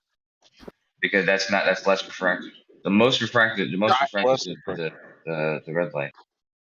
I mean, No, I Rocky thought just got the a red I red don't know if it infrared was was the least yesterday refracted. or I That's don't why we know if take it was infrared to shine. yesterday or Sorry.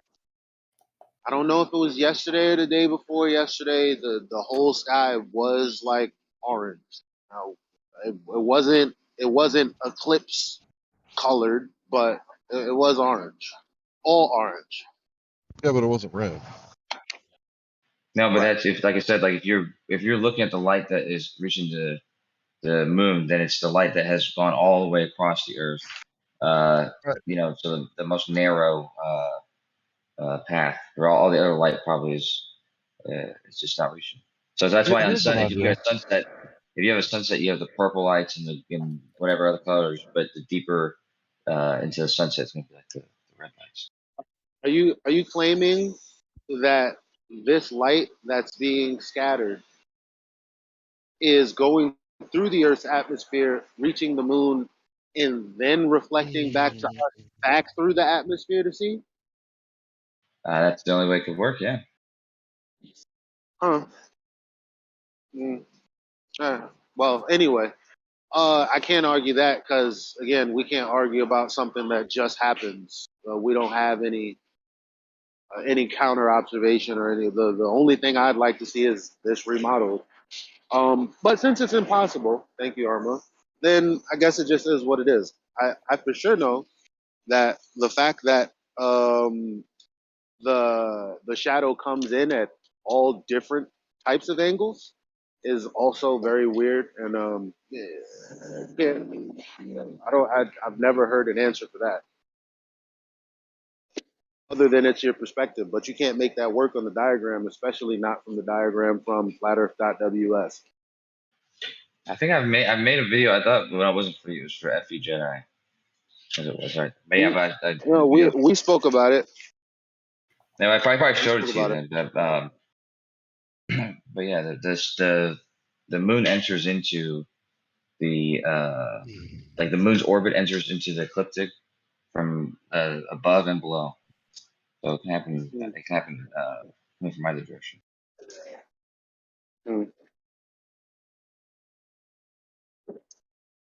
Yeah, I don't see how it could happen from any direction because if I got like 3 balls, right, and one of them is a light, and it's the Earth spinning, right? So if I'm like going down on my back, then the shadow would be coming up. I'm The real standing buddy, on Hank. is the second ball. Oh, stop, rap. You're not sounding pretty good. Can you repeat what you just said? Okay. Damn it. That's pretty funny. That literally happens every time.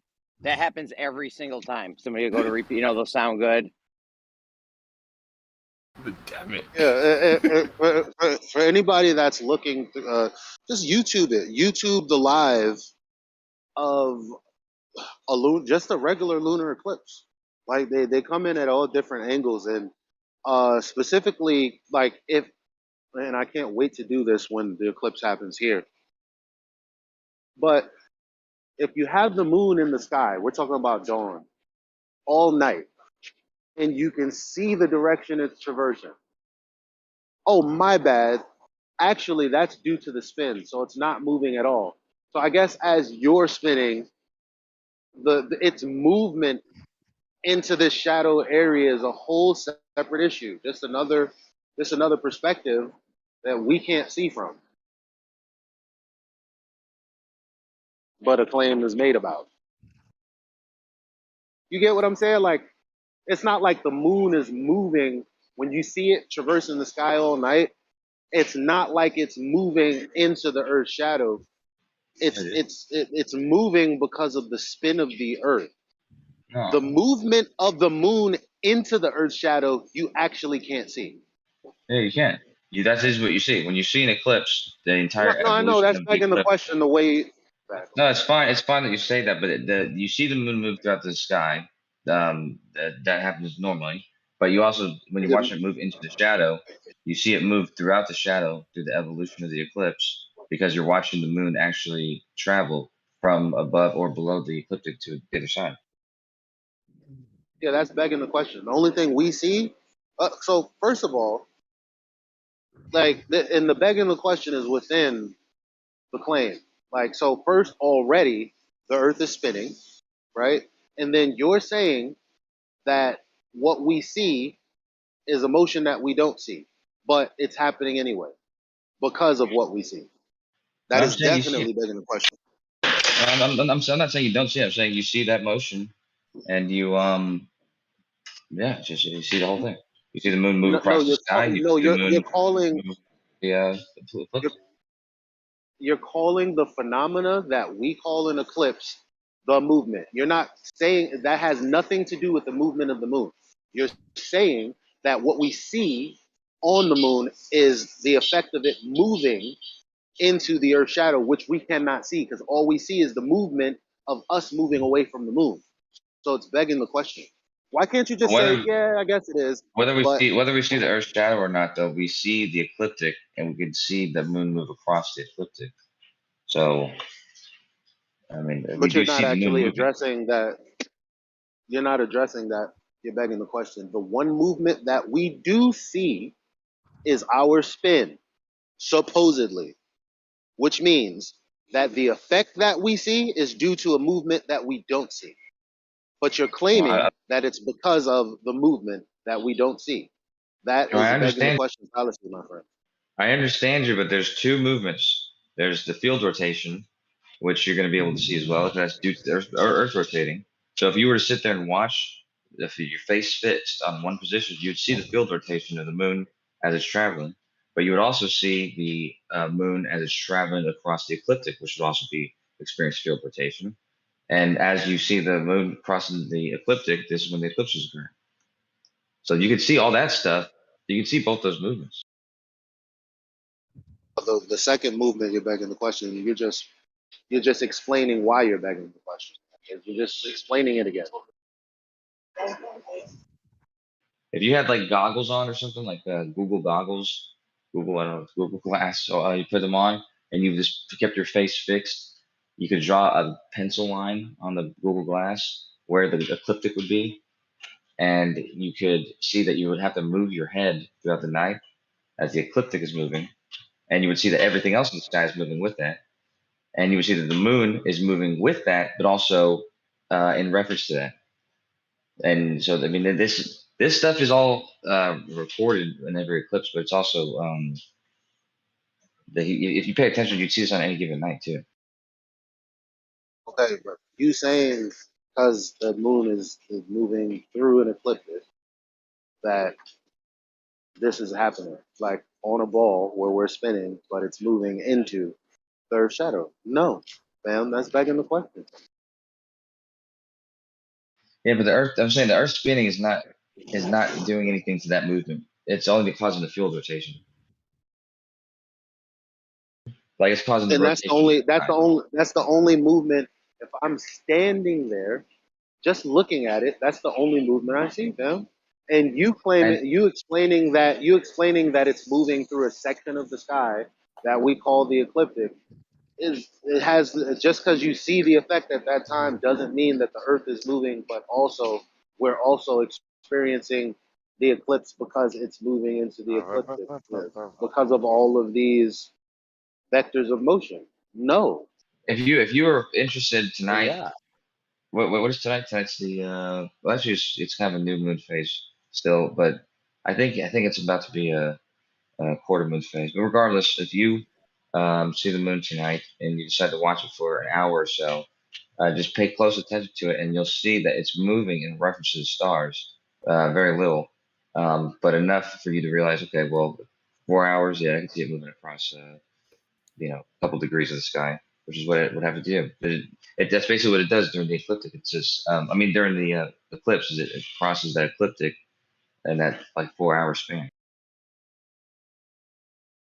It's an explanation of what I'm saying is begging the question.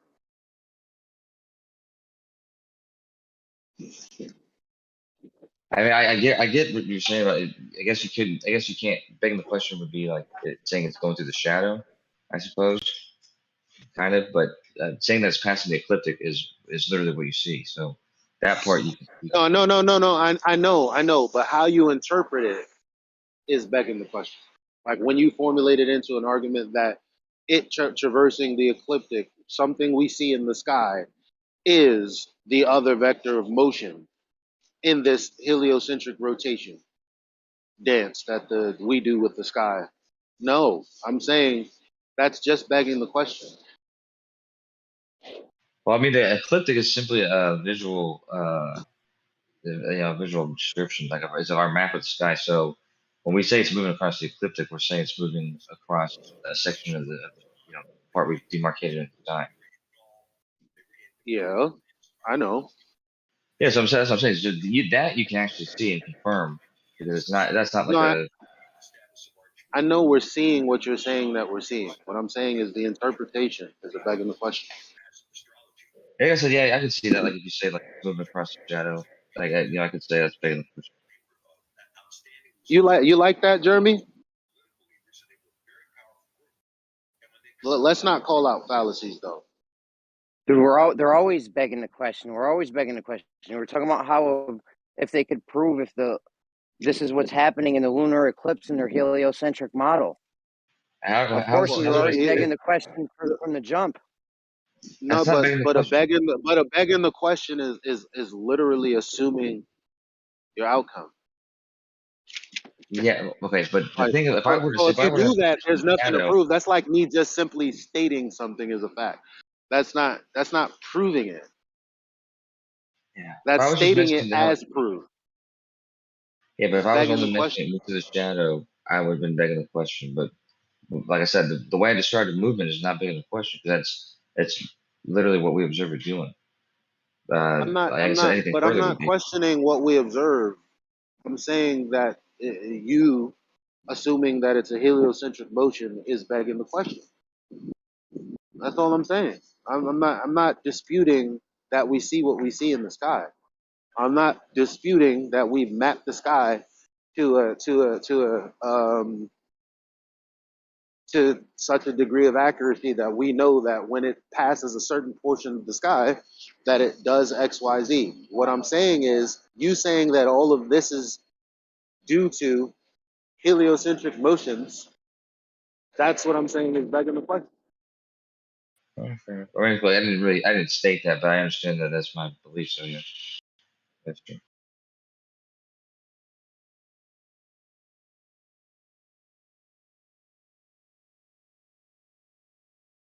But regardless, though, I forget what the original point, but somebody asked about how it comes above and below, or coming from multiple directions. Like I said, if you think about it as it just crossing the ecliptic, then they're coming from above or below. That makes sense. Above or below where? Like the ecliptic, like it goes from being at 5 degrees above to 5 degrees below the ecliptic throughout its orbit. So when it crosses the ecliptic, it could be either crossing on its path, going from above it to below it, or it can go cross its path from going below it to above. Can we get a diagram real quick?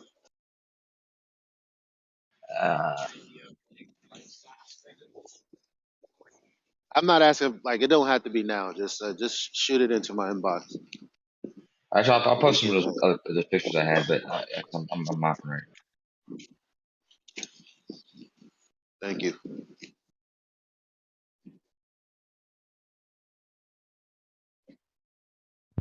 Yeah, I've been passing out a Rupert Sheldrake video Last few days, I just at a funeral, but I was curious, did anybody watch?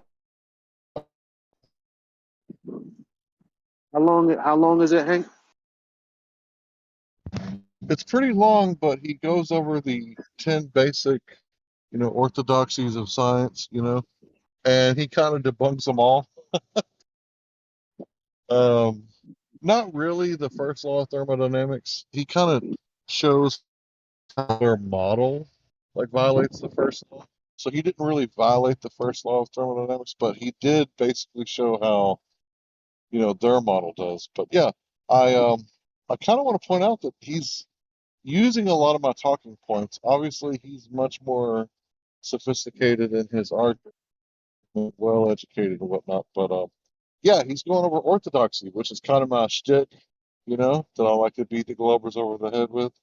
That they should be more open minded because they're open minded on the front end, saying that science is a thing, but they're not open minded on the back end when they say, well, this assumption that was never really proven true because science isn't thing, it's absolutely 100% correct.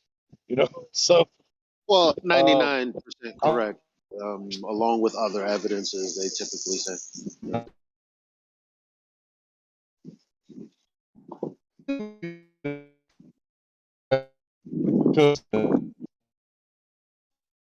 Yeah, you but that robot in a little bit.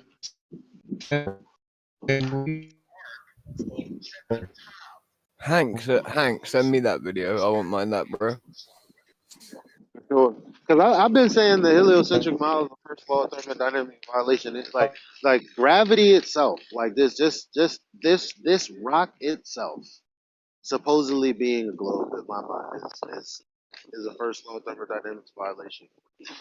Specifically because if everything is set in if the universe is set in motion and everything that and we're set in the universe and we move with the fabric of space, then where'd the energy come from for all of these balls to coalesce? Well, they call it gravity. I call it a first law of thermodynamics violation.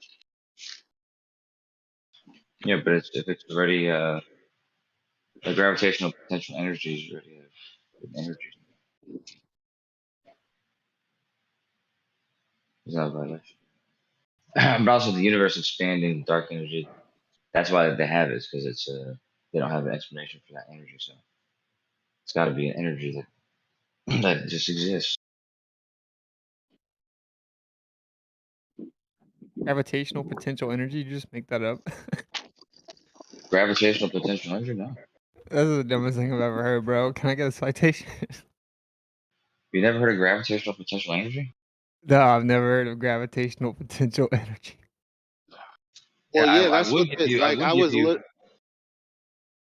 give you a I was citation, but literally. that's like basic. That's like the basic form of gravitational potential energy. So I was talking yesterday about. Oh, sorry, Hank. I hear you trying to come through, but you still go by. It says gravitational potential energy is energy possessed or acquired by an object due to a change in its position when it's present in a gravitational field. Wow. The weight of an object. But get this, the universe and the. Oh, I'm sorry. Were you trying to say something? No, I just gave an example, but you were. Gravitational fields don't Yeah, exist. Go ahead, Eli. We were talking about the Big Bang, and they basically said, well, the matter didn't exist and neither did space, but when the Big Bang happened, then there was a volume and then the matter manifest. That's what was told to me. Is that accurate, Kosho? That's not accurately that that theory. That's probably somebody's assumption included with that theory, but the theory itself doesn't say anything about energy being. It doesn't say anything about the energy being created. The energy was No, not the energy. The matter was manifest after the expansion, and thus there was a volume. Then, thus, poof, there was matter, because the matter didn't exist prior, because there was no space for it to exist in. That's what I was told. Try my headset. Is that accurate? No, yeah, like I said, the energy was. It's not that the energy was always there. The energy was not claimed. The matter, not the. No, I know. But that's where the matter comes from. Comes from the energy. Well, the Can I Big be Bang heard now? specifically says that there was a pre-existing. I'm in a good mood, Kosho, before I go do my little private stream. I think that we can agree on something. Kosho, does water always boil at 100 degrees Celsius? I don't know. You say I don't know. No, I said no. Look at that. Check it out. Kosho and I agree on something. Yeah. Well, I mean, that's not a hypothesis. Maybe it's a subsequent hypothesis for something specific, but it's not a hypothesis in the basic understanding of the scientific method. Water That's something boils that at you. 100 degrees Celsius at sea level. I'm about to have my performance evaluated because I said that's a stupid statement and that science is not quantitative, it's qualitative. Well, that's Too what I'm funny. trying to tell you. Like, I'm not sure who doesn't understand that. Like you couldn't have that hypothesis until after you've boiled the water and after you've taken down this information. So it would have never been a valid. I mean, it's just like provable. Are you in that? Everybody's underwater. You sound like sounds you like just you're got talking in through boiling right water. now. I'll beat you. It literally sounded like you just jumped in a pool, though. But yeah, what you said. I'm just saying. I think it's so funny. Hey, another question: if someone obsessively and repeatedly makes videos about you while you ignore them, and they're like another dude, is that not kind of gay? All right, you know what? You don't have to answer that one. I mean, Anyway, it's just kind of provable that water doesn't always boil at 100 degrees. Just for everyone in here. I mean, it's not. In fact, it's such a stupid Wasn't a valid hypothesis to conversation. begin with. It's I such don't a know who stupid proposed it as conversation. a It makes me hypothesis. want to go play tag with traffic or something. Like, what are we even talking about? It's an invalid use of the scientific method if somebody just straight up you would never have initially came out and before doing anything said this water is going to boil at 100 degrees Celsius. That's not even a hypothesis. Right. Yeah. So heat Unless causes water to boil. This is true. I can rock with that. right. You know, I mean, I can rock with that all day. I got you.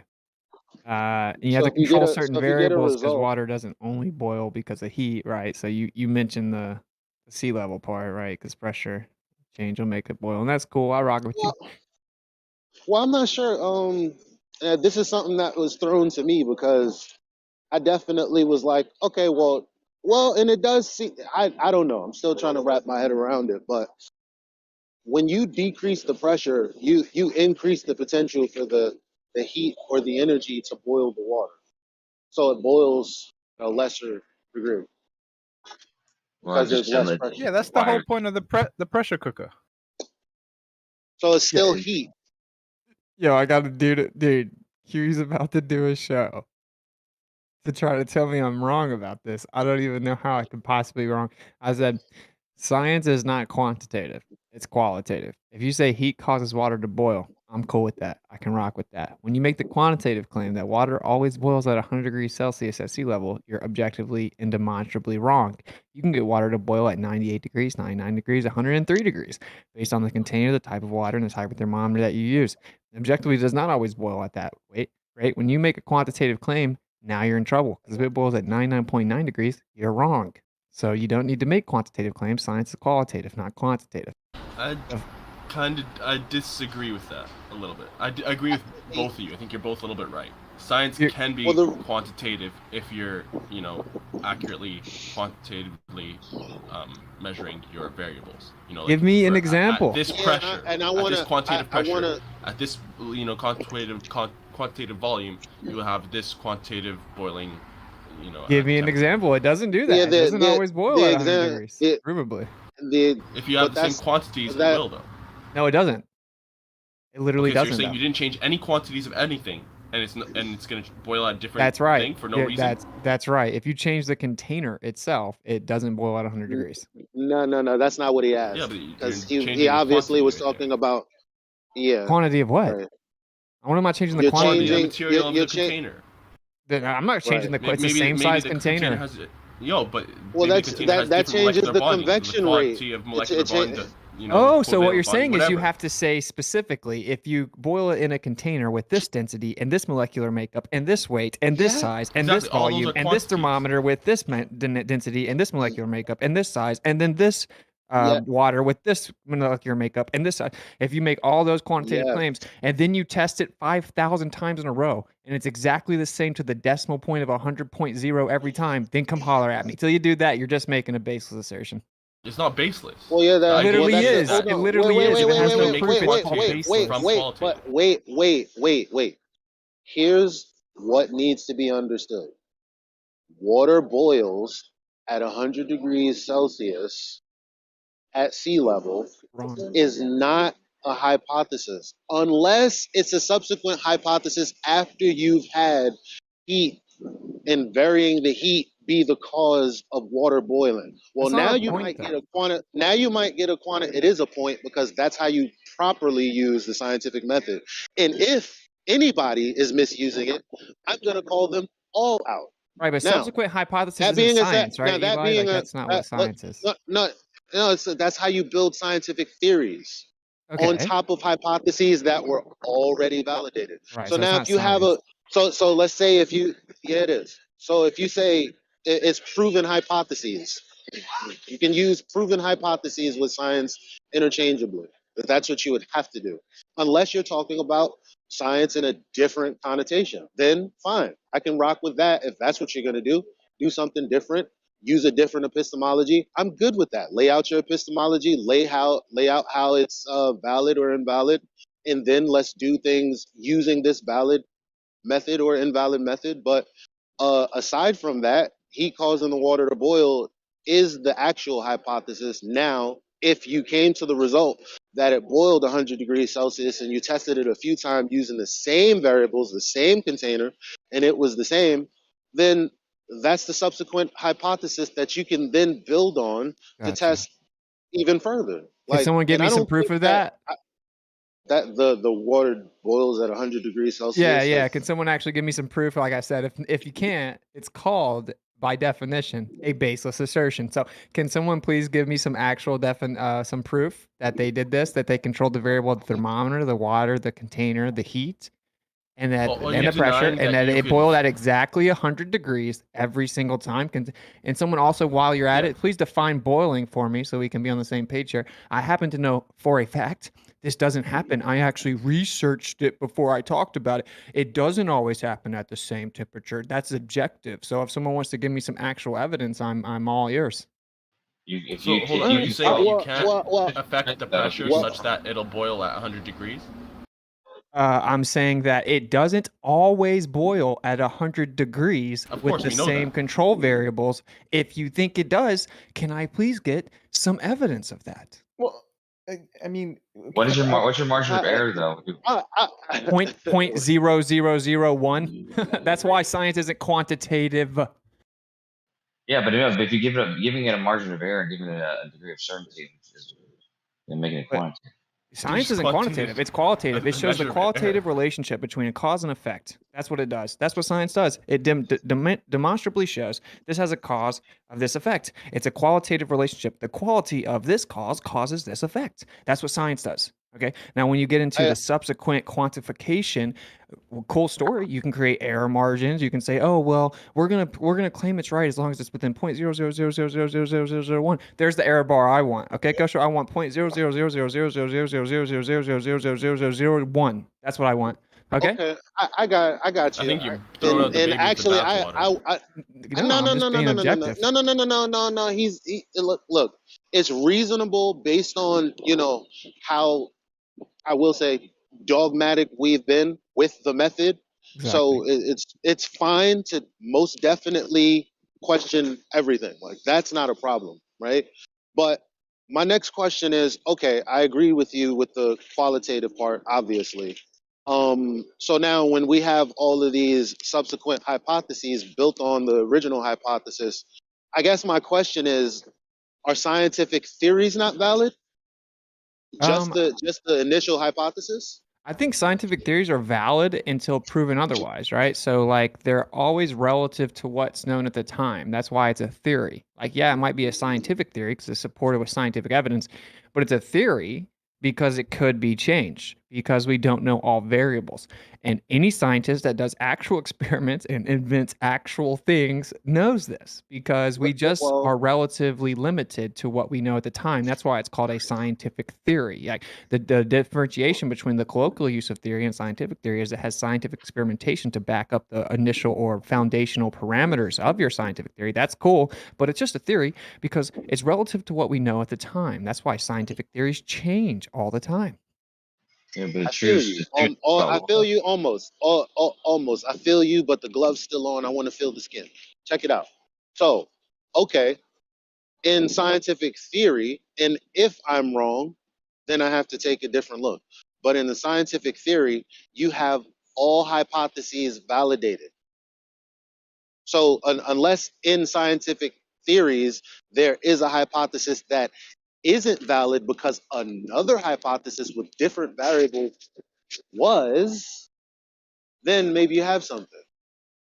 And I'll accept So that. like And provably, we discover things all the time we didn't know about, where our scientific theory wasn't all inclusive. And actually, what we thought was the cause and how we described it actually wasn't a sufficient description of that cause and effect relationship. And whenever you claim it boils at 100 degrees Celsius, you're claiming it boils at 100.0000000 degrees. And actually, this is a convention we came up with to calibrate thermometers. So it's a reification of conventional practice that is antithetical to science. So that's literally why we say that. Okay, we say that because that's how we calibrated thermometers. Now I'm guilty of saying this back in the day. That's the major difference between me and a lot of these people is I don't care to say I was wrong and then I misspoke. I then went and researched it. Someone made it like his life mission to debunk the myth of boiling water. And guess what he did? He did that very thing with many different examples where he can get water up to 105 degrees and it doesn't boil. In fact, if it gets up to like 130, there are certain things that you can do to get it up to like 120 something degrees, just under 130, and it'll levitate above what's boiling and it'll remain in a liquid state. There's all kinds of crazy things that water does. And the claim that it boils at 100 degrees Celsius is just to calibrate thermometers. It's conventional. Okay, and it's relative to the type of water, the container, and the thermometer. I'm all for you if you say heat causes water to boil. I mean, that's like something a caveman could tell you, and that doesn't do shit for us in the real world. But if I understand the point, yeah, science can prove that heat causes water to boil because it's not this dogmatic practice isn't valuable in real life. Let me ask you all the way.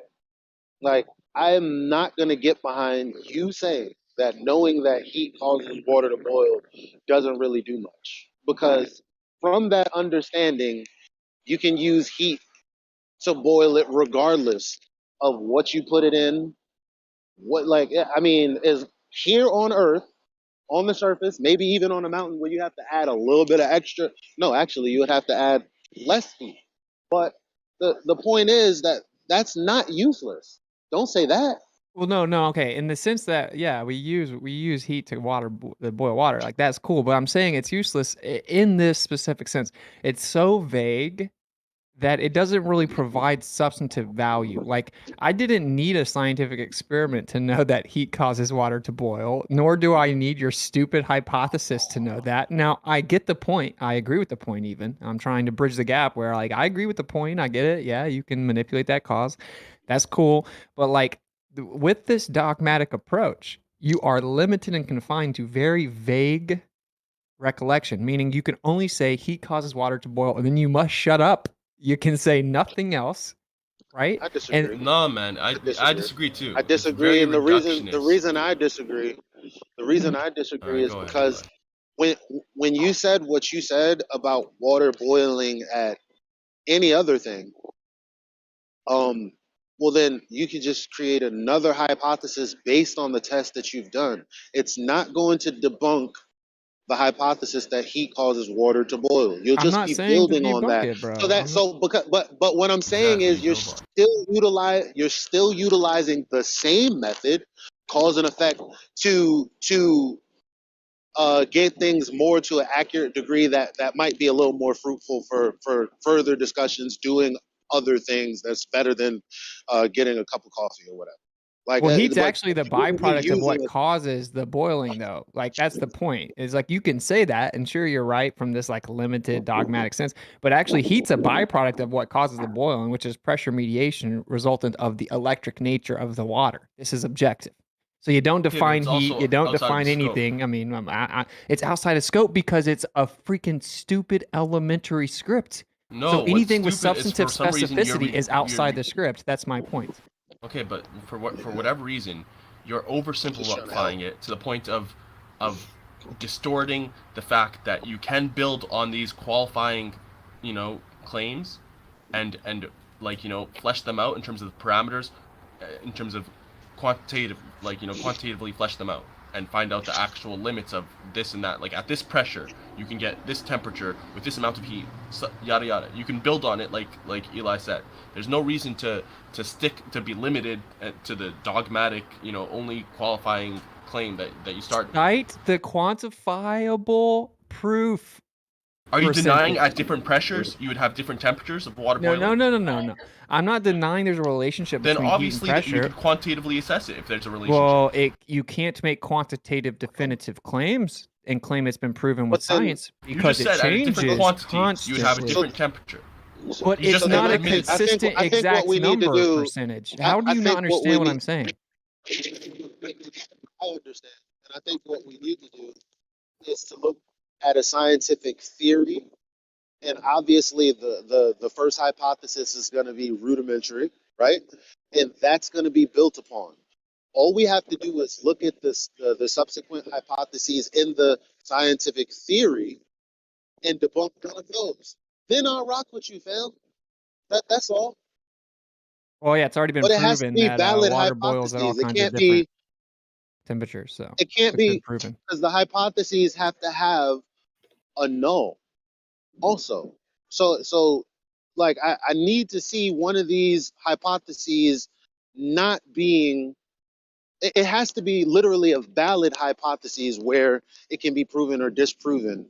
And then that thing has to be changed or not true due to some new understanding. Check this. And The I just don't hypothesis is understand that how water, if you add heat to water, it boils at 100 degrees Celsius at 14.7 psi. The null is water doesn't always boil at 100 degrees Celsius at 14.7 psi. Okay, cool.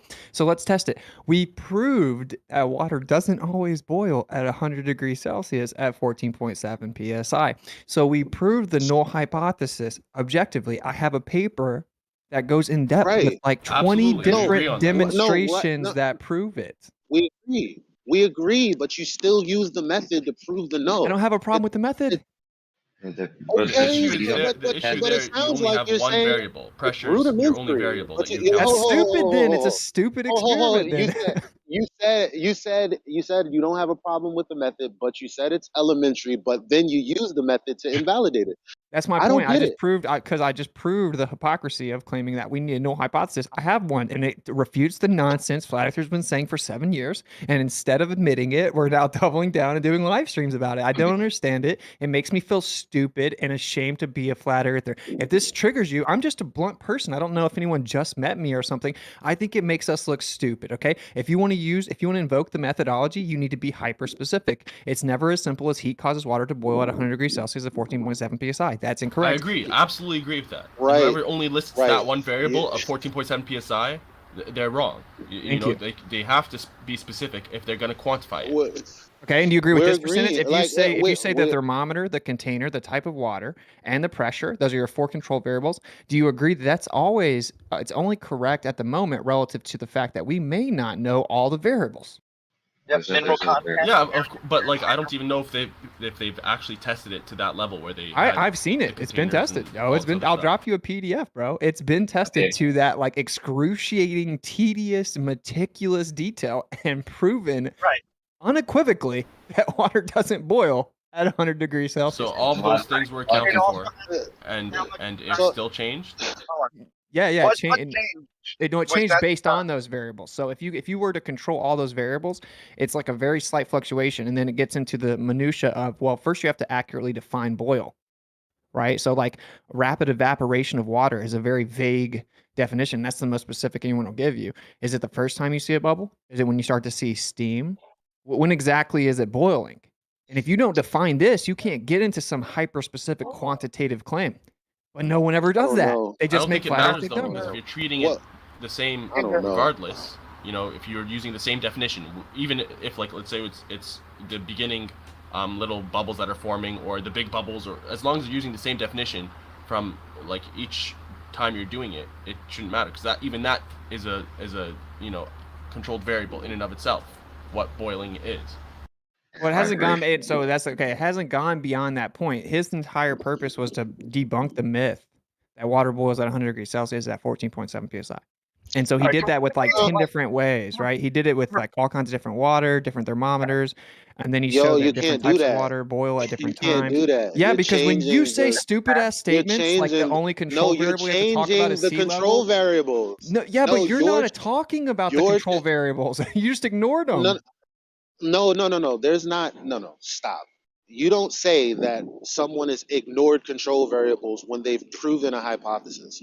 Now you've taken an inadequate or incomplete hypothesis and you're saying this isn't true. I don't know who's saying that. I just know I've had the conversation and I know that I understand the same thing that everyone else understands. He That's all claimed I that know. water boils at 100 degrees Celsius at 14.79 as objectively debunked and incomplete. Because if you only account for those variables that are listed, there's only one control variable listed: pressure. No, Yeah, but that's the only parameter of your hypothesis. But you need to stick to the method. You need to stick to the method correctly. You need to do it debunk first it. correctly, though. That's the point. Your initial point was stupid. Can I finish what I was saying? Because you're talking about people being triggered. I love you, fam. I'm not. Well, yeah, I triggered, just have to do a thank you stream. I'm you're already a few minutes interrupting. late, so I'm trying to But hurry you're this interrupting. along. But you're interrupting. Okay, well, I'm just gonna have to leave. What? All right, fam. But I'm See, still. I'm not trying to be rude. I'm already 10 minutes late for my stream, so like, go But ahead. do you want to like make a closing statement? Because I still got the No. same Go thing. ahead. Go ahead. I mean, I'm just objectively right about this. So. Okay. Look, that's fine. Look, guess what? I don't argue with people. Like, if the results are the results, that's what it is. But what I did hear you say is, if you use different kinds of water, if you use different kinds of containers, you wouldn't be sticking to the scientific method. That would be an improper use because you're changing control variables. Now, what you're saying is, oh, but you didn't account for all the variables. I only have to account for what I'm saying is causing the phenomena. But that's not what the statement is. The statement is that water boils at 100 degrees Celsius at 14.7 psi. That's not a hypothesis. I keep telling you. Yeah, that's my point.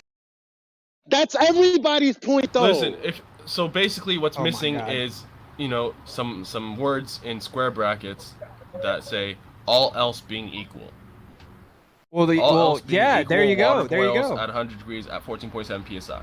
You know, the problem is, though, when you say 14.7 psi, you've chosen to specify a control variable. Okay, so you've shown massive levels of incompetence by specifying one control variable. So therefore, your little talking point about how you don't know, those are just control variables, it doesn't matter. You refuted yourself by naming one of them, right? So if you just say heat causes water to boil, then we're good. But when you say a certain degree, a quantitative claim, and then you say something about the sea level, you've now acknowledged and invoked a control variable. And you didn't invoke all of them. So the point is that statement should be that statement should be trashed. It makes flat Earth look retarded. Hold up. How is invoking so here's the thing. pressure? Hold up, Leela. How is saying the quantity of pressure the control variable? Yeah, that's a control variable. You're controlling the pressure, the environmental pressure. That's what that is. Okay. Yeah, I agree and with, what's wrong? I agree with What's wrong with specifying one control variable? He's not saying that's what's wrong. But here's what. Look. Here's what's wrong. Okay. So apparently the method is ironclad. Like, I don't hear you saying otherwise. Your problem is a man's hypothesis. Fine. Go ahead. Do what you need to do. Well, yeah, my problem is the statement's been debunked. I support you either way. My statement's been Okay, that statement's so been debunked in spades. Like, come on, okay, fighters should so I just be support humble and be you. like, we shouldn't have been saying that stupid ass statement. We should have just said that I've science never can made prove that heat claim a cause. day in my life. But you I've have to never admit that made a that bunch claim of a day in people my life. have, Eli, right? Like that's the point. Is a bunch of No, people I have. would look. Hold on. What Hold you, on, hold let, on. Hold on. let me Wizzy. let me Can you jump in repeat? real quick. Can he repeat what he just said? That it has been debunked in space. Did you just say? Yeah. Over 30 Spades, different ways you spades. can prove that in spades. You can prove that water doesn't always boil at 100 degrees Celsius at 14.7 psi. You can control multiple variables outside Hold the on, what's it? parameters Could we listed by ever that name? statement. No, that's a misuse of the scientific method. No, hold up. And What's then this Flat right Earth about this? If debate you needs think to about shut this, the hell up and stop saying it then, don't they? hold up, Yeah, but Eli. also So like, get this. You could say all else being equal, water boils at 100 degrees at 14.7 psi, right? But at the same exact time, you could say all else being equal, controlling the variables in a different way, water boils at 100 degrees at 15 psi. Okay, Now, can you now cite let's the say proof of that, please? now let's say. Oh, unless you disagree with that as well. I want you to cite the proof because when I looked into Eddie. it, he explains that water is crazy, and even when you have the same water, the same container, the same thermometer, the same pressure, that it changes within like 1 degree all the time. Yo, can I, what's it? Could we ever name enough variables so that we could make an absolute statement? You could never make a definitive statement that you know for a fact that this is the case quantitatively. Like you can say heat causes water to boil. What if we said between 99 and 101 for this? Okay. Yeah, Well, that doesn't always happen. Sometimes it boils at 98 degrees. No, but Jeremy, Not a This is definitive like statement. this is real petty. I'm sorry. Yeah, that's It's what petty. FED is. If you wanted to use one word to summarize that show. yeah, No, I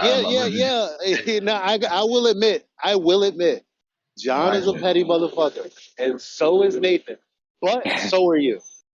Not really. See, Listen, we gotta I be fell able to back. admit. I fell back, and This now is there's ridiculous. a stream. Now there's a stream Hold with on my one second. name in it, right? So Hold like, on. Jerry I've been. called Nathan a fraud, and he's He is a scammer by using- definition. He lies for money. So whatever. He misuses the scientific method and quotes pseudoscientists to prove his point. But Nathan lies for money, though. So Hold on, let me get in defended that. Jaren. However, I defended Jaren because I said, well, you can't attribute scamming to him for doing something that he's always done. I'd rather say it's a misunderstanding. And Yeah, that can be Hold on, that let can me be get in there. critiqued. I'm not done yet. That can be critiqued as well. No, because what I'm saying is true. You don't have to keep being in defense mode because I'm in defense mode on both sides. So when I'm talking to the other side, I'm not doing this. I'm saying I'm calling my man's out. Okay. So I did the same nobody's thing, here Eli. but I did the same thing. me. Nobody's here but me. So just chill, bro. Yeah, but I did the same thing to so let Jeremy, me- Eli. So that's the point. I did the same thing. I went to him and said, "You're wrong about some of this, right?" So like, you and I keep it real. I respect you for that. That's why you're my homie. But my point is pretty simple and objective, right? The statement that's been floating around flat Earth for about 7 years, the whole time I've been here, is wrong, and people need to trash it and update it to just saying heat causes water to boil. I've never used that. No doubt. We've had. Life. I don't. Yeah, Jeremy, All right. because you be fucking up on arguments on the daily. And Hold I on, be man. trying to Let me keep jump it. in real quick. I be trying to keep it cut and dry. The same way Kosho was mums the word a little earlier. Like that's exactly how the fuck I like it. Whenever I go somewhere, that's exactly what happens, and I don't have to yell people down to make that happen. Yeah, by the way, though, Alright, if you the point live is- to make money, that's the definition of scamming. So Okay, no, please wait. Hold on. Listen, I love QE, right? We got it. We got to admit when we're wrong, though. It's not a good look. Like we can't keep going around saying shit that's not, that's not true. We that's how we make the Globers look so silly. Because once they say something, they'll never back down. They have to stick to this thing, and we can go back, and they keep saying it, this goofy shit. Exactly. Right? You can't wits it. That's like that's true. Wits it. Go Wits ahead, it. I'm sorry. Yeah. Wits it. Witsit knows that this 100 degrees Celsius thing, it's not right. But could we ever name enough variables? Could we say 97 to 103 degrees if you had your hypothesis like that, and specify the type of container, the shape of container, the type of water? You know what I mean? Yeah. Like, Yeah. If you name all the control variables and you create that much of a window to make a quantitative claim, it seems like it'd be accurate. It's always relative to the control variables that we know about. There could be some that we didn't know to list. This is like Very elementary and simple Right. concept to grasp. And this is the point though. Like whenever you say like he should just admit he's wrong. Well, whenever you make your money based on the fact that you're never wrong and what you said 7 years Alright. ago is still true, so you then therefore have to double down and lie to maintain your audience to make money. That is by definition scamming. Hey, listen, all right. So we unless it's could right now clarified, make unless qualitative. it's clarified, like because for instance, Huey literally said that's not a hypothesis. Actually, I should have made it more specific because I just left it open. Blah blah blah blah blah. That's true. Like, what happens then? Do you go fair enough, or do you go fucking liars? Like, when does No, this I think that's end? cool. I don't watch him because I prefer to maintain brain I'm trying cells to and tell you. dignity. I'm trying to help you out. Yeah, but like Nathan Oakley didn't do that shit. What Nathan Oakley did was say he never said it. And someone sent me like 50 screenshots of him saying it in comments and like 50 recordings of him saying it. But he's Go never ahead and said post that. it, bro. He's I never said encourage that. it. Go ahead and post. Go ahead and post the two. But see, I'm not. I honestly, I think contradicting that gives positions. them. I think that breathes life into them. You know what I mean? I think it gives them like the clout that they're desperate Go for. ahead and So- post the contradiction, because actually what I'd rather have is people get their shit together so that we can keep the main thing, the enemy being the liar. Yeah, So but Eli, the check this. quicker I just that- did a the video quicker on that weather we can whip- modification, dude. I don't care. I don't Look, care about this. all I'm saying is, if you didn't care, we wouldn't be talking about it. But since we're talking about accuracy, if someone in the FE community that has a big voice literally has there's evidence of a contradiction, then go ahead and put it out there. And I want to see them apologize. Like, Yeah, but what do I think that. though, Don't do dude, this. Eli, what I think is if someone can't see that they've been contradicting and lying for the last month and a half, where everything I said was taken out of context on purpose and intentionally, and then I had to get blocked from their channels when I jumped in their chat and exposed it. So you had to censor the other side, both when I was present by Fundy muting me and literally muting me, and by lying and then blocking me and like 3 of my accounts. Oh, you know what? Then, You know what? dude, honestly, Time if you can't see that, I don't care. When you say a big voice in flat Time Earth, out. that's debatable. So Time out. He is, because every argument that I've ever been in this conversation is a result of something that either not every, but there's a lot of times, and this has happened to you too, and maybe it's due to the fact that we're in this like small pocket area of flat earthers, but everybody that's been having the conversation, all they've been trying to do is delegitimize and debunk science being a valid method, and shit talking Nathan in the process. They So didn't all I'm make saying that is shit. this. So I know they didn't make it. That's the whole point. Like, of course they did. Like, but All right, what I'm don't saying shit is, talk me then and say I'd be fucking up arguments on Oh a wait, no, daily. Eli, you're right. You're right. Globers are Well, Eli. Listen. Yeah, Globers are but obsessed. but I didn't make okay, my I point agree yet, with and you. I didn't make All my right. point yet, and I'm All right, sorry, just trying to Jordan. wrap it up. 'Cause I do gotta go. I didn't have to take a dig at you. Look. That's all good. I It's all don't good. see anything different happening to me if I went onto Globebusters. I could be wrong, but I doubt it. If I were to say, nah, fam, that's not a valid use of the scientific method, I don't think I would get very far in that stream. And I Globebusters is wouldn't hold 1,000 times you. chiller, dude. All right, invite me on there. Okay, I swear to God, I'll have you on there this week. And when you disagree That's with what's us, up. you know what's going to happen? They're going to be like, this is why we love Globebusters panel, because not everyone agrees.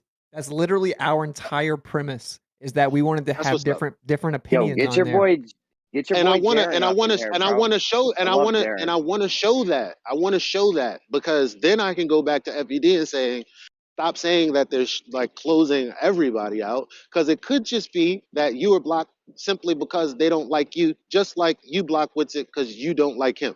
Now, Yeah, I'll have you on there. I'll have you on there. Both parties. All right, maybe that'll. All right, cool. So you That'd know be what happened with Nathan? because Because I do have to go. What happened with Nathan was he jumped on the show and then he started telling everyone about the science thing, and then 4 or 5 people kept trying to jump in once he was talking after he was done. And I'm like, okay, well, and he just kept talking like he couldn't hear anyone, and he didn't stop for like 30 straight minutes. And then Bob was like, okay, well, let's see what this guy has to say. I'm just gonna play the video for the audience. And then Nathan just kept talking through Bob on his own show. And 5 people attempted to then try to respond, but Nathan literally talked through them like he couldn't hear them. And then when Bob said, look, you're not going to do this to me on my own show. I'm going to play the video. Then he left and said that Bob kicked him off, even though he just left himself. So it's funny how once you get context of and this is how it goes with FED with every single bit of it. Once you get actual context, all of a sudden shit changes. And that's what happens when people lie. And that's why Jaren called him a scammer. Do you think Jaren cares if some people think science proves things? He doesn't care. He just says his opinion. I talked to Jaren on the phone for like 3 hours the other night. He doesn't give a shit, bro. He just says that when someone And lies. the only reason he said anything is because, honest, lie or not, actually, the only reason he piped up is because you were attacked. Yeah. Because that's what Obvious. a real homie does, though. Of course. If that's And what, then if he there actually are agrees with me, ambassadors. right? Like, you don't have to lie to have my back. But if he actually thinks it's bullshit, he genuinely believes that the way that I was treated is bullshit and not fair. And he aligned more with that side, just a few months ago, ideologically, about the specifics of the subject. So, like, that's the point, is he just doesn't like people that lie. Jaren is like, as much as some Christians hate him, he's one of the most moral people I know. He doesn't lie. He hates lying. And that's why me and him are like really, really good friends, because I know he's not going to lie. And I know that if tomorrow he figures out he's wrong about something, guess what he's going to do, dude? He's going to go live and say, I was wrong. That's why he's my And I am, in my heart of hearts, I get- don't believe Jaren is a liar, and specifically on the point that QE pointed out, that he literally added a sentence in a citation that wasn't there. I was like, fam, how can you call that? You can't call that nefarious if he's always been doing that. My introductory video to Jaren is specifically 100 quotes that tell us we've been lied to, where number one, I honestly, he doesn't subscribe to the scientific method in its rigidity. Okay, let's just say that. And another thing that I understood was, fam, the first thing he apologized for in that video was the fact that he adds in sentences to quotes that people have mistaken for being in the quote, and he apologized about that, which means it's just a habit and not actually nefarious or fraudulent, in my opinion. So I'm like fighting fucking hard as fuck for everybody to stop fighting so we can get back to just information. And it's like everybody's like, yeah, but fuck that. Yeah, And, Eli, and, what I just and, like and think that about this, includes bro. you. Think about this though, Eli. So I've already done it though, right? So think about, I come in here and talk about it, but I refuse to give them more All clout. right, fair enough. And think about this, Eli. I just did a freaking 2.5 hour stream talking about weather modification and how the government admits that they trigger volcanoes and earthquakes and steer hurricanes and artificially trigger lightning and all this stuff, right? Like, I just did like a day and a half of research and just dropped like, I just dropped like all kinds of evidence in my Telegram group, proving unequivocally that they control volcanoes, earthquakes, hurricanes, you name it. It's not just cloud seeding, right? It's all this stuff. And that's what my channel does, right? Like, my channel doesn't just talk about boiling water for a year, dude. Like, we're in different lanes, Neither does okay? We that. have different lanes, bro. I have people come into my channel because they know about weather modification, and they're forced to hear my casual comments about the earth while they want to listen about that. Okay, we don't have the That's same cool, approach, and bro. so my point is, I'm not gonna keep on doing it. I just happen to have someone send me I told you the not to fact that do it my from the name is get-go. in I his said, channel. stop doing it. I know, but see, cares? Eli, this good-hearted sentiment that you're expressing, well, I just want us to meet somewhere and stop fighting. That's the only reason I ever tried to go on the show and stuff. I don't want that. I don't want that. All right, What I guys, want is everybody to stay in their lane, and Cool, yeah, nobody wants to stay in their lane. Well, no, see, That's I'm in my lane. I don't think they can debate me, bro, and I would put money on it. So, Hold on, Go two ahead, things. Jeremy. Two things, yeah. Let's get your boy Jaren in here. All right, I fucking love Jaren. Big hit. He'd be a big hit in here. I'm sorry. I'm too much of a fan Hold on. to. I'm sorry. Yo, Eli, hold up. Hold on. The second thing. Let's get on to something real. All right, fuck all this petty little bullshit beef. Straight up, man. I'm If sick of it too. if someone was to start talking about Eratosthenes, not what happened thousands of years ago in a place far, far away, talking about the shit they do right now with more than 3 locations, what would be your argument very much. against that? It's actually not true though. You have to ask them to give you the actual evidence. You're just gonna have like I Koshos delivered. claim that he did it, and the truth is that yeah, it gets less accurate, but it's not consistent depreciation of accuracy, which it would have to be if it's evidence for the globe. It would be a consistent depreciation of accuracy. It's actually not. It's all over the place. So that's the actual answer. And of course, we actually don't know exactly what the sun is. That presupposes a solid object with a physical, actual location above a flat Earth that's local. And I don't know any intelligent flat earthers that make that claim because it actually doesn't look like it is a physical solid object, and it seems to be relative to observer angle. So that's my answer.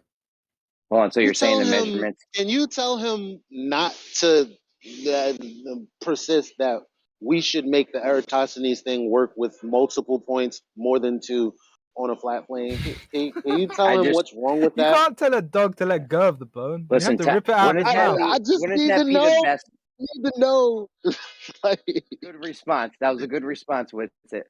Wouldn't it be wouldn't a better response be if we could show it actually working on a flat plane like Zach tried to do with the magnifying lens and shit? Wouldn't that be a better response? If we I'll we give you could show it $20 if working he doesn't easily, we could easily show it working with the magnetic flat Earth video and how it's actually magnetic holography relative to observer angle. It works perfectly. But I have to go do the stream. I have to go do my thank you for the donation to the PC stream. So I'll catch up with you guys in like 30 minutes. All right, good talk. Good talk. We'll get back to this. Much love, man. Much love. We're getting back to this fucking thing. Don't worry, this ain't over. We got derailed when Smooth came in. You might be all right, yo. If we can somehow even look, I feel what you're saying about begging the question because it's like, damn, now we can't presuppose what kind of lens is up there. Like now we're going far, but since they're doing that, if we can show multiple points, like who cares how we Yeah, do like it? we can. I don't know. I I'm have so I torn. have something. I have something that might be When better. they hold on, real quick, Elijah, you're next. When they do it on a curved surface in a room, be like, look, we can get all the shadows line up, and then we can't do it in a room on a curve like that. In and of itself, that's not begging the question. When they go and do it in the real world, yes, that's begging the question. I'll give you that. But when they just do it like in a room somewhere, is a derivative of it, but we don't want to argue that. I want to present something that actually might be a bit more useful. So we have these ideas. Well, we have the fundamental notion that this thing is contained. However, it's contained, with what it's contained, that's a different question. But this system of pressurized air is contained. Now, certain people think a dome. Certain people think whatever they think, and we can go down the list. Now, the dome seems to make it seems to be a logical inference in terms of structural support, etc., etc. Now, if we go with other observations, we also have evidence linking, maybe tenuously, but at least pointing to there being water above this structure. So what I think would be actually a bit more beneficial is why don't we recreate similar environments to what we're proposing with so a dome with water above it and a relatively local light source, to see if we can recreate the same kind of phenomena, namely the differences you see with depending on where you are on the plane and how you observe the sun compared to where it actually is, perhaps. Next. And then the rainbows and then all of this stuff.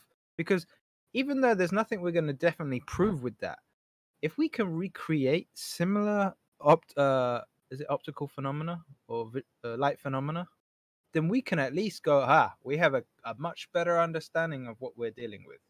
I think that, as in for us personally, internally, as opposed to dealing with other arguments, I think that's a far better use of our time. If you have any that's what I want to critiques, do is recreate this. let me know. You're next, Hank. 1 second. You're next, Hank. That's what I want to do is recreate this optical phenomena the Globers that say they're getting. That's all. Okay, so one way to do that would be to, look at the Casimir experiment, right, where it's 2 electrical plates, right, and think about, what's in the middle, 0-point energy, right? Well, what is probably everywhere without those plates? 0-point energy. So if the Earth was not necessarily like 2 planes, but like 2 parallel planes in a way, in a sense, one being the water and the Earth sticking up out of it, and then whatever is up there. Some have said molten looking glass, something similar to that, right? Yeah, If because that these was two, yeah, go ahead. well. Sorry to interject, but that was one of the other possibilities that you would kind of want to test, because it might not be that it's a dome. It might be that it's just a support structure that, however, is supported on the outside edges. For all intents and purposes, for us, it's just plain glass or plain whatever with water on top of it, which would then cause different effects with the light. So you'd have to compare and see which one lines up best with what we actually experience on Earth. But please continue. Right. And if we were to, let's say model this system, right, and see, what happens, right? And, would there be like discharges and sparks as we started to add, gases that could, turn into plasma, and, what would these sparks look like and compare it to what we see here on Earth? But I kind of want to go off topic just for a second because I heard what Witsit said. So basically, if they have the hands, if they, the hierarchy enslaving have their hands on all these like end time prophecies, they could like kick this stuff off in a way to where it would be like we wouldn't be able to distinguish the difference between them causing it and it happening and fulfilling like some sort of like end time prophecy where the earthquakes like the world has never seen, volcanic activity like the world. And I apologize for kind of taking us off topic there a little bit. No, I don't think there's a problem. You know what that makes me think of, Hank, is where it says that people will kind of just give up because they just keep hearing and seeing stuff. It's like, but the end has never come. The end has never come, and they just, and once their heart fails, it's at that point then the end comes. And I imagine if what you're suggesting is something that does happen or will happen, that maybe those are some of the reasons why people stop believing the prophecy, because they've been deceived with these kind of effects and stuff.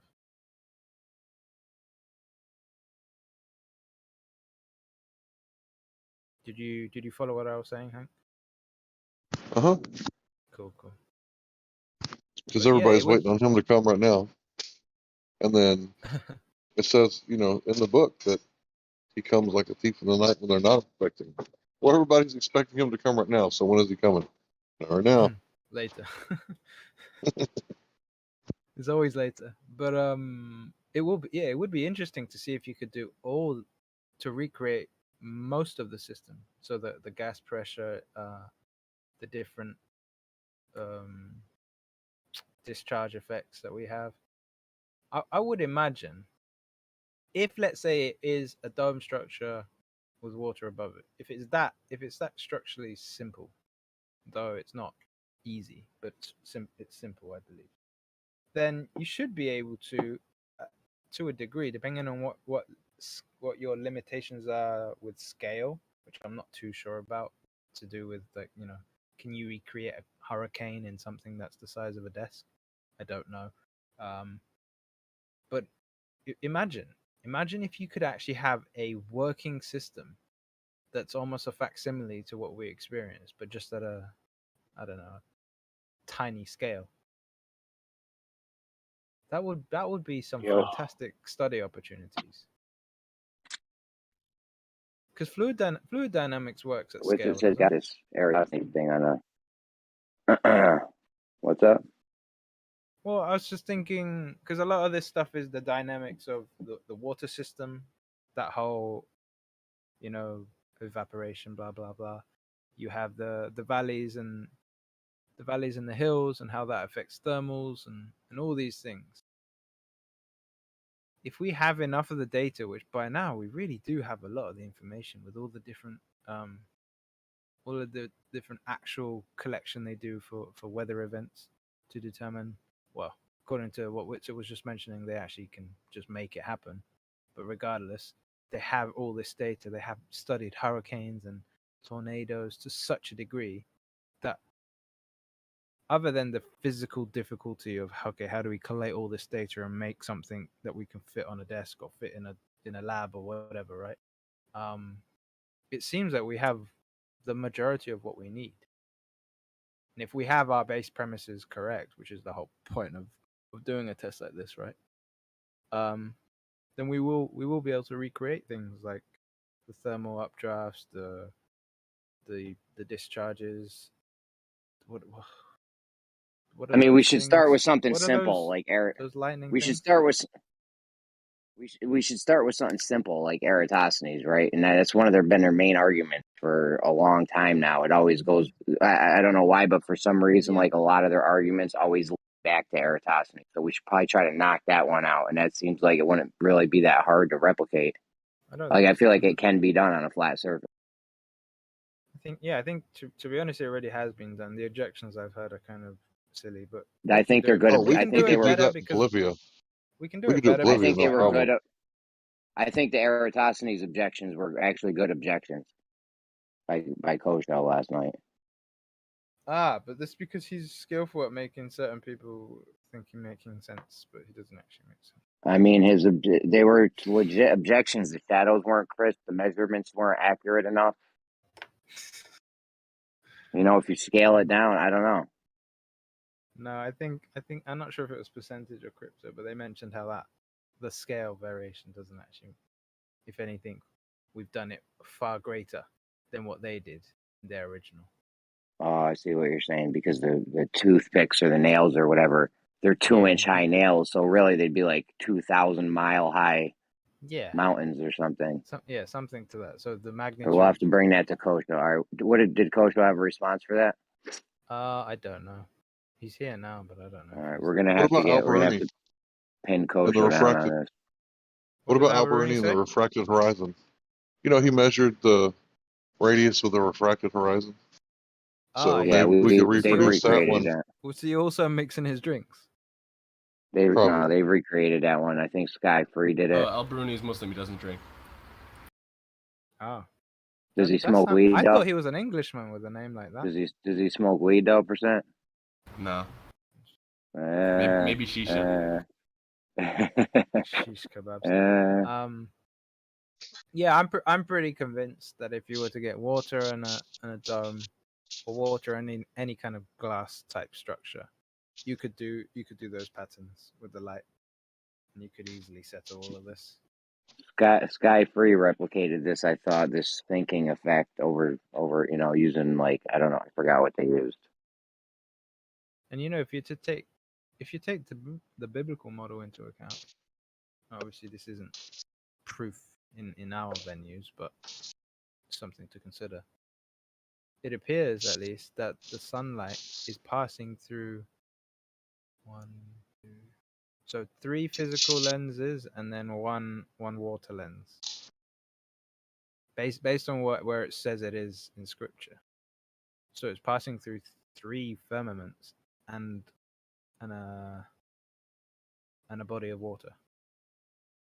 So what? Yeah, I wouldn't base any kind of geometric. I wouldn't make any geometric claim on some kind of long distance observation, knowing what we know at this point about things in their apparent positions and shit. Yeah, I'm not making any claims. I'm just saying, based on that, it would be it's just another. The Globers do though. Oh yeah, but I'm just thinking about this whole idea of, okay, how do we see if we can recreate something similar and understand why we get things like sundogs, etc., etc. But having the fact that it goes through that many lenses, and if we could somehow determine that or show evidence to in favor of that, it would certainly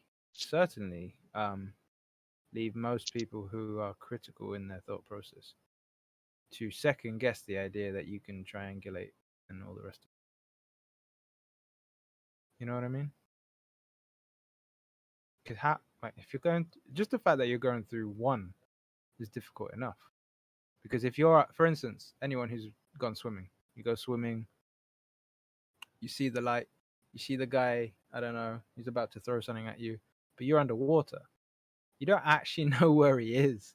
So if you were to, depending on your angle, of course, it's depending on angle, but depending on if the angle wasn't in your favor, and you had, say, like, I don't know, a laser gun, just something just to shoot back, just to get your own back, just in this example, you wouldn't be sure if where you're aiming is actually going to hit him, because the light is deviated to reach him, but a straight line path of a spear or a stick is not going to necessarily hit the target. Kosho, you there? We gotta talk. We gotta talk about this.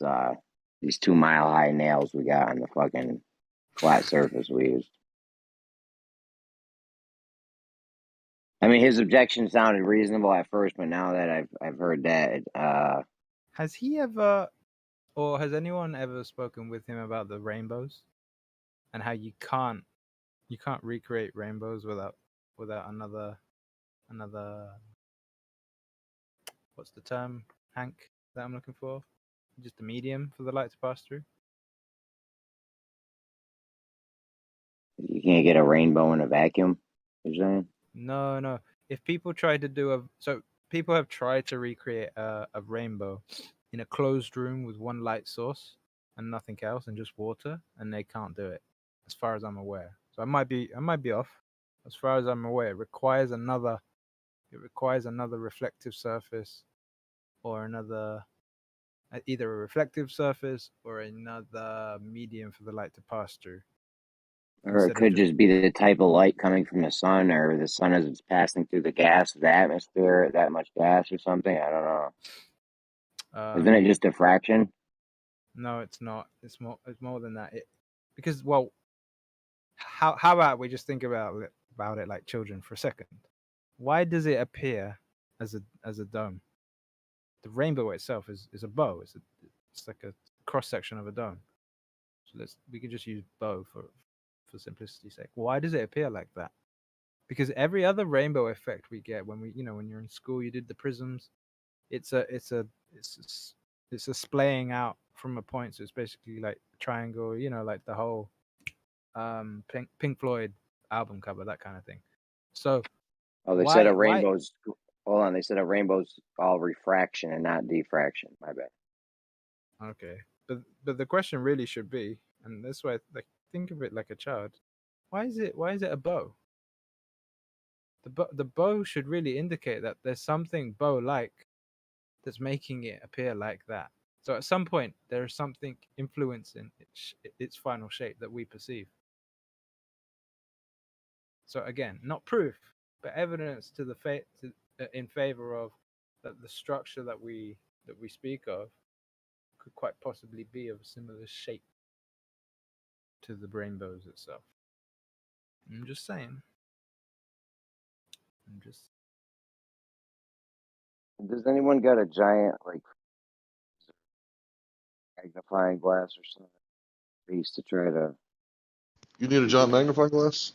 They're free, you know that, right? They're free? People who have those old flat screens from the 90s that are like big shoe boxes, right? Each and every one of those has a giant magnifying glass in there. All you have to do is go pick it up, take it apart, and throw away the rest of it. But that magnifying glass can be used for growing crops. Check. As long as it's... Yeah, did I interrupt you, bro? Yeah, we can hear you. No, my mic was fucked up. My bad. Go ahead, Hank. Okay. So yeah, you get those giant magnifying glasses out of there, and basically they're for free in any of those old, 90s model flat screen projection style TVs. And you can grow crops, but you don't want to have it in phase, right? That's the key. If it's in phase, you'll burn your crops. But as long as the beam is out of phase, what does extra sunlight do? Right? It's good for your crops. I would say not all crops. Yeah. So does anyone got one of those, or? No, but you could probably get one. Yeah, any neighborhood in any major city, all you have to do is drive around, go to Craigslist. Somebody's trying to get rid of a big screen TV for the back.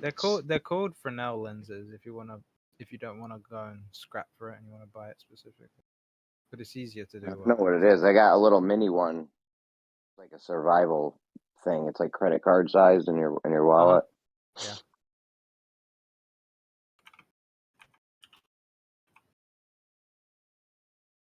Hey, Hank, in your searchings to do with crop growing and just food growing in general, have you ever come across stuff that people who do like the back to Eden method, covering the crops, giving the ground cover so that it doesn't just dry up and all that stuff, that they've actually had better results in terms of yield when they grow in indirect sunlight, than when they grow in direct sunlight. Have you heard of this before? No, I haven't heard. I figured that would work like that for some plants, It but seems to other be plants. a lot of plants. Maybe not all of them, but a lot of plants. Like obviously sunflowers would be slightly different, but the way one of the guys that I used to follow a lot, he doesn't even have his own channel. It's just people record because he's like an old school individual, doesn't like internet or anything. But there's a guy who's friends with and comes and records him and stuff. And what he ended up doing was he ended up testing lots of different things out because it just became so popular. He did tours and stuff, and he was doing different experiments. Like, oh, what if I could grow wasabi in my garden? Because the whole idea is that wasabi needs standing water. But he kind of had the idea that, hold on, maybe it doesn't, because if I'm doing this and I'm maintaining sufficient moisture levels in the water year round because of the method he employs by covering the ground with wood chips and stuff. So anyway, one of the things he ended up doing was moving certain crops under his orchard. So he had an orchard of apple trees, and he ended up getting better yields from the crops that were under the shade. And what he figured out, or no, what he concluded is that it's actually the relationship with the soil, and that the sun is there's always enough. Unless you're in complete darkness, there's enough, and it's more the rest of the job, or the rest of the cycle, the natural cycle, that determines how effective the yield is. And when I heard him talk about that and I saw the videos, it made me think of something that I grew up with at home, which was, you know, the wild strawberries, the little tiny sweet ones. Oh yeah. They naturally grow in shade. Like because they're not something that people cultivate very much, unless it's like, you know, just on the odd occasion. Generally speaking, they're just kind of there, and if people have them, then they pick them up and they put them in pots and stuff or whatever. So when you actually find them out in nature or in your gardens or whatever, they're always kind of they're very low lying. They don't, because they're so small, they barely come out the surface of the ground, so they don't take up that much space, and they always seem to be around hedgerows and, you know, partial sunlight areas. So I was thinking about what he said, and I thought, wait, that doesn't actually make sense, because it's only when you do the cultivation methods of, you know, mass production type style, where you're putting these things outside in direct sunlight for crops and stuff. But in terms of how they naturally work, the kind of permaculture way of everything's, you know, symbiosis, you got lots of trees, perennials, etc. You actually get better results. And if you just do the simple, let's go back to basics. You read Genesis. That was where they started. Crops and stuff was after the fact. That the original design was a garden. And a garden, by definition, is a walled off place that has shade and stuff. So it's worth considering.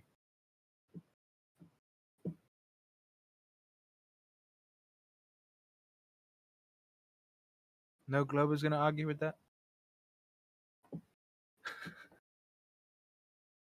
Okay, I'll be the Glober. You need glyphosate first and foremost. You got to have glyphosate. It's more important than water. The more glyphosate you can spray on your crops, the healthier you'll be, right? Because facts and science, right? But it doesn't prove anything. But just trust me on this, right? And once you understand that you got glyphosate, right, then you're going to need like GMOs, right? That's the number 2 most important thing, is that you don't eat like God-made crops. You want to eat the man-made crops, because, you know, we want to make sure that we get a good yield and good return. This is really important for capitalism, right? And make sure that you get your seeds, you know, from a certified GMO dealer, right? We don't want you getting any like side hustles or anything. And if you do plant, you know, regular crops, right, made by the Most High God, just make sure that your neighbor has GMO product. That way you will too, right? If you are going to get it, that way you can get sued. Right, that way that they can take you to court and you can get sued by, you know, the GMO owners. So stupid.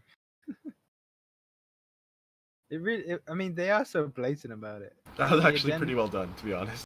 It was. That was good. But the way they approach life is, they really have got to the point where most people are so dumb that when they hear you'll own nothing and be happy, they have no shame in opening their mouth and saying such a thing. When that never, ever would have been something that would have been taken lightly in the past or seriously. So it's either you say something like that, what, I don't know, just 50 years ago, 100 years ago, people would be in uproar, or they would just laugh at you and go, sure, go ahead.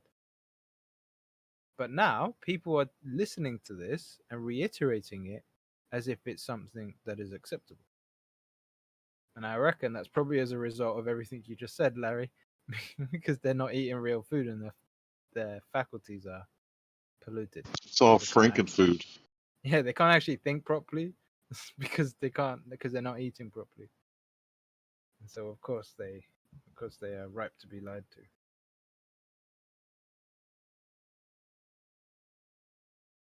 So I like to like not get any meat from like Walmart, and I just like to stay around their like organic section. So I'll buy at Walmart. I'll buy their organic like fruits, like bananas and whatnot, and celery and stuff like that. But for the most part, like I don't get anything like that from Walmart. I get my meat from 2 different butchers here in town. There's like a white owned and a Mexican owned place, and both of those butchers have like real meat as far as I can tell. I don't know the source or anything, but it isn't like the Walmart food. Yeah. Right? They're actually like, I How know much is that the they're price chopping up. compared to Walmart? It's more expensive. By like how much? 10%, 20%?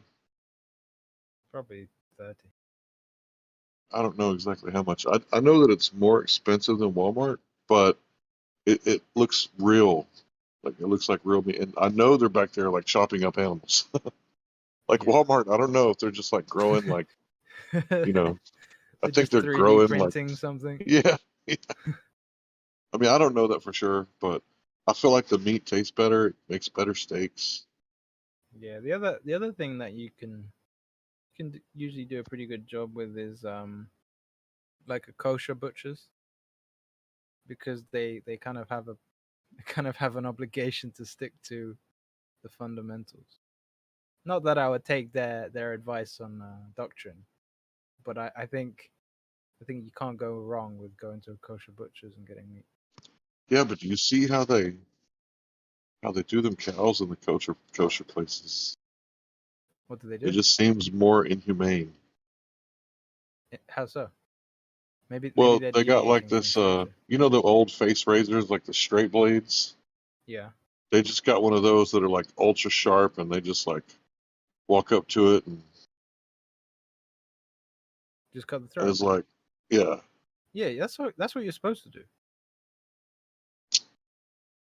I don't know, man. There's a thing. So I remember studying this with somebody and discussing this, but it's what scripture talks about. So you're supposed to cut them and then hang them up and let the blood drain, because you're not supposed to consume the blood. So that fundamentally there's not a problem with that. But there is another interesting thing when it comes to what's clean meat and what's unclean meat. So with the clean meat, if you do that, they die peacefully.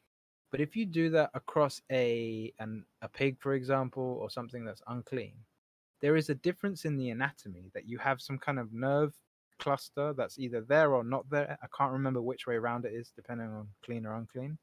But the difference is, you do that with a pig, you do that with a rabbit or whatever, they don't just die peacefully and calm and just drift off. They actually like convulse, because they have a different nerve thing in the neck.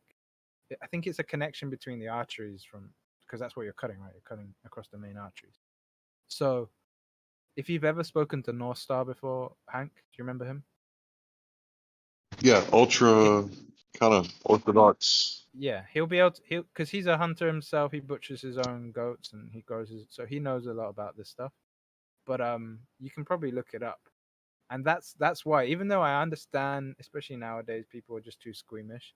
It seems inhumane, but it's actually not. It's the perfect way. And if you've ever, I don't know if you've ever killed your own chicken, but once you grab the chicken and cut the throat, that's it. They just drift off, which is completely different to what they do in other scenarios of that's the whole story of headless chicken flying about. I believe that's because you're not supposed to sever the head like that.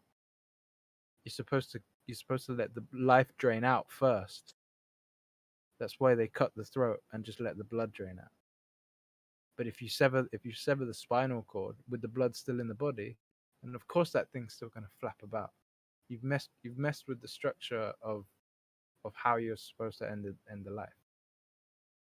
Maybe I could have said that a bit more coherent, a bit more No, I smoothly, get what but you're saying you get because I've you get done the gist. jujitsu before, and when we were younger, we used to actually have so much pain tolerance we would actually let each other choke each other out. We wouldn't tap. Nutters. So when I was like teaching, because I taught jujitsu to like a lot of people in my high school. Anyway, Okay.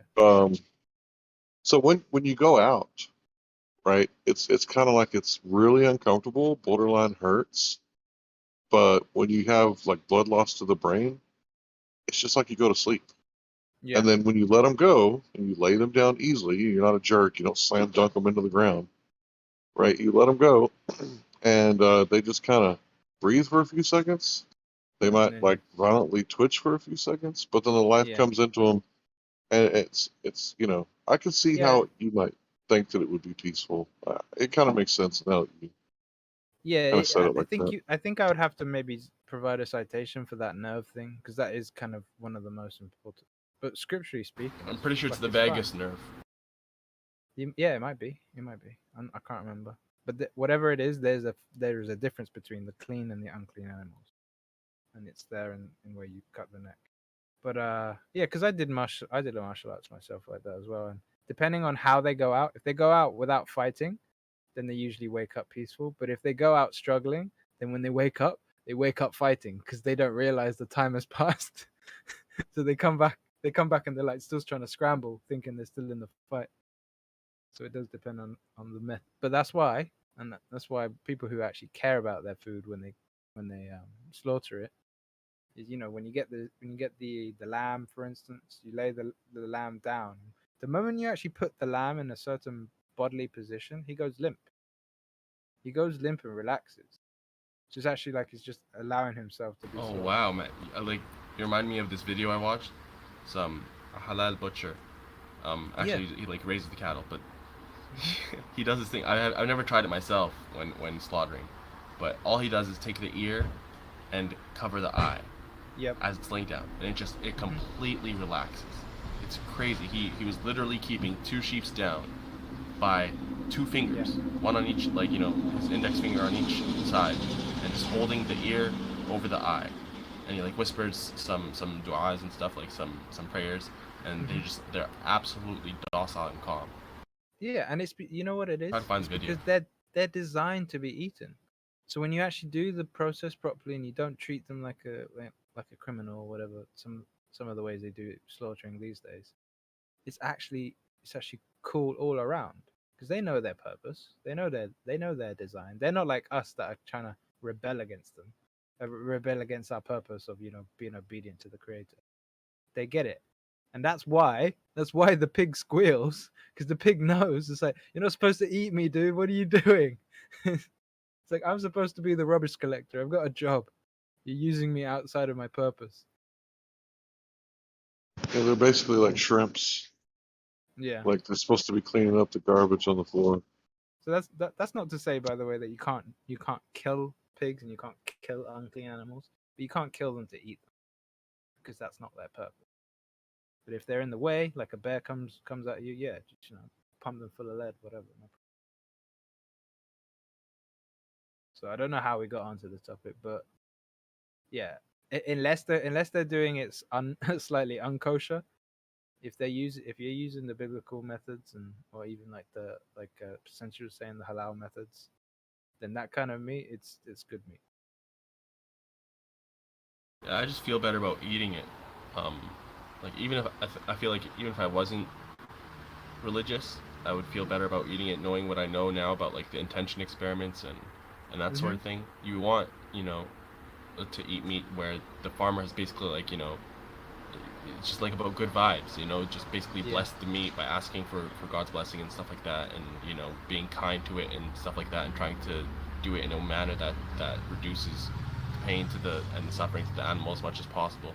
You know, just it feels like it's healthier.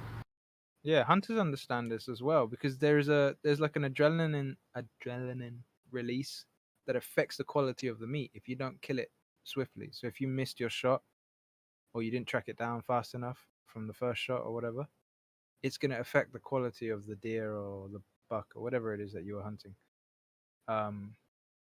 So yeah, I don't know this myself. I've never done this, but I've heard them talk about it that they make an effort to either do a perfect kill or catch it down quickly because for the sake of the animal, obviously it's just not nice. It's not kind. It's not the way most people want to do things.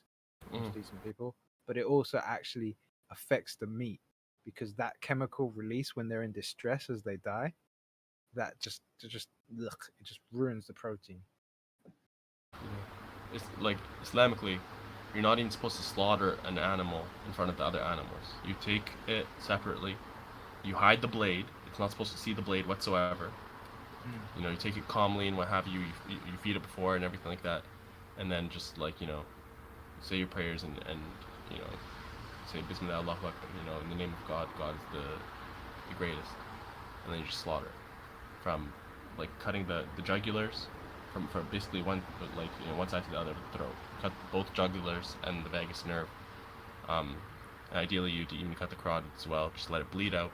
Oh yeah, maybe that's the difference. I'll have to go and Google it, but maybe it's that the pigs and those kind they don't have that nerve. Their vagus nerve might be somewhere else, or jugular. I don't know. Yeah. I'm gonna go check it because I knew it was something, but I think maybe I had it the wrong way around. The other thing is if you can go to a farmer and get a grass raised and grass finished, that's also the best as well.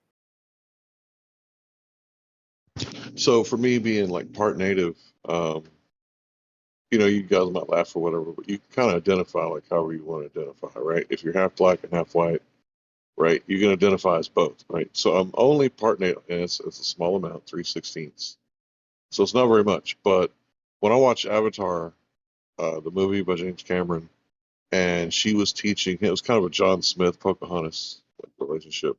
When she was teaching him how to hunt, he like finally made a clean kill, and then blessed the animal and thanked it and all that stuff. I was like, oh, okay, he's doing it right now. And you know, I've never been a hunter, not much of a fisherman, so to speak. But yeah, like I understand, like just like the natives would say, like the river is sacred, don't pollute the river. Like the ground is sacred, right? Don't pollute the ground. And the meat is sacred, don't pollute the meat. And you know, I think a lot of people like don't understand that you can pollute the meat by doing those things that you guys just talked about, showing the animal the blade, killing it in front of the other animals, etc., etc.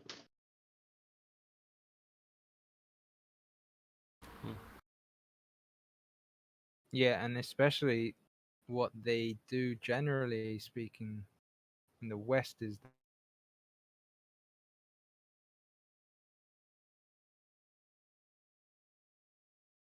Did he cut out for y'all? Did he cut out? they use that the animal Start over. in a Start over, bud. strange You way cut to out. What they do in the West. Start over. Yeah, so for the most part, from what I understand in Western countries, they use this kind of gas thing. You know, No Country for Old Men, is it that one, that weapon that he used? Yeah. He used that to kill the cows. But that's really messed up. They stun them. When you do that, they don't die. They don't die properly. Sorry, my computer's acting funny. They don't die properly. You're killing them through the brain. But the life, right? And this is the important thing about, and that's why scripture. It's like if you don't read it, you're uneducated on reality. It's like the life is in the blood. So the life is still flowing through And that's why it's a fundamental difference when you actually go and kill the animal according to the scriptural methods, and you drain the life out. Then it's all right. And it's when they don't do that, because because what is it? You've killed the animal, so the system shuts down. So then when you then hang it up to drain it, you then cut the throat. The pressure and the function of the system is already switched because you already killed it the other way. But if you open up the throat as the first thing you do, and you have it hung up, or however you have the animal propped up so that it actually drains out cleanly, then that's far more peaceful, but also for the quality of the meat. Because I would imagine that also just the simple fact that they stun them like that and pop their brain open, that will cause some kind of chemical reaction, which also affects the quality of the meat. So anyway, basically, it's just so simple. Return to the ancient past. Don't bend straight lines. There's no need to. Keep it straight and true. All right. Don't be a bender.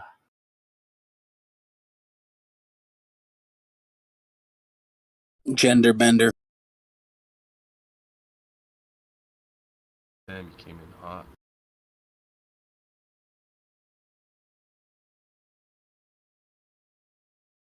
Hey guys, hey, remember Apocryphon brought up the that Furman Belt tunnel?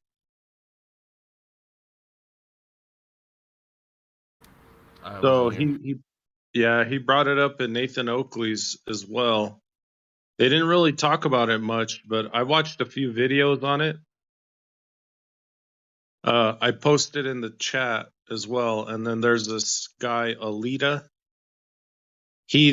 I know he didn't even watch the vid, but he's still defending the globe by saying, how do I know that they didn't account for Earth curvature?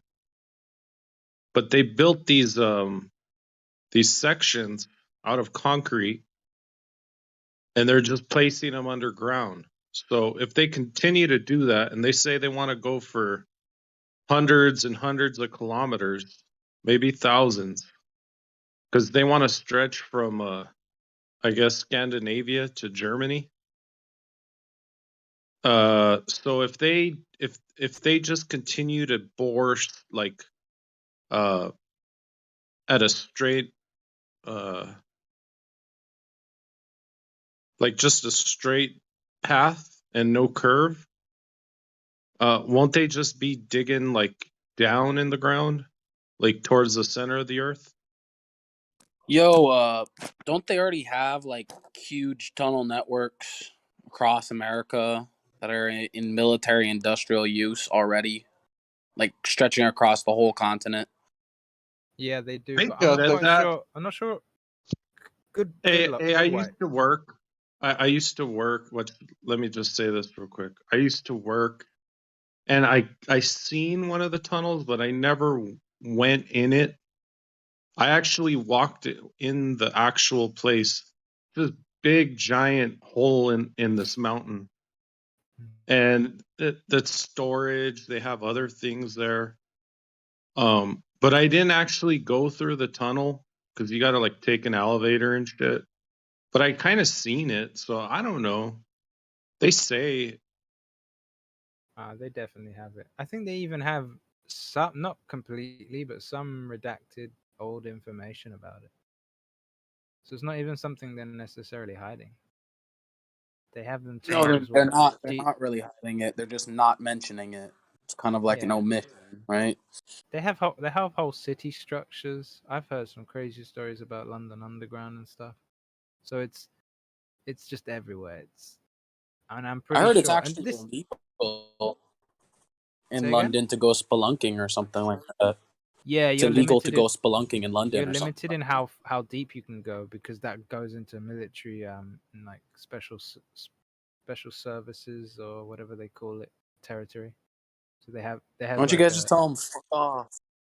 Yeah, it's like, do you want to do that when there's a bunch of heavily What are you, armed like a military? Jedi? They got like blasters, and you're like, these are not the Jedi you're looking for. Don't worry, we are just rats passing through. It's fine. No, so it's all interlinked because of the way the underground system works. So there's some things that the public is kind of passing right by, unbeknownst to them, systems that are completely, just completely crazy, and it goes really, really, really deep. And there's another thing Yeah, that could help I you mean, understand. There's another thing that could help understand how this isn't really a big deal. So you have the Channel Tunnel between the UK and France. This is under the seabed. So if they have under the seabed between two different, between one island and a continent, how is something like internal underground cityscapes and tunnel systems? How is that a big deal? All right, so I want you guys to listen to this, pay close attention. So, they talked Yes. about putting a tunnel in Elon Musk, and he was like, well, we couldn't do it. It's just the rocky edges, they weren't smooth, and we couldn't do it. Man, they have the capability to have a machine that could, be so hot that it just turns the rock into like molten smoothness as it goes through. So they wouldn't actually have to technically dig. And this thing could be like nuclear powered, right, so to speak. And they could just, kind of map the place out a little bit with a smaller one and then see like, okay, it's like solid all the way through right here. So then they send in the big one behind it, and like, they could basically go from continent to continent theoretically, as long as there wasn't any gaps, or they might have to find out how they're going to route it. But as long as the rock layer was like solid, they could go from like place to place, and it would be like perfectly sealed.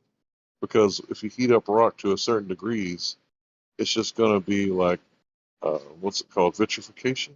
No, that's not what it's called. What's that called when you heat it up? I don't know the term, but I know what you mean.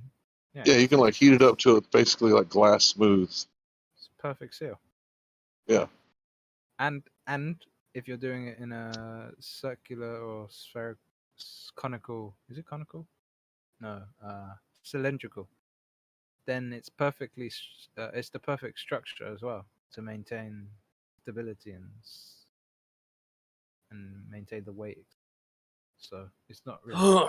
Yeah, I don't know about all that, but like here in Hawaii, they had that whole like during World War II, they built a bunch of fucking bunkers and shit, and like they hollowed out like whole ass mountains over here, like the whole thing, and like built all kinds of shit inside of it, and like when you're going down some roads like next to cliffs and shit, you'll just see like doors in the side of a cliff. Not like a normal door, right? It's like a metal, like reinforced door. It's not like just like a fucking door. But yeah, and you just see these like random fucking doors like in the middle of a cliff out of nowhere, and it's like, fuck, are all these fucking doors connected? You know what I mean? It's kind of crazy. And you're not allowed to go in there. It says like government property. But like they're everywhere, bro. They just pop out. Yeah, why do you think you have stories about dwarfs and stuff? Like, what are they trying to tell you? Dwarfs live underground, for flip's sake. Like, obviously, Well, they had it seems tenuous, but if we remove the simple mind objection, they're telling us their stories. They're telling us how they operate. And this stuff has been known for time. Yeah, I don't know. I think the little people is kind of interesting because pretty much every culture has little people like fairies or dwarves or brownies or I mean even over here, bro. Before the colonization, even the Hawaiians had little fucking men. Like every culture has little men that like hide from us in their stories. It's kind of interesting. I've got a question for Hank. Did you ever see? I can't remember his name. If you give me maybe an hour, I can try and figure out who it was. But he went around doing. Say again. Snyder. Maybe, I don't know. We'll see. We'll see if the story lines up with this. Okay. You would know better. I'm not one for names personally. But he went around doing a tour. This was ages ago. They ended up killing him. It's like back when it was VHS quality tapes, but you could still see the stuff on YouTube, like maybe 15 years ago, or whatever it was. but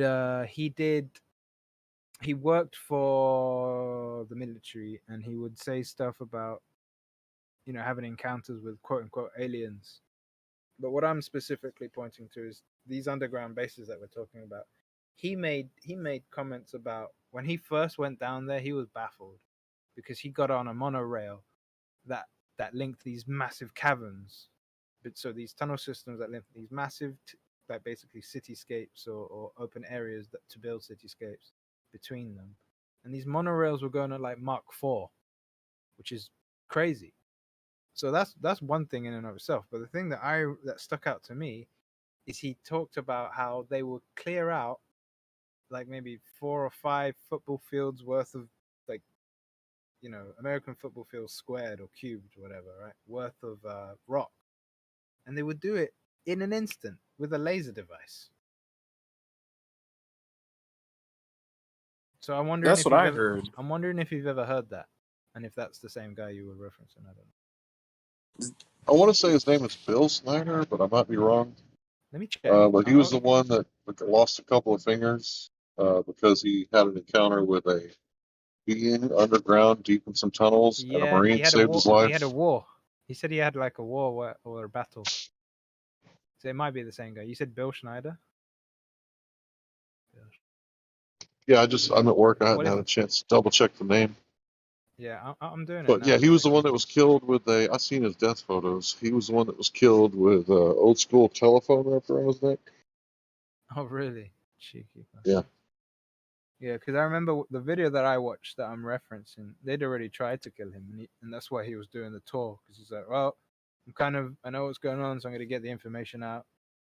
He showed different materials that he had access to. Some of the he was referencing and educating people on the. There he is, Phil Snyder. Phil Snyder. Yeah, it's Okay. PHILSCHNEIDER. Yeah, he actually showed people the remnants of the. Oh, what is it called? You know, the stealth technology. So the material they use to do the stealth technology, the radar cloaking and stuff. He said that these had some weird effects that, you know, similar to when if you've ever watched Formula 1, there will be like a marbling effect of the rubber that comes off just from the friction and all the driving and stuff, and it will marble up on the corners and stuff, and then because they have to keep their weight in check, they would then have at the end heat their tires up and go and collect all those marblings that had come off to make sure that they weren't cheating, because, you know, they like kind of like with horse jockeys and stuff, that you have to do the weight check at the beginning and the end of the race. Anyway, the point is that kind of marbling that happened happens from rubber happened to the material that they used for the stealth technology, and he went around showing people this in his videos. So even if the videos aren't easy to find these days, I remember it well enough. So I think everyone is sleeping. Yeah, so if you look at the Rockwall Giant story, it's an old newspaper article, and they allegedly found this giant's like habitat in Texas, and what they did is they pretty much like covered it up literally by building like Rockwall City Hall on top of it. So as you're coming into Rockwall, like you see this like huge, massive like city hall, and it's like, wow, this is like really impressive. And it's like the Rockwall Giant, you know, they talked about how it was like smooth marble once you got down there into the layer. I say layers. You know, there's really like layers of history, right? We know this place is used, right? We weren't the first people. We weren't the first civilization here. Let's say that, right? Yeah. Like for sure. Like you can like look at like old cities like in Italy where it's like layers upon layers, Mm-hmm. and they just build on top of the layers. Well, I think the same thing all over the world. And there's not likely to be too many places, you know, that are habitable that didn't have civilizations in the past.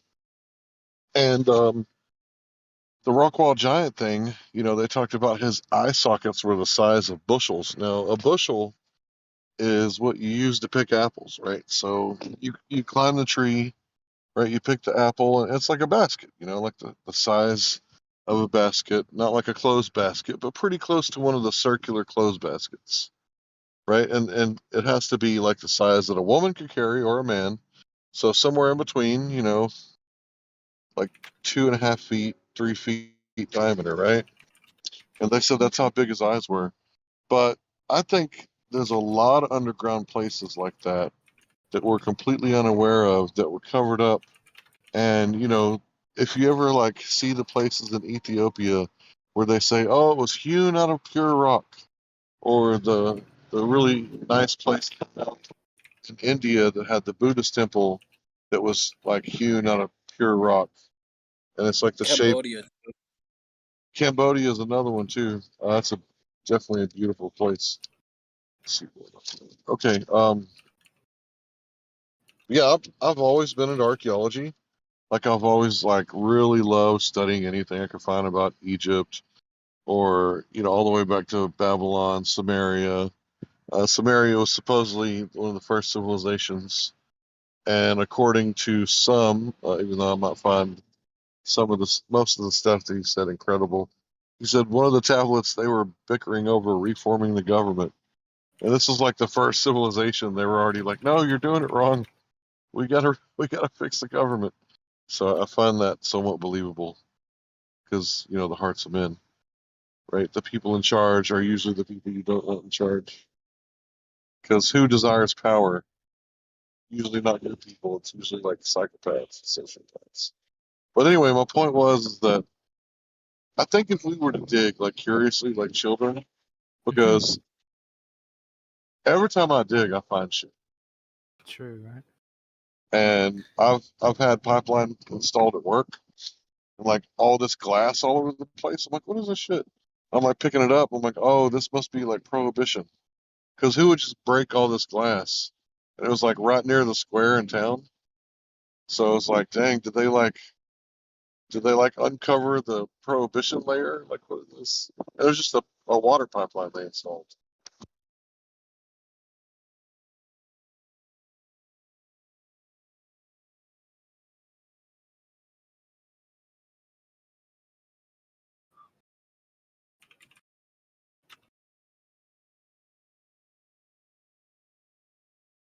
And what do you guys think about that computer, that Greek thing that told the stars and shit?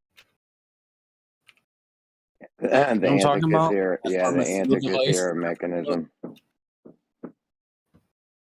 I was watching on a video on it, and they were like showing like I guess like a computer animated version of what it would look like, not, I guess, all fucked up and corroded.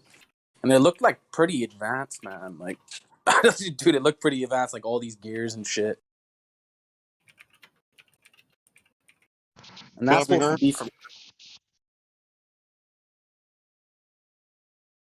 Sorry, I didn't mean to interrupt you, bro. Go ahead. I was gonna say, like, that's supposed to be from like what, when fucking Plato and whatever the fuck were like going around and shit. And they're supposed to have these like gearboxes and shit. You know what I mean? Like, it's just, I don't know, interesting. Reminds me of Game of Thrones almost. So it kind of reminds me of Atlantis. Atlantis is allegedly a place, but I think it was also a time. Like the pre-Diluvian times, I think we were far more sophisticated technology-wise, but not morally. And I think we're kind of heading back into that direction, where we're trying to mix, mud and iron, clay and iron, transhumanism, but it's not going to stick.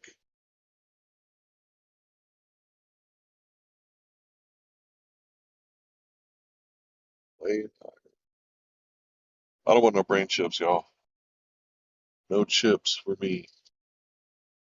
I don't know, think even like how they say like there's this like Pangea or whatever, and like I'm just thinking like maybe there was a fucking Pangea before, and then there was a flood, and then now there's like 7 continents, whereas before it was all one. Because I'm like Why else do they tell us about this Pangea shit? You know what I mean? Like, I don't know. I feel like they're kind of telling us on purpose. Like, yeah, we all used to be one shit before, and now it got separated. Plus, there's all kinds of video games and fucking worlds and fucking fantasy fucking whatever, where all those fucking ones always have a history of like one continent and then it splits up.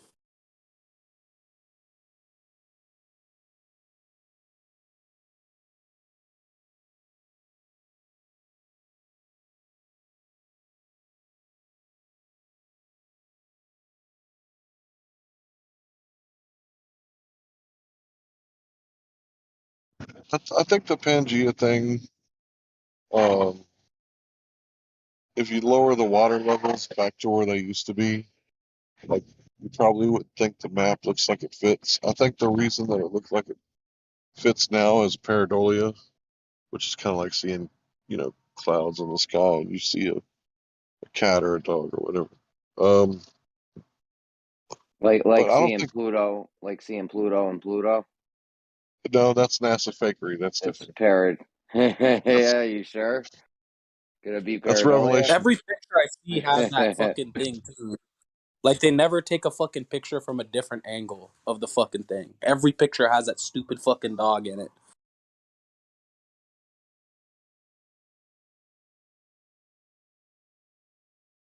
Yeah, when they released that photo of Pluto, I was like, what the fuck?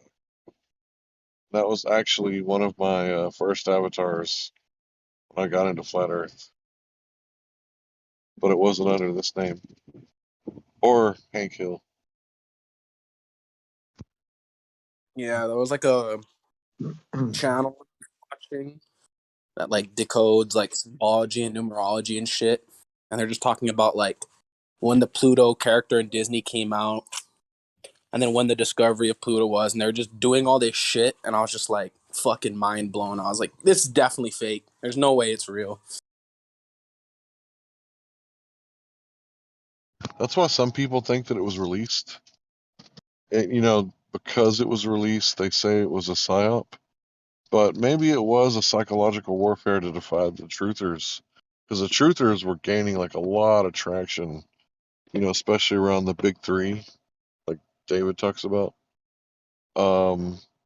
And I'm like watching like people going over this flat Earth thing, and like one by one, like a YouTube channel would be like, you know, going over the flat Earth thing, and then by the end of the documentary, they were like, "Well, I gave you all this information to let you think about it, and I'm not really a flat earther."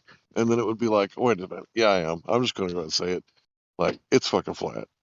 It's like all these YouTube channels like started switching over, that were like big truther channels, and they came out and like flipped over to flat Earth. But it definitely, well, the truth divides, right?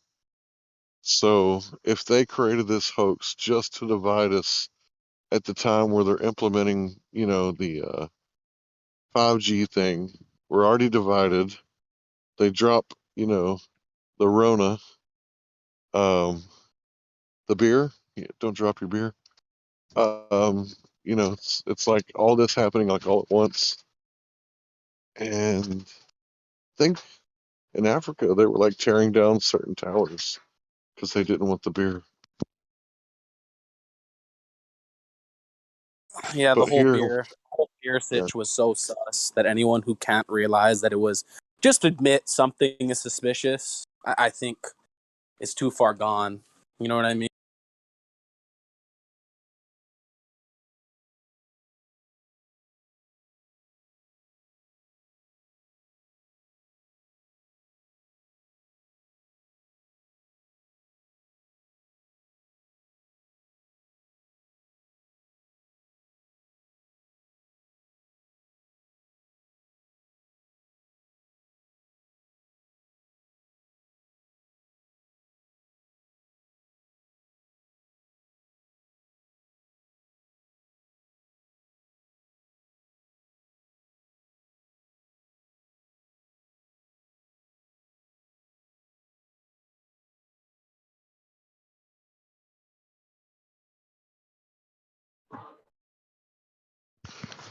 So yeah, like with the all the things that's happened like in the past few years. So just because they released it doesn't mean that it's not true. But they could weaponize such a release to divide the truth movement, because the truth movement was becoming so powerful between like 2012 and 2015. Everything that the researchers were putting out, there would be like 8 different YouTube channels who got together and would do sandy cheeks, or what is it, fish hooks, something like that. And there'd be like a documentary about sandy cheeks, and it was like multi-layered, multiple YouTubers, and they were putting stuff like that on YouTube, and you could watch it for a few hours, and then everything started getting censored. So the censorship really took off when Google purchased YouTube. I seem to remember a really good video of a guy talking about it. But when Benghazi happened, they blamed it on like a YouTube video, and that's when the censorship really took off. Like they were censorshiping like crazy after that. And then the government like specifically asked, the social media companies, like, what are you going to do about this flat earth stuff, fake news? And obviously they weren't caring about like CNN fake news. They were obviously concerned about what they call like counter narrative stuff, right? Which is, people who are thinking for themselves, doing their own investigations. But here's the thing about truth, and I'm speaking to the audience. The thing about truth is it doesn't fear investigation. So anything that, you're not allowed to talk about, like that's probably what you should investigate. And that's why for months I passed out the Google blacklist. And I was like to all the researchers, truthers, this blacklist from Google was published by an employee, right? So this is the stuff we're not supposed to be looking at. This is the stuff we should be looking at. And, Flat Earth was on there, and also like pro-Palestinian, like stuff like The Last American Vagabond. Of course. Yeah, and free energy, well, not free energy, but you know what I mean by not perpetual energy. But stuff like that would be on there. Alternatives to fossil fuels. Yeah. That aren't fucking solar panels. Sustainable energy is what I should say. Sustainable energy. And all this stuff, it's like really important, that we should look at that Google blacklist. But alternative forms of energy, like censoring that, like that's not like it's just fucking ridiculous. I mean, think about it. If every person in the world had the internet, and every person in the world realized that, hey, I can either harvest solar, wind, or water, depending on what kind of land that I have. Right? If you live in the plains, solar and wind. If you live in the hills, probably water, right? Because there's probably water running through your land or something. But yeah, everybody just needs like basically 100-year-old technology, Tesla tech, right? Just like alternator, generator, whatever you want to call it. And you just make like a little whirlpool that spins a turbine, and you got it.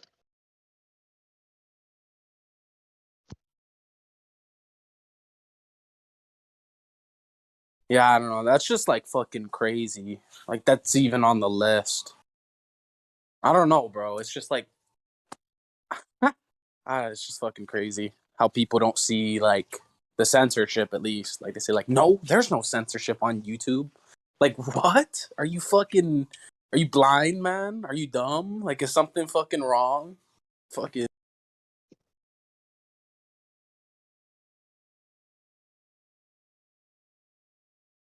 So I recently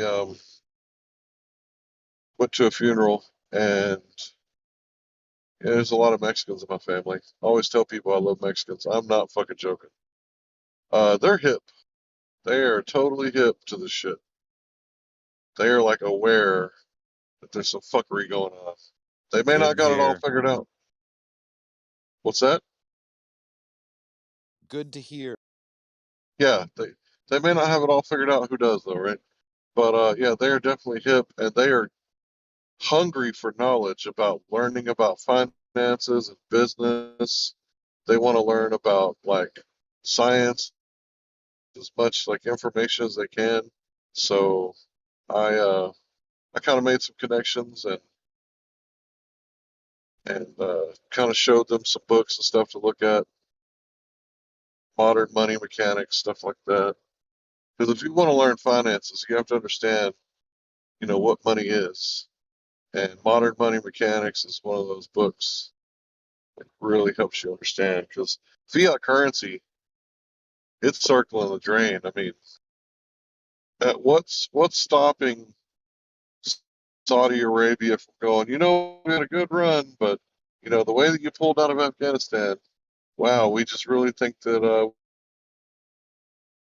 the other team, like that, our world currency position goes, and then everybody starts dropping back all these debt notes back on our shore, and when that happens, ooh, no more lattes. You're gonna be tightening your belt.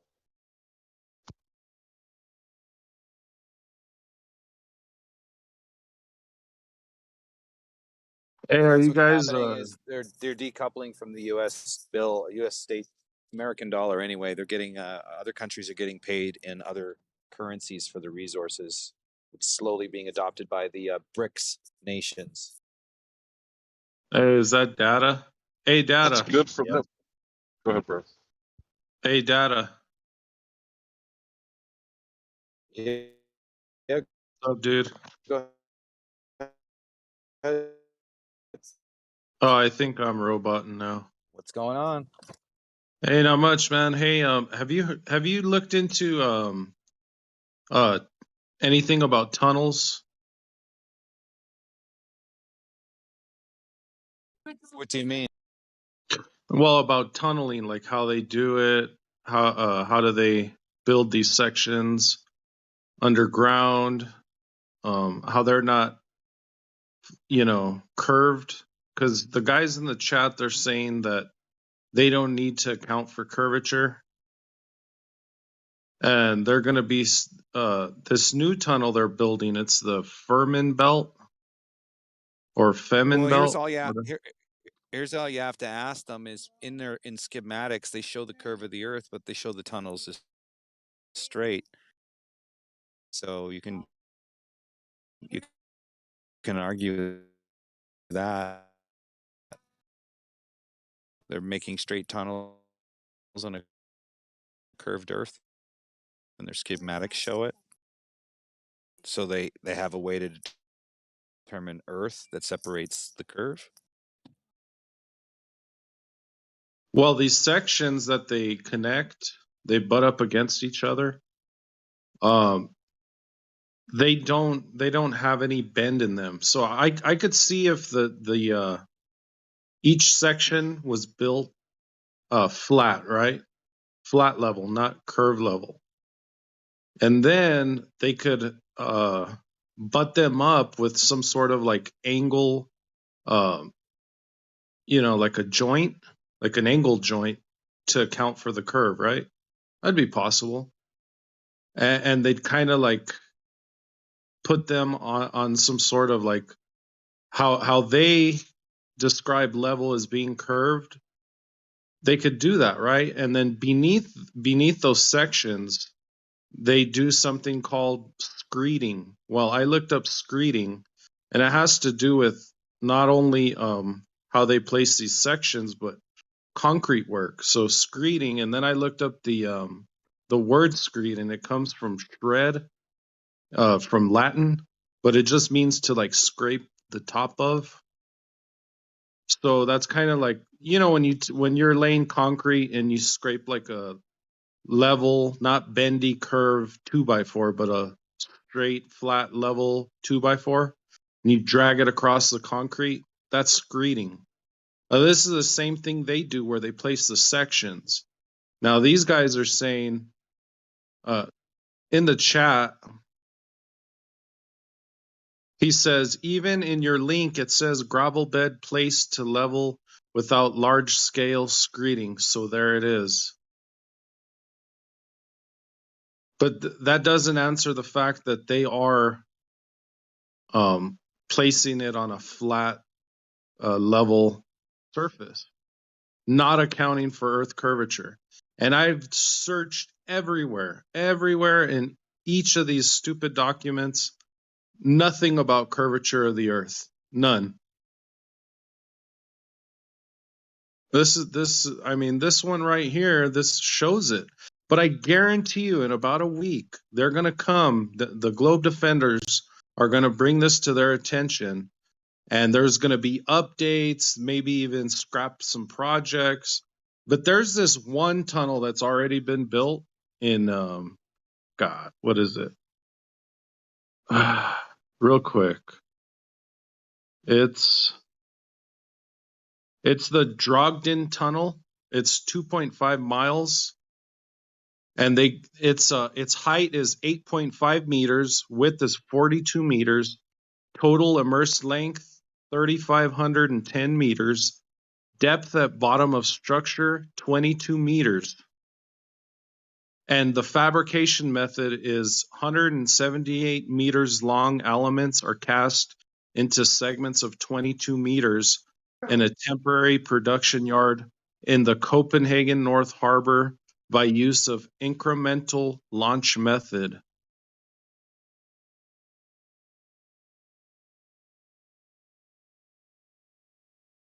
What do you guys think, man?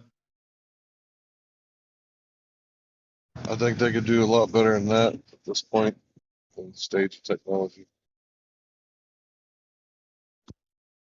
I mean, it's pretty awesome that they're building underground, right? Placing these tunnels, but simply not accounting for Earth curvature. I mean, gosh, how far if you travel 3,500 meters, how much? If you plug that into the Earth curve calculator, they'd be dropping a significant amount, right? So, do they take an elevator up to, or how are they doing that? Unless it's flat, underneath.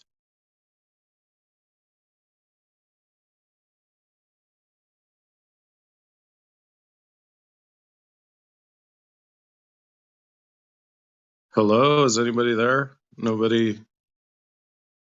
Yeah, I'm listening to you, bro. Nobody knows anything about this? Oh no, I kind of want some feedback on what you guys think, man. I mean, it's pretty much common sense, right? Like, okay, what's going to happen? Are they following the Earth curve, or are they digging like a straight, flat You're familiar hole? with this. You're familiar with the CERN, right? Or there's an underground observatory that's got a distance of 770 kilometers. It goes from Italy to Switzerland or something. I can't remember the actual two locations, but the point is that in the drawings, they show that it's a straight path, and meanwhile they depict it over a curving body. So my question is, if you're depicting a curving body, but you're following the curve of the path, why are you drawing a straight line? If you're following the curve of the path, that straight line that you've depicted that's running 770 miles would go with the curve of the Earth, but that's not what you're depicting. You're depicting not you, but the drawing is depicting a curved Earth with a straight line underneath it between two distances like a chord. But wait a second, how do you differentiate between the curve and a straight line if you're on a ball and everything that's straight is supposed to be curved? There's no way to differentiate. So when you're drawing using a drawing like that and showing the distance between the 2 points is a straight line, but then the body of the Earth is curved above, you have to explain how you differentiated. How did you get that straight line if everything on a curved Earth is everything that's straight is curving? Yeah, right. The damn CERN fucking circle. It's depicted as a circle, but wouldn't it have to be like a ellipse? Well, not an ellipse, but okay. So there's land in the way of that circle, I'm talking right? about the hydrogen collider, or not the CERN, but the Yeah, I hydrogen know. collider. I know what you're talking about, dude. I'm looking at it right now, but it's just a simple circle. It's not actually okay. So now you place that on a sphere. Well, you'd have to account for the land in between that circle. So from, let's say, from one point, like the northern point of that circle, right? You would say, okay, I'm going to take a chord from the southern point, and there's going to be land in between that. But so then there has to be geometry for that, right? You got to build that in a way where it's still flat, the circle's flat, and it's, but it's like, God, I don't know how to explain it. I could probably draw it like on a sphere and then insert a circle, but it would actually, the southern part would have to be, I guess, deeper, right?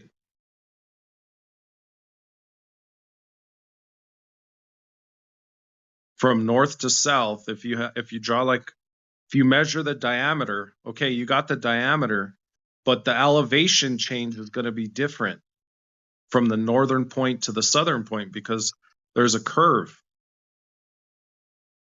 right? So the southern point would have to be a substantial amount in a drop in elevation.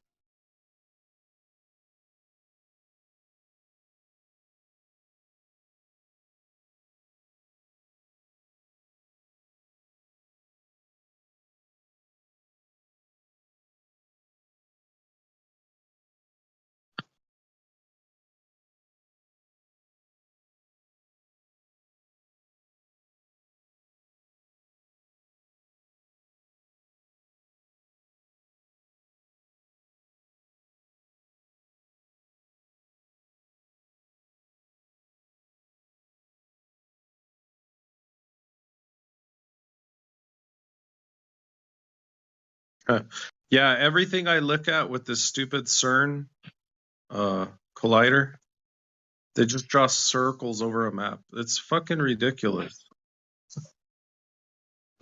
Well, explain the logic. How do you differentiate the adjustment for curve and compensate for making it go straight when there is no straight lines on a ball? That's what I said. So if you take the northern point on a globe of that of the collider, you draw a straight chord to the southern point, you get the diameter, but there's going to be differences in elevation change because the curve is sloping downward, obviously. Well, in all directions, but it's still going to be sloping downward because you still have the globe, right? There's still a curve. So no longer is that circle going to be a circle any longer. Well, it could stay a circle, but you're going to have to tilt it at the southern point, and it's gonna have an elevation change, and it's going to be further deeper into the earth. That's how they built it, right?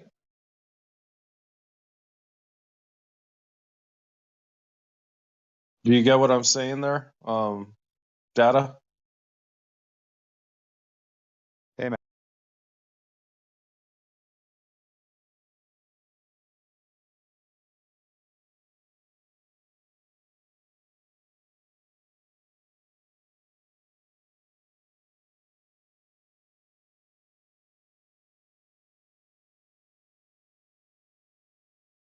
Can you hear me?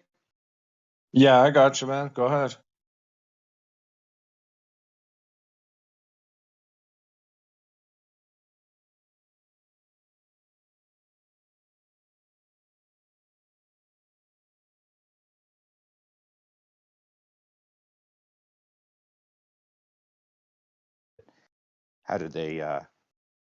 How did they compensate for the curve, right? Like I said, how do they adjust for it? They don't.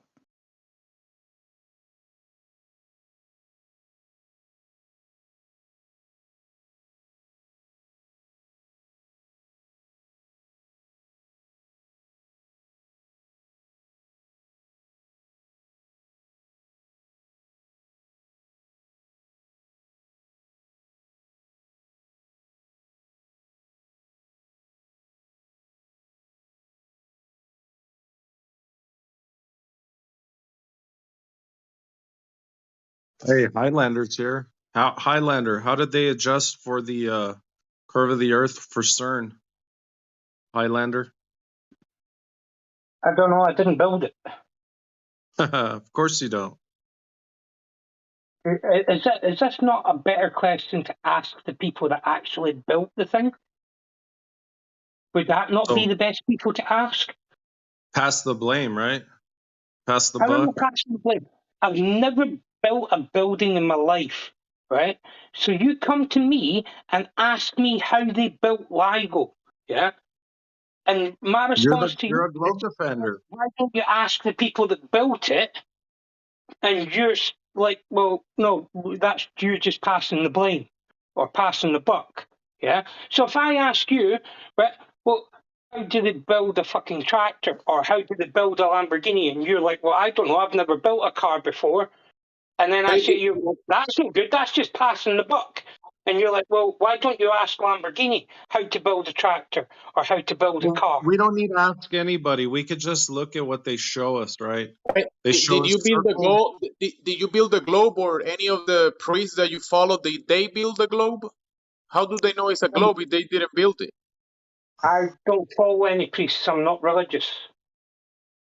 I mean, Building has the globe nothing to do priests with it. What they they didn't showed build us. it. They didn't Right, build the hold on. globe, Right, and you hold didn't on, build the hold globe, on. right? Hold on for a second. You just said the globe priests. Yeah. Who are the globe priests that you are talking about that you claim that I am following? Whatever. If you don't follow them, but you believe What do you whatever mean, they say, whatever? right? The globe. You claim there's globe priests, yeah, and that I follow them. So who are these people? The globe followers, your buddies. Right, so the globe followers, and now my friends are these globe followers who are now the globe priests. Yeah, you Okay, believe in a so globe, hold on, and you didn't build. Just like your analogy of the building, that you didn't build a building, so you don't know how a building works. Just like the globe, you didn't build a globe. That means you don't know how it works, right? You don't know how it's a globe. The question wasn't about building. The question was about CERN, and it's a circle spanning 700 kilometers. How did they account for Earth curvature? That was the only question. How did they build it? So he said he didn't know, so that's fine. He doesn't know. We should go ask them then. But from the diet, hold on, man, real quick. I'm almost done, Highlander. How did they build I'm it? almost done, man. You don't have to talk over me, bro. Well, But what normally they when you ask a question, that's when you Jeremy, normally please, stop man. speaking. So when you say, how did they build it? That's the end of your question. Therefore, Highlander, I assume that that's relax, where you're man. going to stop, and that's what the question that I should answer. Yeah? I And didn't stop. You already said you didn't know how they built it. So now I wanted to say, look at what they show us. They show us circles over land, right?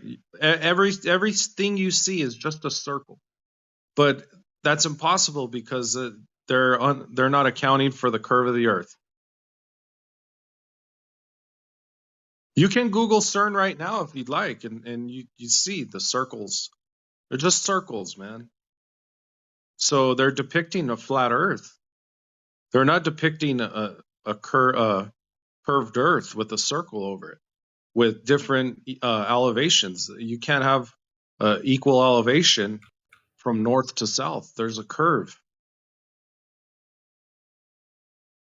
right, but if it was equal elevation from start to finish, all the way round, then it wouldn't be straight and the way they need it to be. If it was equal elevation all the way round, then the LIGO arms would be curving with the curvature of the Earth. We're not talking Oh, about buddy, LIGO hold arms. on. We're talking about Hold on, dude. CERN, man. We're talking about the circles of CERN, right? They could CERN, yeah, CERN, LIGO, whatever. No, Yeah, you know what CERN, you're LIGO. you're Two different saying. LIGO and things, man. CERN are different. Get that shit out of your fucking mouth. Stick to You know the what you're topic. saying. So they could have the CERN circles be all the same elevation, right? I don't know. I've never looked at the CERN building. Oh, fine. Well, go you ahead don't and know. look at it and stop defending it. You're asking me questions about something I don't know. You're expecting Okay, me so to you know. don't know, so we should just stop talking to you then. All priests We don't claim need to all ask him anymore because he doesn't know. It's okay. So and we're just all fighting with him now and poking at him. Why don't Okay, you we go can and move ask on. people who built it You don't instead need of to keep defending it.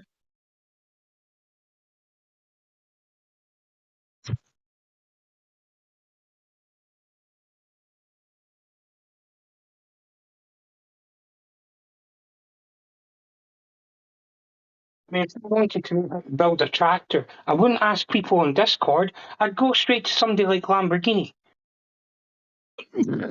You already said that. You don't need to repeat yourself.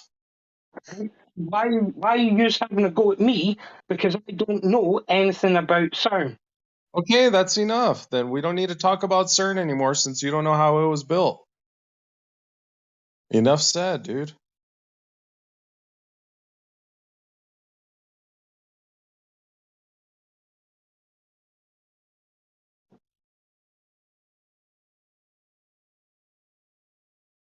Who's crying?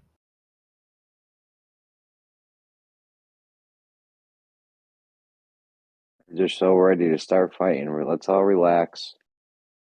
I thought Alright. Scotland was made of sterner stuff. So you could have a circle. But I don't even know what your argument is, Flat D, because you could put a circle on a sphere and have it be all the same elevation, no? Right, you can. But listen, can I say something?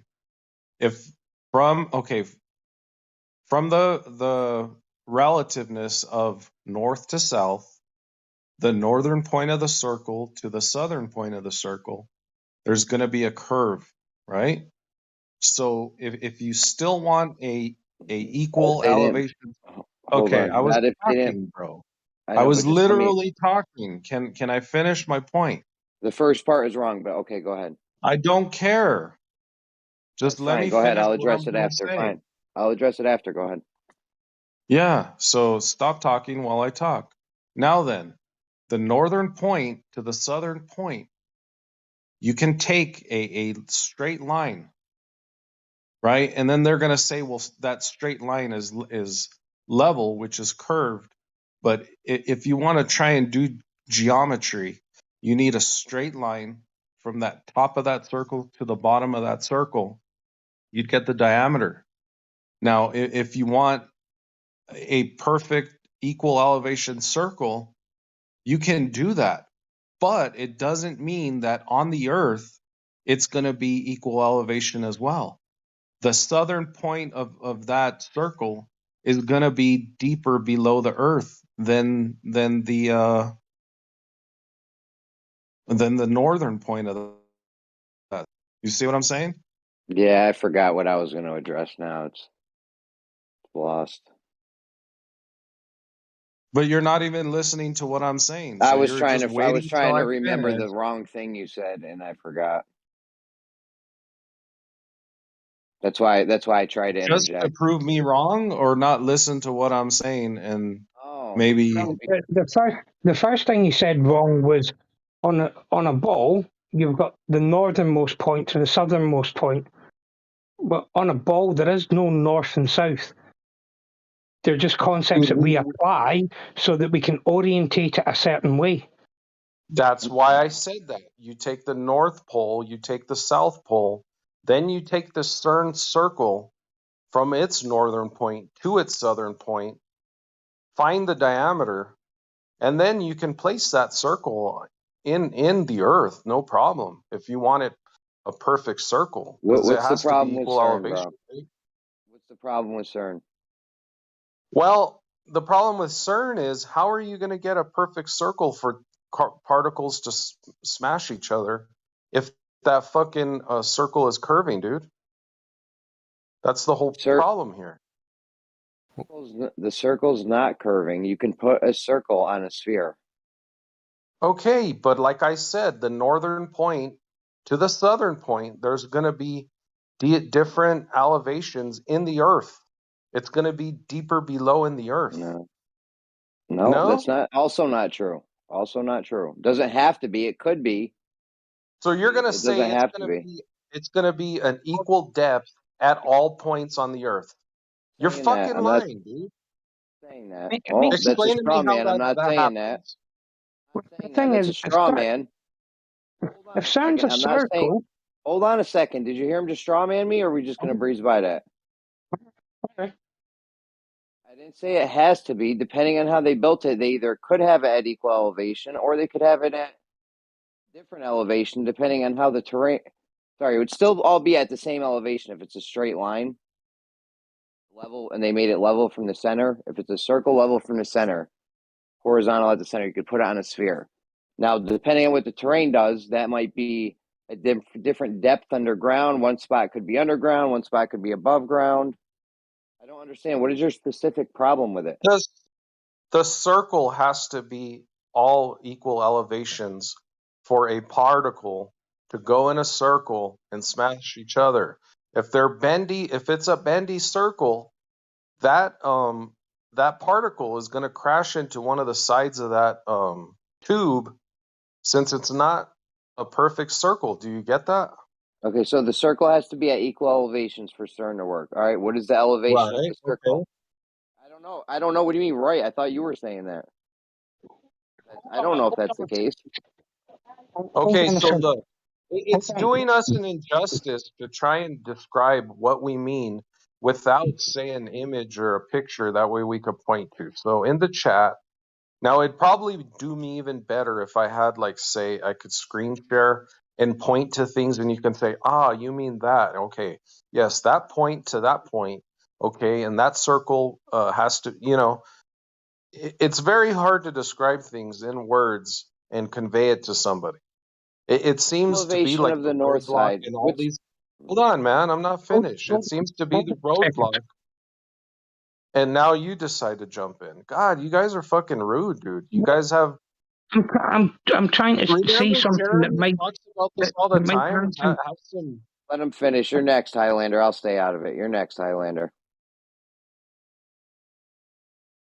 What do you say, Jeremy? What's the word you use all the time? Highlander's We have, next. It's your time to go. Make your point about CERN. Go yeah, ahead. I'm asking a question of some personal what awareness or something when Yeah, others are this talking. is your chance to go. I'm modding. Now I'm backed out and I'm modding now. So go ahead, No, Highlander. I'm You're next. asking you a question. Can you answer a question? I have a CERN argument because I'm gonna let Highlander go if you're not gonna make it your argument. So you can't answer that question. I want to know what. I relinquish my time to Highlander. Go ahead, Highlander. Right, he's on. He's on Highlander. about. I was asking a question to Jeremy and he couldn't answer it. So go ahead, Highlander. Anymore. I'm modding it now. I'm not in the conversation anymore. I'm modding. Right, you were saying about the particle traveling through the tubes, yeah, and how it would have to curve if the tube was curving with the Earth's curvature. Well, it's going round in a circle anyway. So what's making the particle curve in the circle in the first place? Yeah, would it not be just as easy to make it curve round the curvature of the Earth as it's going round in a circle anyway? I mean, you're making it curve one direction, so surely it should be easy enough to make it curve another direction. Hey, Highlander, I posted something in the chat. Can you look at it? It's a screenshot. Do you see it? Right, I see it, yeah. Okay, so if you look below, you'll see circles, right? But if you look above on that one image, it kind of shows like some roads and some houses, some things that you would expect. And then underneath that, they got some like supporting structures, like one, you see 3 of them. And then below that, you see, you see the actual circle, right? But where is it curved? Where is it curved?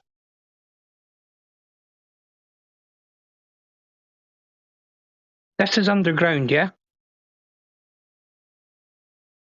Yeah, that's underground. Right, so if they built it underground, why would they need to follow the curvature of the Earth? Because you're going to have different depths because there's a curve in the Earth. It's not Right. flat, bro, according to you guys. Do you And not get that? and here's my quick. And is parts of it at different depths?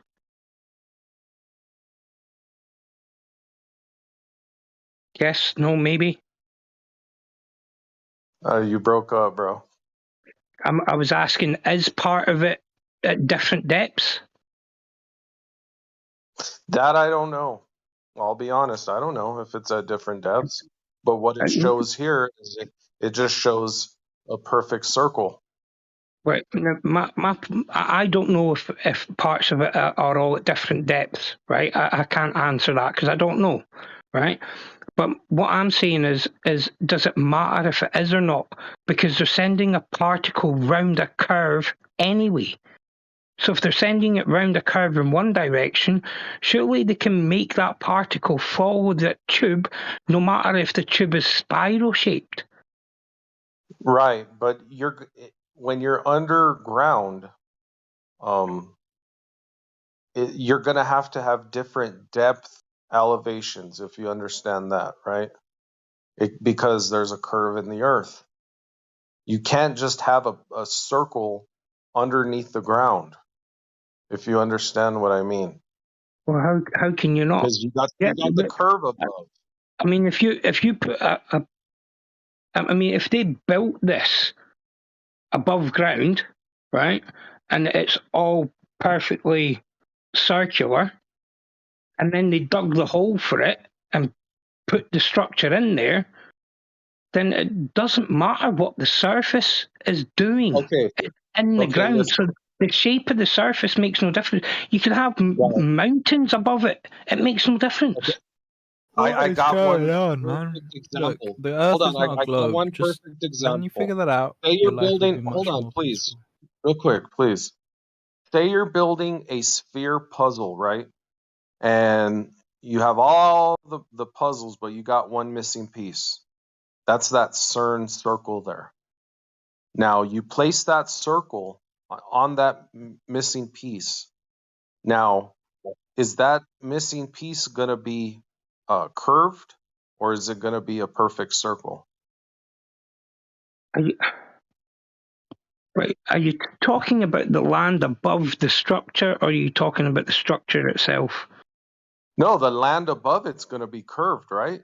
Right. The land above the structure can be any shape you want it to be. It makes no difference to the structure underneath because the structure is in the ground. It's deep underground. So it makes no difference the shape of the surface on the top. Yeah, but then elevations to that circle, it's not going to be a perfect circle. Here's a better way to look at it, right? Say you have a ball of jelly, yeah? You know what jelly is, yeah? Or you might call it jello. No, we don't call jelly jello. Jello is jello. Highlander, can I try, please, real quick? One quick question. Before you do it, Highlander. Why does it need to be a circle? The building below the ground. Why does it need to be a circle? We're talking about CERN. They have to complete the loop. But why does just it need to be a circle? That doesn't. I mean, why does it need to be a circle? Why can't it be a circle perpendicular to the shape of the Earth? Is what I'm trying to say. Is CERN not a circle? Because then there'd be different elevations to it. Can I try real quick, Highlander? Okay, listen. Go get your mom's bracelet or one of your girlfriend's bracelets or something, and get a basketball. Pretend a basketball is Earth, and it's all the same elevation on the surface of the basketball. You can set the bracelet or whatever on the thing, and the circle will be all the same elevation, and you can put mountains on top of the circle or whatever you want to do. But wherever that circle is, it's going to be all the same elevation. So I don't understand what the problem even is here. What's the problem? Hey, that bracelet is going to be bending around that sphere, bro. That's the whole problem. I don't understand your argument. Okay, right. Like you Hold said, on. you place a bracelet on that sphere, right? It's not going to be a perfect circle where that Right. particle has to go around. It's going to parts of it are going to curve. Right. Gonna be a circle. Here's a better way to visualize it, right? Is Here's the a better way bracelet a to circle? Hold on, Highlander. Is the bracelet a circle, give or take? Just if we could demonstrate this like on video, that just Can you put not it to rest. picture it? You can't picture this in your head? Well, I'm trying to explain a couldn't better picture way. putting a bracelet? Picture this. Okay, better Yeah. way. Go ahead, Highlander. Right. So if you have a ball of jello, right, and then you get a metal washer, yeah, I guess you know what a metal washer is, yeah? It's a little round bit of metal, and push that into the jello, that's libel. No, that's CERN. Yeah. So yes. Okay. It's inside the ball, right? Yes. But the metal circle does not have to conform to the shape of the jello on the outside. Right. Now, can I explain something? Say you inserted it. Let's get the orientation of that Jello sphere, right? You got. Let's just say you have a North Pole, you have a South Pole, and then you find wherever France and Switzerland would be orientated somewhere above the halfway point, right, of the equator of it. So it's a little bit above it. Now, say you inserted it from bottom to up, right, at an angle. Now, as you shove that washer in there, what part is going to be lower to the surface of the earth as opposed to when you insert it? It's going to go in at an angle, right?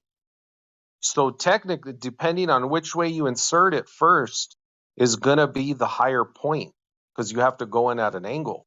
Because if you just lay it on top, that's Highlander, I didn't know why you used my example. I didn't know why you thought your example was going to be better than my example. And my analogy was perfect, and yours is all fucking. You got a ball of Jello with a water. Come on, man. No, why can't you understand that? Why are you fucking railroading it, dude? You're just muddying waters. It's not that hard to visualize inserting a washer from bottom up and thinking about where the north and south part of that washer is going to be orientated. It's not going to be at different points in the earth. It's going to be the way you inserted it when you're finally done pushing it in. That southern point of that circle, because that's on where your thumb is, that's going to be closer to the surface. But the northern part of that washer, or like the top of part of it, is going to be embedded like inwards towards the core, or like the center. So it's going to be at a different. Hold on, it's going to be at a different elevation as opposed to the surface of the earth to that northern tip of the washer. Okay, so CERN is a circle. CERN is a circle. Hold on, Highlander, real quick, bro. Real quick, because your analogy sucks and it's making it more confusing. CERN is a circle. We have a bracelet. That's a circle. We have Earth in this scenario. That's a ball, a sphere. We have a basketball. They're perfectly analogous. You set the bracelet on top of the basketball. It's all at the same elevation points all around, right? Now that fucking bracelet isn't a circle anymore. It's a curved circle. Do you not get that? Why isn't the bracelet a circle anymore? Parts of it bending now, bro. Do you not get that? It's not bending. We set it on top of the basketball. The bracelet's not bent. It's still a circle. We didn't misshape the bracelet at any point. It's all touching the basketball. What difference does it make? It'll still, it'll still work. Why won't it work? Dude, okay, look, hold on. Let me reply. Hold on, man. That image that I posted, right? That image that of Jeremy's example, the surface of the earth is curving. So when you place something on top of it, it won't no longer be. Do you see that image I posted, that screenshot, Jeremy? Do you see it? Yes or no? Okay, so I don't need. Hold on, I'm responding to you right now. I don't need to see any images. I can perfectly envision in my head having a bracelet that's a circle, not changing the shape of the bracelet in any way, shape, or form, setting that on top of the basketball, and having it all be equal elevation on the basketball. I don't need to see a picture or see a diagram or a video to be able to envision this. If you do, go ahead. Okay, what this image shows is something different to that you're describing, because this wouldn't be the way the bracelet actually would be orientated. If that's the word. Right, I've been trying to get into to explain that. Right, I didn't say that the bracelet analogy wasn't a good one. It's perfectly good, right? It's a really good analogy, right? But he's trying to compare what you're saying to something that's in the sphere, not on top, which is why I said about putting the washer in the jello, because I thought he might understand that a bit better. But what he has to remember is, when you take it down to scale, that the size of that washer would probably be the size of one of the cells of your skin in that jello.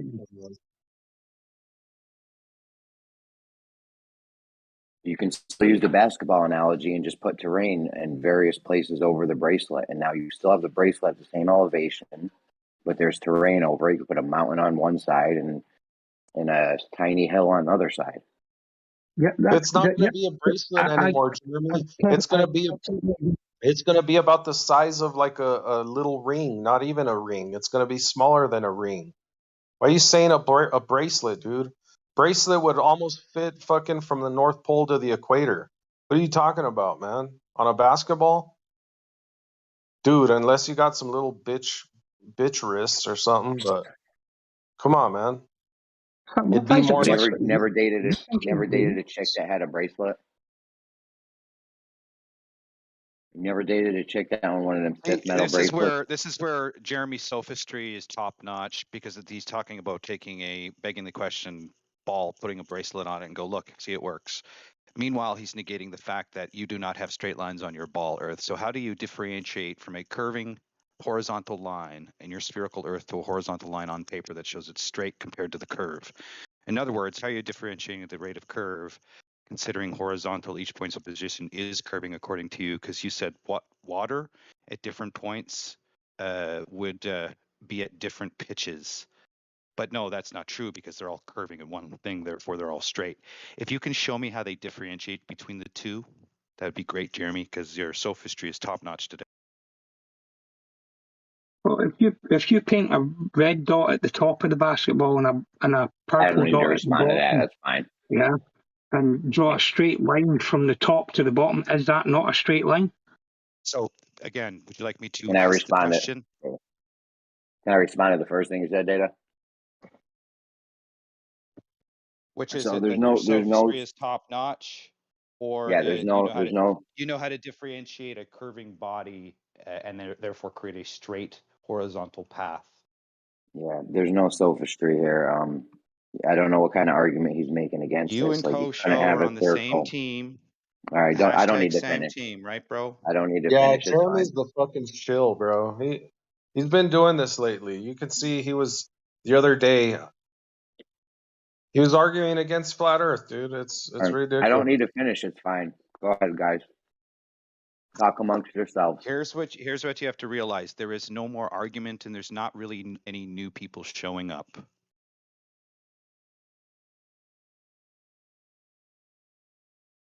That's because there's nothing to argue. It's not sophistry to say that you could put a bracelet on top of a basketball, and the bracelet would be all the same elevation along the surface of the basketball, if that was analogous to the globe. I don't know what the fuck you're talking about. I also don't even know what the argument is. This seems like a How did shit you get argument. the straight bracelet? How did you get the straight radius in the bracelet if there's no straight lines on a curved surface?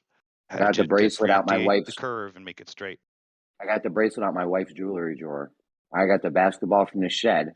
I put it on top, and I can see that. Oh, you can set a bracelet right on top of a basketball. Wow, this is fucking profound. This is sophistry, I guess.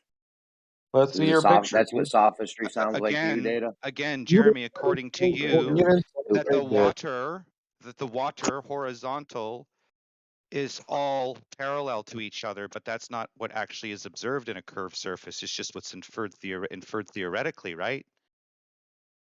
So if it's inferred theoretically, you draw it on paper showing that the system itself is using a Euclidean circle, which is just a 2D circle with a straight radius. But you're telling me that we can't make a straight line on a ball surface due to the center of mass. So if I'm going to build something that's straight on a surface that is not allowing straight lines, but they're curved, how do I differentiate the two? And then I make my Is a object circle a straight. straight line? Is the circle a The straight line, Data? radius is, yep. No one said the radius was going to be equal elevation. Did I say You that? Or are you can't have straw you manning can't me? you can't Are you have a straw curved manning me, you Data? can't have You're a fallacious. curved radius. You can't have a curved radius, buddy. You're fallacious, Data. You straw man me. I You never said the cannot radius have a would be curved at. radius. I never said the radius would be at the same elevation along the whole So you radius. still don't get Straw you don't get the manning. point, eh? You straw manning If piece of shit. if on the globe model there is no straight lines, but I'm going to draw a curved surface and then have a straight line to that curved surface, how did I differentiate the rate of curve to compensate to make that line straight? This is what you're telling me. Nah, you're straw manning me. I never said anything about the radius. We were talking about I just having a busted your circle be whole at the same program, dude, with that elevation. one question. We were talking about having a circle on top of a sphere and have the circle be all at the same elevation. How Now did that you get the absolutely, circle? I got How it did out you get my the wife's circle on a jewelry sphere? drawer. If there's I no got it out my straight wife's lines, jewelry drawer. there's no straight A lines. circle's not a straight line. Circle's not a straight line. You're stupid. A radius to make a circle is a straight line. Okay, no one's talking about the radius. Of course you did. The No one's radius is talking the about the whole. radius. Not a circle anymore. Again, a radius is fundamental to the circle. If there's a bent radius, there's no circle now, is there? No, nobody said anything about a bent radius. I don't know what you guys are even coming up with or how If you're you're coming going up with to this make craziness. a circle on a spherical body, you need to differentiate how the curving surface because you're telling me that I can't make a straight line on a curving body, right? That's the geodesic. Straight lines are curved. But you're telling me that the surface is curved, but then you're showing the LIGO as a circle, which means that the radiuses are straight. How did you get a straight radius to make that circle if the lines that you're measuring are curved due to the center of mass? Okay, the radius is obviously not going to adhere to the curvature of the sphere, but the circle can. The radius, obviously, the radius. I got it out my wife's jewelry drawer. Out of my wife's jewelry drawer. Begging the question, you're talking about something that is observably a circle with a straight radius, but then you're showing me a drawing of a curved body surface with a straight radius in the center of it. I haven't shown you anything. Surface of it. So I haven't shown you anything. You're a straw man and piece of shit. If there's radius, Stop if the strawmanning radius me. has to be straight to make a circle, but yet you can't have circles or straight lines on you can't have straight lines on your ball, then how are you differentiating to make the compensation for curve to make something straight? Because that's what the image is showing. If my instruments if the instruments are totally reliant on the center of mass due to a sphere, and that every point of position I measure horizontal from, I'd have to compensate to deviate to make straight. Do you understand that? Because I'm actually measuring along a curved surface, but yet I want to have a straight line.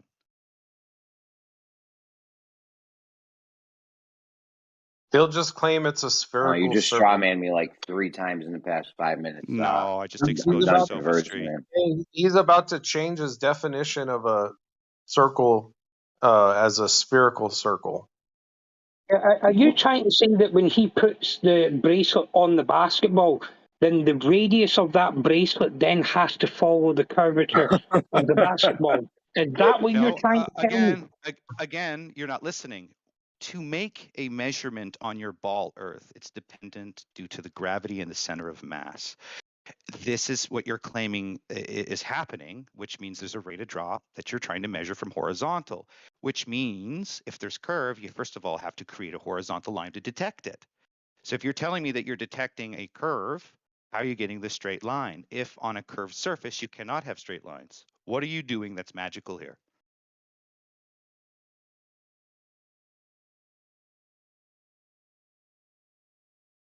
And what's this got to do with sound? I just exposed your guys' bullshittery with that one statement again.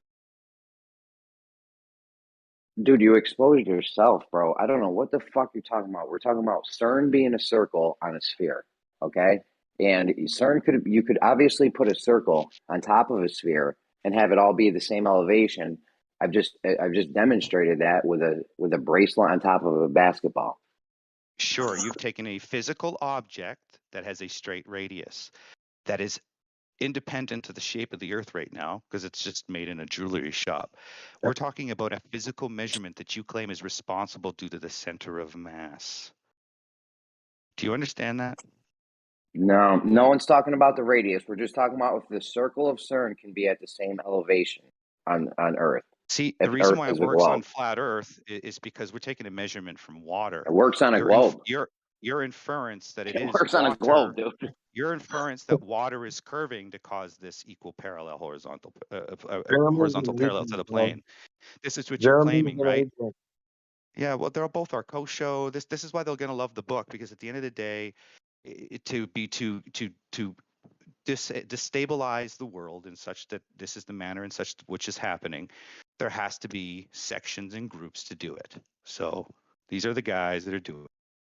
I don't even know what your guys' argument is. You can put a circle on top of a bat. You can put a How many circle, people you here can put have a families circle. that listen to the Dude, little why are you kids and interrupting me? talking? Why are you Who does interrupting me? that? Don't mute him, bro. Don't Yeah, mute him. Data. Don't- Yeah, hold on. Data, you seem to be interrupting every time someone else speaks. Could you please stop that so we can hear the other person speak?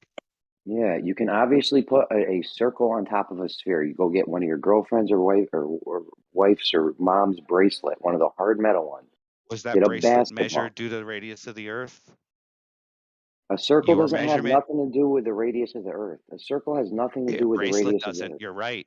But if I'm measuring to the Earth and I'm measuring a horizontal line, the horizontal line in the globe model is caused by the center of mass.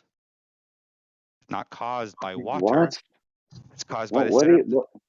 Say that again. Gravitation, center of mass, right? The center of mass is the gravitational pull that helps horizontal in your globe model, right? What does this have to do with putting a circle on top of a sphere?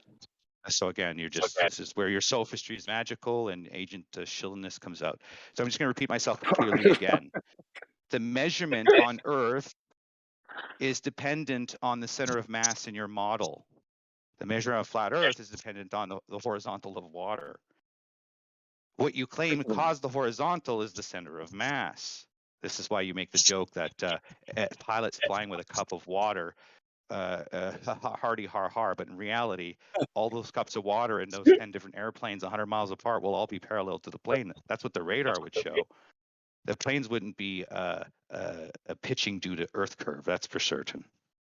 Are you guys role playing? Yeah, all I was saying was that I don't know.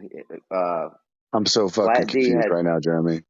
I think Flat Data's D- kind of arguing with himself, it sounds like. I don't Yeah. even know what he's saying. I'm not addressing him anymore. Flat D was Okay. saying you can't have a circle on top of a sphere and keep it the same elevation. Is that what you were saying, Flat D? No, I think I was saying what Data was saying. What is the only Data way to saying? get That's a good circle- question. What is Data saying? The only way to get a circle on a sphere is you have to use Pythagorean's theorem and use the center of the sphere. So if you look at, hold on, dude, just let me finish. If you look at what I posted, right? It takes do you see what I posted? Where it talks about a great circle and a small circle of a sphere? Do you see that? No, I'm not looking at chat. No. Yeah, I see it. Okay, well, you're automatically begging the question of point C of a sphere. You're begging the question right off the bat. You don't even know that it's a sphere. Right, so if we put a circle on the ground, if I want to draw a circle and keep it all the same elevation, and I go do this, it's begging the question. You were talking about if this would work in a globe model. You're saying you can't have a DMOC circle. talks about this all the time, about drawing like a, some of his examples are ridiculous, but I mean they kind of Whatever. All right.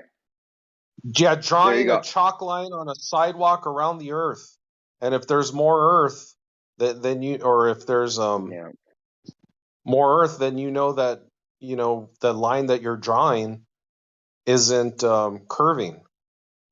It's Yeah. just straight. Yeah. There you go, Highlander. So you're You can't talking have. about drawing a curved line. If you draw just a straight line, you're saying that line would have to be curving, right? On a sphere. If you try to draw the radius. Who said anything about radius? You're drawing a Diameter for circle the on a circle. sphere. Yeah. Oh, Circle's dude. not a straight line. A circle's not a straight line. Who keeps saying a circle's a straight line? You cannot have a Is circle with a bent anyone here that radius. thinks? You Is there can't have anyone a here? s- Okay, so you we are can't have a talking about the circle with a radius. bent radius. So we are talking about the radius. Okay, I asked if we said radius. He acted like I was nuts because I said The radius. radius is pretty important. Okay, yeah, the radius of a circle is definitely important. Yeah, no one's saying that you can have Can't a have a bent circle radius. without a radius, and you can't have a No, circle with a bent radius, can you? no one said you can have a bent radius. And When if you you're put going to this, make a circle with a when you put radius the, and you're using Look, measurements on a globe, how did you make it straight if you can't have straight lines on a curved surface? okay, you can do straight lines and have it go under the surface or over the surface. So in other words, what I'm yeah, saying, look how Jeremy, is much that you should show gold. you should be able to show physical Earth curve surface, and then you should show the horizontal deviation from it. But if you look at the application, there's no compensation for that. They're not looking at the Earth curve and then making the measurement for straight for it. They're just making the measurement straight. Do you understand? So this isn't about CERN then? I mean, I don't even know what I'm just going to let someone else take over because I don't even know what the argument is anymore. What he's saying doesn't concern CERN, and the circle inside the sphere that you posted, that's where the circle actually touches the edge of the sphere, right? CERN's not placed in the Earth like this, yeah? It doesn't sit like that. CERN It's is just just placed on a little inside circle, the ground, yeah? It's a like this. tiny small circle within It's this not tiny. It's not tiny. It's 770 kilometers. What are you talking about, tiny? Which means, according to their model, if I'm measuring straight, that unit itself will be curved over that distance. And they're telling me that I'm creating a curving, bending radius circumference of a circle all in the same time, because when I make the straight measurement, I'm doing that to the curved surface due to the center of mass. When they put CERN in the ground, it's not curving with the surface. It's just a circle inside They the don't ground. still get it, right? So if I build on the surface of the Earth, if I build on the surface of the Earth in your model, you'll have 2 points of equal elevations of a curved line. That's how it's demonstrated. But you see, if it was a really true curved surface, you would have a deviation of elevation, and therefore there wouldn't be equal points of elevation, and the verticals would deviate. But we don't see that as well. So if you're looking at these observations, they're not accounting for Earth shape at all.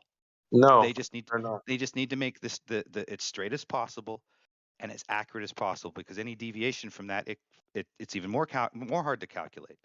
So if they're going to make it straight, but everything is measured to the center of mass, which means both ends of the CERN are not at equal elevation due to Earth curve, there has to be a deviation for horizontal.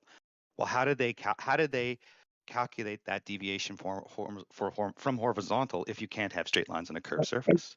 You can't backwards calculate it, so it has to be straight line first and then the deviation from horizontal. Okay, Do you see how that works as a first? Do you see how that works? The first primitives. So if you're going to tell me the first primitives, tell me how they make a bendy radius. Highlander. Data is the argument. Are you saying that you can't have a circle on a sphere and have it all be the same elevation of the circle? So in your model, as I just stated, is that your argument or not? Yes or no? It's not my model. I'm not even talking about my model. Is that what you're saying? In your model, Jeremy's model, it says that if I have 2 points, if I have 2 points of elevation, there will be equal points of elevation. It would just be represented as a curved line between those points. However, in the way that we perceive that difference in elevation difference would be deviation from that horizontal showing drop, and a deviating or divergence from the two parallels, the two poles. They'll be diverging apart from each other. I asked you a yes or no question, and this is not. I'm not getting the answer. Is your argument that you can't have this? Is your argument that you can't have a circle on a sphere and the circle has equal elevation all along the sphere? Is that your argument? Yes or no, please.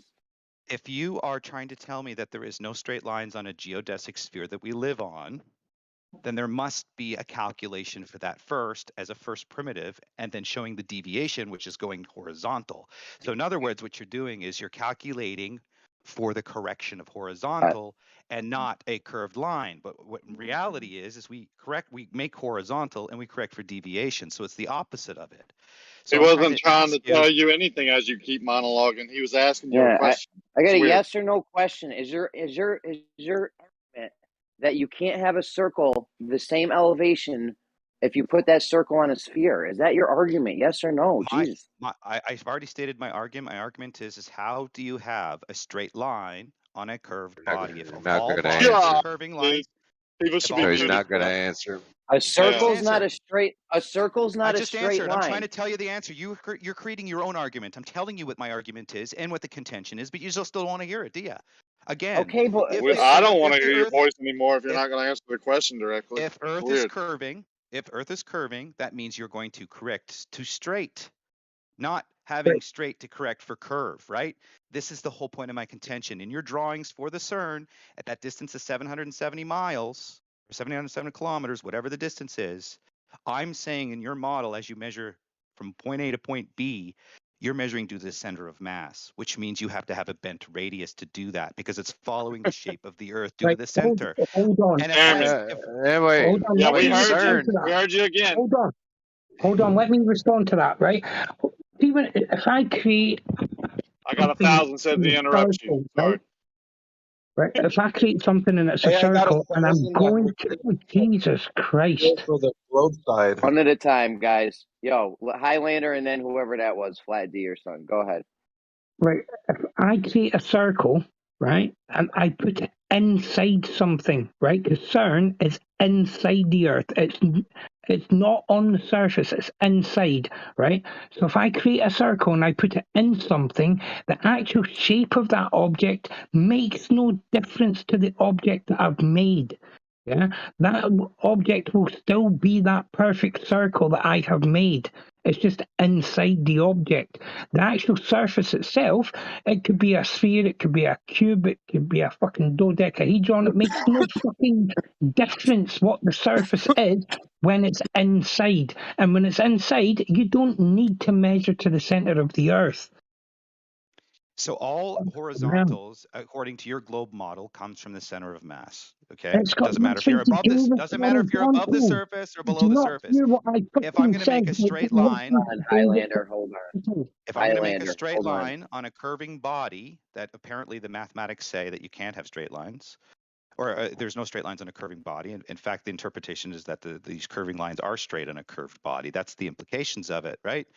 The point is if you're actually going to physically, pragmatically do it, you're trying to not curve to the surface of the Earth because in your diagram, you're showing a Euclidean circle with no bent radius. And a circle's not a straight line. If you're circle's not a straight line. You're making some weird argument that's not even there. A circle's not a straight line. So Euclidean circle is equal elevations, all points of position.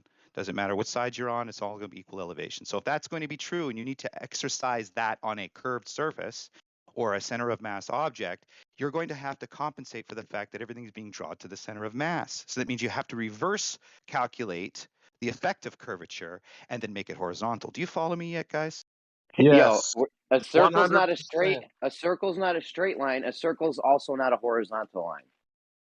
Right. If I create a circle, right? Again, it's a flat circle. Just stop for 2 minutes. If I make something a circle, right? What is that equal elevation to? It's not equal elevation to anything. And if I put it inside the sphere, right, that I have sitting across the other side of the room, it makes no difference to elevation on the outside of the sphere, yeah, because it's inside, yeah. The elevation this guy still doesn't get it. You still don't understand the problem. Try to restate my contention because you still don't get the problem. Your contention is you can't have a horizontal line on the surface of a sphere, right? Is that your contention? Well, the idea behind your model, Jeremy, yes, your model, is the fact that if I go to measure something, it's always due to the center of mass. I have no control over it whatsoever. In other words, when I go to measure something, I have to understand that the curving Earth is there, but I need to find horizontal. So now I have to compensate for curve to find that horizontal, but that's not what we do in pragmatic use, is it? We find horizontal, we infer that it's due to something, and then we calculate deviation from that. But I'm saying in the representation of the CERN, there's no calculation for curvature. It doesn't matter if it's the top of the surface or the underneath. It has to be a completely equal points of elevation, no bent radiuses, perfect circle in that area. For the fact is that's what the geometry shows, which means there's no application for Earth curve. There's no need for that adjustment to center of mass. Data, you can put a Understand? circle. Yes, I understand, but Data, you can put a circle on a sphere, and it can be at the same elevation, right? Do we agree on that?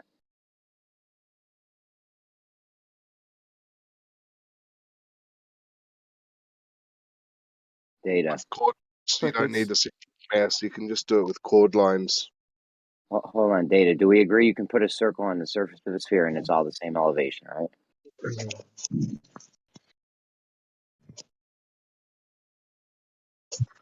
I mean, he's talking about bent radiuses. I don't even know, dude. Data, you there? I think he's thinking of like a actual like the ground, right? He thinks that putting CERN inside the ground is going to bend the radius somehow. I don't understand it. One step at I a understand time, that. Highlander. One step at a time. I know what he's talking about actually now that because what he's thinking You know what Data is talking about? The whole bent radius thing. I don't even think Data okay, knows let's what he's hear it. talking about. Okay, so I understand what he's talking about. Of course, it's wrong, though, but I know what he's talking about. Though, so when you say circle, you're talking about specifically just the circumference, like that you know, the edge part, right? If you put that Like on a hula hoop, a bracelet. yeah, like a hula hoop, yeah, your, exactly. Your mom's bracelet. Yeah, but he's thinking of like an actual like solid, like for example, if you cut a circle out of paper, that would be like an actual like you know solid thing, right? He's thinking of that, and so if you were to place that on a sphere, you would have then a bent radius because now it has to actually conform to the sphere. Yeah, but we told him several times that we were talking about CERN. Yeah, CERN's not a solid plate. Oh, sound? Circle. CERN. We're talking about CERN. CERN. Okay, my bad. CERN. Oh yeah, I don't know what the hell he's on about then. Nobody does, dude. Without measuring to the center of mass. That's what he's trying to say. He's trying to say CERN cannot happen with just measuring chord lines and elevation. You have to measure to the center of mass for CERN to be how it is. That's what he's saying. No, you don't. No. All you have to do is build a structure. Data. Oh, Data's back. Hold on. Data's back. Hold on, Highlander. Data. Yeah, we realize that you can put a circle on the surface, like a solid bracelet or a hula hoop. If you had a big enough sphere, you could put that, and it'd all be equal elevations on the Was surface. the hula of the hoop sphere, right? made with the center of mass of gravity? Did you develop the hula hoop or the ring to the measure? Were you measuring that to the center of mass based on your spherical Earth? Did you apply that theory in making the bracelet? I don't think you did, right? So what you did is you just made a equal point elevation circle, and then you put it on a big in the question ball. I'm saying that if you're going to build a structure, whether it's the surface or this under the surface, your physical measurement is due to the center of mass. In other words, the horizontal. So if I'm going to do that, then the horizontal has to do it. It has to curve at a certain rate for me to make it. That the horizontal has to conform to the center of mass at those 2 points, so that you have that bendy line creating the curve. The issue is that you are having a deviation from that horizontal first, causing a drop. That's how you get curved. So it's backwards. You should be. Right. You should be. Hold on, guys. The Earth should be curving. Hold on, guys. The Earth should be curving. The Earth should be Okay, curving. hold on. And I'm about to blow, Jeremy. The Earth should be curving first. He asked and three then, questions and and made 5 points so far. He's on his 6th point now. 3 questions. Let him finish. And then Just let him 6 finish. points. Just get this over with, please. Let him finish. So or he's going to do it all over again. If the Earth is physically curving, then you would have to deviate from that curve to create a horizontal. But we don't do that as the first order. Okay. So listen, I just want to get the concept. Let's just get the concept down, right? We can take a solid ring or a bracelet, one of those solid metal bracelets that chicks be wearing, right? You can get a basketball, and you can put this on the surface of the basketball, and that would be all the same elevation, right? Just to get the concept I repeated down. myself again. You are trying to tell me that this bracelet was measured due to the center of mass. See, this is the issue again. pay attention to the issue. In your model, if I have 2 points, I measure to the center of mass, I have equal points of elevation between those 2 points. That is going to be represented as a curved line. Well, if that is reality, then we'd have to know that curve and then draw a horizontal and deviate. So in other words, what we're setting up is due to Earth curve. We'd have to compensate for that Earth curve by making a horizontal, but that's not what we do, is it? I don't know how they built it, but I just know that I just know that we can have a circle in theory and concept, and in reality we can demonstrate it. We can put a circle on a basketball and it'll be all the same elevation on the basketball, right? So wait, the basketball is curved surface. Straight lines are curved on the ball, right? So what you're showing me is Euclidean geometry, right, which is straight, equal points of elevation. Bro, I'm just showing you a bracelet on a basketball. You're not measuring this, are you? You're using an ad hoc explanation and sophistry. You can measure it. You can measure it. When something in your model requires a measurement due to the center of mass, the bracelet is not part of the equation here. The contention is that your claim of the globe model, the horizontal is created from center of mass. I'm saying if that is true, then you would know that deviation and correct for horizontal, but you don't do that methodology. You have horizontal, you correct from deviation of drop. You gotta include that the sphere has depth, and the circle that you're talking about is built in the depth of the sphere. It's not on the surface, right? Like CERN. Yeah, but the CERN thing is I'm back on the globe. Where do I sign up? I'm just talking about CERN. It's circular. Just go watch a whole bunch of space movies. Circular too. But it's underground. It's underground, right? Into the depth of the sphere. Yeah, but it's all. Yeah, but I don't know what this argument is, but I thought it was about it can't be all the same elevation on the surface of a sphere, which I don't know. You can like get a circular tubular object like a women's bracelet, one of those hard metal ones, and put on a basketball, and it'll all be the same elevation on the circle of the basketball. All right, you can put it under. Definitely if you had a different solid than the sphere Earth of 3959 or 24,000, right? Yeah, it's just an analogy. It's an analogy. The basketball would be the globe. Be the globe Earth. If I make chain link pieces, small little chain link pieces, perfectly horizontal and parallel, and I make a big loop out of it, yeah, I can duplicate that. Can I sink that into the body of the Earth? Absolutely. But here's the thing: that measurement of those little pieces aren't due to the center of mass, just like the bracelet's not, right? I'm saying if you're going to be measuring anything along the surface or in the surface of the Earth, you're going to be wanting a straight line. Well, it's going to appear like a curved line, isn't it? Well, Rocky can make a straight line. I know, because that's where we live. Lines of light are parallel. We have perfect lines of light for hundreds of miles. It's all good. Yeah, but it wouldn't matter what surface Rocky is over. He could be on the rolling hills of Ireland, and he could still make a straight line. Small sections not measuring to the center of mass proves that you don't equate for the center of mass when you're making any linear measurements. That's why Euclidean geometry works fine terrestrially. Well, I don't know what your argument is. Why do you keep bringing up center of mass? Maybe we could start there. Because your globe model says that all horizontal. Why do you keep saying that for?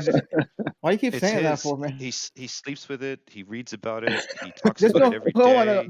Just because Jeremy's I've only showed up here maybe like a week ago, and then I come by, disappear for a couple months. Don't worry, Rikia or Hank or whoever. I'll be going for a while again. Yeah. I just got it though. I think Arma is Jeremy's son. I got it. Okay. Well, first off, I'm his niece apparently, but that's besides the point, though, right? So the thing is, don't pick on my niece, please. That's the Christmas. That's the Thanksgiving joke that he's your niece, but he's actually your son. But just because Jeremy is arguing a point, whatever, doesn't mean he believes in the globe. Like I literally argued with Zanuck a while back because he said something weird, whatever. Oh, Jeremy loves the globe. It's all good. I won't hold it against him, man. It's all the only works. The only reason I even got into this argument was it sounded like Flat D was making some weird argument that you couldn't have a circle on a sphere and it all be the same elevation. That's the only reason I even started talking. Exactly. If you Dude, I measure love in the globe. I don't know what y'all talking about. That Flat gravity Earth shit data, they I got know what going you're on saying. is dope. I know what you're talking about, flat Earth data. Makes perfect sense to me. how do you form a How do you form a circle, right? Okay, across an Earth that's got a curved surface when you have to, as you do so, plot every point up relative to the center of mass. How do you even end up with a circle of equal altitude that's pressed into the ground? Doesn't work, does it? You can't end up with a flat floor if you do it that way.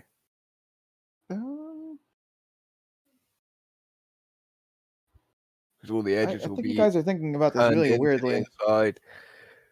No, it would be building the tunnel that would fit the piece that you built in a plant. All those plant pieces are linear straights, which means for 770 miles, it would be equal points of elevation because you built them in small sections. You're building them linear pieces. You're not accounting for any curvature. But if I'm building the tunnel, and apparently I'm making horizontal measurements due to the center of mass, well, then that tunnel would have to curve to the center of the mass. On your model, it would be a curved line. So in other words, if I laid that Euclidean piece Yeah, that on we your built model, in crack. if I built that piece inside a lab and then planted it in a tunnel that I based the measurement from the center of mass, well, there would be a conflict, wouldn't there? But they don't make a tunnel measurement on the center of mass, now do they? Do you know how they do it? I mean, or are you just kind of speculating, like, you know, how they might have done it? Water. And sound, Horizontal and sound, water. Like, and for instance, sound, like Jeremy's oh my argument God. again. Oh, cups Sound of is only water. 27 kilometers long, yeah? Not the 700 kilometers that you keep claiming. No, I'm talking about the big Higgs boson. There's one that goes from Italy to Switzerland. It's 770 kilometers. That's the one I'm referring to. But we were talking about CERN, 27 kilometer long circle. It doesn't matter. It doesn't matter. You're talking about a linear accelerator. All the pieces CERN is are a round accelerator. Okay. And then when they fit on the Earth, they're linear because it's the easiest, most accurate calculation. They don't want anything curving or bending. And if you're telling me that I'm Guys, going to one at a time, come on. Yo. Holy crap, y'all. If I'm going to make a piece in a plant, hold on, you're Data. going to tell me I'm that gaining I'm control of going this to data. arc that piece? No. I gotta mute you, bro. Jesus. Oh my goodness. All right. Guys, one at a time. All right, go ahead, Highlander and Data. You can go next. I just wanted to let somebody else talk. Fucking hell. All right, we're gonna let Data finish. Go ahead, Data. You just muted me, I thought. Yeah, I was trying to gain control of the room and you wouldn't stop talking. So now is your chance. Go ahead. Like I said, if you're trying to measure a tunnel under the surface of the Earth and you're doing it to center of mass, you're going to be drawing that section out as a curved path. But when you construct the actual pragmatic use of the machine in a lab or a plant, there'll all be linear sections pieced together, making it equal points of of elevation. It will be a Euclidean flat circle.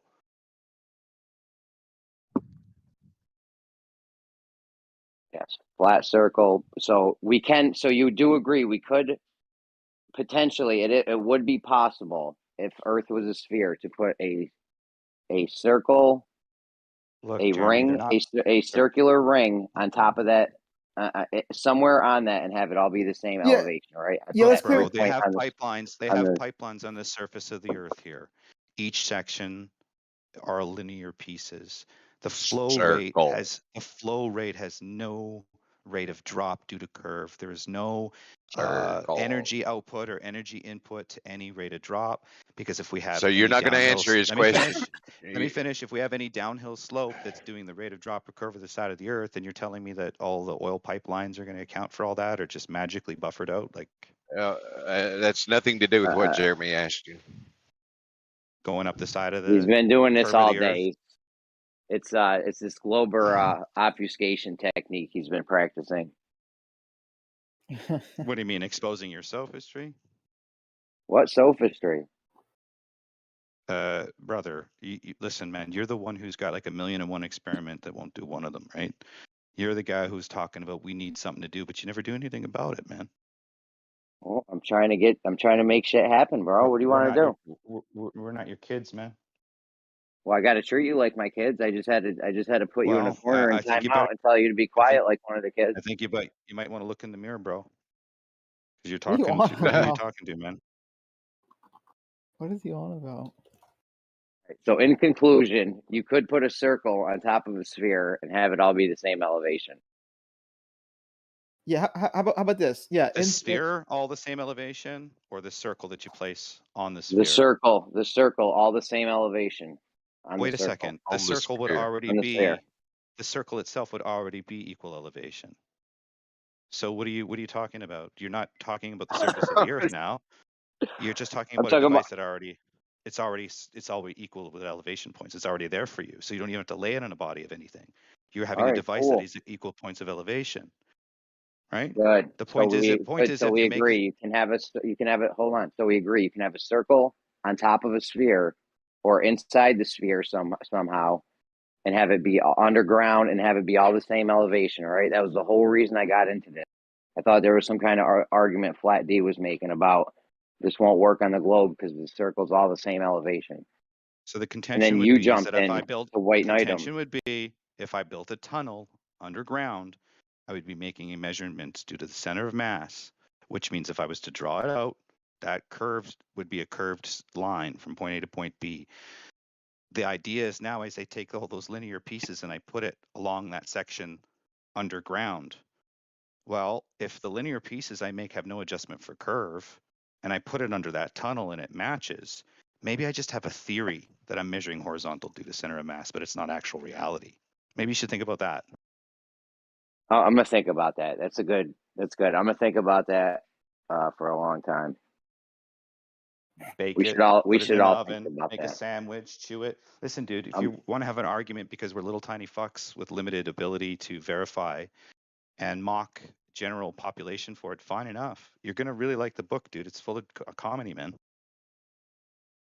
I can't wait, Data. I cannot wait for your book. Put it on audiobook, and I'll buy a copy of it on audiobook. All right. Nah, I'm not gonna spoon feed people, man. I wasn't spoon feed in this fucking arena.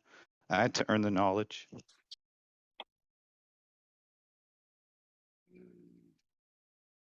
I don't know why you wouldn't put it on audiobook. Don't you want it to get out? What if somebody's blind? What if some blind person wants to learn all this information? Or they just Do you know shit what's out of really luck? fascinating? You want to change? Here's a segue into a new No, conversation. I It's a want little to more segue. I lighthearted. want to know why Do you you know won't that put an blind audiobook people? for blind Do you know people. that blind people, when they're asked to draw the Earth, they draw a sphere. They've never seen the Earth in their life. They've never seen the Earth in their life, but yet they draw a sphere. Blind people do that. Data. Did you know that? Well, Yeah, I didn't know that. But why wouldn't how do you? they Why even draw a wouldn't you put this sphere? out? Hold on, Armbar. I don't Why know. wouldn't You should you go put? look into it. But there's some pretty crazy they're fucking hard, dude. synchronicities among blind people and the images they see. It's kind of like they did an experiment with rats, and they had rats over in the United States and they had rats over in Europe, and they educated a set of rats over in Europe, and circumstantially the rats in the United States just picked it up. Well, that's dope. That's dope. What is cool. What is that? What's the name of that? I can't remember, but I read this about 2 years Hey. ago. It's an Rat experiment they did. telepathy. So, well, no, but I don't know if it's rats actually. It's in a species of animal anyway. I think it is rats, but I can't remember. But they basically had a maze, and they trained a subset of rats with this maze in one continent, and then apparently without they just brought the other maze, and they already knew it. So that's kind of the concept. Fucking dope. You don't know the name of that? I would have remembered the name, bro. I forget, bro. Disturbing that you don't remember the name of that. Dude, my brain is so full of information. Sometimes Your information's off. Like the Hope experiment. Remember the experiment with the mice or Mouse Utopia? You know what I'm saying? Those are like things you see these dope ass experiments. Yeah, Does anyone know the experiment? So they equate it to the fact that humans Data, hold on one possibly second. will have the same One effect. second. Does anybody know the name of the experiment that Data's talking about, please? I don't know the name of the experiment, but Rupert Sheldrake's done a hell of a lot of work in this arena on memory. Because we're not 100% sure of how the memory's stored exactly. They keep chopping bits out of this rat's brain, and you can imagine at some point I've heard of that one. I've heard of that one where they keep taking pieces out of the brain, but it still remembers the what is it? The maze or what is it? What is the rat? For some reason, they can do a maze, and one rat will learn it really well, and then somehow it will transfer to that the group without them being there or experiencing it. The rat somehow has a way of communicating it, and then they find that across the continent it also happens. All right, if anyone can find the name of this experiment or a video on it or something, DM it to me, please, because I love shit like that. We could do that ourselves. We could do that ourselves. We could get some mice or some rat or whatever animals they use and set up the same exact maze and replicate that. Like, that's fucking beautiful right there. Somebody find that.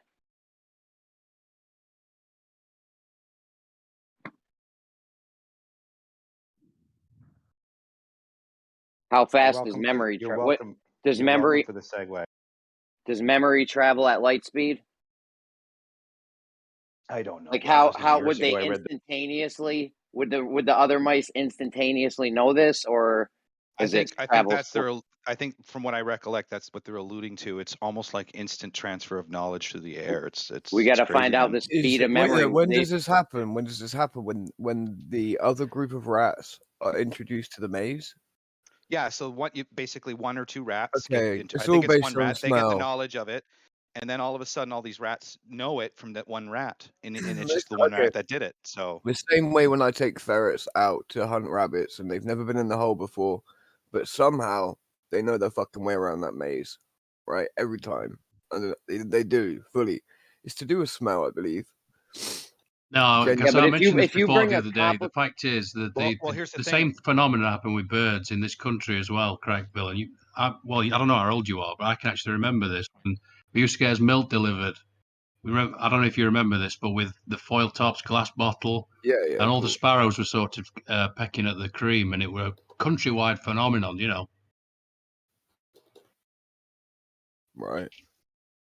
Yeah, but I'm saying if you make this mad complicated maze, right, and it always takes the mice, you know, at first it takes them 5 minutes and then 3 minutes, and then they get good at the maze and they can do it in 1 minute, let's say, right? Exactly. Yep.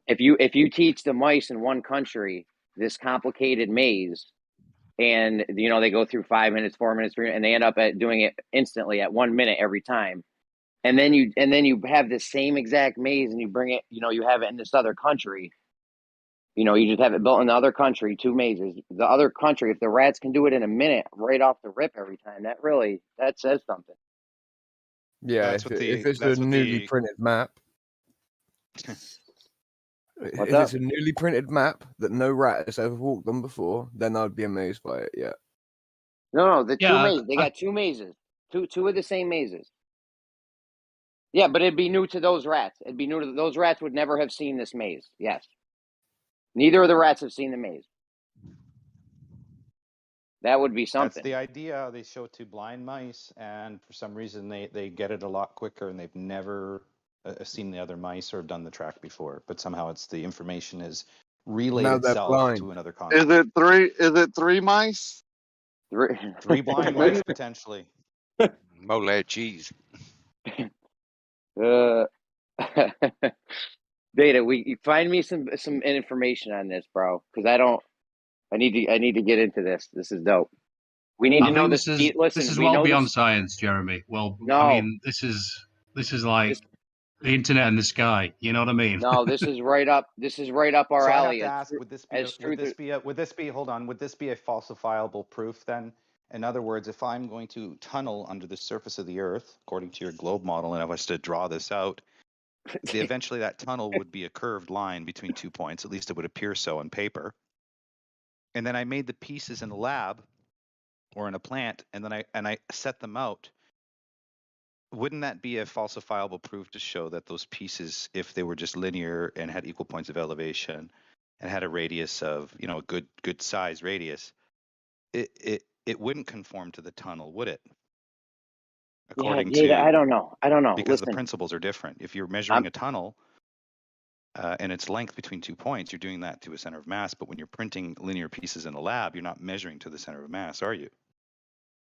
I don't know, Data. I don't even know. All right, I don't know. Well, think about what I'm saying. I'm right? more. If you built a tunnel, I'm more worried at this point. I'm more worried about. And then you put pieces together in a lab. Those pieces would be equal points of elevation because they wouldn't be based on the tunnel's. No, you're right. You're right, bro. You're right. We got it. Putting those pieces inside that tunnel would be a clear indication that it would either curve or not curve. And if there was no curve, that means your theory that you're measuring from the center mass is false. Yeah. Because in the lab, as you made the pieces are not based on the center of mass. They're just linear straight pieces. You're right. You're right. So I'm worried right now about the speed of memory thing, right? We know the speed of light and the speed of sound and different mediums. We got to get the speed of memory shit down. I feel like this would be great for us. I mean, it wouldn't help us like flat Earth wise, but as far as like showing that, how could the mainstream even explain that? How could they explain that? Like that doesn't even seem. It's a phenomenon. I would like to add something. I've always thought this, especially with the cell phone phenomena.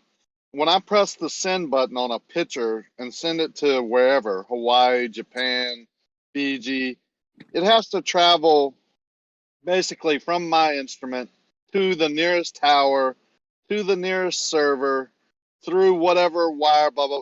That's a bunch of BS, man. In that amount of time, I think it just travels instantaneously through the medium. And I'm being serious about that. Well, that's the whole point of the cables and the ground towers is solely for that purpose. They can't have their smart cities without that fundamental, what you just said, instantaneous, with, you know, thousands of megabytes per second. So whatever bandwidth they're going to use, it has to travel at that speed, or else they cannot run the system they want. Yo, did anybody find anything on this mouse maze yet, or are we not looking? Why don't you look for it, man? I'm busy. I'm full of laundry. I got 8 loads of laundry. Mice are a hoax. They don't exist.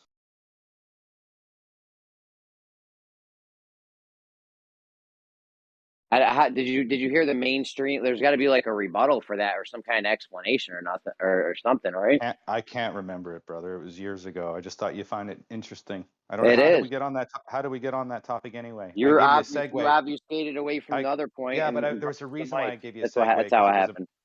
No, he asked you a question. He asked you a question. You didn't answer it, and you brought up this mice thing. Seriously, that's what happened. Wind it back. That's what happened. I always answer questions, dude. You guys just don't like how I answer them. You literally said, before answering this question, let me tell you something interesting, and you went on about the mice thing. Well, I knew he'd like it. It was a good segue. Yeah, it is interesting.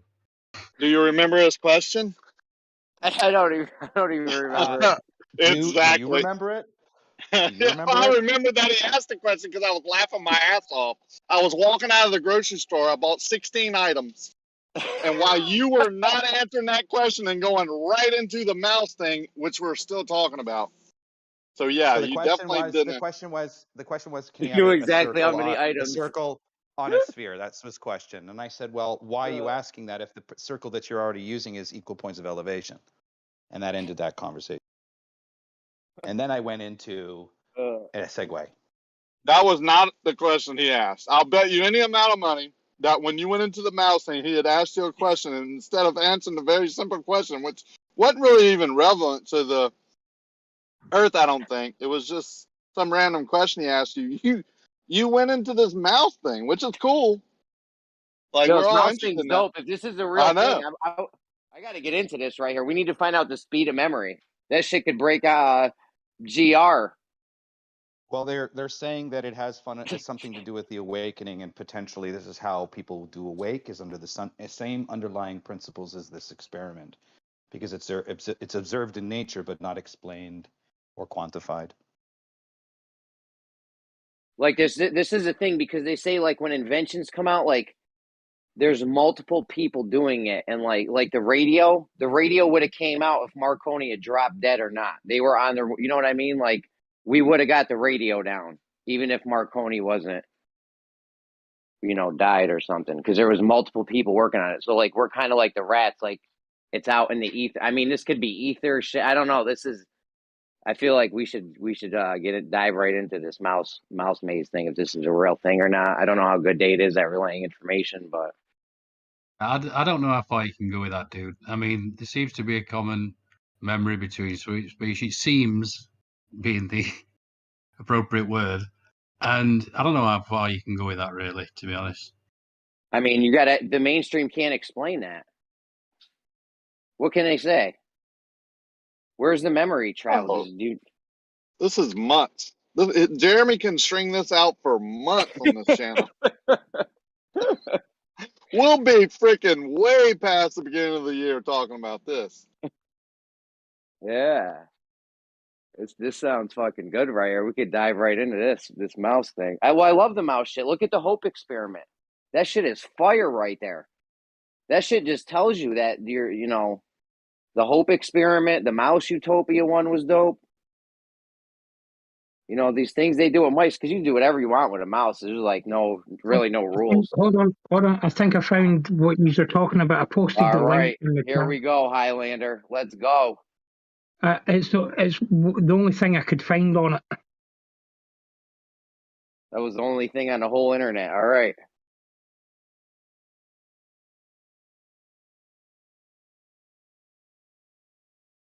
Is it a video? Get on this. You guys on this? No, it's you not guys a gotta video. get on this. I got 6 loads of laundry left. Get on this, guys. Come on. If it ain't a video, no one's doing it, man. You gotta we have find to a actually video. read words. Yeah, no, that ain't happening. But it does say that they learn the labyrinth after a handful of rewards. After a what? A handful of rewards. Yeah, but the first set of mice learn the maze, but did the second set of mice just know the maze? That's the crux of it. Like, you make a maze that takes 5 minutes at first on average for groups of mice to solve in one country, and then you bring that, you got and then you build a maze in another country, and they can do it in a minute flat or however fast the fastest time of the other mice was. That's the first time. It's like telepathy, or they're right, left, right, left, right. You turn right, and you're out, and they're sending it across the country. Yeah, Can you hear me? We hear you. Mm. Oh, okay, so I had to disconnect and reconnect. I'm on my phone, but I just want to say real quick. Rupert Sheldrake did a lot of work on this. He calls it morphogenetic fields, and these morphic fields or morphogenetic fields is what a lot of his work. I mean, he's written books on it, done a lot of lectures, and talking about this, and he's done a lot of experimentation as well. So his just to kind of sum it up in a brief couple sentences, he basically talks about these morphic fields, these kind of morphogenetic fields, which are essentially these shared fields that biological organisms share, and within those fields they seem to be able to transfer data and information between them without actually physically being in the same location. And so he did work with a lot of different experiments and different research in terms of owners with their pet owners with their dogs, and how their dogs seem to be interconnected, to where, let's say the owner is at work, he's 20 miles away at his job or whatever. The minute he starts to come home, like the minute he leaves the office, the dog gets up and jumps around and goes right by the door and kind of knows he's coming home. And then if he stops at the grocery store halfway home, the dog kind of goes back down and lies down and kind of knows that he's not coming home. Oh, they've done things where they'll wait have them wait on purpose and leave at work a half hour earlier or later or shit like that. Yeah, exactly. And then similar to the rat and the maze one, he also did work with these monkeys who were basically on different continents, like monkeys in South America and then other monkeys that were in South Africa. And when these monkeys in South America, when they figured out a new way to use a tool, they were using these sticks to get ants out of a hole. So the monkeys learned how to take a stick and they put the stick down in the hole, and then all the ants would come on the stick, and then they would pull the stick up and eat the ants or whatever. And once the monkeys in South America learned how to do that, it seemed instantly the ones in South Africa instantly were using that same technique. So it's that's why his concept of these morphogenetic fields that kind of connect these different species of biological organisms, which then of course plays into the ether and all of that, which I don't know that he talks about the ether, but his idea of morphic fields I think definitely overlaps with various concepts of the way the ether transmits information as well. See, I told you guys this could link into the ether, you motherfuckers. There we go. Let's go. Morphic fields with ether. Yeah, I've posted a few things in chat about it. It's pretty cool, but Yeah, mainstream But do hates they it, give the obviously. my bad. The I was second going to say, monkeys. Oh, go ahead. Go ahead. I was going to say, mainstream absolutely hates it because science is now it's no longer a open-minded method of inquiry. It's now a belief system. It's now scientism. The second set of monkeys, like, did they do this with monkeys and like they give them a stick, it take them 20 minutes to figure it out or a few days, and then they give the other monkeys the sticks and they instantly knew, or did they both have the sticks at the same time and just happen to figure it out at the same time? No, it was like it's instant. As far as I know, it's instant. Like, it doesn't take time, but it's like once the monkeys on one continent figured that out, the other ones just seem to instantly have it. Like, they just instantly have that same knowledge. Kind of like he was saying about the rats in the maze. Like, they just seem to instantly know it already.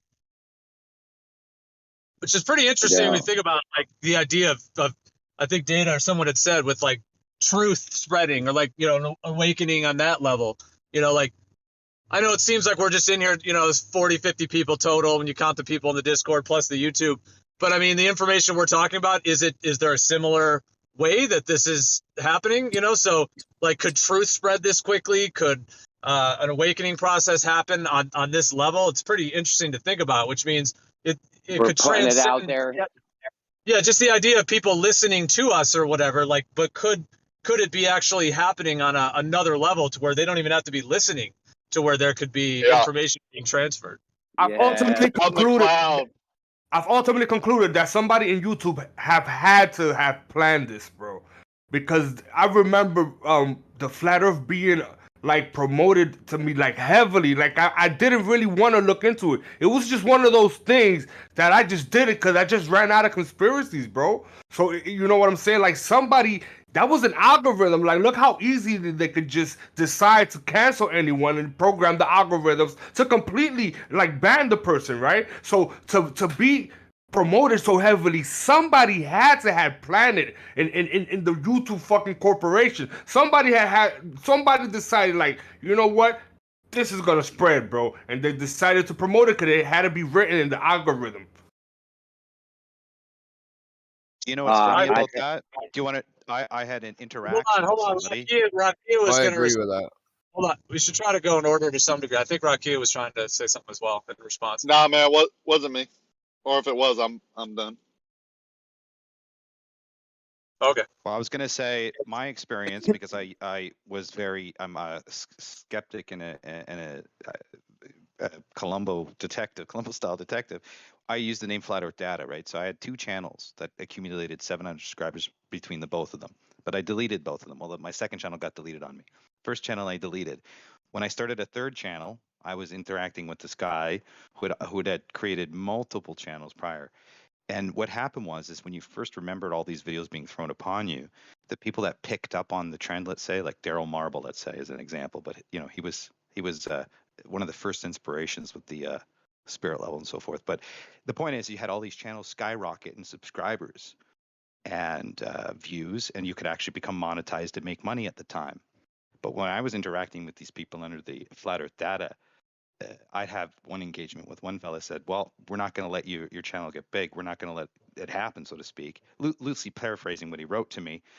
And I find that really, really interesting, because as what the other gentleman just said, was that Elijah speaking? Who was speaking there? No, it was me, Matrix. Matrix, yeah. So it's funny that you say that, Matrix, because I personally put my first channel up. I deleted it because I didn't want to be sycophantic to YouTube, make user, and I didn't want anything to do it because I was just looking for the truth, right? The second channel I did, I was like, I didn't give a fuck. I'll post anything about COVID, whatever I could, right?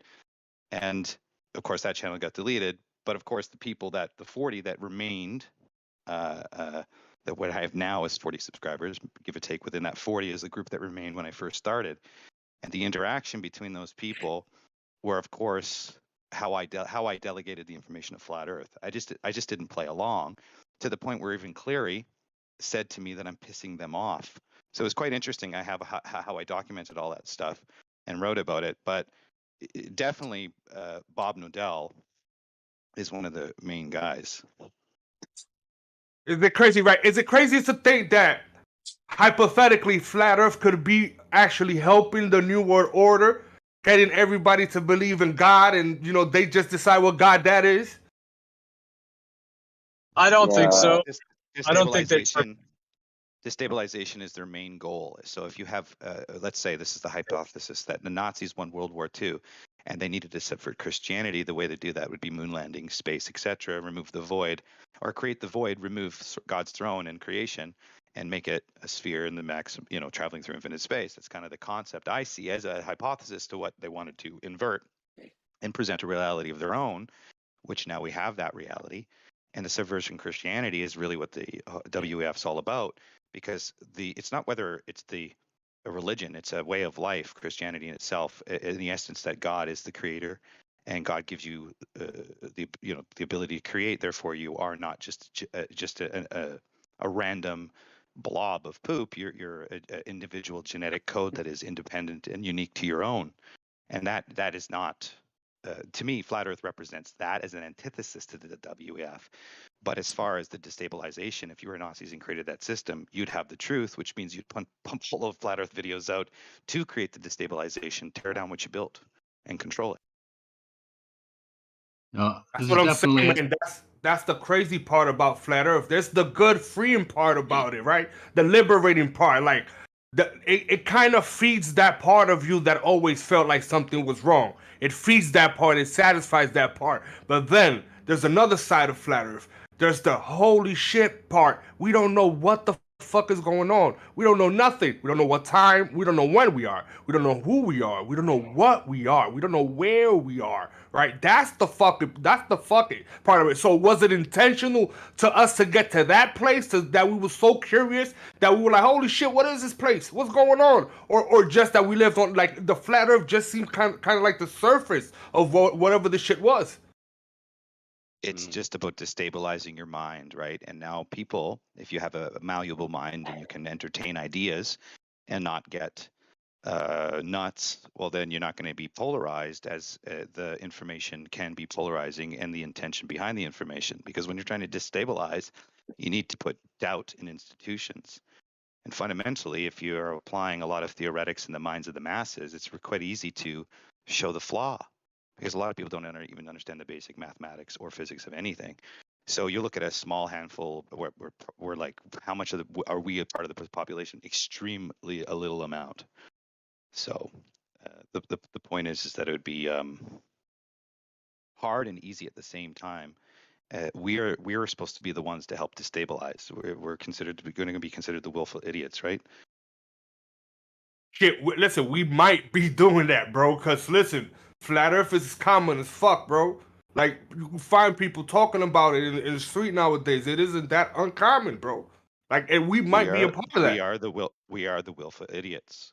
For the simple standpoint is that when you get into a debate that you cannot, I came across this wonderful phrase. If you're not willing to falsify your beliefs, then your beliefs mean nothing, essentially. And so that principle is really interesting, because it shows you it doesn't matter what intelligence level you're at, what wisdom you got, there's always going to be a cap. And that cap is like staring death in the face for a man. And because you can't become better, you can only become worse, right? And so when that cap happens, anyway, I'm going off on a tangent. What am I saying now? Fuck. I think you're drowning in your own monologue. Bro, that's what happens every time you talk. Every time you talk, I just got distracted. Sorry about that. Anybody got any topics they want to throw at us? Bro, that mouse shit, I can't stop thinking about it, dude. Isn't it called the 100th monkey effect, something like that? Like the name of that experiment? Is that what it's called? Yo, listen, Matrix. In the chat, I put 2 articles for you, Jeremy. They are, one of them is alluding to the potential of what I described earlier, but I can't locate what I read years ago. But the articles that I did send you say that one of them says that scientists are able to use a mouse brain and then control another's mouse brain. Oh, that's dope. Through telepathy. Yeah, it's fucking crazy. I'd like to know this instantaneous knowledge thing going on, I because believe it's really, the if you can independent take the or the main, scientist I sent you. I don't know if the independent can be reliable, but it's that observation or that thing that I read about that experiment. Like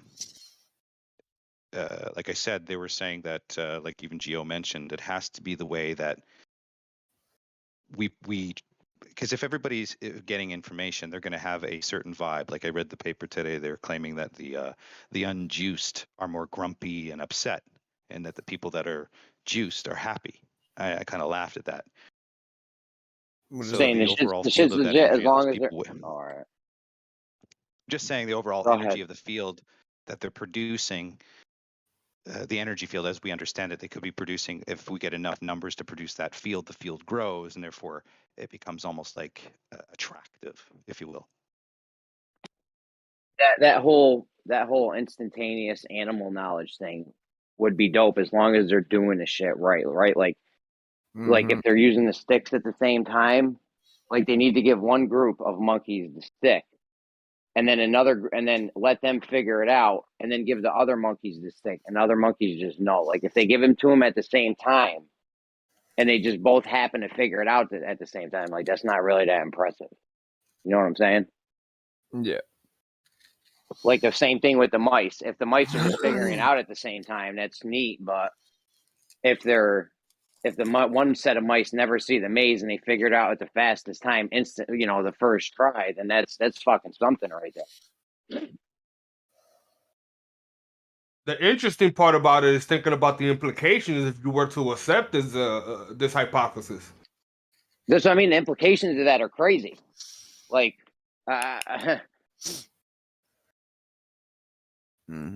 if that's like really happening, like I said, where you set it up right, then I feel like us just talking this, we're putting it out there, and other people don't even have to be listening to us. It may even border on telekinesis and that kind of thing, which is way out there. But I think is it way out? Telekinesis is not way out there. How do you think? Like, think about it. How do monks? How would they communicate if they unless they're cheating on their vow of silence, right? Because they could be bullshitting, right? But if they're really living that lifestyle, there has to be a way that they communicate with themselves without sign language, body language. If you have a space, right, that is designed in a way where the functionality informs the room, then when someone walks up to the tea station, and you're the guy stood at the tea station, and he looks at you and bows to you, it's pretty fucking obvious motherfucker wants you to make him some tea, right? Yeah. Right. And you think every human scenario is just gonna be that cut and dry? Just give me some tea. How about if you need some toilet paper and there's nobody around? How would you communicate that message? If I go to wipe my ass with my hand, what do you think I want?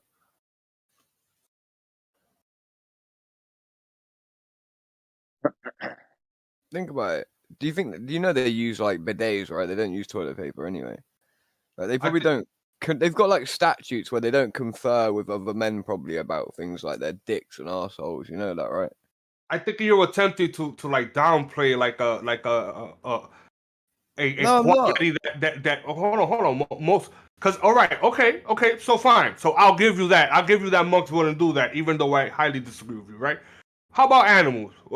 How would you say cats communicate, or dogs or ants? They don't verbalize like we do. They don't talk. So they do verbalize it. What are you on about? Yeah, so you're telling me that they bark like we do and communicate through words? Is that what you're trying to say? No, they communicate at certain key indicative points, right? You got one animal, right? And it steps on the other animal and it makes it hurt. So the other animal lashes around quickly, violently towards its face while making noise. That's to let it know, oi, get the fuck away from me. Its teeth are showing at the same time. We can innately understand what the animal's trying to convey when we look at the animal doing this as well. Anyone who says that we can't is lying. When a dog puts its tail between its legs, body language again is really important. I agree. There's a sort of pheromonal interaction also. When animals are afraid, they release their fucking anal glands. Maybe there's some other thing on a lower level that we can't smell. I don't know. I'm not one of these people that's like against the idea of spirituality and like instant downloads of information across an expanse. Not at all. I'm just saying. Are you sure? Because you sound hella confused. You kind of opposed it and then kind of justified it. Because the point is that I believe the phenomena that you're talking about right now, not the rat thing, not any of that. And you're talking about how do monks communicate with one another. I don't think we need to have to go to telekinesis. No. Don't misunderstand me. Don't listen. don't straw man me with the monk thing. I was describing a sort of a sixth sense that living beings tend to have. Right. I'm not gonna say humans because I also recognize it in animals. So that's why I said it like that. So it wasn't about the monk. I was simply trying to describe and leave men that don't speak and have to communicate. I could have done it with animals. It's something that living beings tend to have, right? That it doesn't necessarily have to be words. There's an instinct. Maybe it's the way the person looks, certain smell. Let me give you an example. So, like, for instance, right, this is one that I can't explain, and this is where I like I said to you, I'm not against it. It was just merely that example where I'm like, wait, like they communicate all the time, like they can write letters, all sorts. But anyway, when you have, for instance, like your mum, when I was younger, I fell off a wall backwards, and I put my arm behind my back to stop me from landing on this, like, I guess, like almost you could say like an apex of concrete that was like 10 feet behind me, you know. So I fall off the wall, I put my arm behind my back, and my arm hits the apex and it snaps in half, protected my back, obviously, right? My mum instantly knew something had happened to me. She was a good fucking distance away. She was in a house. And she literally like knew something had happened, you know, and that's happened multiple times. Like I've seen that happen multiple times throughout my life. So there is I agree, Matrix. I agree there is a sixth sense. And the thing about the monks as well, right? I've logically deduced that the only reason they would take a vow of silence is if they've understood that talking and verbalizing that those are spells. And since they want to do good, they would understand that if they talk to each other, they are casting spells upon each other. That would also because you talked about sign language. Sign language is based on verbal language. So I would imagine that they would not talk to themselves in sign language form, because sign language form would also be a way of casting spells. It's kind of a huge leap, the sign language based off of verbal, like. Yeah, logically deduce why would anyone take a vow of silence? You just think they just decide those things just willy nilly? So hold on. So let me get this straight then. So you're saying that. So hold on. So you're saying that they telepathically talk to each other, the monks or something? I'm not saying that they do. We are questioning if there's another form of communication that we perhaps don't know because we use the verbal form of communication. I'm inquiring. So how is this other form of communication not based off of verbal communication, but sign language is, though? I mean, what's the difference? I mean, that's kind of a jump. You know, you kind of said, oh, sign language is, you know, similar to, like, I don't. I mean, you know, what if they got a toothache? What if they got a toothache? I mean, do you have to, like, you don't have to really tell anyone. They can see you're in pain. You point to your tooth. They bring you to the fucking dentist. I mean, like, is it all that simple? So. How about when if they get depressed? If they do get depressed, all right, they can be so enlightened that they never do get depressed. How would they be able to manage themselves being depressed or communicate that?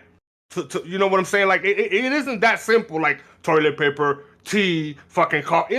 Bro. They are complex. We are human beings. Things are not that simple. You guys are just trying to simplify it. But aren't you kind of jumping like you're kind of saying like, yeah, what if they're depressed? I mean, is there an example where this has happened where we're talking about monks, right? Like, you know, like Chinese monks or some shit. Is that what we're talking about here? Yeah. I mean, I don't know if they get depressed, maybe they'll break their vow of silence, dude. I don't know. Like, that's what I'm saying. You can live your daily life. You can live your daily life without really having break their vow of silence. Loads of them do it all the fucking time. And even if spoken to monks, I've fucking spoken to them. If they, even if they don't, though, you can live your daily life without having to break the vow of silence. Like, if everyone's on the same page and you know what's going on, like, yeah, you know, you never had a place you worked at where like everyone just knew what they were doing and just did it. It's not like they haven't got all fucking day to work out what each other means either, is it? They just sit in them fucking temples all day. You know what I mean? Like, so is that Like, what you think they do? That they just sit? There's 24 hours a day. They just sit in the temple all day. That's what you guys. some of them that's motherfuckers do that. Come Yep. on, bro. That's like a naive, like a superficial way of thinking about it. Don't tell me it's naive. My granddad fucking spent 12 years with these people, right? Oh, they're gonna follow up with that. Okay, that's it. I mean, you No, can live your day to day. I took a puff on a spliff and it kind of hit hard. I couldn't talk out. What's that? Weed. A spliff. You guys call a spliff when you mix a weed with a cigarette? Tobacco? Nah, man, a spliff is just a weed. That's it. No, spliff is mixed with in England. In England, it is mixed with tobacco. Yeah, spliff is mixed with tobacco. Oh no, we don't do that shit. Well, yeah, in America, all you motherfuckers do is say you don't mix tobacco with weed, but then you go out and buy a fucking cigar, cut it in half, and then the whole fucking thing's made out of tobacco, and then you put weed in it. Yeah, we you don't do use smoke that spliff. part. No, we don't. We specifically take that part out, though. The wrapper is made of. Yeah. We just use the. Yeah. Yeah, everyone enjoys weed mixed with tobacco. It's not like only a British thing, you know. That's what I'm saying. Well, I mean, some people use the paper. Some people use like papers or bongs or something.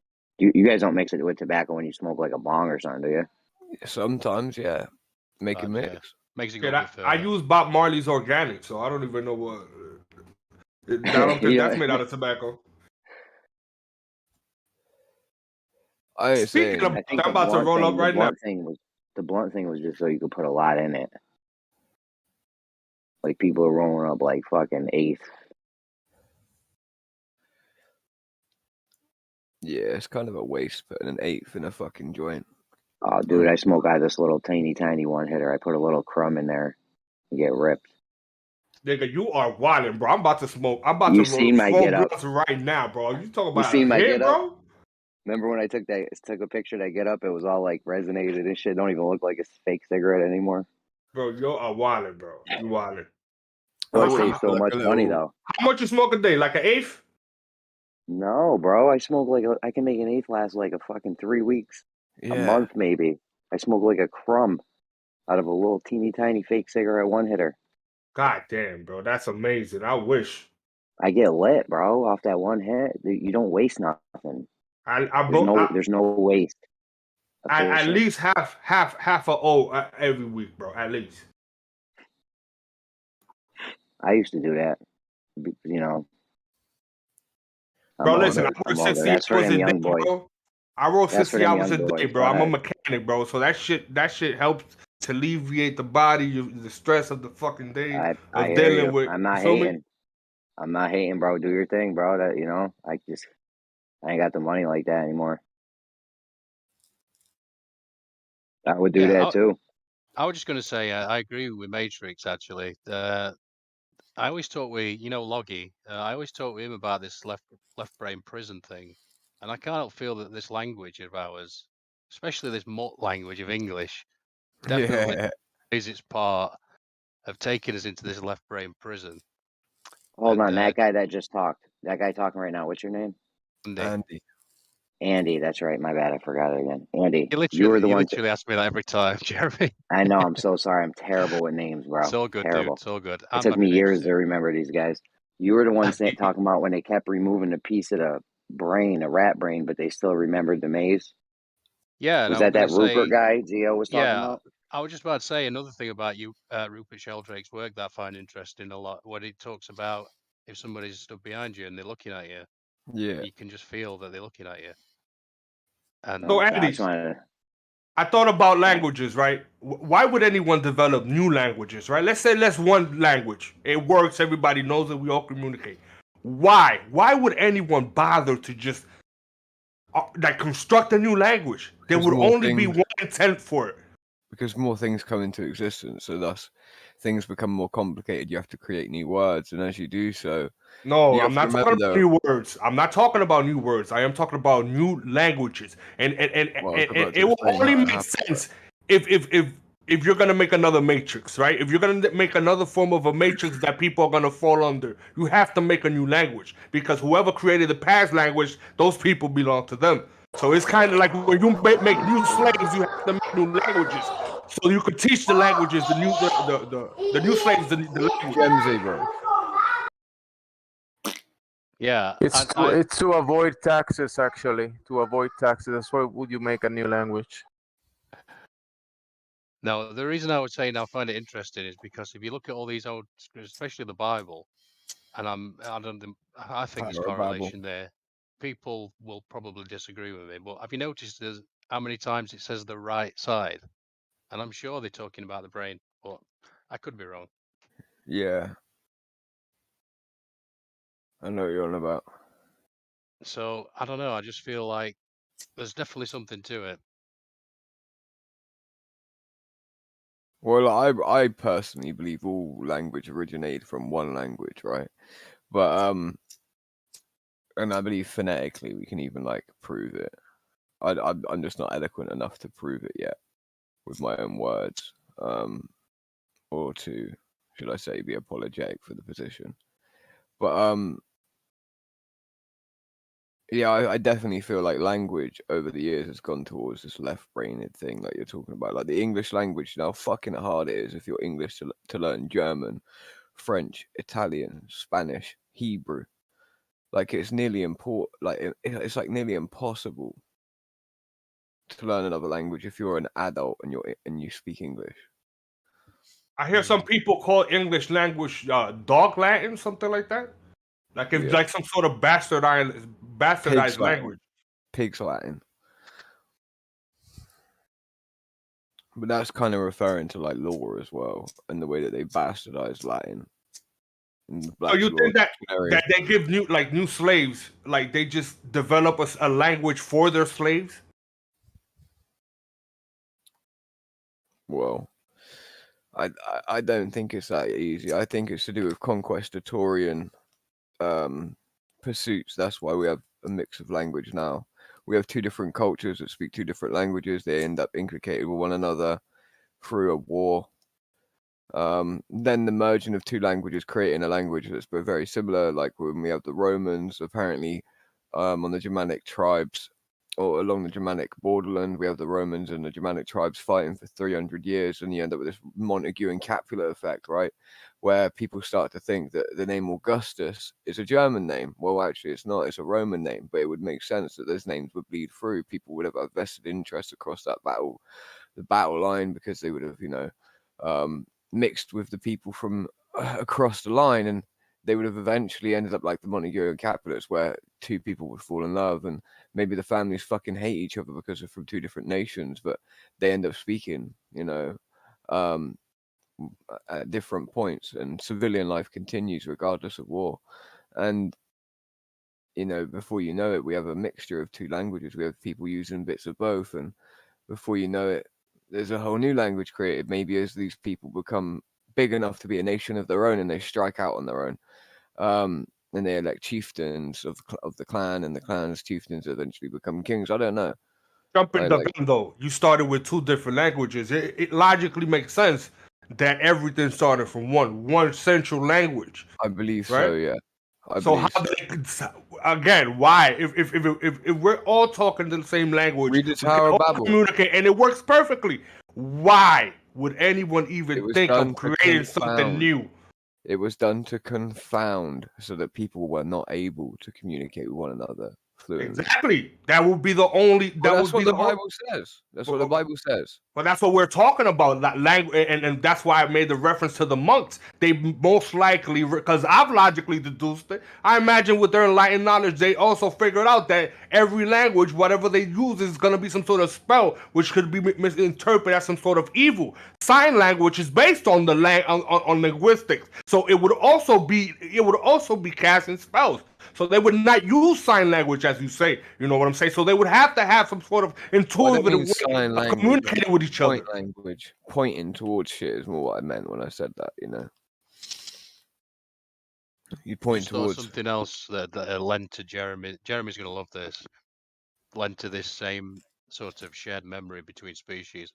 What about this phenomenon where somebody gets knocked unconscious and then they wake up speaking a completely different language? I mean, they can still speak their own language, but they can also speak fluent Chinese or French. Dude, I did that one day. I believed in the globe. Next day, I had no recollection of why I ever thought that. It was crazy. You talk about the guy that woke up from the coma? Yeah, Where the I'm not fuck saying my it's true, but lighter? I have heard about that. There was a few cases. There's like a compilation of videos like that on YouTube, if it's still up, about people just waking up from comas, just being a completely different person. Well, just the point that they can speak fluently in another language, you know. Think about that. Think about the implications of that. It's wild. I mean, do we just have like different languages filed somewhere in our brains that we just access depending on how hard a motherfucker hits us with a hammer? You feel me? Like that's crazy. Yo, Jay, where are you from?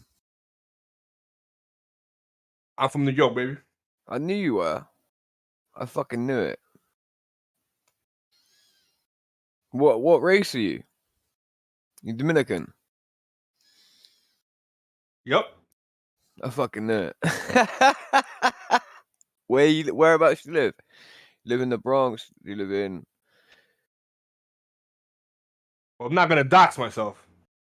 Bro, you're not doxing yourself. There's fucking millions of people in the Bronx. What are you talking about? Trust me. These anti flat earthers, they're really not nice, man. They do some I know weird that. shit. Well, I'll hit you up. I'll add you as a friend. Fuck it. I'll hit you up when I'm next in the area. Go to have a spliff. I already know where you're from anyway, I think.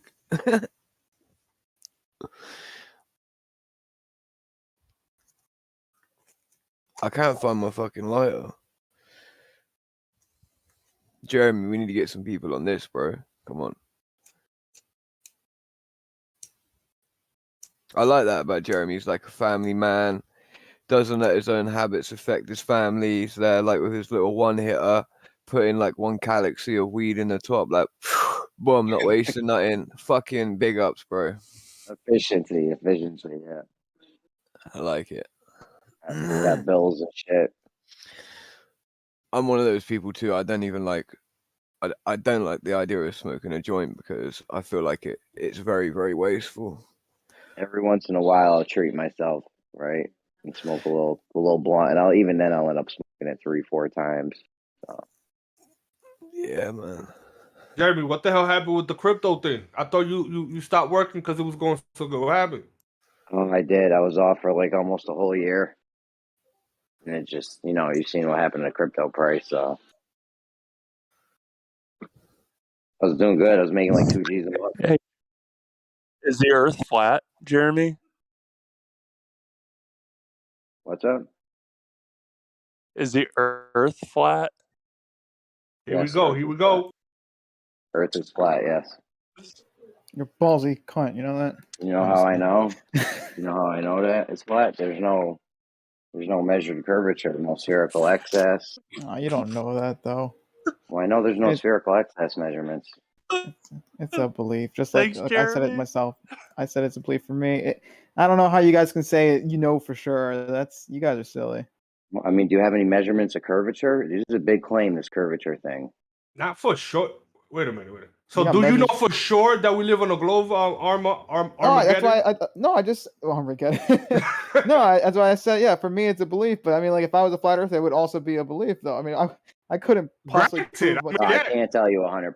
It's why. Listen, the only thing a logical man can conclude with flat Earth information is that we have no idea what we're living at, and the people that claim they do also don't know. That's the only. But to claim things, bro, we don't know what the fuck is going on. I mean, if I did things myself, for example, like if I was to put things up in the sky and whatnot, right? Then maybe I could say something. But like I said, I haven't done anything for myself, so obviously I can't. At the end of the day, I believe it's a ball. But I do think, though, if I made my own rockets and shit, and I was to go really far out there, and I got like a good view of the Earth, I feel like at that point, then I should be able to say what the shape is at that point. But we're also assuming that you're able to do that, right? You're assuming that you're able to measure something and calculate something. What if there is nothing to measure and calculate? But I mean, like, if I see that the Earth is a giant sphere, if I go out far enough and I see it's a giant sphere, I mean, what am I going to conclude, that that's flat? Come on. I mean, if I open my closet right now, I have a wardrobe as well. If I open that and I go in it, I know I'm gonna make it to Narnia. No, that's irrelevant, man. We're just talking about, like, if I was to do a thing. I mean, I get what you're getting at, but like, this is a hypothetical. That's the point of it. It's meant to just be a hypothetical, or Narnia, whatever. But yeah, I don't know. The point is, I haven't done anything myself, so I can't really say for sure. But I do think though that it would be indisputable, that the Earth was round if I had a rocket up there and it saw that it was round. Like, all right, unless you want to claim some weird like effect that makes it look round. That's kind of stretching it. How high do you think you have to be to see the entire Earth as round? I could do the math real fast. Forgot. You gotta be higher. I'll tell you how high. Listen, you won't. It don't matter. You gotta be high. I'll tell you. You won't be able to see it. You gotta be. Hold on, human. I'll tell you how high you gotta be. You gotta be higher than. The problem is the higher you also get, the more your perspective tends to. Missed it, Jeremy. Is it a high thing? You would not be able to see the whole Earth. You missed the whole joke, Matrix. You missed the whole thing. You gotta be higher than the ISS. Than red and meth. Let me see. I do sometimes. I don't know if you do this, but I do sometimes sit there and get me a favorite chair, and I'll close my eyes and I'll think about this wobbling, spinning, hurtling ball covered in water through this vacuum, and he just seems fucking upset. Of course it does. It seems so counterintuitive, doesn't it? It's laughable.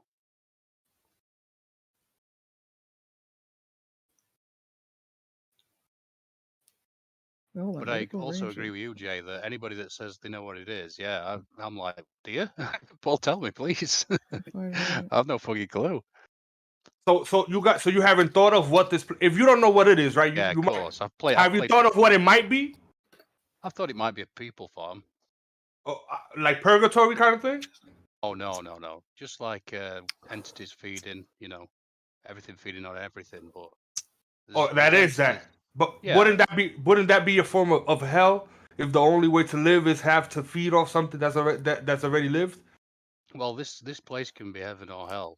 You can make it whatever you like. It's a real estate of mind, isn't it? As far as I'm concerned, I was an alcoholic for 10 years, so I know what it's like to live in hell. It's fucking yeah. Yeah, man. I bet. Baptism of fire, it really is. You're an alcoholic for 10 years, brother. Oh well, the nature of that drug. Bro. I'll just say I'm not exactly sure because that's what that drug does. No, I get it. Like, I had to put up with my dad when he was a fucking alcoholic, bro. Yeah, it's horrible, rough, dude. Horrible shit. Drinking every hour God sends at one point, and so you dealt with whatever it was that caused you to do it, and you didn't do it again, because that's the root of every addiction. There's something leading you to that, right? In England, it could just be because it's fucking shit weather, mate. Trust me, dude. Oh yeah, pretty much everybody drinks quite heavily over here. That's another thing. Yeah. No. I'm talking about casual drinking. I'm talking about if you have an alcohol problem, that is rooted in some sort of problem, that you're not addressing. And Jay, I'm telling you, it's difficult because it's all relative in England because nearly every fucking person drinks heavily, right? We're talking like. I hear that in England, a lot of people are miserable, bro. Like the feminism shit is driving everybody crazy over there. So it might be that. That's probably why they're drinking a lot. Yeah, there's a lot of factors there for sure. A load. England's one of these places like you don't really have any real freedom until you're 18, but there is a reasonable means to get wrecked before you're 18, right? So usually people have got full-blown habits by the time they're 18 years old. And then freedom then is kind of like giving up your habit in order to be able to become free. Well, your first access to freedom was getting high.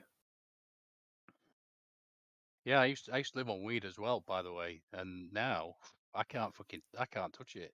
I don't know if they've just turned it into. I don't know if it's just me or the weed. I think it's a bit of both. It's probably a bit of both. It's so fucking strong. Like, I'll be honest, like this weed that I got right now, it's not even really doing it for me at all. Because I've been smoking that fucking like Cali weed shit, but I haven't smoked weed in like a year and a half. I only started smoking it again the other day.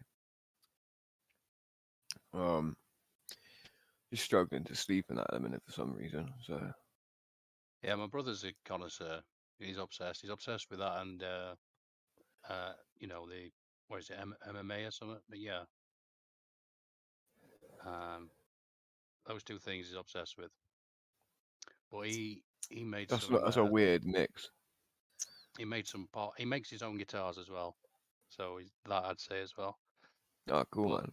Yeah, and he made some brownies once, and I had like half of one, and I had to lay down. I just had to. Oh lay yeah, down. bro, that shit. It's so bad. Mm-hmm. And then if I you had to get like that play. wrong, I played like a thing. I don't know even where it was. I played like a Facebook game or something, but I weren't really playing it. I was just doing anything to distract myself. But my brother, he'd had 2.5, and went and built this fence. Yeah, but the tolerance to cannabis is such a weird one, right? Like, if you haven't smoked it in a long time, yeah, you could have 2 pulls on a spliff and be fucked up. Yeah. Beyond any level of any drug I've seen do to anyone. I've seen people get more high off of cannabis than shooting up heroin. So we're talking like, you know, even stuff like fucking ketamine, xylazine, whatever it is, like full on tranquilizers, not even fucking people up as much as weed is. When you haven't done it in a while, especially when it's edible, you can put a massive dose into your stomach, and then if it's done right, you know, it's been rendered into a cannabis oil of some kind, and then put into a cake or made cannabis butter, bro. That's got a high bioavailability. And that will definitely do you over, without a doubt. I'm just enjoying being sober, to be honest. For the minute. I bet, bro. Yeah, it's great. How long have you been sober for now? Well, that's a tough question, because I had several years off, and then I started drinking beers again. Oh wow. Well, yeah, I was just like, it's pretty common actually for people to sort of relapse like that. Yeah, start back on, and I just made a little deal with myself to just drink 3 beers. If I were going to drink, I'd just have 3 beers. 3 pints of beers. Did you get better in some sort of center or something, like some sort of hospital? Or was it on your own? Obviously, it led to destruction again. Obviously, listen to the story. Stick to those 3 beers, but I got really fat. Well, I didn't get really fat, but you get a lot of inflammation. You know, it's like you get beer gut, and I probably had added about 10 pints of beer a week to my diet, or maybe 10 to 15, say. And I were also getting dizzy spells, and it just weren't the same as it were before. So I remember I was sat on the edge of my bed, and I was looking down at this great big belly, and I just thought, really, I liked. Oh, and it also helped that my brother, I were in the kitchen, and I had no shirt on, and I can't even remember what happened, the context of it, but basically, my brother got right close to me, and he went, "You fat bastard," like that. Oh, fucking hell, lad. I thought, you girt big fat bastard, yeah. And I thought, I can't argue. He's right. I can't, But it just really fucking hit me right, it was sort of right in nuts. And I'm Hit like, you right in solar plexus, didn't it, lad? Brilliant. so, I watching I would post this. I was watching Jimmy Carr do accents, UK accents. Yeah. And somebody shouted Yorkshire, and he did all usual cricket and all that little bit, but he went, my favourite Yorkshire term is tin, tin, tin. 10, which, 10, 10. Which means isn't isn't in the tin. Tin, tin, tin. Int 10. You should have been where he's going, Kawasaki. Yeah. Roller coaster. Roller coaster. Yeah, it's so good. I'm gonna post that because everybody else is thinking, "What the fuck are they talking about?" Yeah, post it, man. Post it. Welcome to England, bro. I'm so out of the loop when it comes to like the England. You live in New York, in then, dude? general. No, well, no, but kinda. I ain't gonna go into that, but my wife lives there at the moment, but so I'm back and forth basically. But it's funny because I heard Jay, right? I hear people like this on a regular basis, sounding exactly the fucking same, like a fish out of water. And then I hear him, and I'm like, "That's a Dominican guy from New York. I can tell." Anyway, I posted that Jimmy Carr thing's so good. I was watching it the other day, and I thought that's How am ya? perfect. How am ya? Fucking hell. Yeah, you ever heard of like Butlins? Me? Yeah. Of course, yeah. All right. Been Yeah, to yeah. Butlins several times. Yeah, I imagine you have. That's why I said it. So you know the one? Have you ever been to the one in Minehead, or you're probably further north, going to different ones? I don't know. I once went to Laser Quest in Skeggy on acid. I went Laser Quest on acid. I had to leave. In Skeggy. I had to leave. I'm not so terrifying. surprised, bro. I'm not surprised. Yeah, that was a bad plan. That one. Yeah. Thanks, Sean. That's brilliant. And then I went and sat on these big steps, and I watched these waves going in and out, and I made this big spliff. I didn't even look down. You know, this is back in the day. I don't smoke weed anymore, but I used to. And felt so calm, and like they were amazing.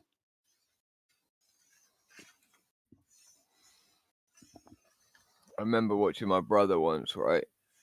And he had taken about 4 grams of mushrooms, magic mushrooms, right? And he rolls up this massive spliff, tucks it in, licks it. And like, I didn't say nothing to him because obviously I'm like, he's enjoying it anyway, so what's the fucking point? But he doesn't light it. And he sat there for about 4 hours smoking a joint that's not lit, right? Like fully enjoying this spliff. Like he's not lit it one time, and he's just toking on it. And eventually some prat comes over and is like, "By the way, bro, that spliff isn't lit." And brother's like, "What?" And obviously it just shakes him out of like this whole thing that he's in. He's like, "What?" Lights it, starts smoking. He's like, "Oh, that tastes fucking horrible." Dude, this happened to me more than 10 times, bro. I cannot deny it, bro.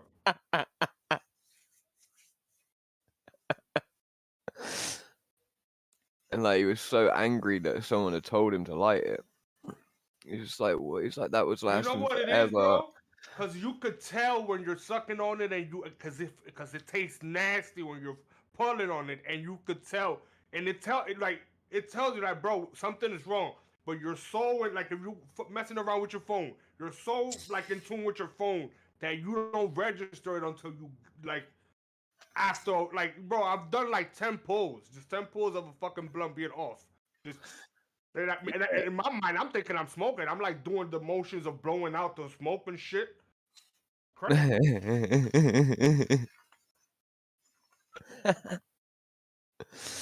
Yeah, man. No telling what happens when you're gonna get with that fun Gus. He's a pretty fun guy. The what? Fun Gus, fun guy, Oh, right. fun guy. I get it now.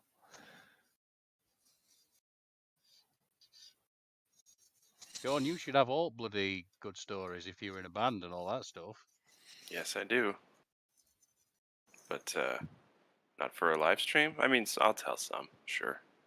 Not right now. I'm doing homework and just listening in. But yeah, everybody who's toured the country in bands, whether or not they even played in the bands, right? You got your roadies, your roadies, your groupies, and you got your managers, you got your stage managers, which are different than the band manager. All these kinds of things. So yeah, you develop a lot of stories with a lot of different kinds of people doing a lot of different kinds of jobs on a tour. A lot of story lines. Say what? A lot of storylines that you there. You know. Storylines, yeah. Yeah, we tried to make those lines as straight and parallel as we could. So you caught the drift. I did.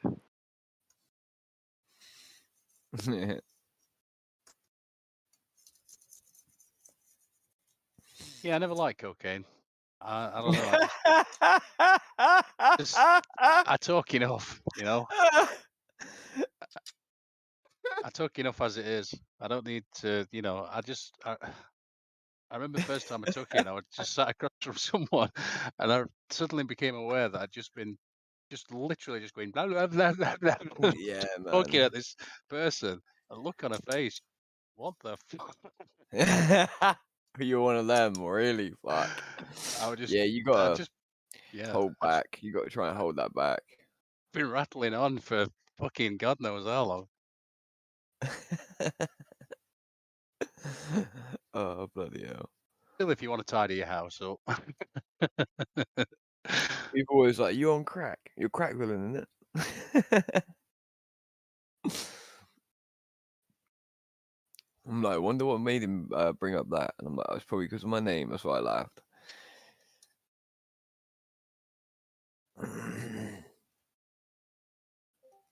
Yeah, so you lived in New York, dude. That's cool. That's really cool. Not Although I'm like, not much of a not city full person. time, but not, yeah, me even. Not full time, but back and forth, yeah. Which Did like a part? few months Can at I a time. ask? Which bit? The Bronx, literally in the Bronx. Oh, Yeah, man. that's awesome. New York's like a completely different place than what you think it is. It ain't nothing like people make it out to be. And to be honest with you, probably the friendliest part of New York is like the part that people would say is like the ghetto. You know what I mean? Like it isn't Yeah, ghetto. I'm going to start traveling again soon, very soon. I feel like I've been locked up for a long time. I ain't been locked up literally, but I feels that way. Mm. And when I traveled before, I was always so broken, you see, that I'd need to, like Jay was just saying, you know, you find the root of that thing, and I did find the root of it, and he put that so well. But before, wherever I went, I had a big problem, and that was me. Mm. And the few times I went to London, yeah, I just hated it. I just found everybody terribly rude. Oh yeah, fuck London. And I really don't like fucking London. those subways, it's all hot down there, and I just hated it. But as I say, it's not an accurate representation because wherever I went, I made a mess of it because I was so broken, and I'd usually end up having to drink to cope with it. So I'd love to just do some traveling sober. That'd be awesome. And aware, man. you know, paying attention to things. With tolerance to alcohol, I've never been an alcoholic or anything like that, right? So, I've done drugs, obviously, but I mean, I've never been an alcoholic. What's the tolerance like when it comes to that shit? Like, how do you continue getting drunk each day? Because I know that anything I've ever used, it takes a week and then that's it. I'm like, there's no point in me doing it anymore. I can't get high off it anymore. Well, I'd have to start drinking for pretty much first thing because I was shaking so much. So I'd have to stop that shaking, you know. Yeah. And I'd do what, because I'd read a bit about Winston Churchill. He used to have a drink that his maids would call dishwater. His dishwater. That was his breakfast, and it was basically a little bit of whiskey with a lot of water. So that's when I got really heavy, that would start my day basically. And then about 3 o'clock in the afternoon, I'd run a deep bath, and I'd have like a pint of white wine. And then that just sort of got me going. Didn't get me drunk. And that's the other thing. I weren't sloppy. I weren't a sloppy drunk, you know? Yeah. That after that first pint of wine, say, that just got me like, oh, hello. Yeah. It felt normal, you know? Yeah, And then I'd definitely. probably have a beer and I'd watch a movie. and usually play some poker or something like that. And then I'd have my dinner, and then I'd get right snooty with light red wine because I fancied myself as a bit of a, connoisseur, and it's so sad. It's such a scam as well, It's all a scam. All this, it's a 19, it's just all bollocks. It's basically someone's opinion. That's where it is. That's where I realise now, you see. Yeah. I watched this film off somebody recommending it in here. I think it was Rakia, but I could be wrong. Somebody recommended a movie. It's called Eternity at the Gate or something like that. I watched it yesterday, I think. Right. My memory's terrible. Can't remember yesterday. And it's about Vincent van Gogh. And it, I don't know if you know anything about him, but basically, at the end of his life, he killed himself. But he never owned a gun, and this was the sort of the film leaves you in no uncertain terms that 2 boys had killed him, and then they'd thrown the gun away, and he died about 30 hours later. And also, they were like a ledger of 65 drawings that he had made, and nobody knew about it, and it was recovered in 2016, apparently. And it just really got to me. It annoyed me that I stopped watching telly in 2015, so I just watch selectively now. You're right. Somebody in the server made a big deal of saying, "Oh, that's a great movie. You've got to watch that." So I thought, I'm gonna watch. Shit. It's awful, dude. Not only is it shit, it just reminds you of the grabble that goes on with art, with wine, and just across the board with everything. Fucking hell. What gives something its value is someone's opinion, and that's my point. Like Bitcoin. Right? Think about it. It's what what gives something value is propaganda. Bitcoin winds me up because it's like when they were like legitimately £20 a pop, right? I wanted to put every bit of money as a fucking child, every bit of money I had into it, and I wasn't allowed to. I'd be a multi-millionaire by now because I had quite a bit of money. I could have bought quite a bit of it. And I was willing to do it. I knew it was going to be a big thing, and I would have earned loads. I would have sold it when it was at like nearly 100 G's, but whatever. Shoulda, coulda, woulda. Oh dear. I always think I don't know. There's some negative there as well. I mean, do you keep watching the screen? Do you keep? No, you regret nothing. You move forward. Yeah, I've moved forward. Anyway, the point Bitcoin's is a hard one to swallow for me though at the moment. Like, yeah.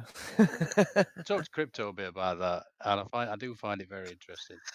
But the point of that movie is that, I mean, the fucking guy cut his own ear off. Is it that much of a stretch to think that he shot himself as well? I mean,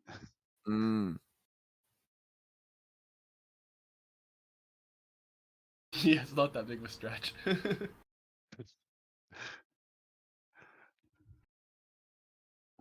So, yeah, typical Hollywood. They just totally took it a different way and made you think, oh, these two, oh, and on his deathbed, at the end, after he's dead, it comes up in writing and it says he never mentioned the 2 boys, never talked about it. I'm thinking, yeah, because he didn't fucking happen. And funny enough, they did the exact same thing, but in reverse with Hitler. Well, who knows? Some people said it. went to Argentina, didn't they? They tested his body, didn't they? The one that was taken back to St. Petersburg. You mean her body? Yeah, the one that was taken back. Yeah. Yeah, her body. What do you think about Angela Merkel, Hitler's kid or not? I don't know about that. I'm not like. Did they do some testing and they found like that there was some like overlap in terms of the haplotypes, or what kind of? I can't remember. I believe there may have been. They share a common ancestor or something. I know that much. But they haven't done a parental test between her and Hitler. But I wonder what will come out if they arranged it. I wouldn't be surprised, is what I'm saying. Sounds silly to me. It sounds silly to me. Yeah, but well, it sounds silly, definitely, without a doubt. But then you look at Angela Merkel. Yeah, they look very fucking similar as well. That's true.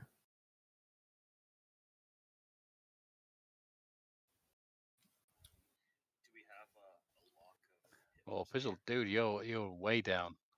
Yeah, let me turn you right up. Wait there. My bad. It's just me. You're still pretty low, but yeah. I was saying, do I'll we turn do you we up. have a lock of Hitler's hair? We got some of his pubic hair. All right. Okay. There's one ball somewhere. Yeah, one of his testes somewhere too, mate.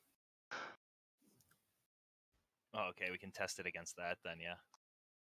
Wait, you're a Glober and you're like willing to do this? Like, what the fuck is wrong with you? You're meant to toe the party line, mate. Willing to test Merkel's DNA. Yeah. I mean, I don't care about that part. I do care that she's like a dictatorial, like tyrannical monster. Like I do care that she's a part of the WEF. Innit? Right? Yeah. But yeah, the Hitler stuff, I don't, you know. Wait, Pizzle, are you actually Australian or is that just like an inflection thing that you do, right? Yeah. Yeah, right. Yeah.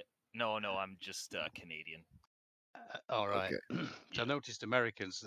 Sorry, I thought you were American before you just announced it, but Americans typically they can't tell the difference between Australia and English. I've noticed, bro, and typically people can't seem to tell the difference between me and Crypto, which I imagine is a massive pain in Crypto's ass. Not so much mine, but it will be for Crypto, considering he's like, you know, a Chelsea boy and all that. I get you guys every time. I do get Jim Jam.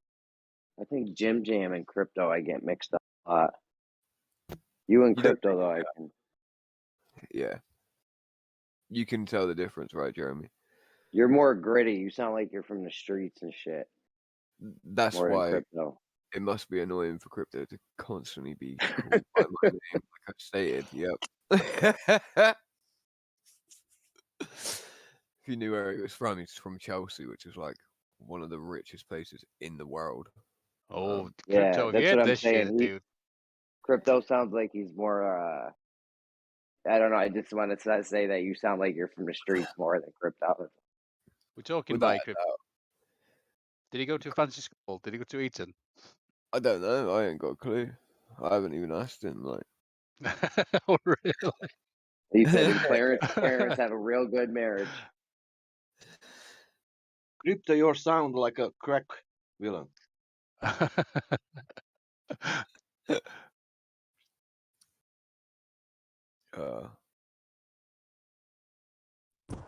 I love the Sounds English like a- accent though, and I've been letting my coworkers, because my Bluetooth hooks to my radio. Sometimes we go to break and together, and they listen to you guys on my coworkers listen to you guys for a little bit, and they love the British accent.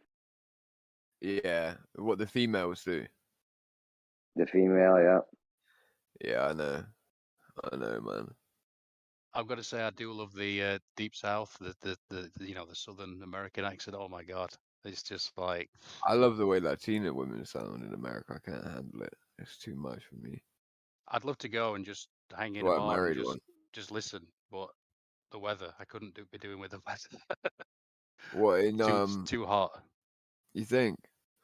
Oh yeah. Yeah, it can be hot without a doubt. Like, it's like people will be like, "Oh, you don't need to wear suntan." I'm like, I'm fucking white.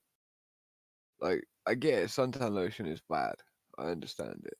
Yeah, Okay, a reason. I mean, but you can cover yourself, you know. But like, legit, I will actually die if well, you can put I'm a hat out on. in. Of course, but if I'm in Texas, right, with my fucking top off for 8 hours a day, like I've met black people that think that like white people should just be capable of this shit. I'm like, what? You're black. Even in New York, bro, you get crispy fried if you're out there for 8 hours. I know. Legit. I live in upstate New York. I'm like 3 hours north of you, and I'll still get burnt. Yeah, man. All you need is some fat on your skin or something. Fat or maybe coconut oil. That's all you need. Oh yeah, that will help you burn even more. Like actually, the oil or the fat, since it has a high temperature tolerance, it will actually protect your skin. It depends. So like that, right? So carrot oil will, coconut oil can, but it better be a thick ass layer of it, right? But you gotta remember that oil will get heated up and then it will absorb into your skin. The skin is porous. It will. Bro, I'm telling you. Bro, I'm it will telling you. I've heard actually. this It shit will. before. Hey, I've heard this I'm shit from the before, I've done Caribbean, this. okay? I'm from the Caribbean, one of the People hottest don't burn no places matter what you all do to year your long. skin. And the way to protect your skin, you have to cover it with some type of fat or some good quality oil. That's the way it's done. Or go under the go in the shadow. That's it. Jim C, brother, I understand your position, right? But I'm telling you, as a white person who's been told by people from the motherfucking Caribbean to do this, when done, right, is the worst time you're ever gonna have in the sun in your life. Yeah, but you're white, so it's your fault. Right. So like it's a fucking magnifier, bro. It will literally it cooks you alive. I've never been that Now, burnt. if you are under the sun for a long periods of time, no matter what you put in your skin, you'll definitely burn. But if you want to have some protection, you definitely can protect it with, because like I'm telling you, the oil will have a high. So you can use suntan temperature lotion and you won't burn. Even if You you're use suntan lotion.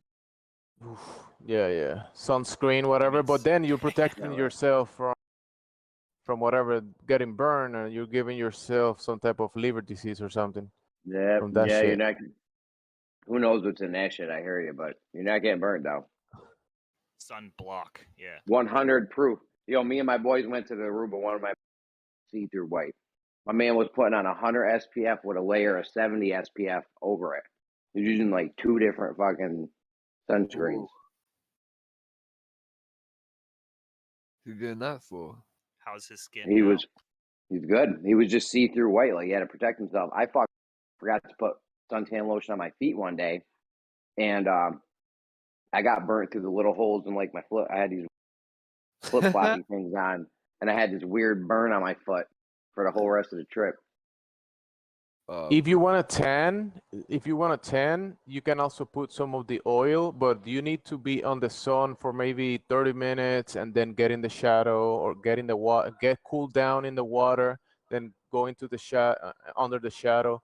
Then you go under sun again. You can't be on the sun for very long periods of time when it's like 90 plus, 100 plus degrees. If you want to tan correctly, you have to do it periodically. You can't just burn yourself down. You have to do it correctly. If you're white like that, if you want to get a tan, just sun, shadow, water, and do that a few times, and you'll get a good tan and not burning yourself. The oil will, or the fat will definitely help you get a tan and protect your skin. Carrot oil at the same time. Carrot Yeah, oil. that's probably a good one. Yeah, I never tried that one, but it's probably a good one. Yeah, definitely works. But my experience with coconut oil will do you right over. But that's just me. It'll cook you. It will cook you well done. Definitely, bro. To be fair, I don't burn at all. I've never been burnt in the English sun, right? I've never really burnt. I know exactly what I'm doing with it. The one time I got burnt was when I put a little bit of coconut oil on my head. Your head. Yeah, like to be fair, it was coconut oil and a little bit of coconut butter as well.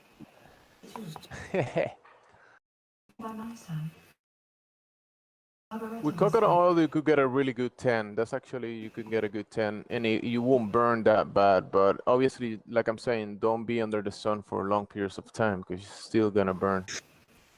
The sunscreen, yeah, you put in a screen on your skin. Yeah, it's got, like reflecting the light almost. You need to mute. Your shit's bleeding really loud. Steel City's watching a movie or something. Yeah, Steel City. Hot mic. You have to mute him, I think. Just mute him.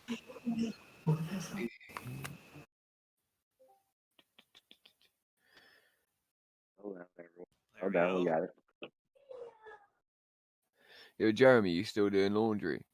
Like, you're upstate New York, so like, tell me you've got your own machines and shit, right? Or you're at a laundry. Oh yeah, bro, that shit is a fucking hassle. We just got a new washer dryer. We had to get the one stacked on top of each other to save space. Just dope. Oh, good, good.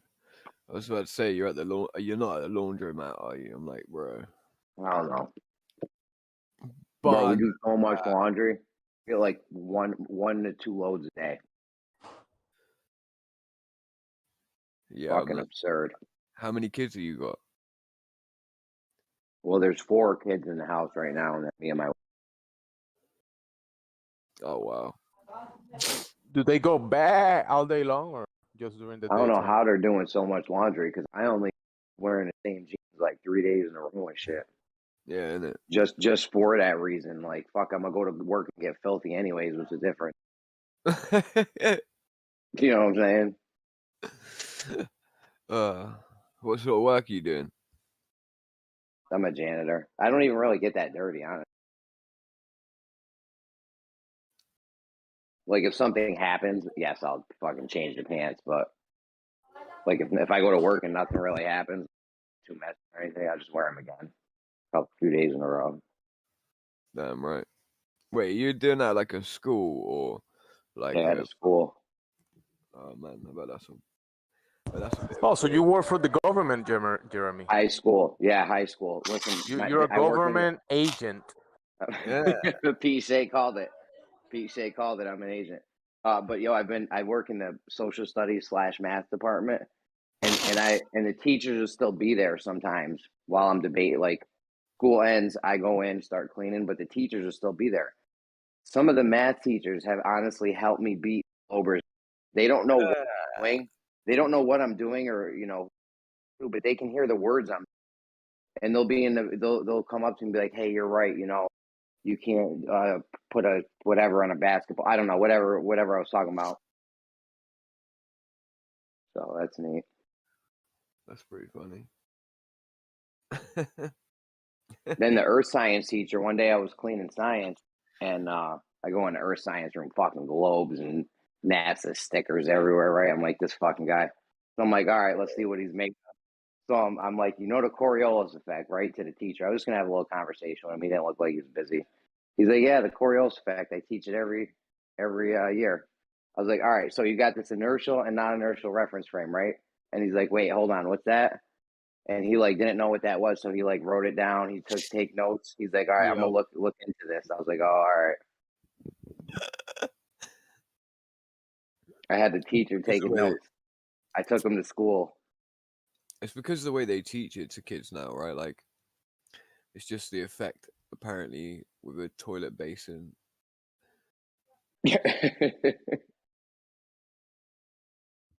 Ask him what the effect is of a sniper shooting from a helicopter.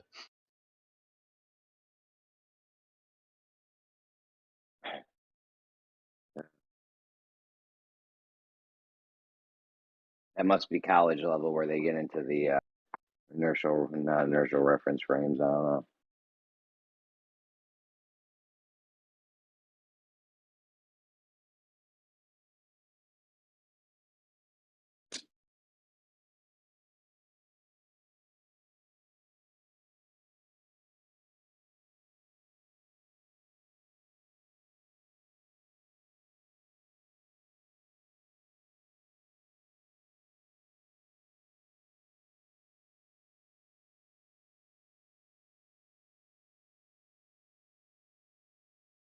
Yeah, I was arguing with Moyak one day about, he was telling me you could put a protractor on a basketball. He said you could draw a triangle on a basketball and then to use a protractor measure the angles. I was like, bro, you can't do that. And the math teacher, I think it was like the head of the math department, actually, she was like, you're right, you can't. I was describing the scenario. She's like, you're right, you can't do that with the protractor on a basketball thing. Is he on about like the thing of putting tape on a basketball? Then like making a fucking square. You can make a triangle, like a spherical triangle thing on the surface of a basketball here. And then get a protractor and measure the angles, but you can't do that with a. That's got to be calculated. That's not something you can measure. Like, I mean, maybe you could do it if you had like. Let's see, Adelaide. You want some more milk? You want some milk, kiddo?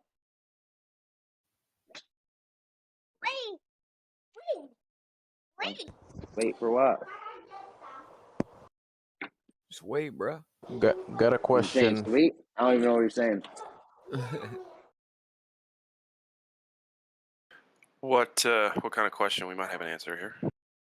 No, I wanted to ask if anybody doesn't have Nitro and never had it before. I have a link for you. They make you sign Anybody up that for wants it. shit, don't they? I think so. Anybody know? Yeah, they make you put your credit card in. For a free link? Yeah, and then they start charging you unless you tell them no, please don't. Okay. So you can do, I mean, it's 3 months of free Discord. Yeah. It's not bad. Yeah, it's not I've had bad. Nitro a few times though, and I'm all set. I'm good. Yeah, that's why I'm asking someone that never had it, because you have to be like a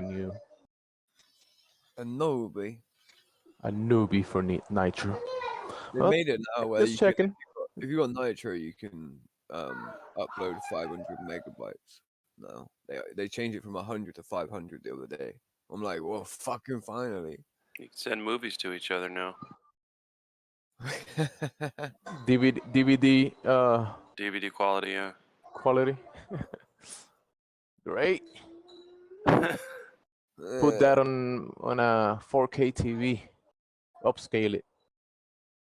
You guys know that the CDs, the bit rate, the quality of CD quality wave files is higher than any MP3 out there. So CDs that we all used to pop in and listen to will always have better sound quality than the MP3s out there. It's crazy, right? You remember the mini disc players? They didn't take Yeah. off, but they fucking should have. Yeah, they were dope. They were dope. Banging, bro. The quality of that is better than the CD as well. Yeah, I remember there was a couple years, like our friends, we'd all compete to see who got the coolest present because all of our parents were super cool. And one year somebody got a mini disc player, and we were all like, "No shit!" They were like, "You win for sure." Awesome. Like another kid got just yet another like Pioneer CD player with the G-Shock, and he's like, "Oh shit, yeah, hell yeah!" And then we see the mini disc player, we're like, "Damn!" Anyway. Like, so when I was younger, right, my dad used to live on a farm in the middle of nowhere on the coast. The beach was like a 2-minute walk away, right? Private beach for the adjacent to the farm, right? And beautiful place, right? And my dad has this friend who rents out equipment to Glastonbury, right? So he's got like a fucking. My dad ends up having this system in his house, like and the guy's like quite a famous DJ, and we end up with like I would say about a quarter of the speakers from the main stage of Glastonbury in my dad's house, all set up with like everything known to man attached to it, like dual mini disc players, like dual vinyls, dual CDJs, everything. Yeah. And it was like about, I think it's like 55k of sound, 55k. Nice. So when was this? What year was that? That was going back about 10 years from now. Yeah, about 10 years. That'd be over 100k worth of shit today. Literally, it's like fucking insane amount of equipment, and like the noise from it was insane. And like, luckily, we're in a house with like 6 foot thick walls and everything like that. Because if you had turn that shit up in my house that I'm in now, it would definitely like it would fuck some of it up. People get pissed. Yeah, I've been in every scenario. I've played shows and house parties where like we were told to keep the noise down, you know, by like the cops in the neighborhood. We played on like the top floor. It's like, no, you're gonna have to come back and tell us again and again. Yeah. And then I played in places where like recording studios underground where you could have the whole band playing like crazy. You'd be listening to stuff as loud as you wanted to, and you go up a short flight of stairs, you shut the door to the basement, you can't hear a fucking thing right above it. So all kinds of just like, I don't know, it's crazy to think about what you can accomplish in a small room too, with like, you know, I mean, you might pay a pretty penny, but like you can pretty much have a whole recording setup in something the size of like a normal dining room. You could have everything you need for anything. Definitely. So like this is what we used to do when we go to the beach, right? We used to have this well, the equipment was like some of them my dad got, and we hooked it up to the speaker system. We had like from like either an old English aeroplane, and I legit think it was like a military aeroplane unit, and you could plug it in and like legitimately you could listen to anything going on like off the coast. You could listen to like the big oil tanker fuck, I'm stoned. The oil tanker guys, right? You know, the oil tanker fucking sailors and all that shit, right? You could hear all of that. You could hear the fire brigade. Wow. You could hear the police. You could hear everything. Like you could pick up any of this, right?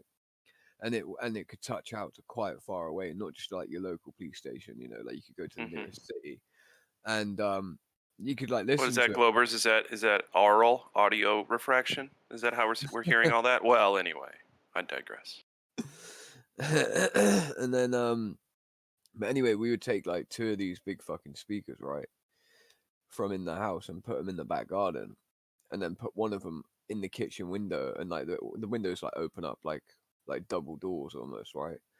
All very well built, luckily, because all of that would have got smashed without a doubt, I reckon, from the first day. That speaker system, like my dad turned it on, put it on full blast, and like we had to instantly turn it down because it was like, whoa, too much shit fell off the side, everything. Like anyway, so all the CDs and that come flying off the wall, and I'm like, fuck.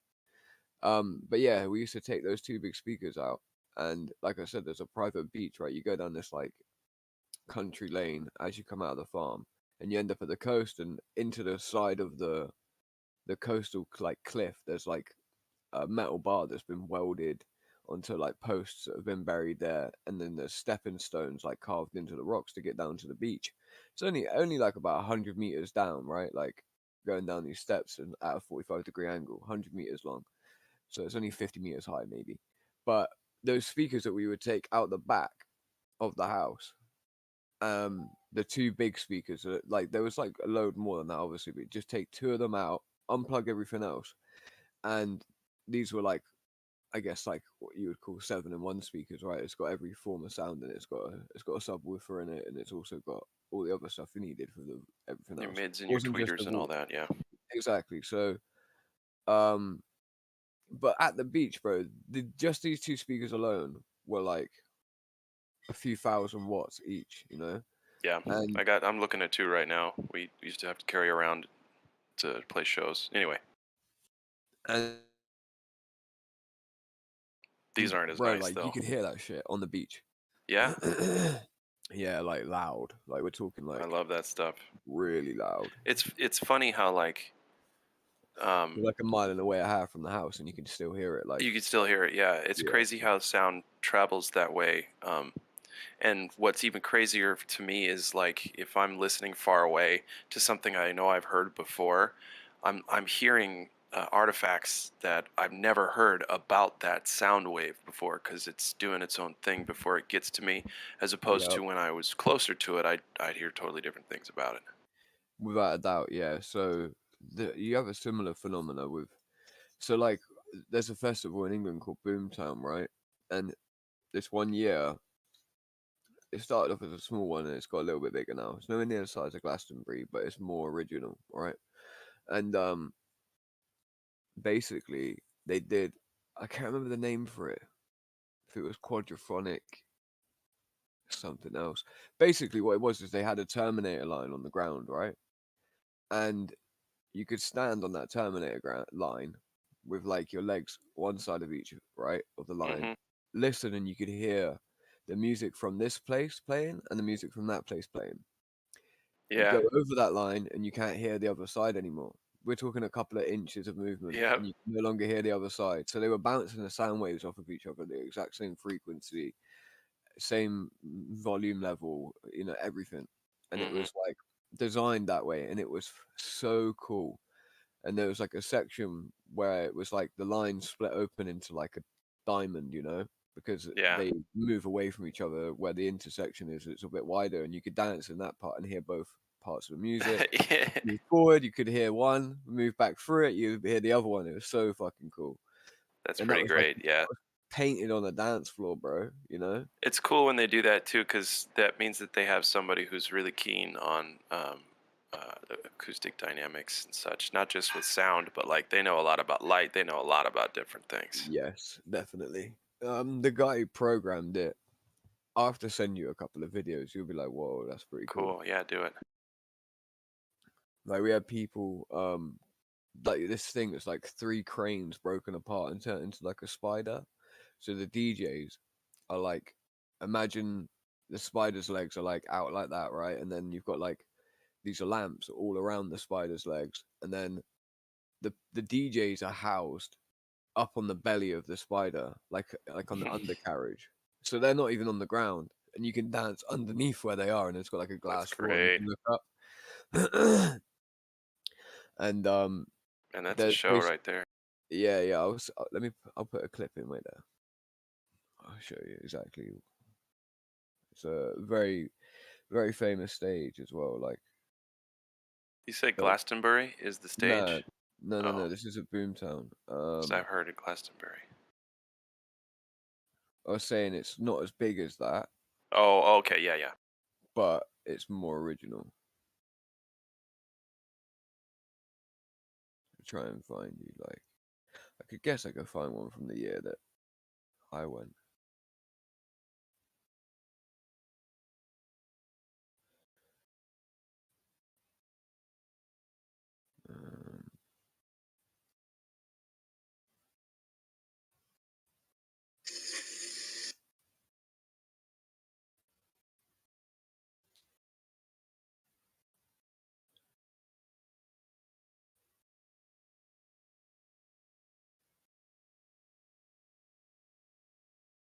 But they've got like Boomtown is done in the Matley Bowl, they call it, which is like a. Oh, okay. Did you post something in the live stream? No, not yet. One sec. I can't fucking find it. There are videos of it, but not from the year that I went. I can't find any. Wait, I'll just post this one.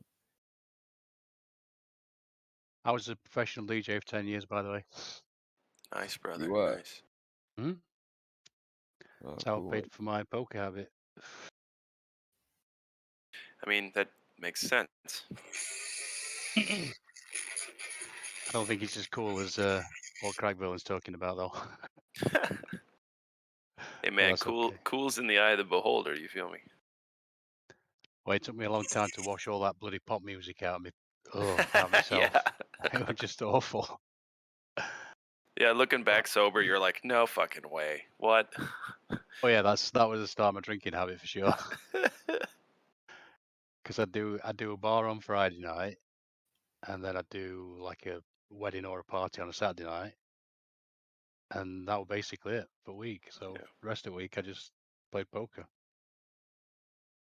It's a rough life there, it sounds like. Well, I used to do a video show, so I'd have 2 big screens up, you know. You know, like you'd have for a sure. projector on each side. Well, when we started, funnily enough, we had televisions. We used to have to cart the televisions. You know, For sure, yep. It was big. And you didn't care either. You were like, Well, I want to put 2 screens on my show. Oh, so we'll just bring Jake's TV too. Yeah, we'll just bring both TVs. Yeah, sure, for sure, no problem. Well, these were like these were your daddy's TV. Yeah. These were old school Like TVs. they watched the moon landing animation on those TVs live. No, much worse than that, because they were Whoa. tiny black and white ones. These were like big heavy bastards. Right. Okay, yeah, I got you. Big square heavy bastards. Square ones, yeah. They were awful. When we got the projectors, they were like, oh my god. And also, we used to play the videos off a video machine, so we had 2 CD players and 2 video recorders. Right? I mean, back in the day, you had 2 record players and 2 video. Imagine, because you'd have like 30 tracks on a video, and you had to like fast forward and rewind. You got pretty expertise in like, say, oh, and this song's however many songs away, and then you just basically, I did it anyway. I'd count it in 3s, so I'd be like 3, 6, 9, 12, 15, 18. Right, I know I've got to forward it 24 minutes, and when you've only got about 2.5 minutes to do it, yeah, it's pretty. I can't tell you how many times I've been on microphone just waffling shit, just talking while my other arm's going frantically trying to find this fucking video, because you'd have a monitor facing you. And so I have permanent hearing damage in my left ear because I would never want. I don't know why I did this until like the end of my touring career, but I wouldn't want to hear the click in both my ears. I wouldn't want to have everything. I said I just need one monitor to my left, and all I need to hear is a little bit of bass guitar and the vocals. And I had that shit just cranked up to my left ear all the time, because that was like the standard. We go up on stage, and their setup was the drummer gets the monitor on the left side. So anyway, long story long, when I lay down at night, I've got 2 different notes that my ear sings to me. It vacillates randomly between 2 different really high pitched notes. So anyway.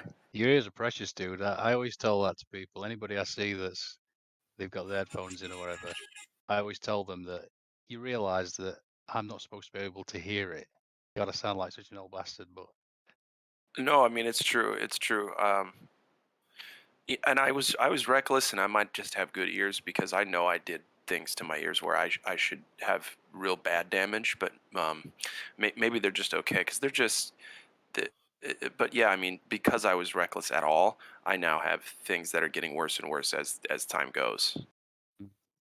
And it's usually it's just when I'm by myself and it's completely silent, and I listen, and when I listen for it, because I gotta focus on it, and it's there, and it's just like,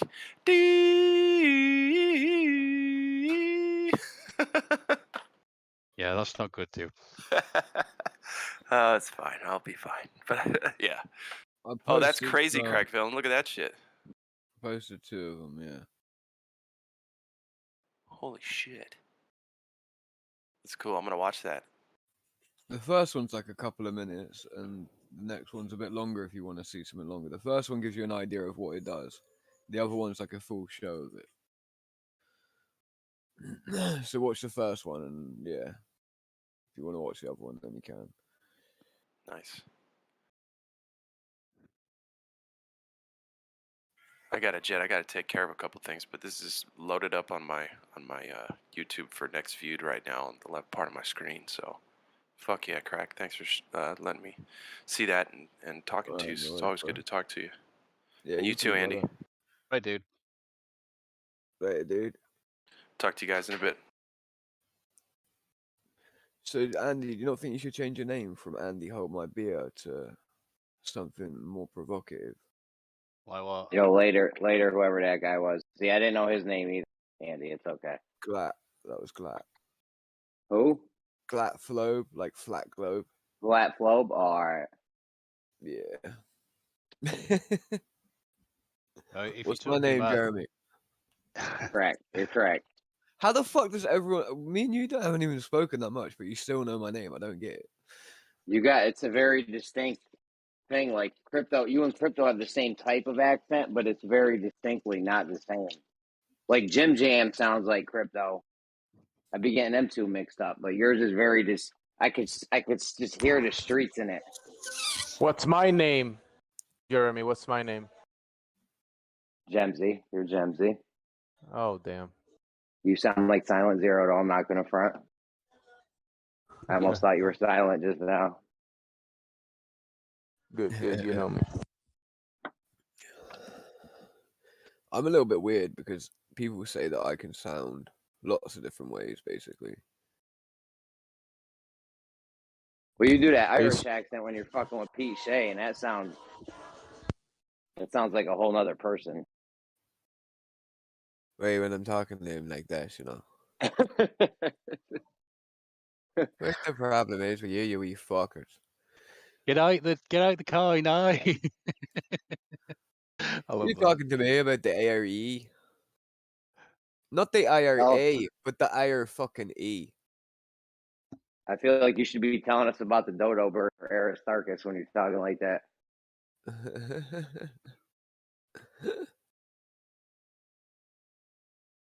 Bro. I think Andy's got like the most the Sheffield accent is just insane, man. Yours isn't too thick though, Andy. Yeah, I'm considered posh apparently, and I'm okay with that. Say, yeah, I would be alright with that too, bro. Andy sounds fancy. The thing is, people have accused me of that, and I just prefer to think of it as enunciation. Yeah. I like people to understand what I'm saying to them, but on the other hand, if I start to lose my temper, which is rare these days, but if I do, it suddenly goes into the dick bods and watter and fuck off. Fuck off, you bastard. You almost sound like Rizla. You sound like a nicer version of Rizla. Or was that his name?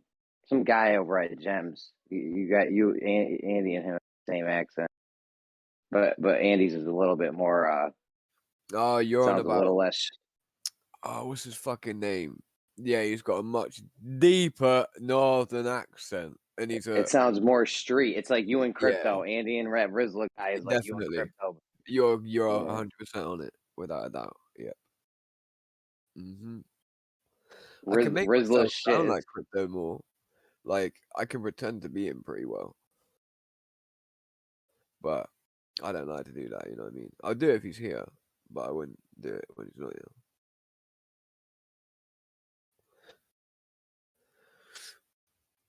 But yeah, you got that. What is his name? Ruhif would know, wouldn't he? Ruhif's here now. Ruhif? Yeah. Yep. What's that guy called? Over at Gems, who has a northern accent. Northern US or Canadian Nah, or northern English. The guy who's like, you go down to the pub with me mates. You know what I mean, mate? Glober, Flat Earther. Glober. There's Chris MCM who's Scottish. No, it's not Scott, bro. Northern English. All right. Yeah, I don't know. Like a Sheffield accent, you know what I mean, lad? Sheffield. Took mine. That's the stereotype there, correct, villain. Took mine. Yeah, took mine. Yeah, I don't know. You're really not even a frequent flyer of Gems, then, are you, Ruhif? Me? Not lately. Really? Not lately. I would never go in there. No, I'd be too harsh on my ears. Oof. Yeah, it's a bit of a shit fight. Yeah, that place fucks up your whole soul after a little while. I'm telling you. Yes, James. I realise that Scotland is different to Northern England.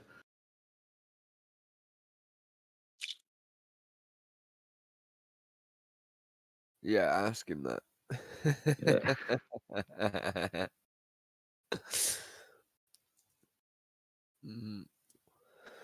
To be fair, I don't know why they shouldn't get too offended over it. People mix it's closer to mixing me and Crypto up anyway. Let's put it that way. Yeah, but I mean, you guys get Kiwis and Aussies mixed up pretty frequently, which is pretty funny. Yeah, but it's quite a bit different. Like I would say the difference between me and Crypto is different in the two different locations. Chicken. I can't even tell who's from New Zealand and who's from Australia anymore. I Like, swear. how are you Ruif, winning? you're from New Zealand, right, Ruif? No, I'm from Australia, No, he's Jeremy. an Aussie, bro. I know he's from Australia. I'm just saying they do sound alike though. The Kiwis and the. There's Jezzaconda. Jezzaconda's from New Zealand, and I can tell he is. who else? Yeah. And that other woman, there's a woman over there. Oh, Trish Blythe, her name is. I don't know. She calls herself. She's like Queen. a fucking troll, mate. I'm a troll, Queen mate. of Trolls or something. Yeah. I think Yeah, she used to go by Trish Blythe. Yeah, that's why. She's a New Zealander. Rakia's not here. The video I posted the other day. Is Rakia? What is he? Is he a New Zealander or No, he's in southern United States. But he was annoyed that I called him his real name. Yeah, don't say his real name. I know. Right. But his YouTube name used to be, D. I know. Rakia G. We know because we didn't know what kind of maniacs we were dealing with. We know. Right, we now but know. it's not doxing. It's not doxing to calling his name when he's clearly. If somebody's in here and they don't know, and then you say it, and then they'll know. Yeah. Yeah, it's doxing. Yeah, but let's say I said, don't say my real name, which everyone knows. Like, I don't. And someone said it. I can't accuse them of when doxing. you're dealing with maniac globers, you definitely got to be careful where you put your name at. Yeah, it's really funny. Everyone over at Gems, everyone over at Gems thinks that they managed to dox me, right? Because they heard my cousin like basically say my nickname. Yeah. So they all think I'm called Roy. Maybe it's your rapper name. It actually isn't. No. That would be we had a guy, Andrew Simons, whose nickname was Roy. He died actually. He fucking died in a car crash like a year ago. Really? Fuck. Yeah. We have a very well-known cricketer here, Andrew Simons. Wow. No, yeah, I've heard of him. Yeah. That's pretty crazy. Yeah. He died. How old would he have been then? 40, maybe, something like that. Yeah. All right. Yeah, fair enough. Where is it? I had two friends that I think had trained with him for like 6 or 7 months at one time. Yeah, 46 he was. 46. Governor. 46, mate. It's funny because governor. the Australian accent is similar to the British in some regard, right? Yeah, some, yeah. Definitely the beginning part, but toward the end of either a sentence or a short sentence, it's a weird little thing that happens with the Australian accent, if you know what I mean. Like, there's definitely a lot of likes. It's kind of like Italian and Spanish. I speak Spanish and I can semi-understand Italian people. Yeah. And Portuguese. So, Australians, I got the accent. Mexicans of, so like, different. From England. Australians are like the Southerners. Australians are like the Southerners version accent of England. Yeah. Kind of, yeah, because where I live in the south of England, right? And if you were to hear, the accent's homogenized a lot now because London's bled down south further and further, the fucking wankers, right? But I don't know how to put it. I'm swearing a lot today. I don't even know why. Yeah, so if you go further south and you were to observe some of the older generations of myself, right? I'm only 28. So, and you would speak to some of the older men, like, you alright, boy? What you up to? You know, they talk like that. Yeah. You want to go out snapper and go lamping, boy? You want to go out there and get some rabbits, man? You know what I'm saying to you, don't you, boy? So, like, that's the way that they speak here. So I get that like Australia could be like a Southern English type deal. You like humming I was just going to say New Zealand accent, dude. That's awesome. That's like honey on my ears. I love that New Zealand accent. Have you listened to Flight of the Conchords? No? The fifth most popular folk duo in New Zealand. Dude, you've got to go and listen to Fly the Conchords. I mean, they clearly signed the deal, if you know what I mean. Took the ticket, so to speak. They are fantastic. But that's okay, because they're still great. What you mean they signed their soul over to the devil type deal? Well, you know, if you reach certain popularity, you've got to, you know, do some whack stuff, haven't you? Yeah, probably. I There's- don't know. there's a Ask co- Ruhif. Ruhif, Hmm? what did you have to do? I'm just playing, bro. To sign up as a NASA shill. Yeah. I'm just playing, bro. I don't think you're one. Don't worry. You have to wear a I blindfold. don't really think there are and any. then they put a blade up to your chest, and then they talk about Hiram Abiff a lot.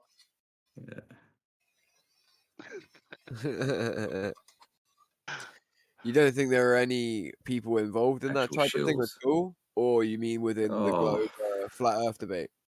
I would say incredibly rare. Incredibly rare. In real life, you mean, yeah? Yeah. Yeah, of course it's agents. Do you think there's will- any in flat Yeah, Earth? And if so, who? I don't think they need Name Do I think I know one? No. I don't Yeah, think I name know of any actual I shill. don't think I know of any either. Really? When you look into like the CIA and how they operate, Well, you don't think? well, yeah, of course. Like, without a doubt. I just don't. I think that flat Earth can be controlled from a completely different dynamic. I think one that's more efficient. I believe that Yeah. I know a lot about previous agent history, the way it was applied throughout a very going across a very long period of time, and I believe that those tools have been sharpened and changed into something a little bit different now. Yeah, I don't think it's about controlling flat Earth. I think there are people around that monitor and infiltrate things to Without a keep an eye doubt. on stuff. See, I wouldn't use the word infiltrate, right? Because infiltrate kind of implies that it's just There's some a sort hierarchy. no, it implies like they didn't start it in the first place. I'm willing to say that they start the shit in the beginning. They know exactly what is going on because they perpetuate. They started. Like Jay, you were saying it earlier with the algorithm. That's more the way I see it now. Is they don't really need an agent to infiltrate here, for instance. Like they can just we don't need to pay Ruhif to chat with this shit on here, right? All we need is that Ruhif's like again a crackhead, addicted to dopamine hits, right? Like I'm the guy with that theory, Ruhif, remember. So I don't think you need to be paid. I just think you need to enjoy what you're doing. I believe you genuinely do enjoy it, right? Oh, okay. I think I understand. You probably don't understand why they would do it, right? Why would they would need to monitor people? Well, No. if Just they're gonna. I'm not finished. I'm not finished. I believe maybe 40 years ago they would have had someone in our group monitoring. I don't think they need to now. Look at the platform we're using. I don't think they need to pay Ruhif to monitor what we're doing. I think they can just monitor it. More or less, at this point, it's probably more curiosity just to kind of keep track of things, right? At this point, right? Because it's more mainstream nowadays. Yeah, I would agree with you on that. But to say that they don't have people that are on here for whatever motives, right? Maybe to study human behavior, to see how they react in certain situations, right? It would be a perfect analytical situation to just gather intel on people and how they think. Yeah, but that's not a shill, right? So, Ruha, if you think they're monitoring things, even though you think flat Earth is false, so why would they even care? I mean, I don't even know. Just for violence and other shit. Yeah. But I mean, monitor meaning that there's someone in the CIA listening to all these streams and tracking it all, or what do you mean by monitor? I think occasionally, yeah, just checking. You know how they infiltrate, Proud Boys. They're going to use keywords. They just making sure we don't make like bombs and shit and like make it like communities and rape each other all the time and all that kind of shit. Yeah, just keep their ear out for a bit of, bad stuff. I don't think they care about flat Earth. I don't think they give a shit at all. I believe that they could care about it. They could care about it, and they could try and pretend as well that it's a terroristic threat type deal. But well, there will be an overlap, say, between flat earthers and people that storm the Capitol. There's an overlap there. It's not huge, but there will be one. But flat earthers don't believe in nukes, so what are they worried about? That ain't true. And what do you mean? What do you mean? People that storm the cat? So like you're implying like crazy right wing people, right? When somebody is actively hijacking a quote unquote fair election, that is clause for how do you say, claiming your grievances with the government. There is something in the Constitution that says that if your government gets out of hand, there should be militias to take care of that. That's in the Constitution itself, bro. So it isn't a foreign idea for the people to be fed up and go protest. So don't say Matrix. it like that. Don't give it that intonation. You may not have ever heard this phrase before. Maybe you have, maybe you haven't. But they lied to you. Okay? They lied to you. You've been lied to. Do you understand that phrase? Are you kidding me, bro? There Not are kidding. people being arrested because they were recording doing fraud. What are you talking about? They lied to you. that's There are bullshit, people being bullshit. Keep on listening to whatever mainstream bullshit you listen to. Yeah, there's no evidence of systemic fraud whatsoever. There's the occasional individual here and there. And quite frankly, those individuals tend to be Republican. Yeah. You Okay, listen no to whatever evidence. your You priests guys, say. That's the you fact. guys are aware what's going on with the Hunter Biden with the laptop and the Yeah. diary that they so-called found, the Biden daughter diary. Oh shit. The Biden daughter diarrhea? What? The diary. She was in rehab and she was writing a diary or whatever, and somebody found it and published it. Yeah, man. He used to do shit to her. And what did Biden. it say? It says that her dad used to do shit to her. Like, such as? Pedophilic stuff. Real. Shower with her at a shower with her at an inappropriate age. I don't want to repeat all of what I know about it. Yeah. That's all a dog and pony show anyway. It's all nonsense. You're a dog. It could be just excuses they need, like to dethrone Biden or whatever. Oh, he's a pedo, let's dethrone him, let's put in fucking Kamala now. It could be all bullshit, but it's something. They always need a backdoor. It's bread and circuses, that's what it is. Project Veritas. Yes, that bastion of honesty. All right, but is it crazy that the videos that we get of Biden is like him like sniffing children? Like he tends to he's a do weird it in guy. every. I'm saying it isn't like the cameraman is like looking for him to sniff kids. He just does it a lot. No, So it's is it weird. a weird thing that he found with his little girl? Like, come on, wouldn't be that weird. Yeah, the sniffing is weird, and the over familiarity touching is weird. Yes, I don't like it. It's safe to say the guy's a creep. This is a good opportunity for me to use my favorite meme of all time. I mean, he is a creep, but he's doing a great job administrating the nation, right? Oh, wait. What the hell?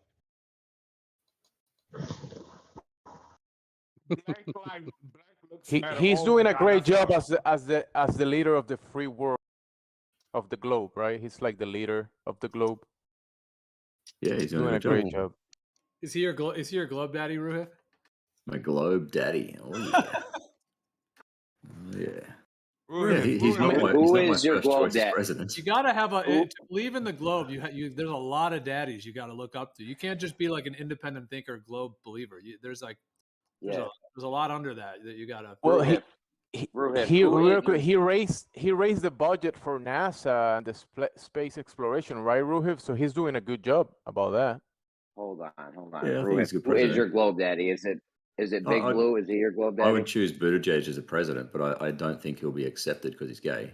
I'll tell you, Ruhif is above Rumpus in the Glober Society hierarchy. That's what I'm trying to figure out. They're like chain of Rumpus command. will bow to Ruhif. Absolutely. He won't interrupt Ruhif. He'll admit he's wrong to Ruhif. He shudders like a little puppy dog. Or not puppy dog, but he's definitely subservient to Ruhif for whatever reason. Who's above you, Ruhif? Who do you answer to in the globe chain of command? Rumpus, for sure. No, Rumpus. Bullshit. I thought Rumpus was beneath you. Rumpus is the king. Rumpus kisses your pinky ring every day. You know that. No, man. he's not the king. Rumpus is the king. He's not. No, this is a decoy. Rumpus is Ruhif's decoy.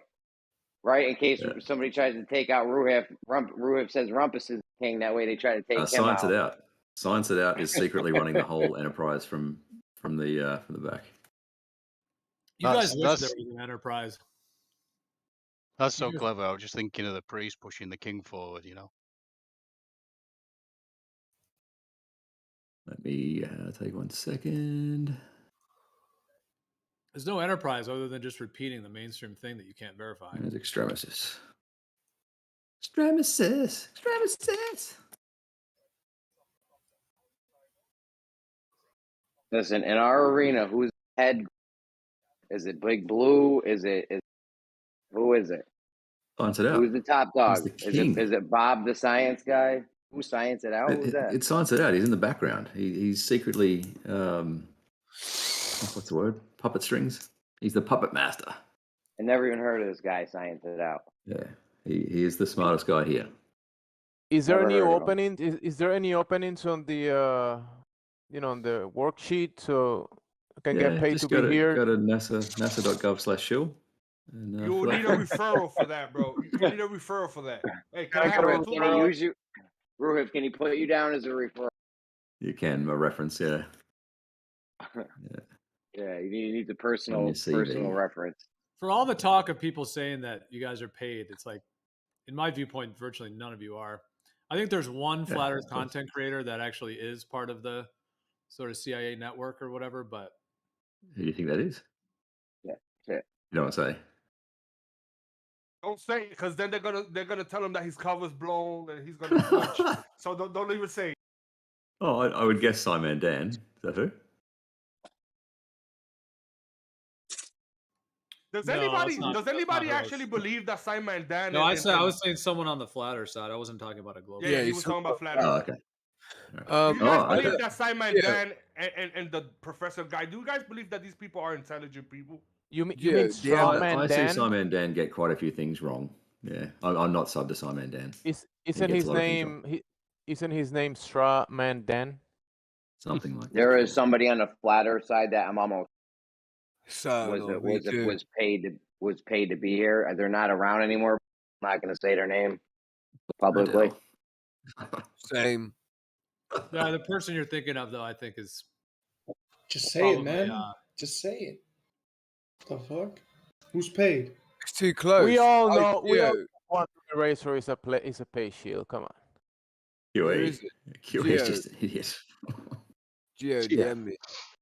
Nail on the head. So why would they pay these people to do that? Because because you need the flow of money. You need to pay people for these things. You know, like you pay What if they make money off doing it though? You pay the astronomers just to look up and say things about the luminaries. You pay the NASA people to make theories about the universe they've never been to, and you gotta pay people for that kind of stuff.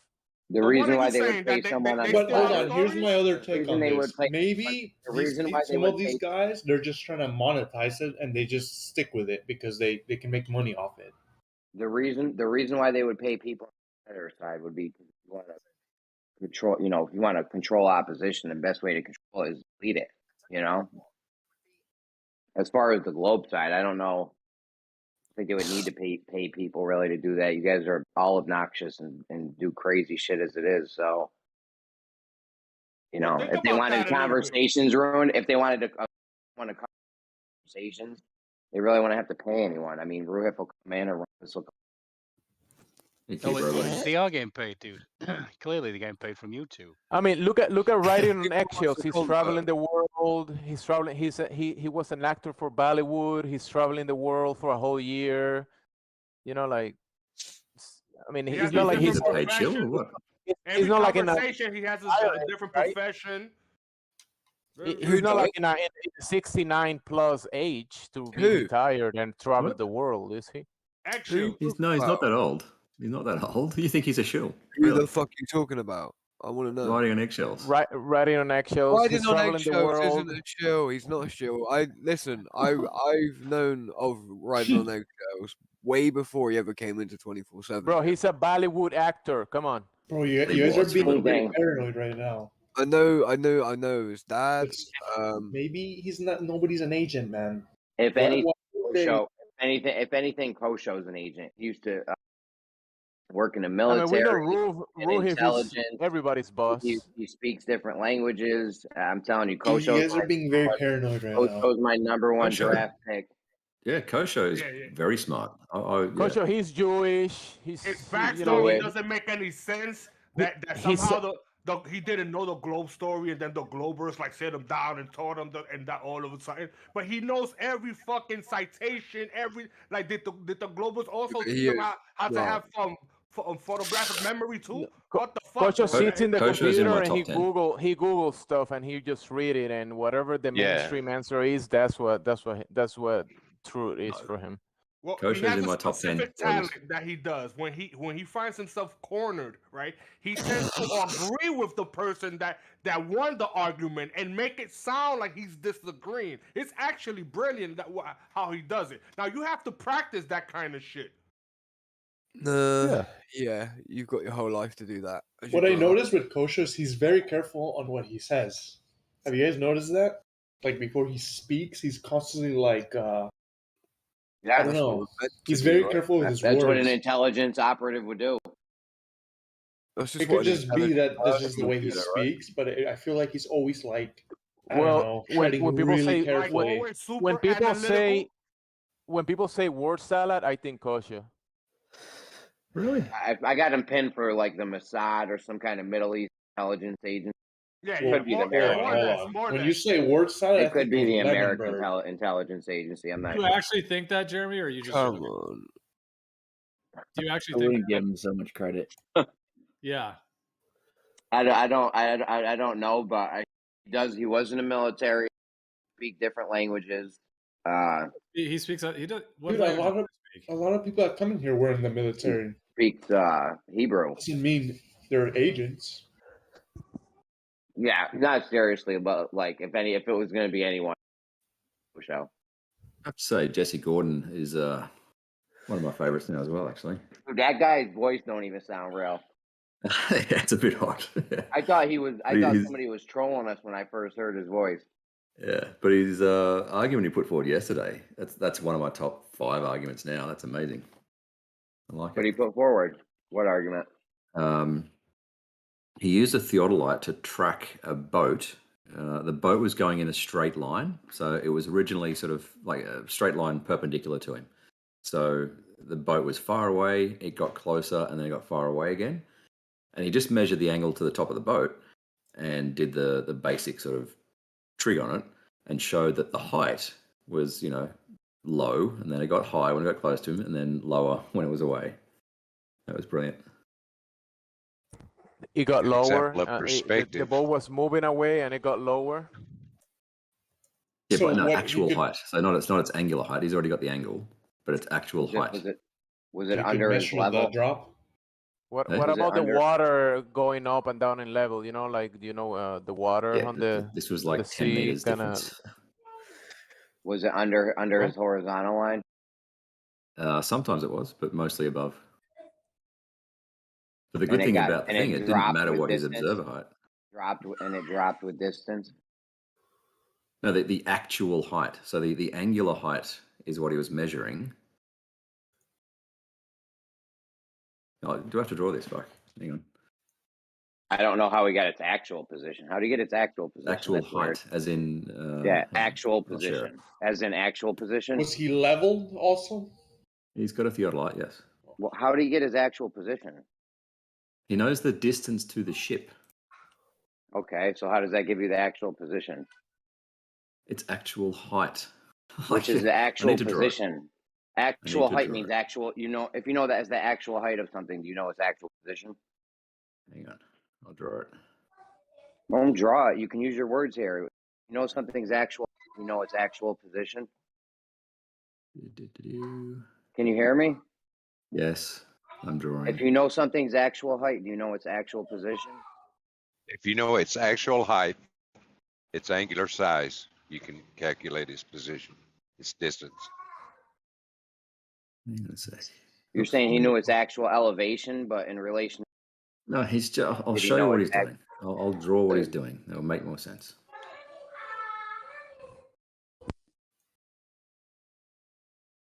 Did he know the boat's actual position at any moment? He knew its distance, yes. He knew the position of the boat. No, relative to him, did he know it's...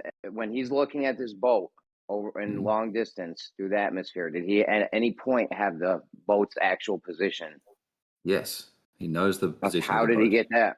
How would he get that in relation to where he's standing? Well, he knows where he is, right? And he knows where the boat is. He knows the distance. This is pretty fundamental and then stuff. then he's looking at the boat and it's higher or lower. How do you know where that actual position is because of refraction? Oh, Jesus. Let me. Yeah, but this is the good thing about this observation, right? Is it's just done in one go over the course of an hour or something. I'd like to point out the inconsistency in what Jeremy said. Okay. Well, I'm just asking Ruhif how he got his actual standing. It's just assumed. It's not assumed. He knows the position of the boat. It's got GPS coordinates. Oh, Extremistus was talking about Ruhif. Ruhif. No. I'm talking about what you said. You said relative to him, do you know his actual position? And that is that right there is because if you have two people, they can both agree on an actual position, but the position may not be the same. So how do you know who the actual position is? In relation to where Jesse was standing, I don't know how he got the boat's actual position, if that makes it clear. AIS data, they give out the GPS location, Jeremy. This is not difficult. We've already blown GPS out of the water. Oh, sure we have. Refraction. GPS refraction is included in GPS, and they just make calculations to fix it to match your globe model. So I don't know why you would even use that. Refraction is included in GPS. You didn't know slowing down of light. You didn't know GPS. GPS has refraction built right into it. You can't get around refraction. I fucking love refraction. That ruined everything for you. You have no more arguments now. Refraction. You have a refraction took all your arguments away. You got no GPS. You got nothing. No observations. You literally have nothing now because of refraction. You did this to yourself. Can you see my screen? You know you did this to yourselves, right, with this whole refraction business. Can you see my screen? Yeah, I see it. Okay. All right. and then your joins screen's the stream. blanking all over the place, bro. Your screen's blacking out. I'll minimize. 1 second. Minimize. Maximize. Is that better? Okay, the triangle. Where all the lines are going to on the bottom left-hand side of the screen. Is that Jesse's position? That's Jesse. Yep. All right, Jesse down there. 1 sec. And we're looking over the flat plane here. Well, this is just assuming an elevation angle, flat baseline, not really anything to do with the surface. How'd you get it? Okay, we'll get there in a second. How'd you get a flat baseline? That's horizontal. That's what the theodolite does. How did you get that? No, the theodolite doesn't. The theodolite projects a horizontal in the little crosshair. But then once you look out any amount of distance, there's refraction. Right, but it's still a horizontal line. How'd you get the baseline? Right? Yeah, it's a horizontal line in the crosshair. But then when you're looking out at something in distance, there's refraction. Whatever you're looking at, and whatever you're looking at on that horizontal, that's not Jeremy, there. Can we just fucking get to it? I'm aware there's refraction. We're getting to it. We haven't gotten past the first part of how you made a horizontal. Yeah, it's fucking perpendicular to down. It's perpendicular to down. Yeah, no, right at your local spot. And then you look out, and now we have this refraction thing where whatever you're looking at in the crosshair isn't even horizontal anymore. All right, let's move on. This is a huge flaw. There's a huge flaw in your whole thing. But let's move on. It's fine. Anyway, the boat has a constant size above the water. Right, the boat is always the same height above the water, regardless of how far away it is from Jesse. Okay. That's what Jesse saw. The boat's height. No, just the boat. The boat didn't fucking sink or raise up any. All right, it's just a constant height above the water. Do we agree on that? I don't know. Is that what he saw? Oh, for fuck's sake, Jeremy. I don't understand this diagram. What I'm looking at here. Well, we'll get there. The boat, right? If I go here... If you say that's what he saw, then fine. No, this is a presumption that the boat didn't lower itself or raise itself above the water. Okay. Okay, all right. Now... That vertical line you just drew, that's one sighting of the boat? That's one sighting of the boat with a distance. Okay, I know the distance so I can get the height above horizontal that it is. And that height, that's its actual position, where it actually is? It's just the height above horizontal. All right. Okay. We don't actually know the actual height of the boat or Jesse's observer height. It doesn't matter. Okay. We're just getting the height of the boat above horizontal, whatever it may be. Okay, then it moves farther away and it stays the Yes. same height. Let's say, well, no, that's the point, is that it doesn't. All right. If the Earth was flat, then this should also be 50 meters. This is what should happen on a flat Earth. Well, hold on. You're making a geometrical argument based on position, thinking there's no Yeah, refraction's pretty minimal. Pretty minimal. But it's there. Well, that's your claim. That's your claim that you can't prove, and you're trying to make some geometric argument. That's your claim that you can't prove, and you're trying to make a geometric claim based on apparent positions that you may be sure, maybe aren't sure of where they may or may not be. Refraction is not going to affect it that much. That's your claim. You can't prove that. That's your claim. You can't Anyway. prove. That's a baseless assertion that you can't prove. This whole argument is falling apart on you. Anyway, this is the point that if the Earth was flat, this 50 meters should be a constant because the boat If is there's not no going up and refraction, down. yeah. If there's no refraction, yeah, Oh, geometrically. it's minimal. Minimal. You don't know that, and you can't prove it. Yes. It's not going to make the size changes that he saw. You don't know that, and you can't prove it. Oh. I don't know what to tell you. Anyway, that's the geometry, right? This number, 50 meters, should stay constant. It doesn't. If It there's changes no by like refraction. 15 meters. Yeah, if We there's no can refraction, incorporate refraction into it, and it will make fuck all Okay, difference. so now we need to know actual positions. How are we going to get actual positions from Yes, our location GPS. where Jesse is? Which GPS there's refraction in GPS. Does it give you a position, and can I then get a distance from it, Jeremy? After they Why do you do after this? they Like, honestly, why do you do this? refraction, After I'm breaking down your argument. Your argument sucks because you're using something to prove refraction that has refraction built into it, and they calculate where it should be on a globe. Does GPS give you an accurate position on the globe? After they sorry, fix GPS gives you an accurate position where after they account for refraction. Okay. So does that it gives you an accurate position on land. It does. Does it give you an accurate position? It doesn't give you an accurate position of where you should see it in your vertical. We're just talking about position, right? Can I get an accurate latitude and longitude, and then can I get an accurate distance to the boat? Listen to me. GPS uses refraction. They make everything fit a globe. They get the thing, and then they make everything fit a globe, and they adjust for it. Okay. That doesn't answer his question. Okay. What's your You question? just throw up stupid roadblocks, Jeremy. What's your question? Does GPS give you an accurate position? Yeah, sure. It gives you an accurate position according to where it would be on a globe after they account for refraction. Fine, whatever.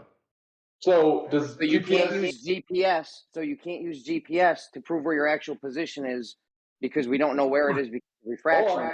What you said yes to was, does it give you an accurate position? You said yes. Fundy mute me so I can't get it out. Fundy mute me so I can't get it out and the audience can't. Okay. So if GPS gives you an accurate position on the globe, does it give you an accurate position on the flat Earth? Irrespective, just does it give you an accurate position? Can we get positions and distances? Yes, it'll give you an accurate position. Okay. Thank you. Not according to where you see it. It won't give you an accurate position. If you're looking at something, it won't tell you where it is higher or lower until after it adjusts for the refraction according to what it should be on a globe and then gives it to you. I don't care whether the fucking GPS signal bends. It does. That's fine. Does it give you a position that's accurate? Yes, it accounts for after it accounts for what it should see on a globe and adjusts for it. Fine. We've got our positions. So we do have No, you distances. don't have your positions. You don't have you presuppose you've presupposed So we're not where GPS says we are, apparently. GPS says I'm right here. Am I actually right here?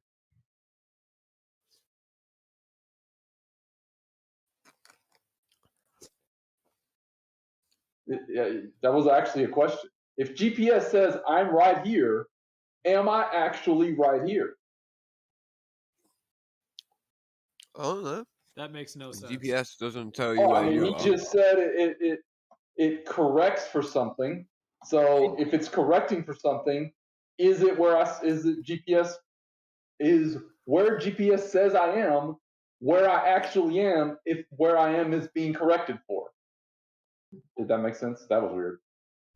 I know what you're trying to say. The question is, do I get an accurate position with GPS? And he said yes, but then said no. So I don't know.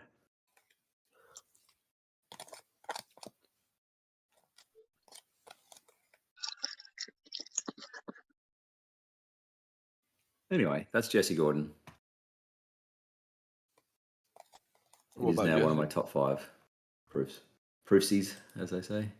All right, when you're looking at something, sorry, I'm very busy. I'm very busy at my house. When you're looking at something, I mean, I tried to get through this earlier and you muted the shit out of me. So I'll try it again, get it out. Well, when you're looking at something, okay, and you got your GPS there, you say, oh, look, this thing should be here. When you're looking at it, the GPS, you don't know its actual position. You're telling, because of refraction, you're telling me we have its actual position because of GPS, but the GPS accounts for refraction for what you would see on a globe and adjusts accordingly for it. GPS doesn't know its actual position in relation to you either. They're just telling you where it would be on a globe after they've accounted for the refraction. How do you not understand this? I will ask the question, regardless of whether GPS adjusts for slowing down of light through the atmosphere. It probably does, right? Does GPS give you an accurate position? GPS does not give you your actual position. Okay, I don't know how GPS would know this because they're also adjusting fraction like you are. However, you've never proved it, so I don't know how the GPS would know. The adjusters of the GPS signal would know when you don't know. You would know from the GPS signals what your angle to the satellite would be, and you could make an accurate adjustment for refraction. How do you know? I don't know if they do. Adjust for refraction. I know you don't know what they do. How do you know what to adjust for refraction if you don't know any actual position down in the distance? I know the position of the satellite. You don't know the position of the satellite. Maybe when it's right above you. Yes, you do. You get told the position of the satellite. And therefore, if you don't adjust for refraction, you know where you roughly are. And then you can work out an angle to the satellite. This is all theoretical, by the way.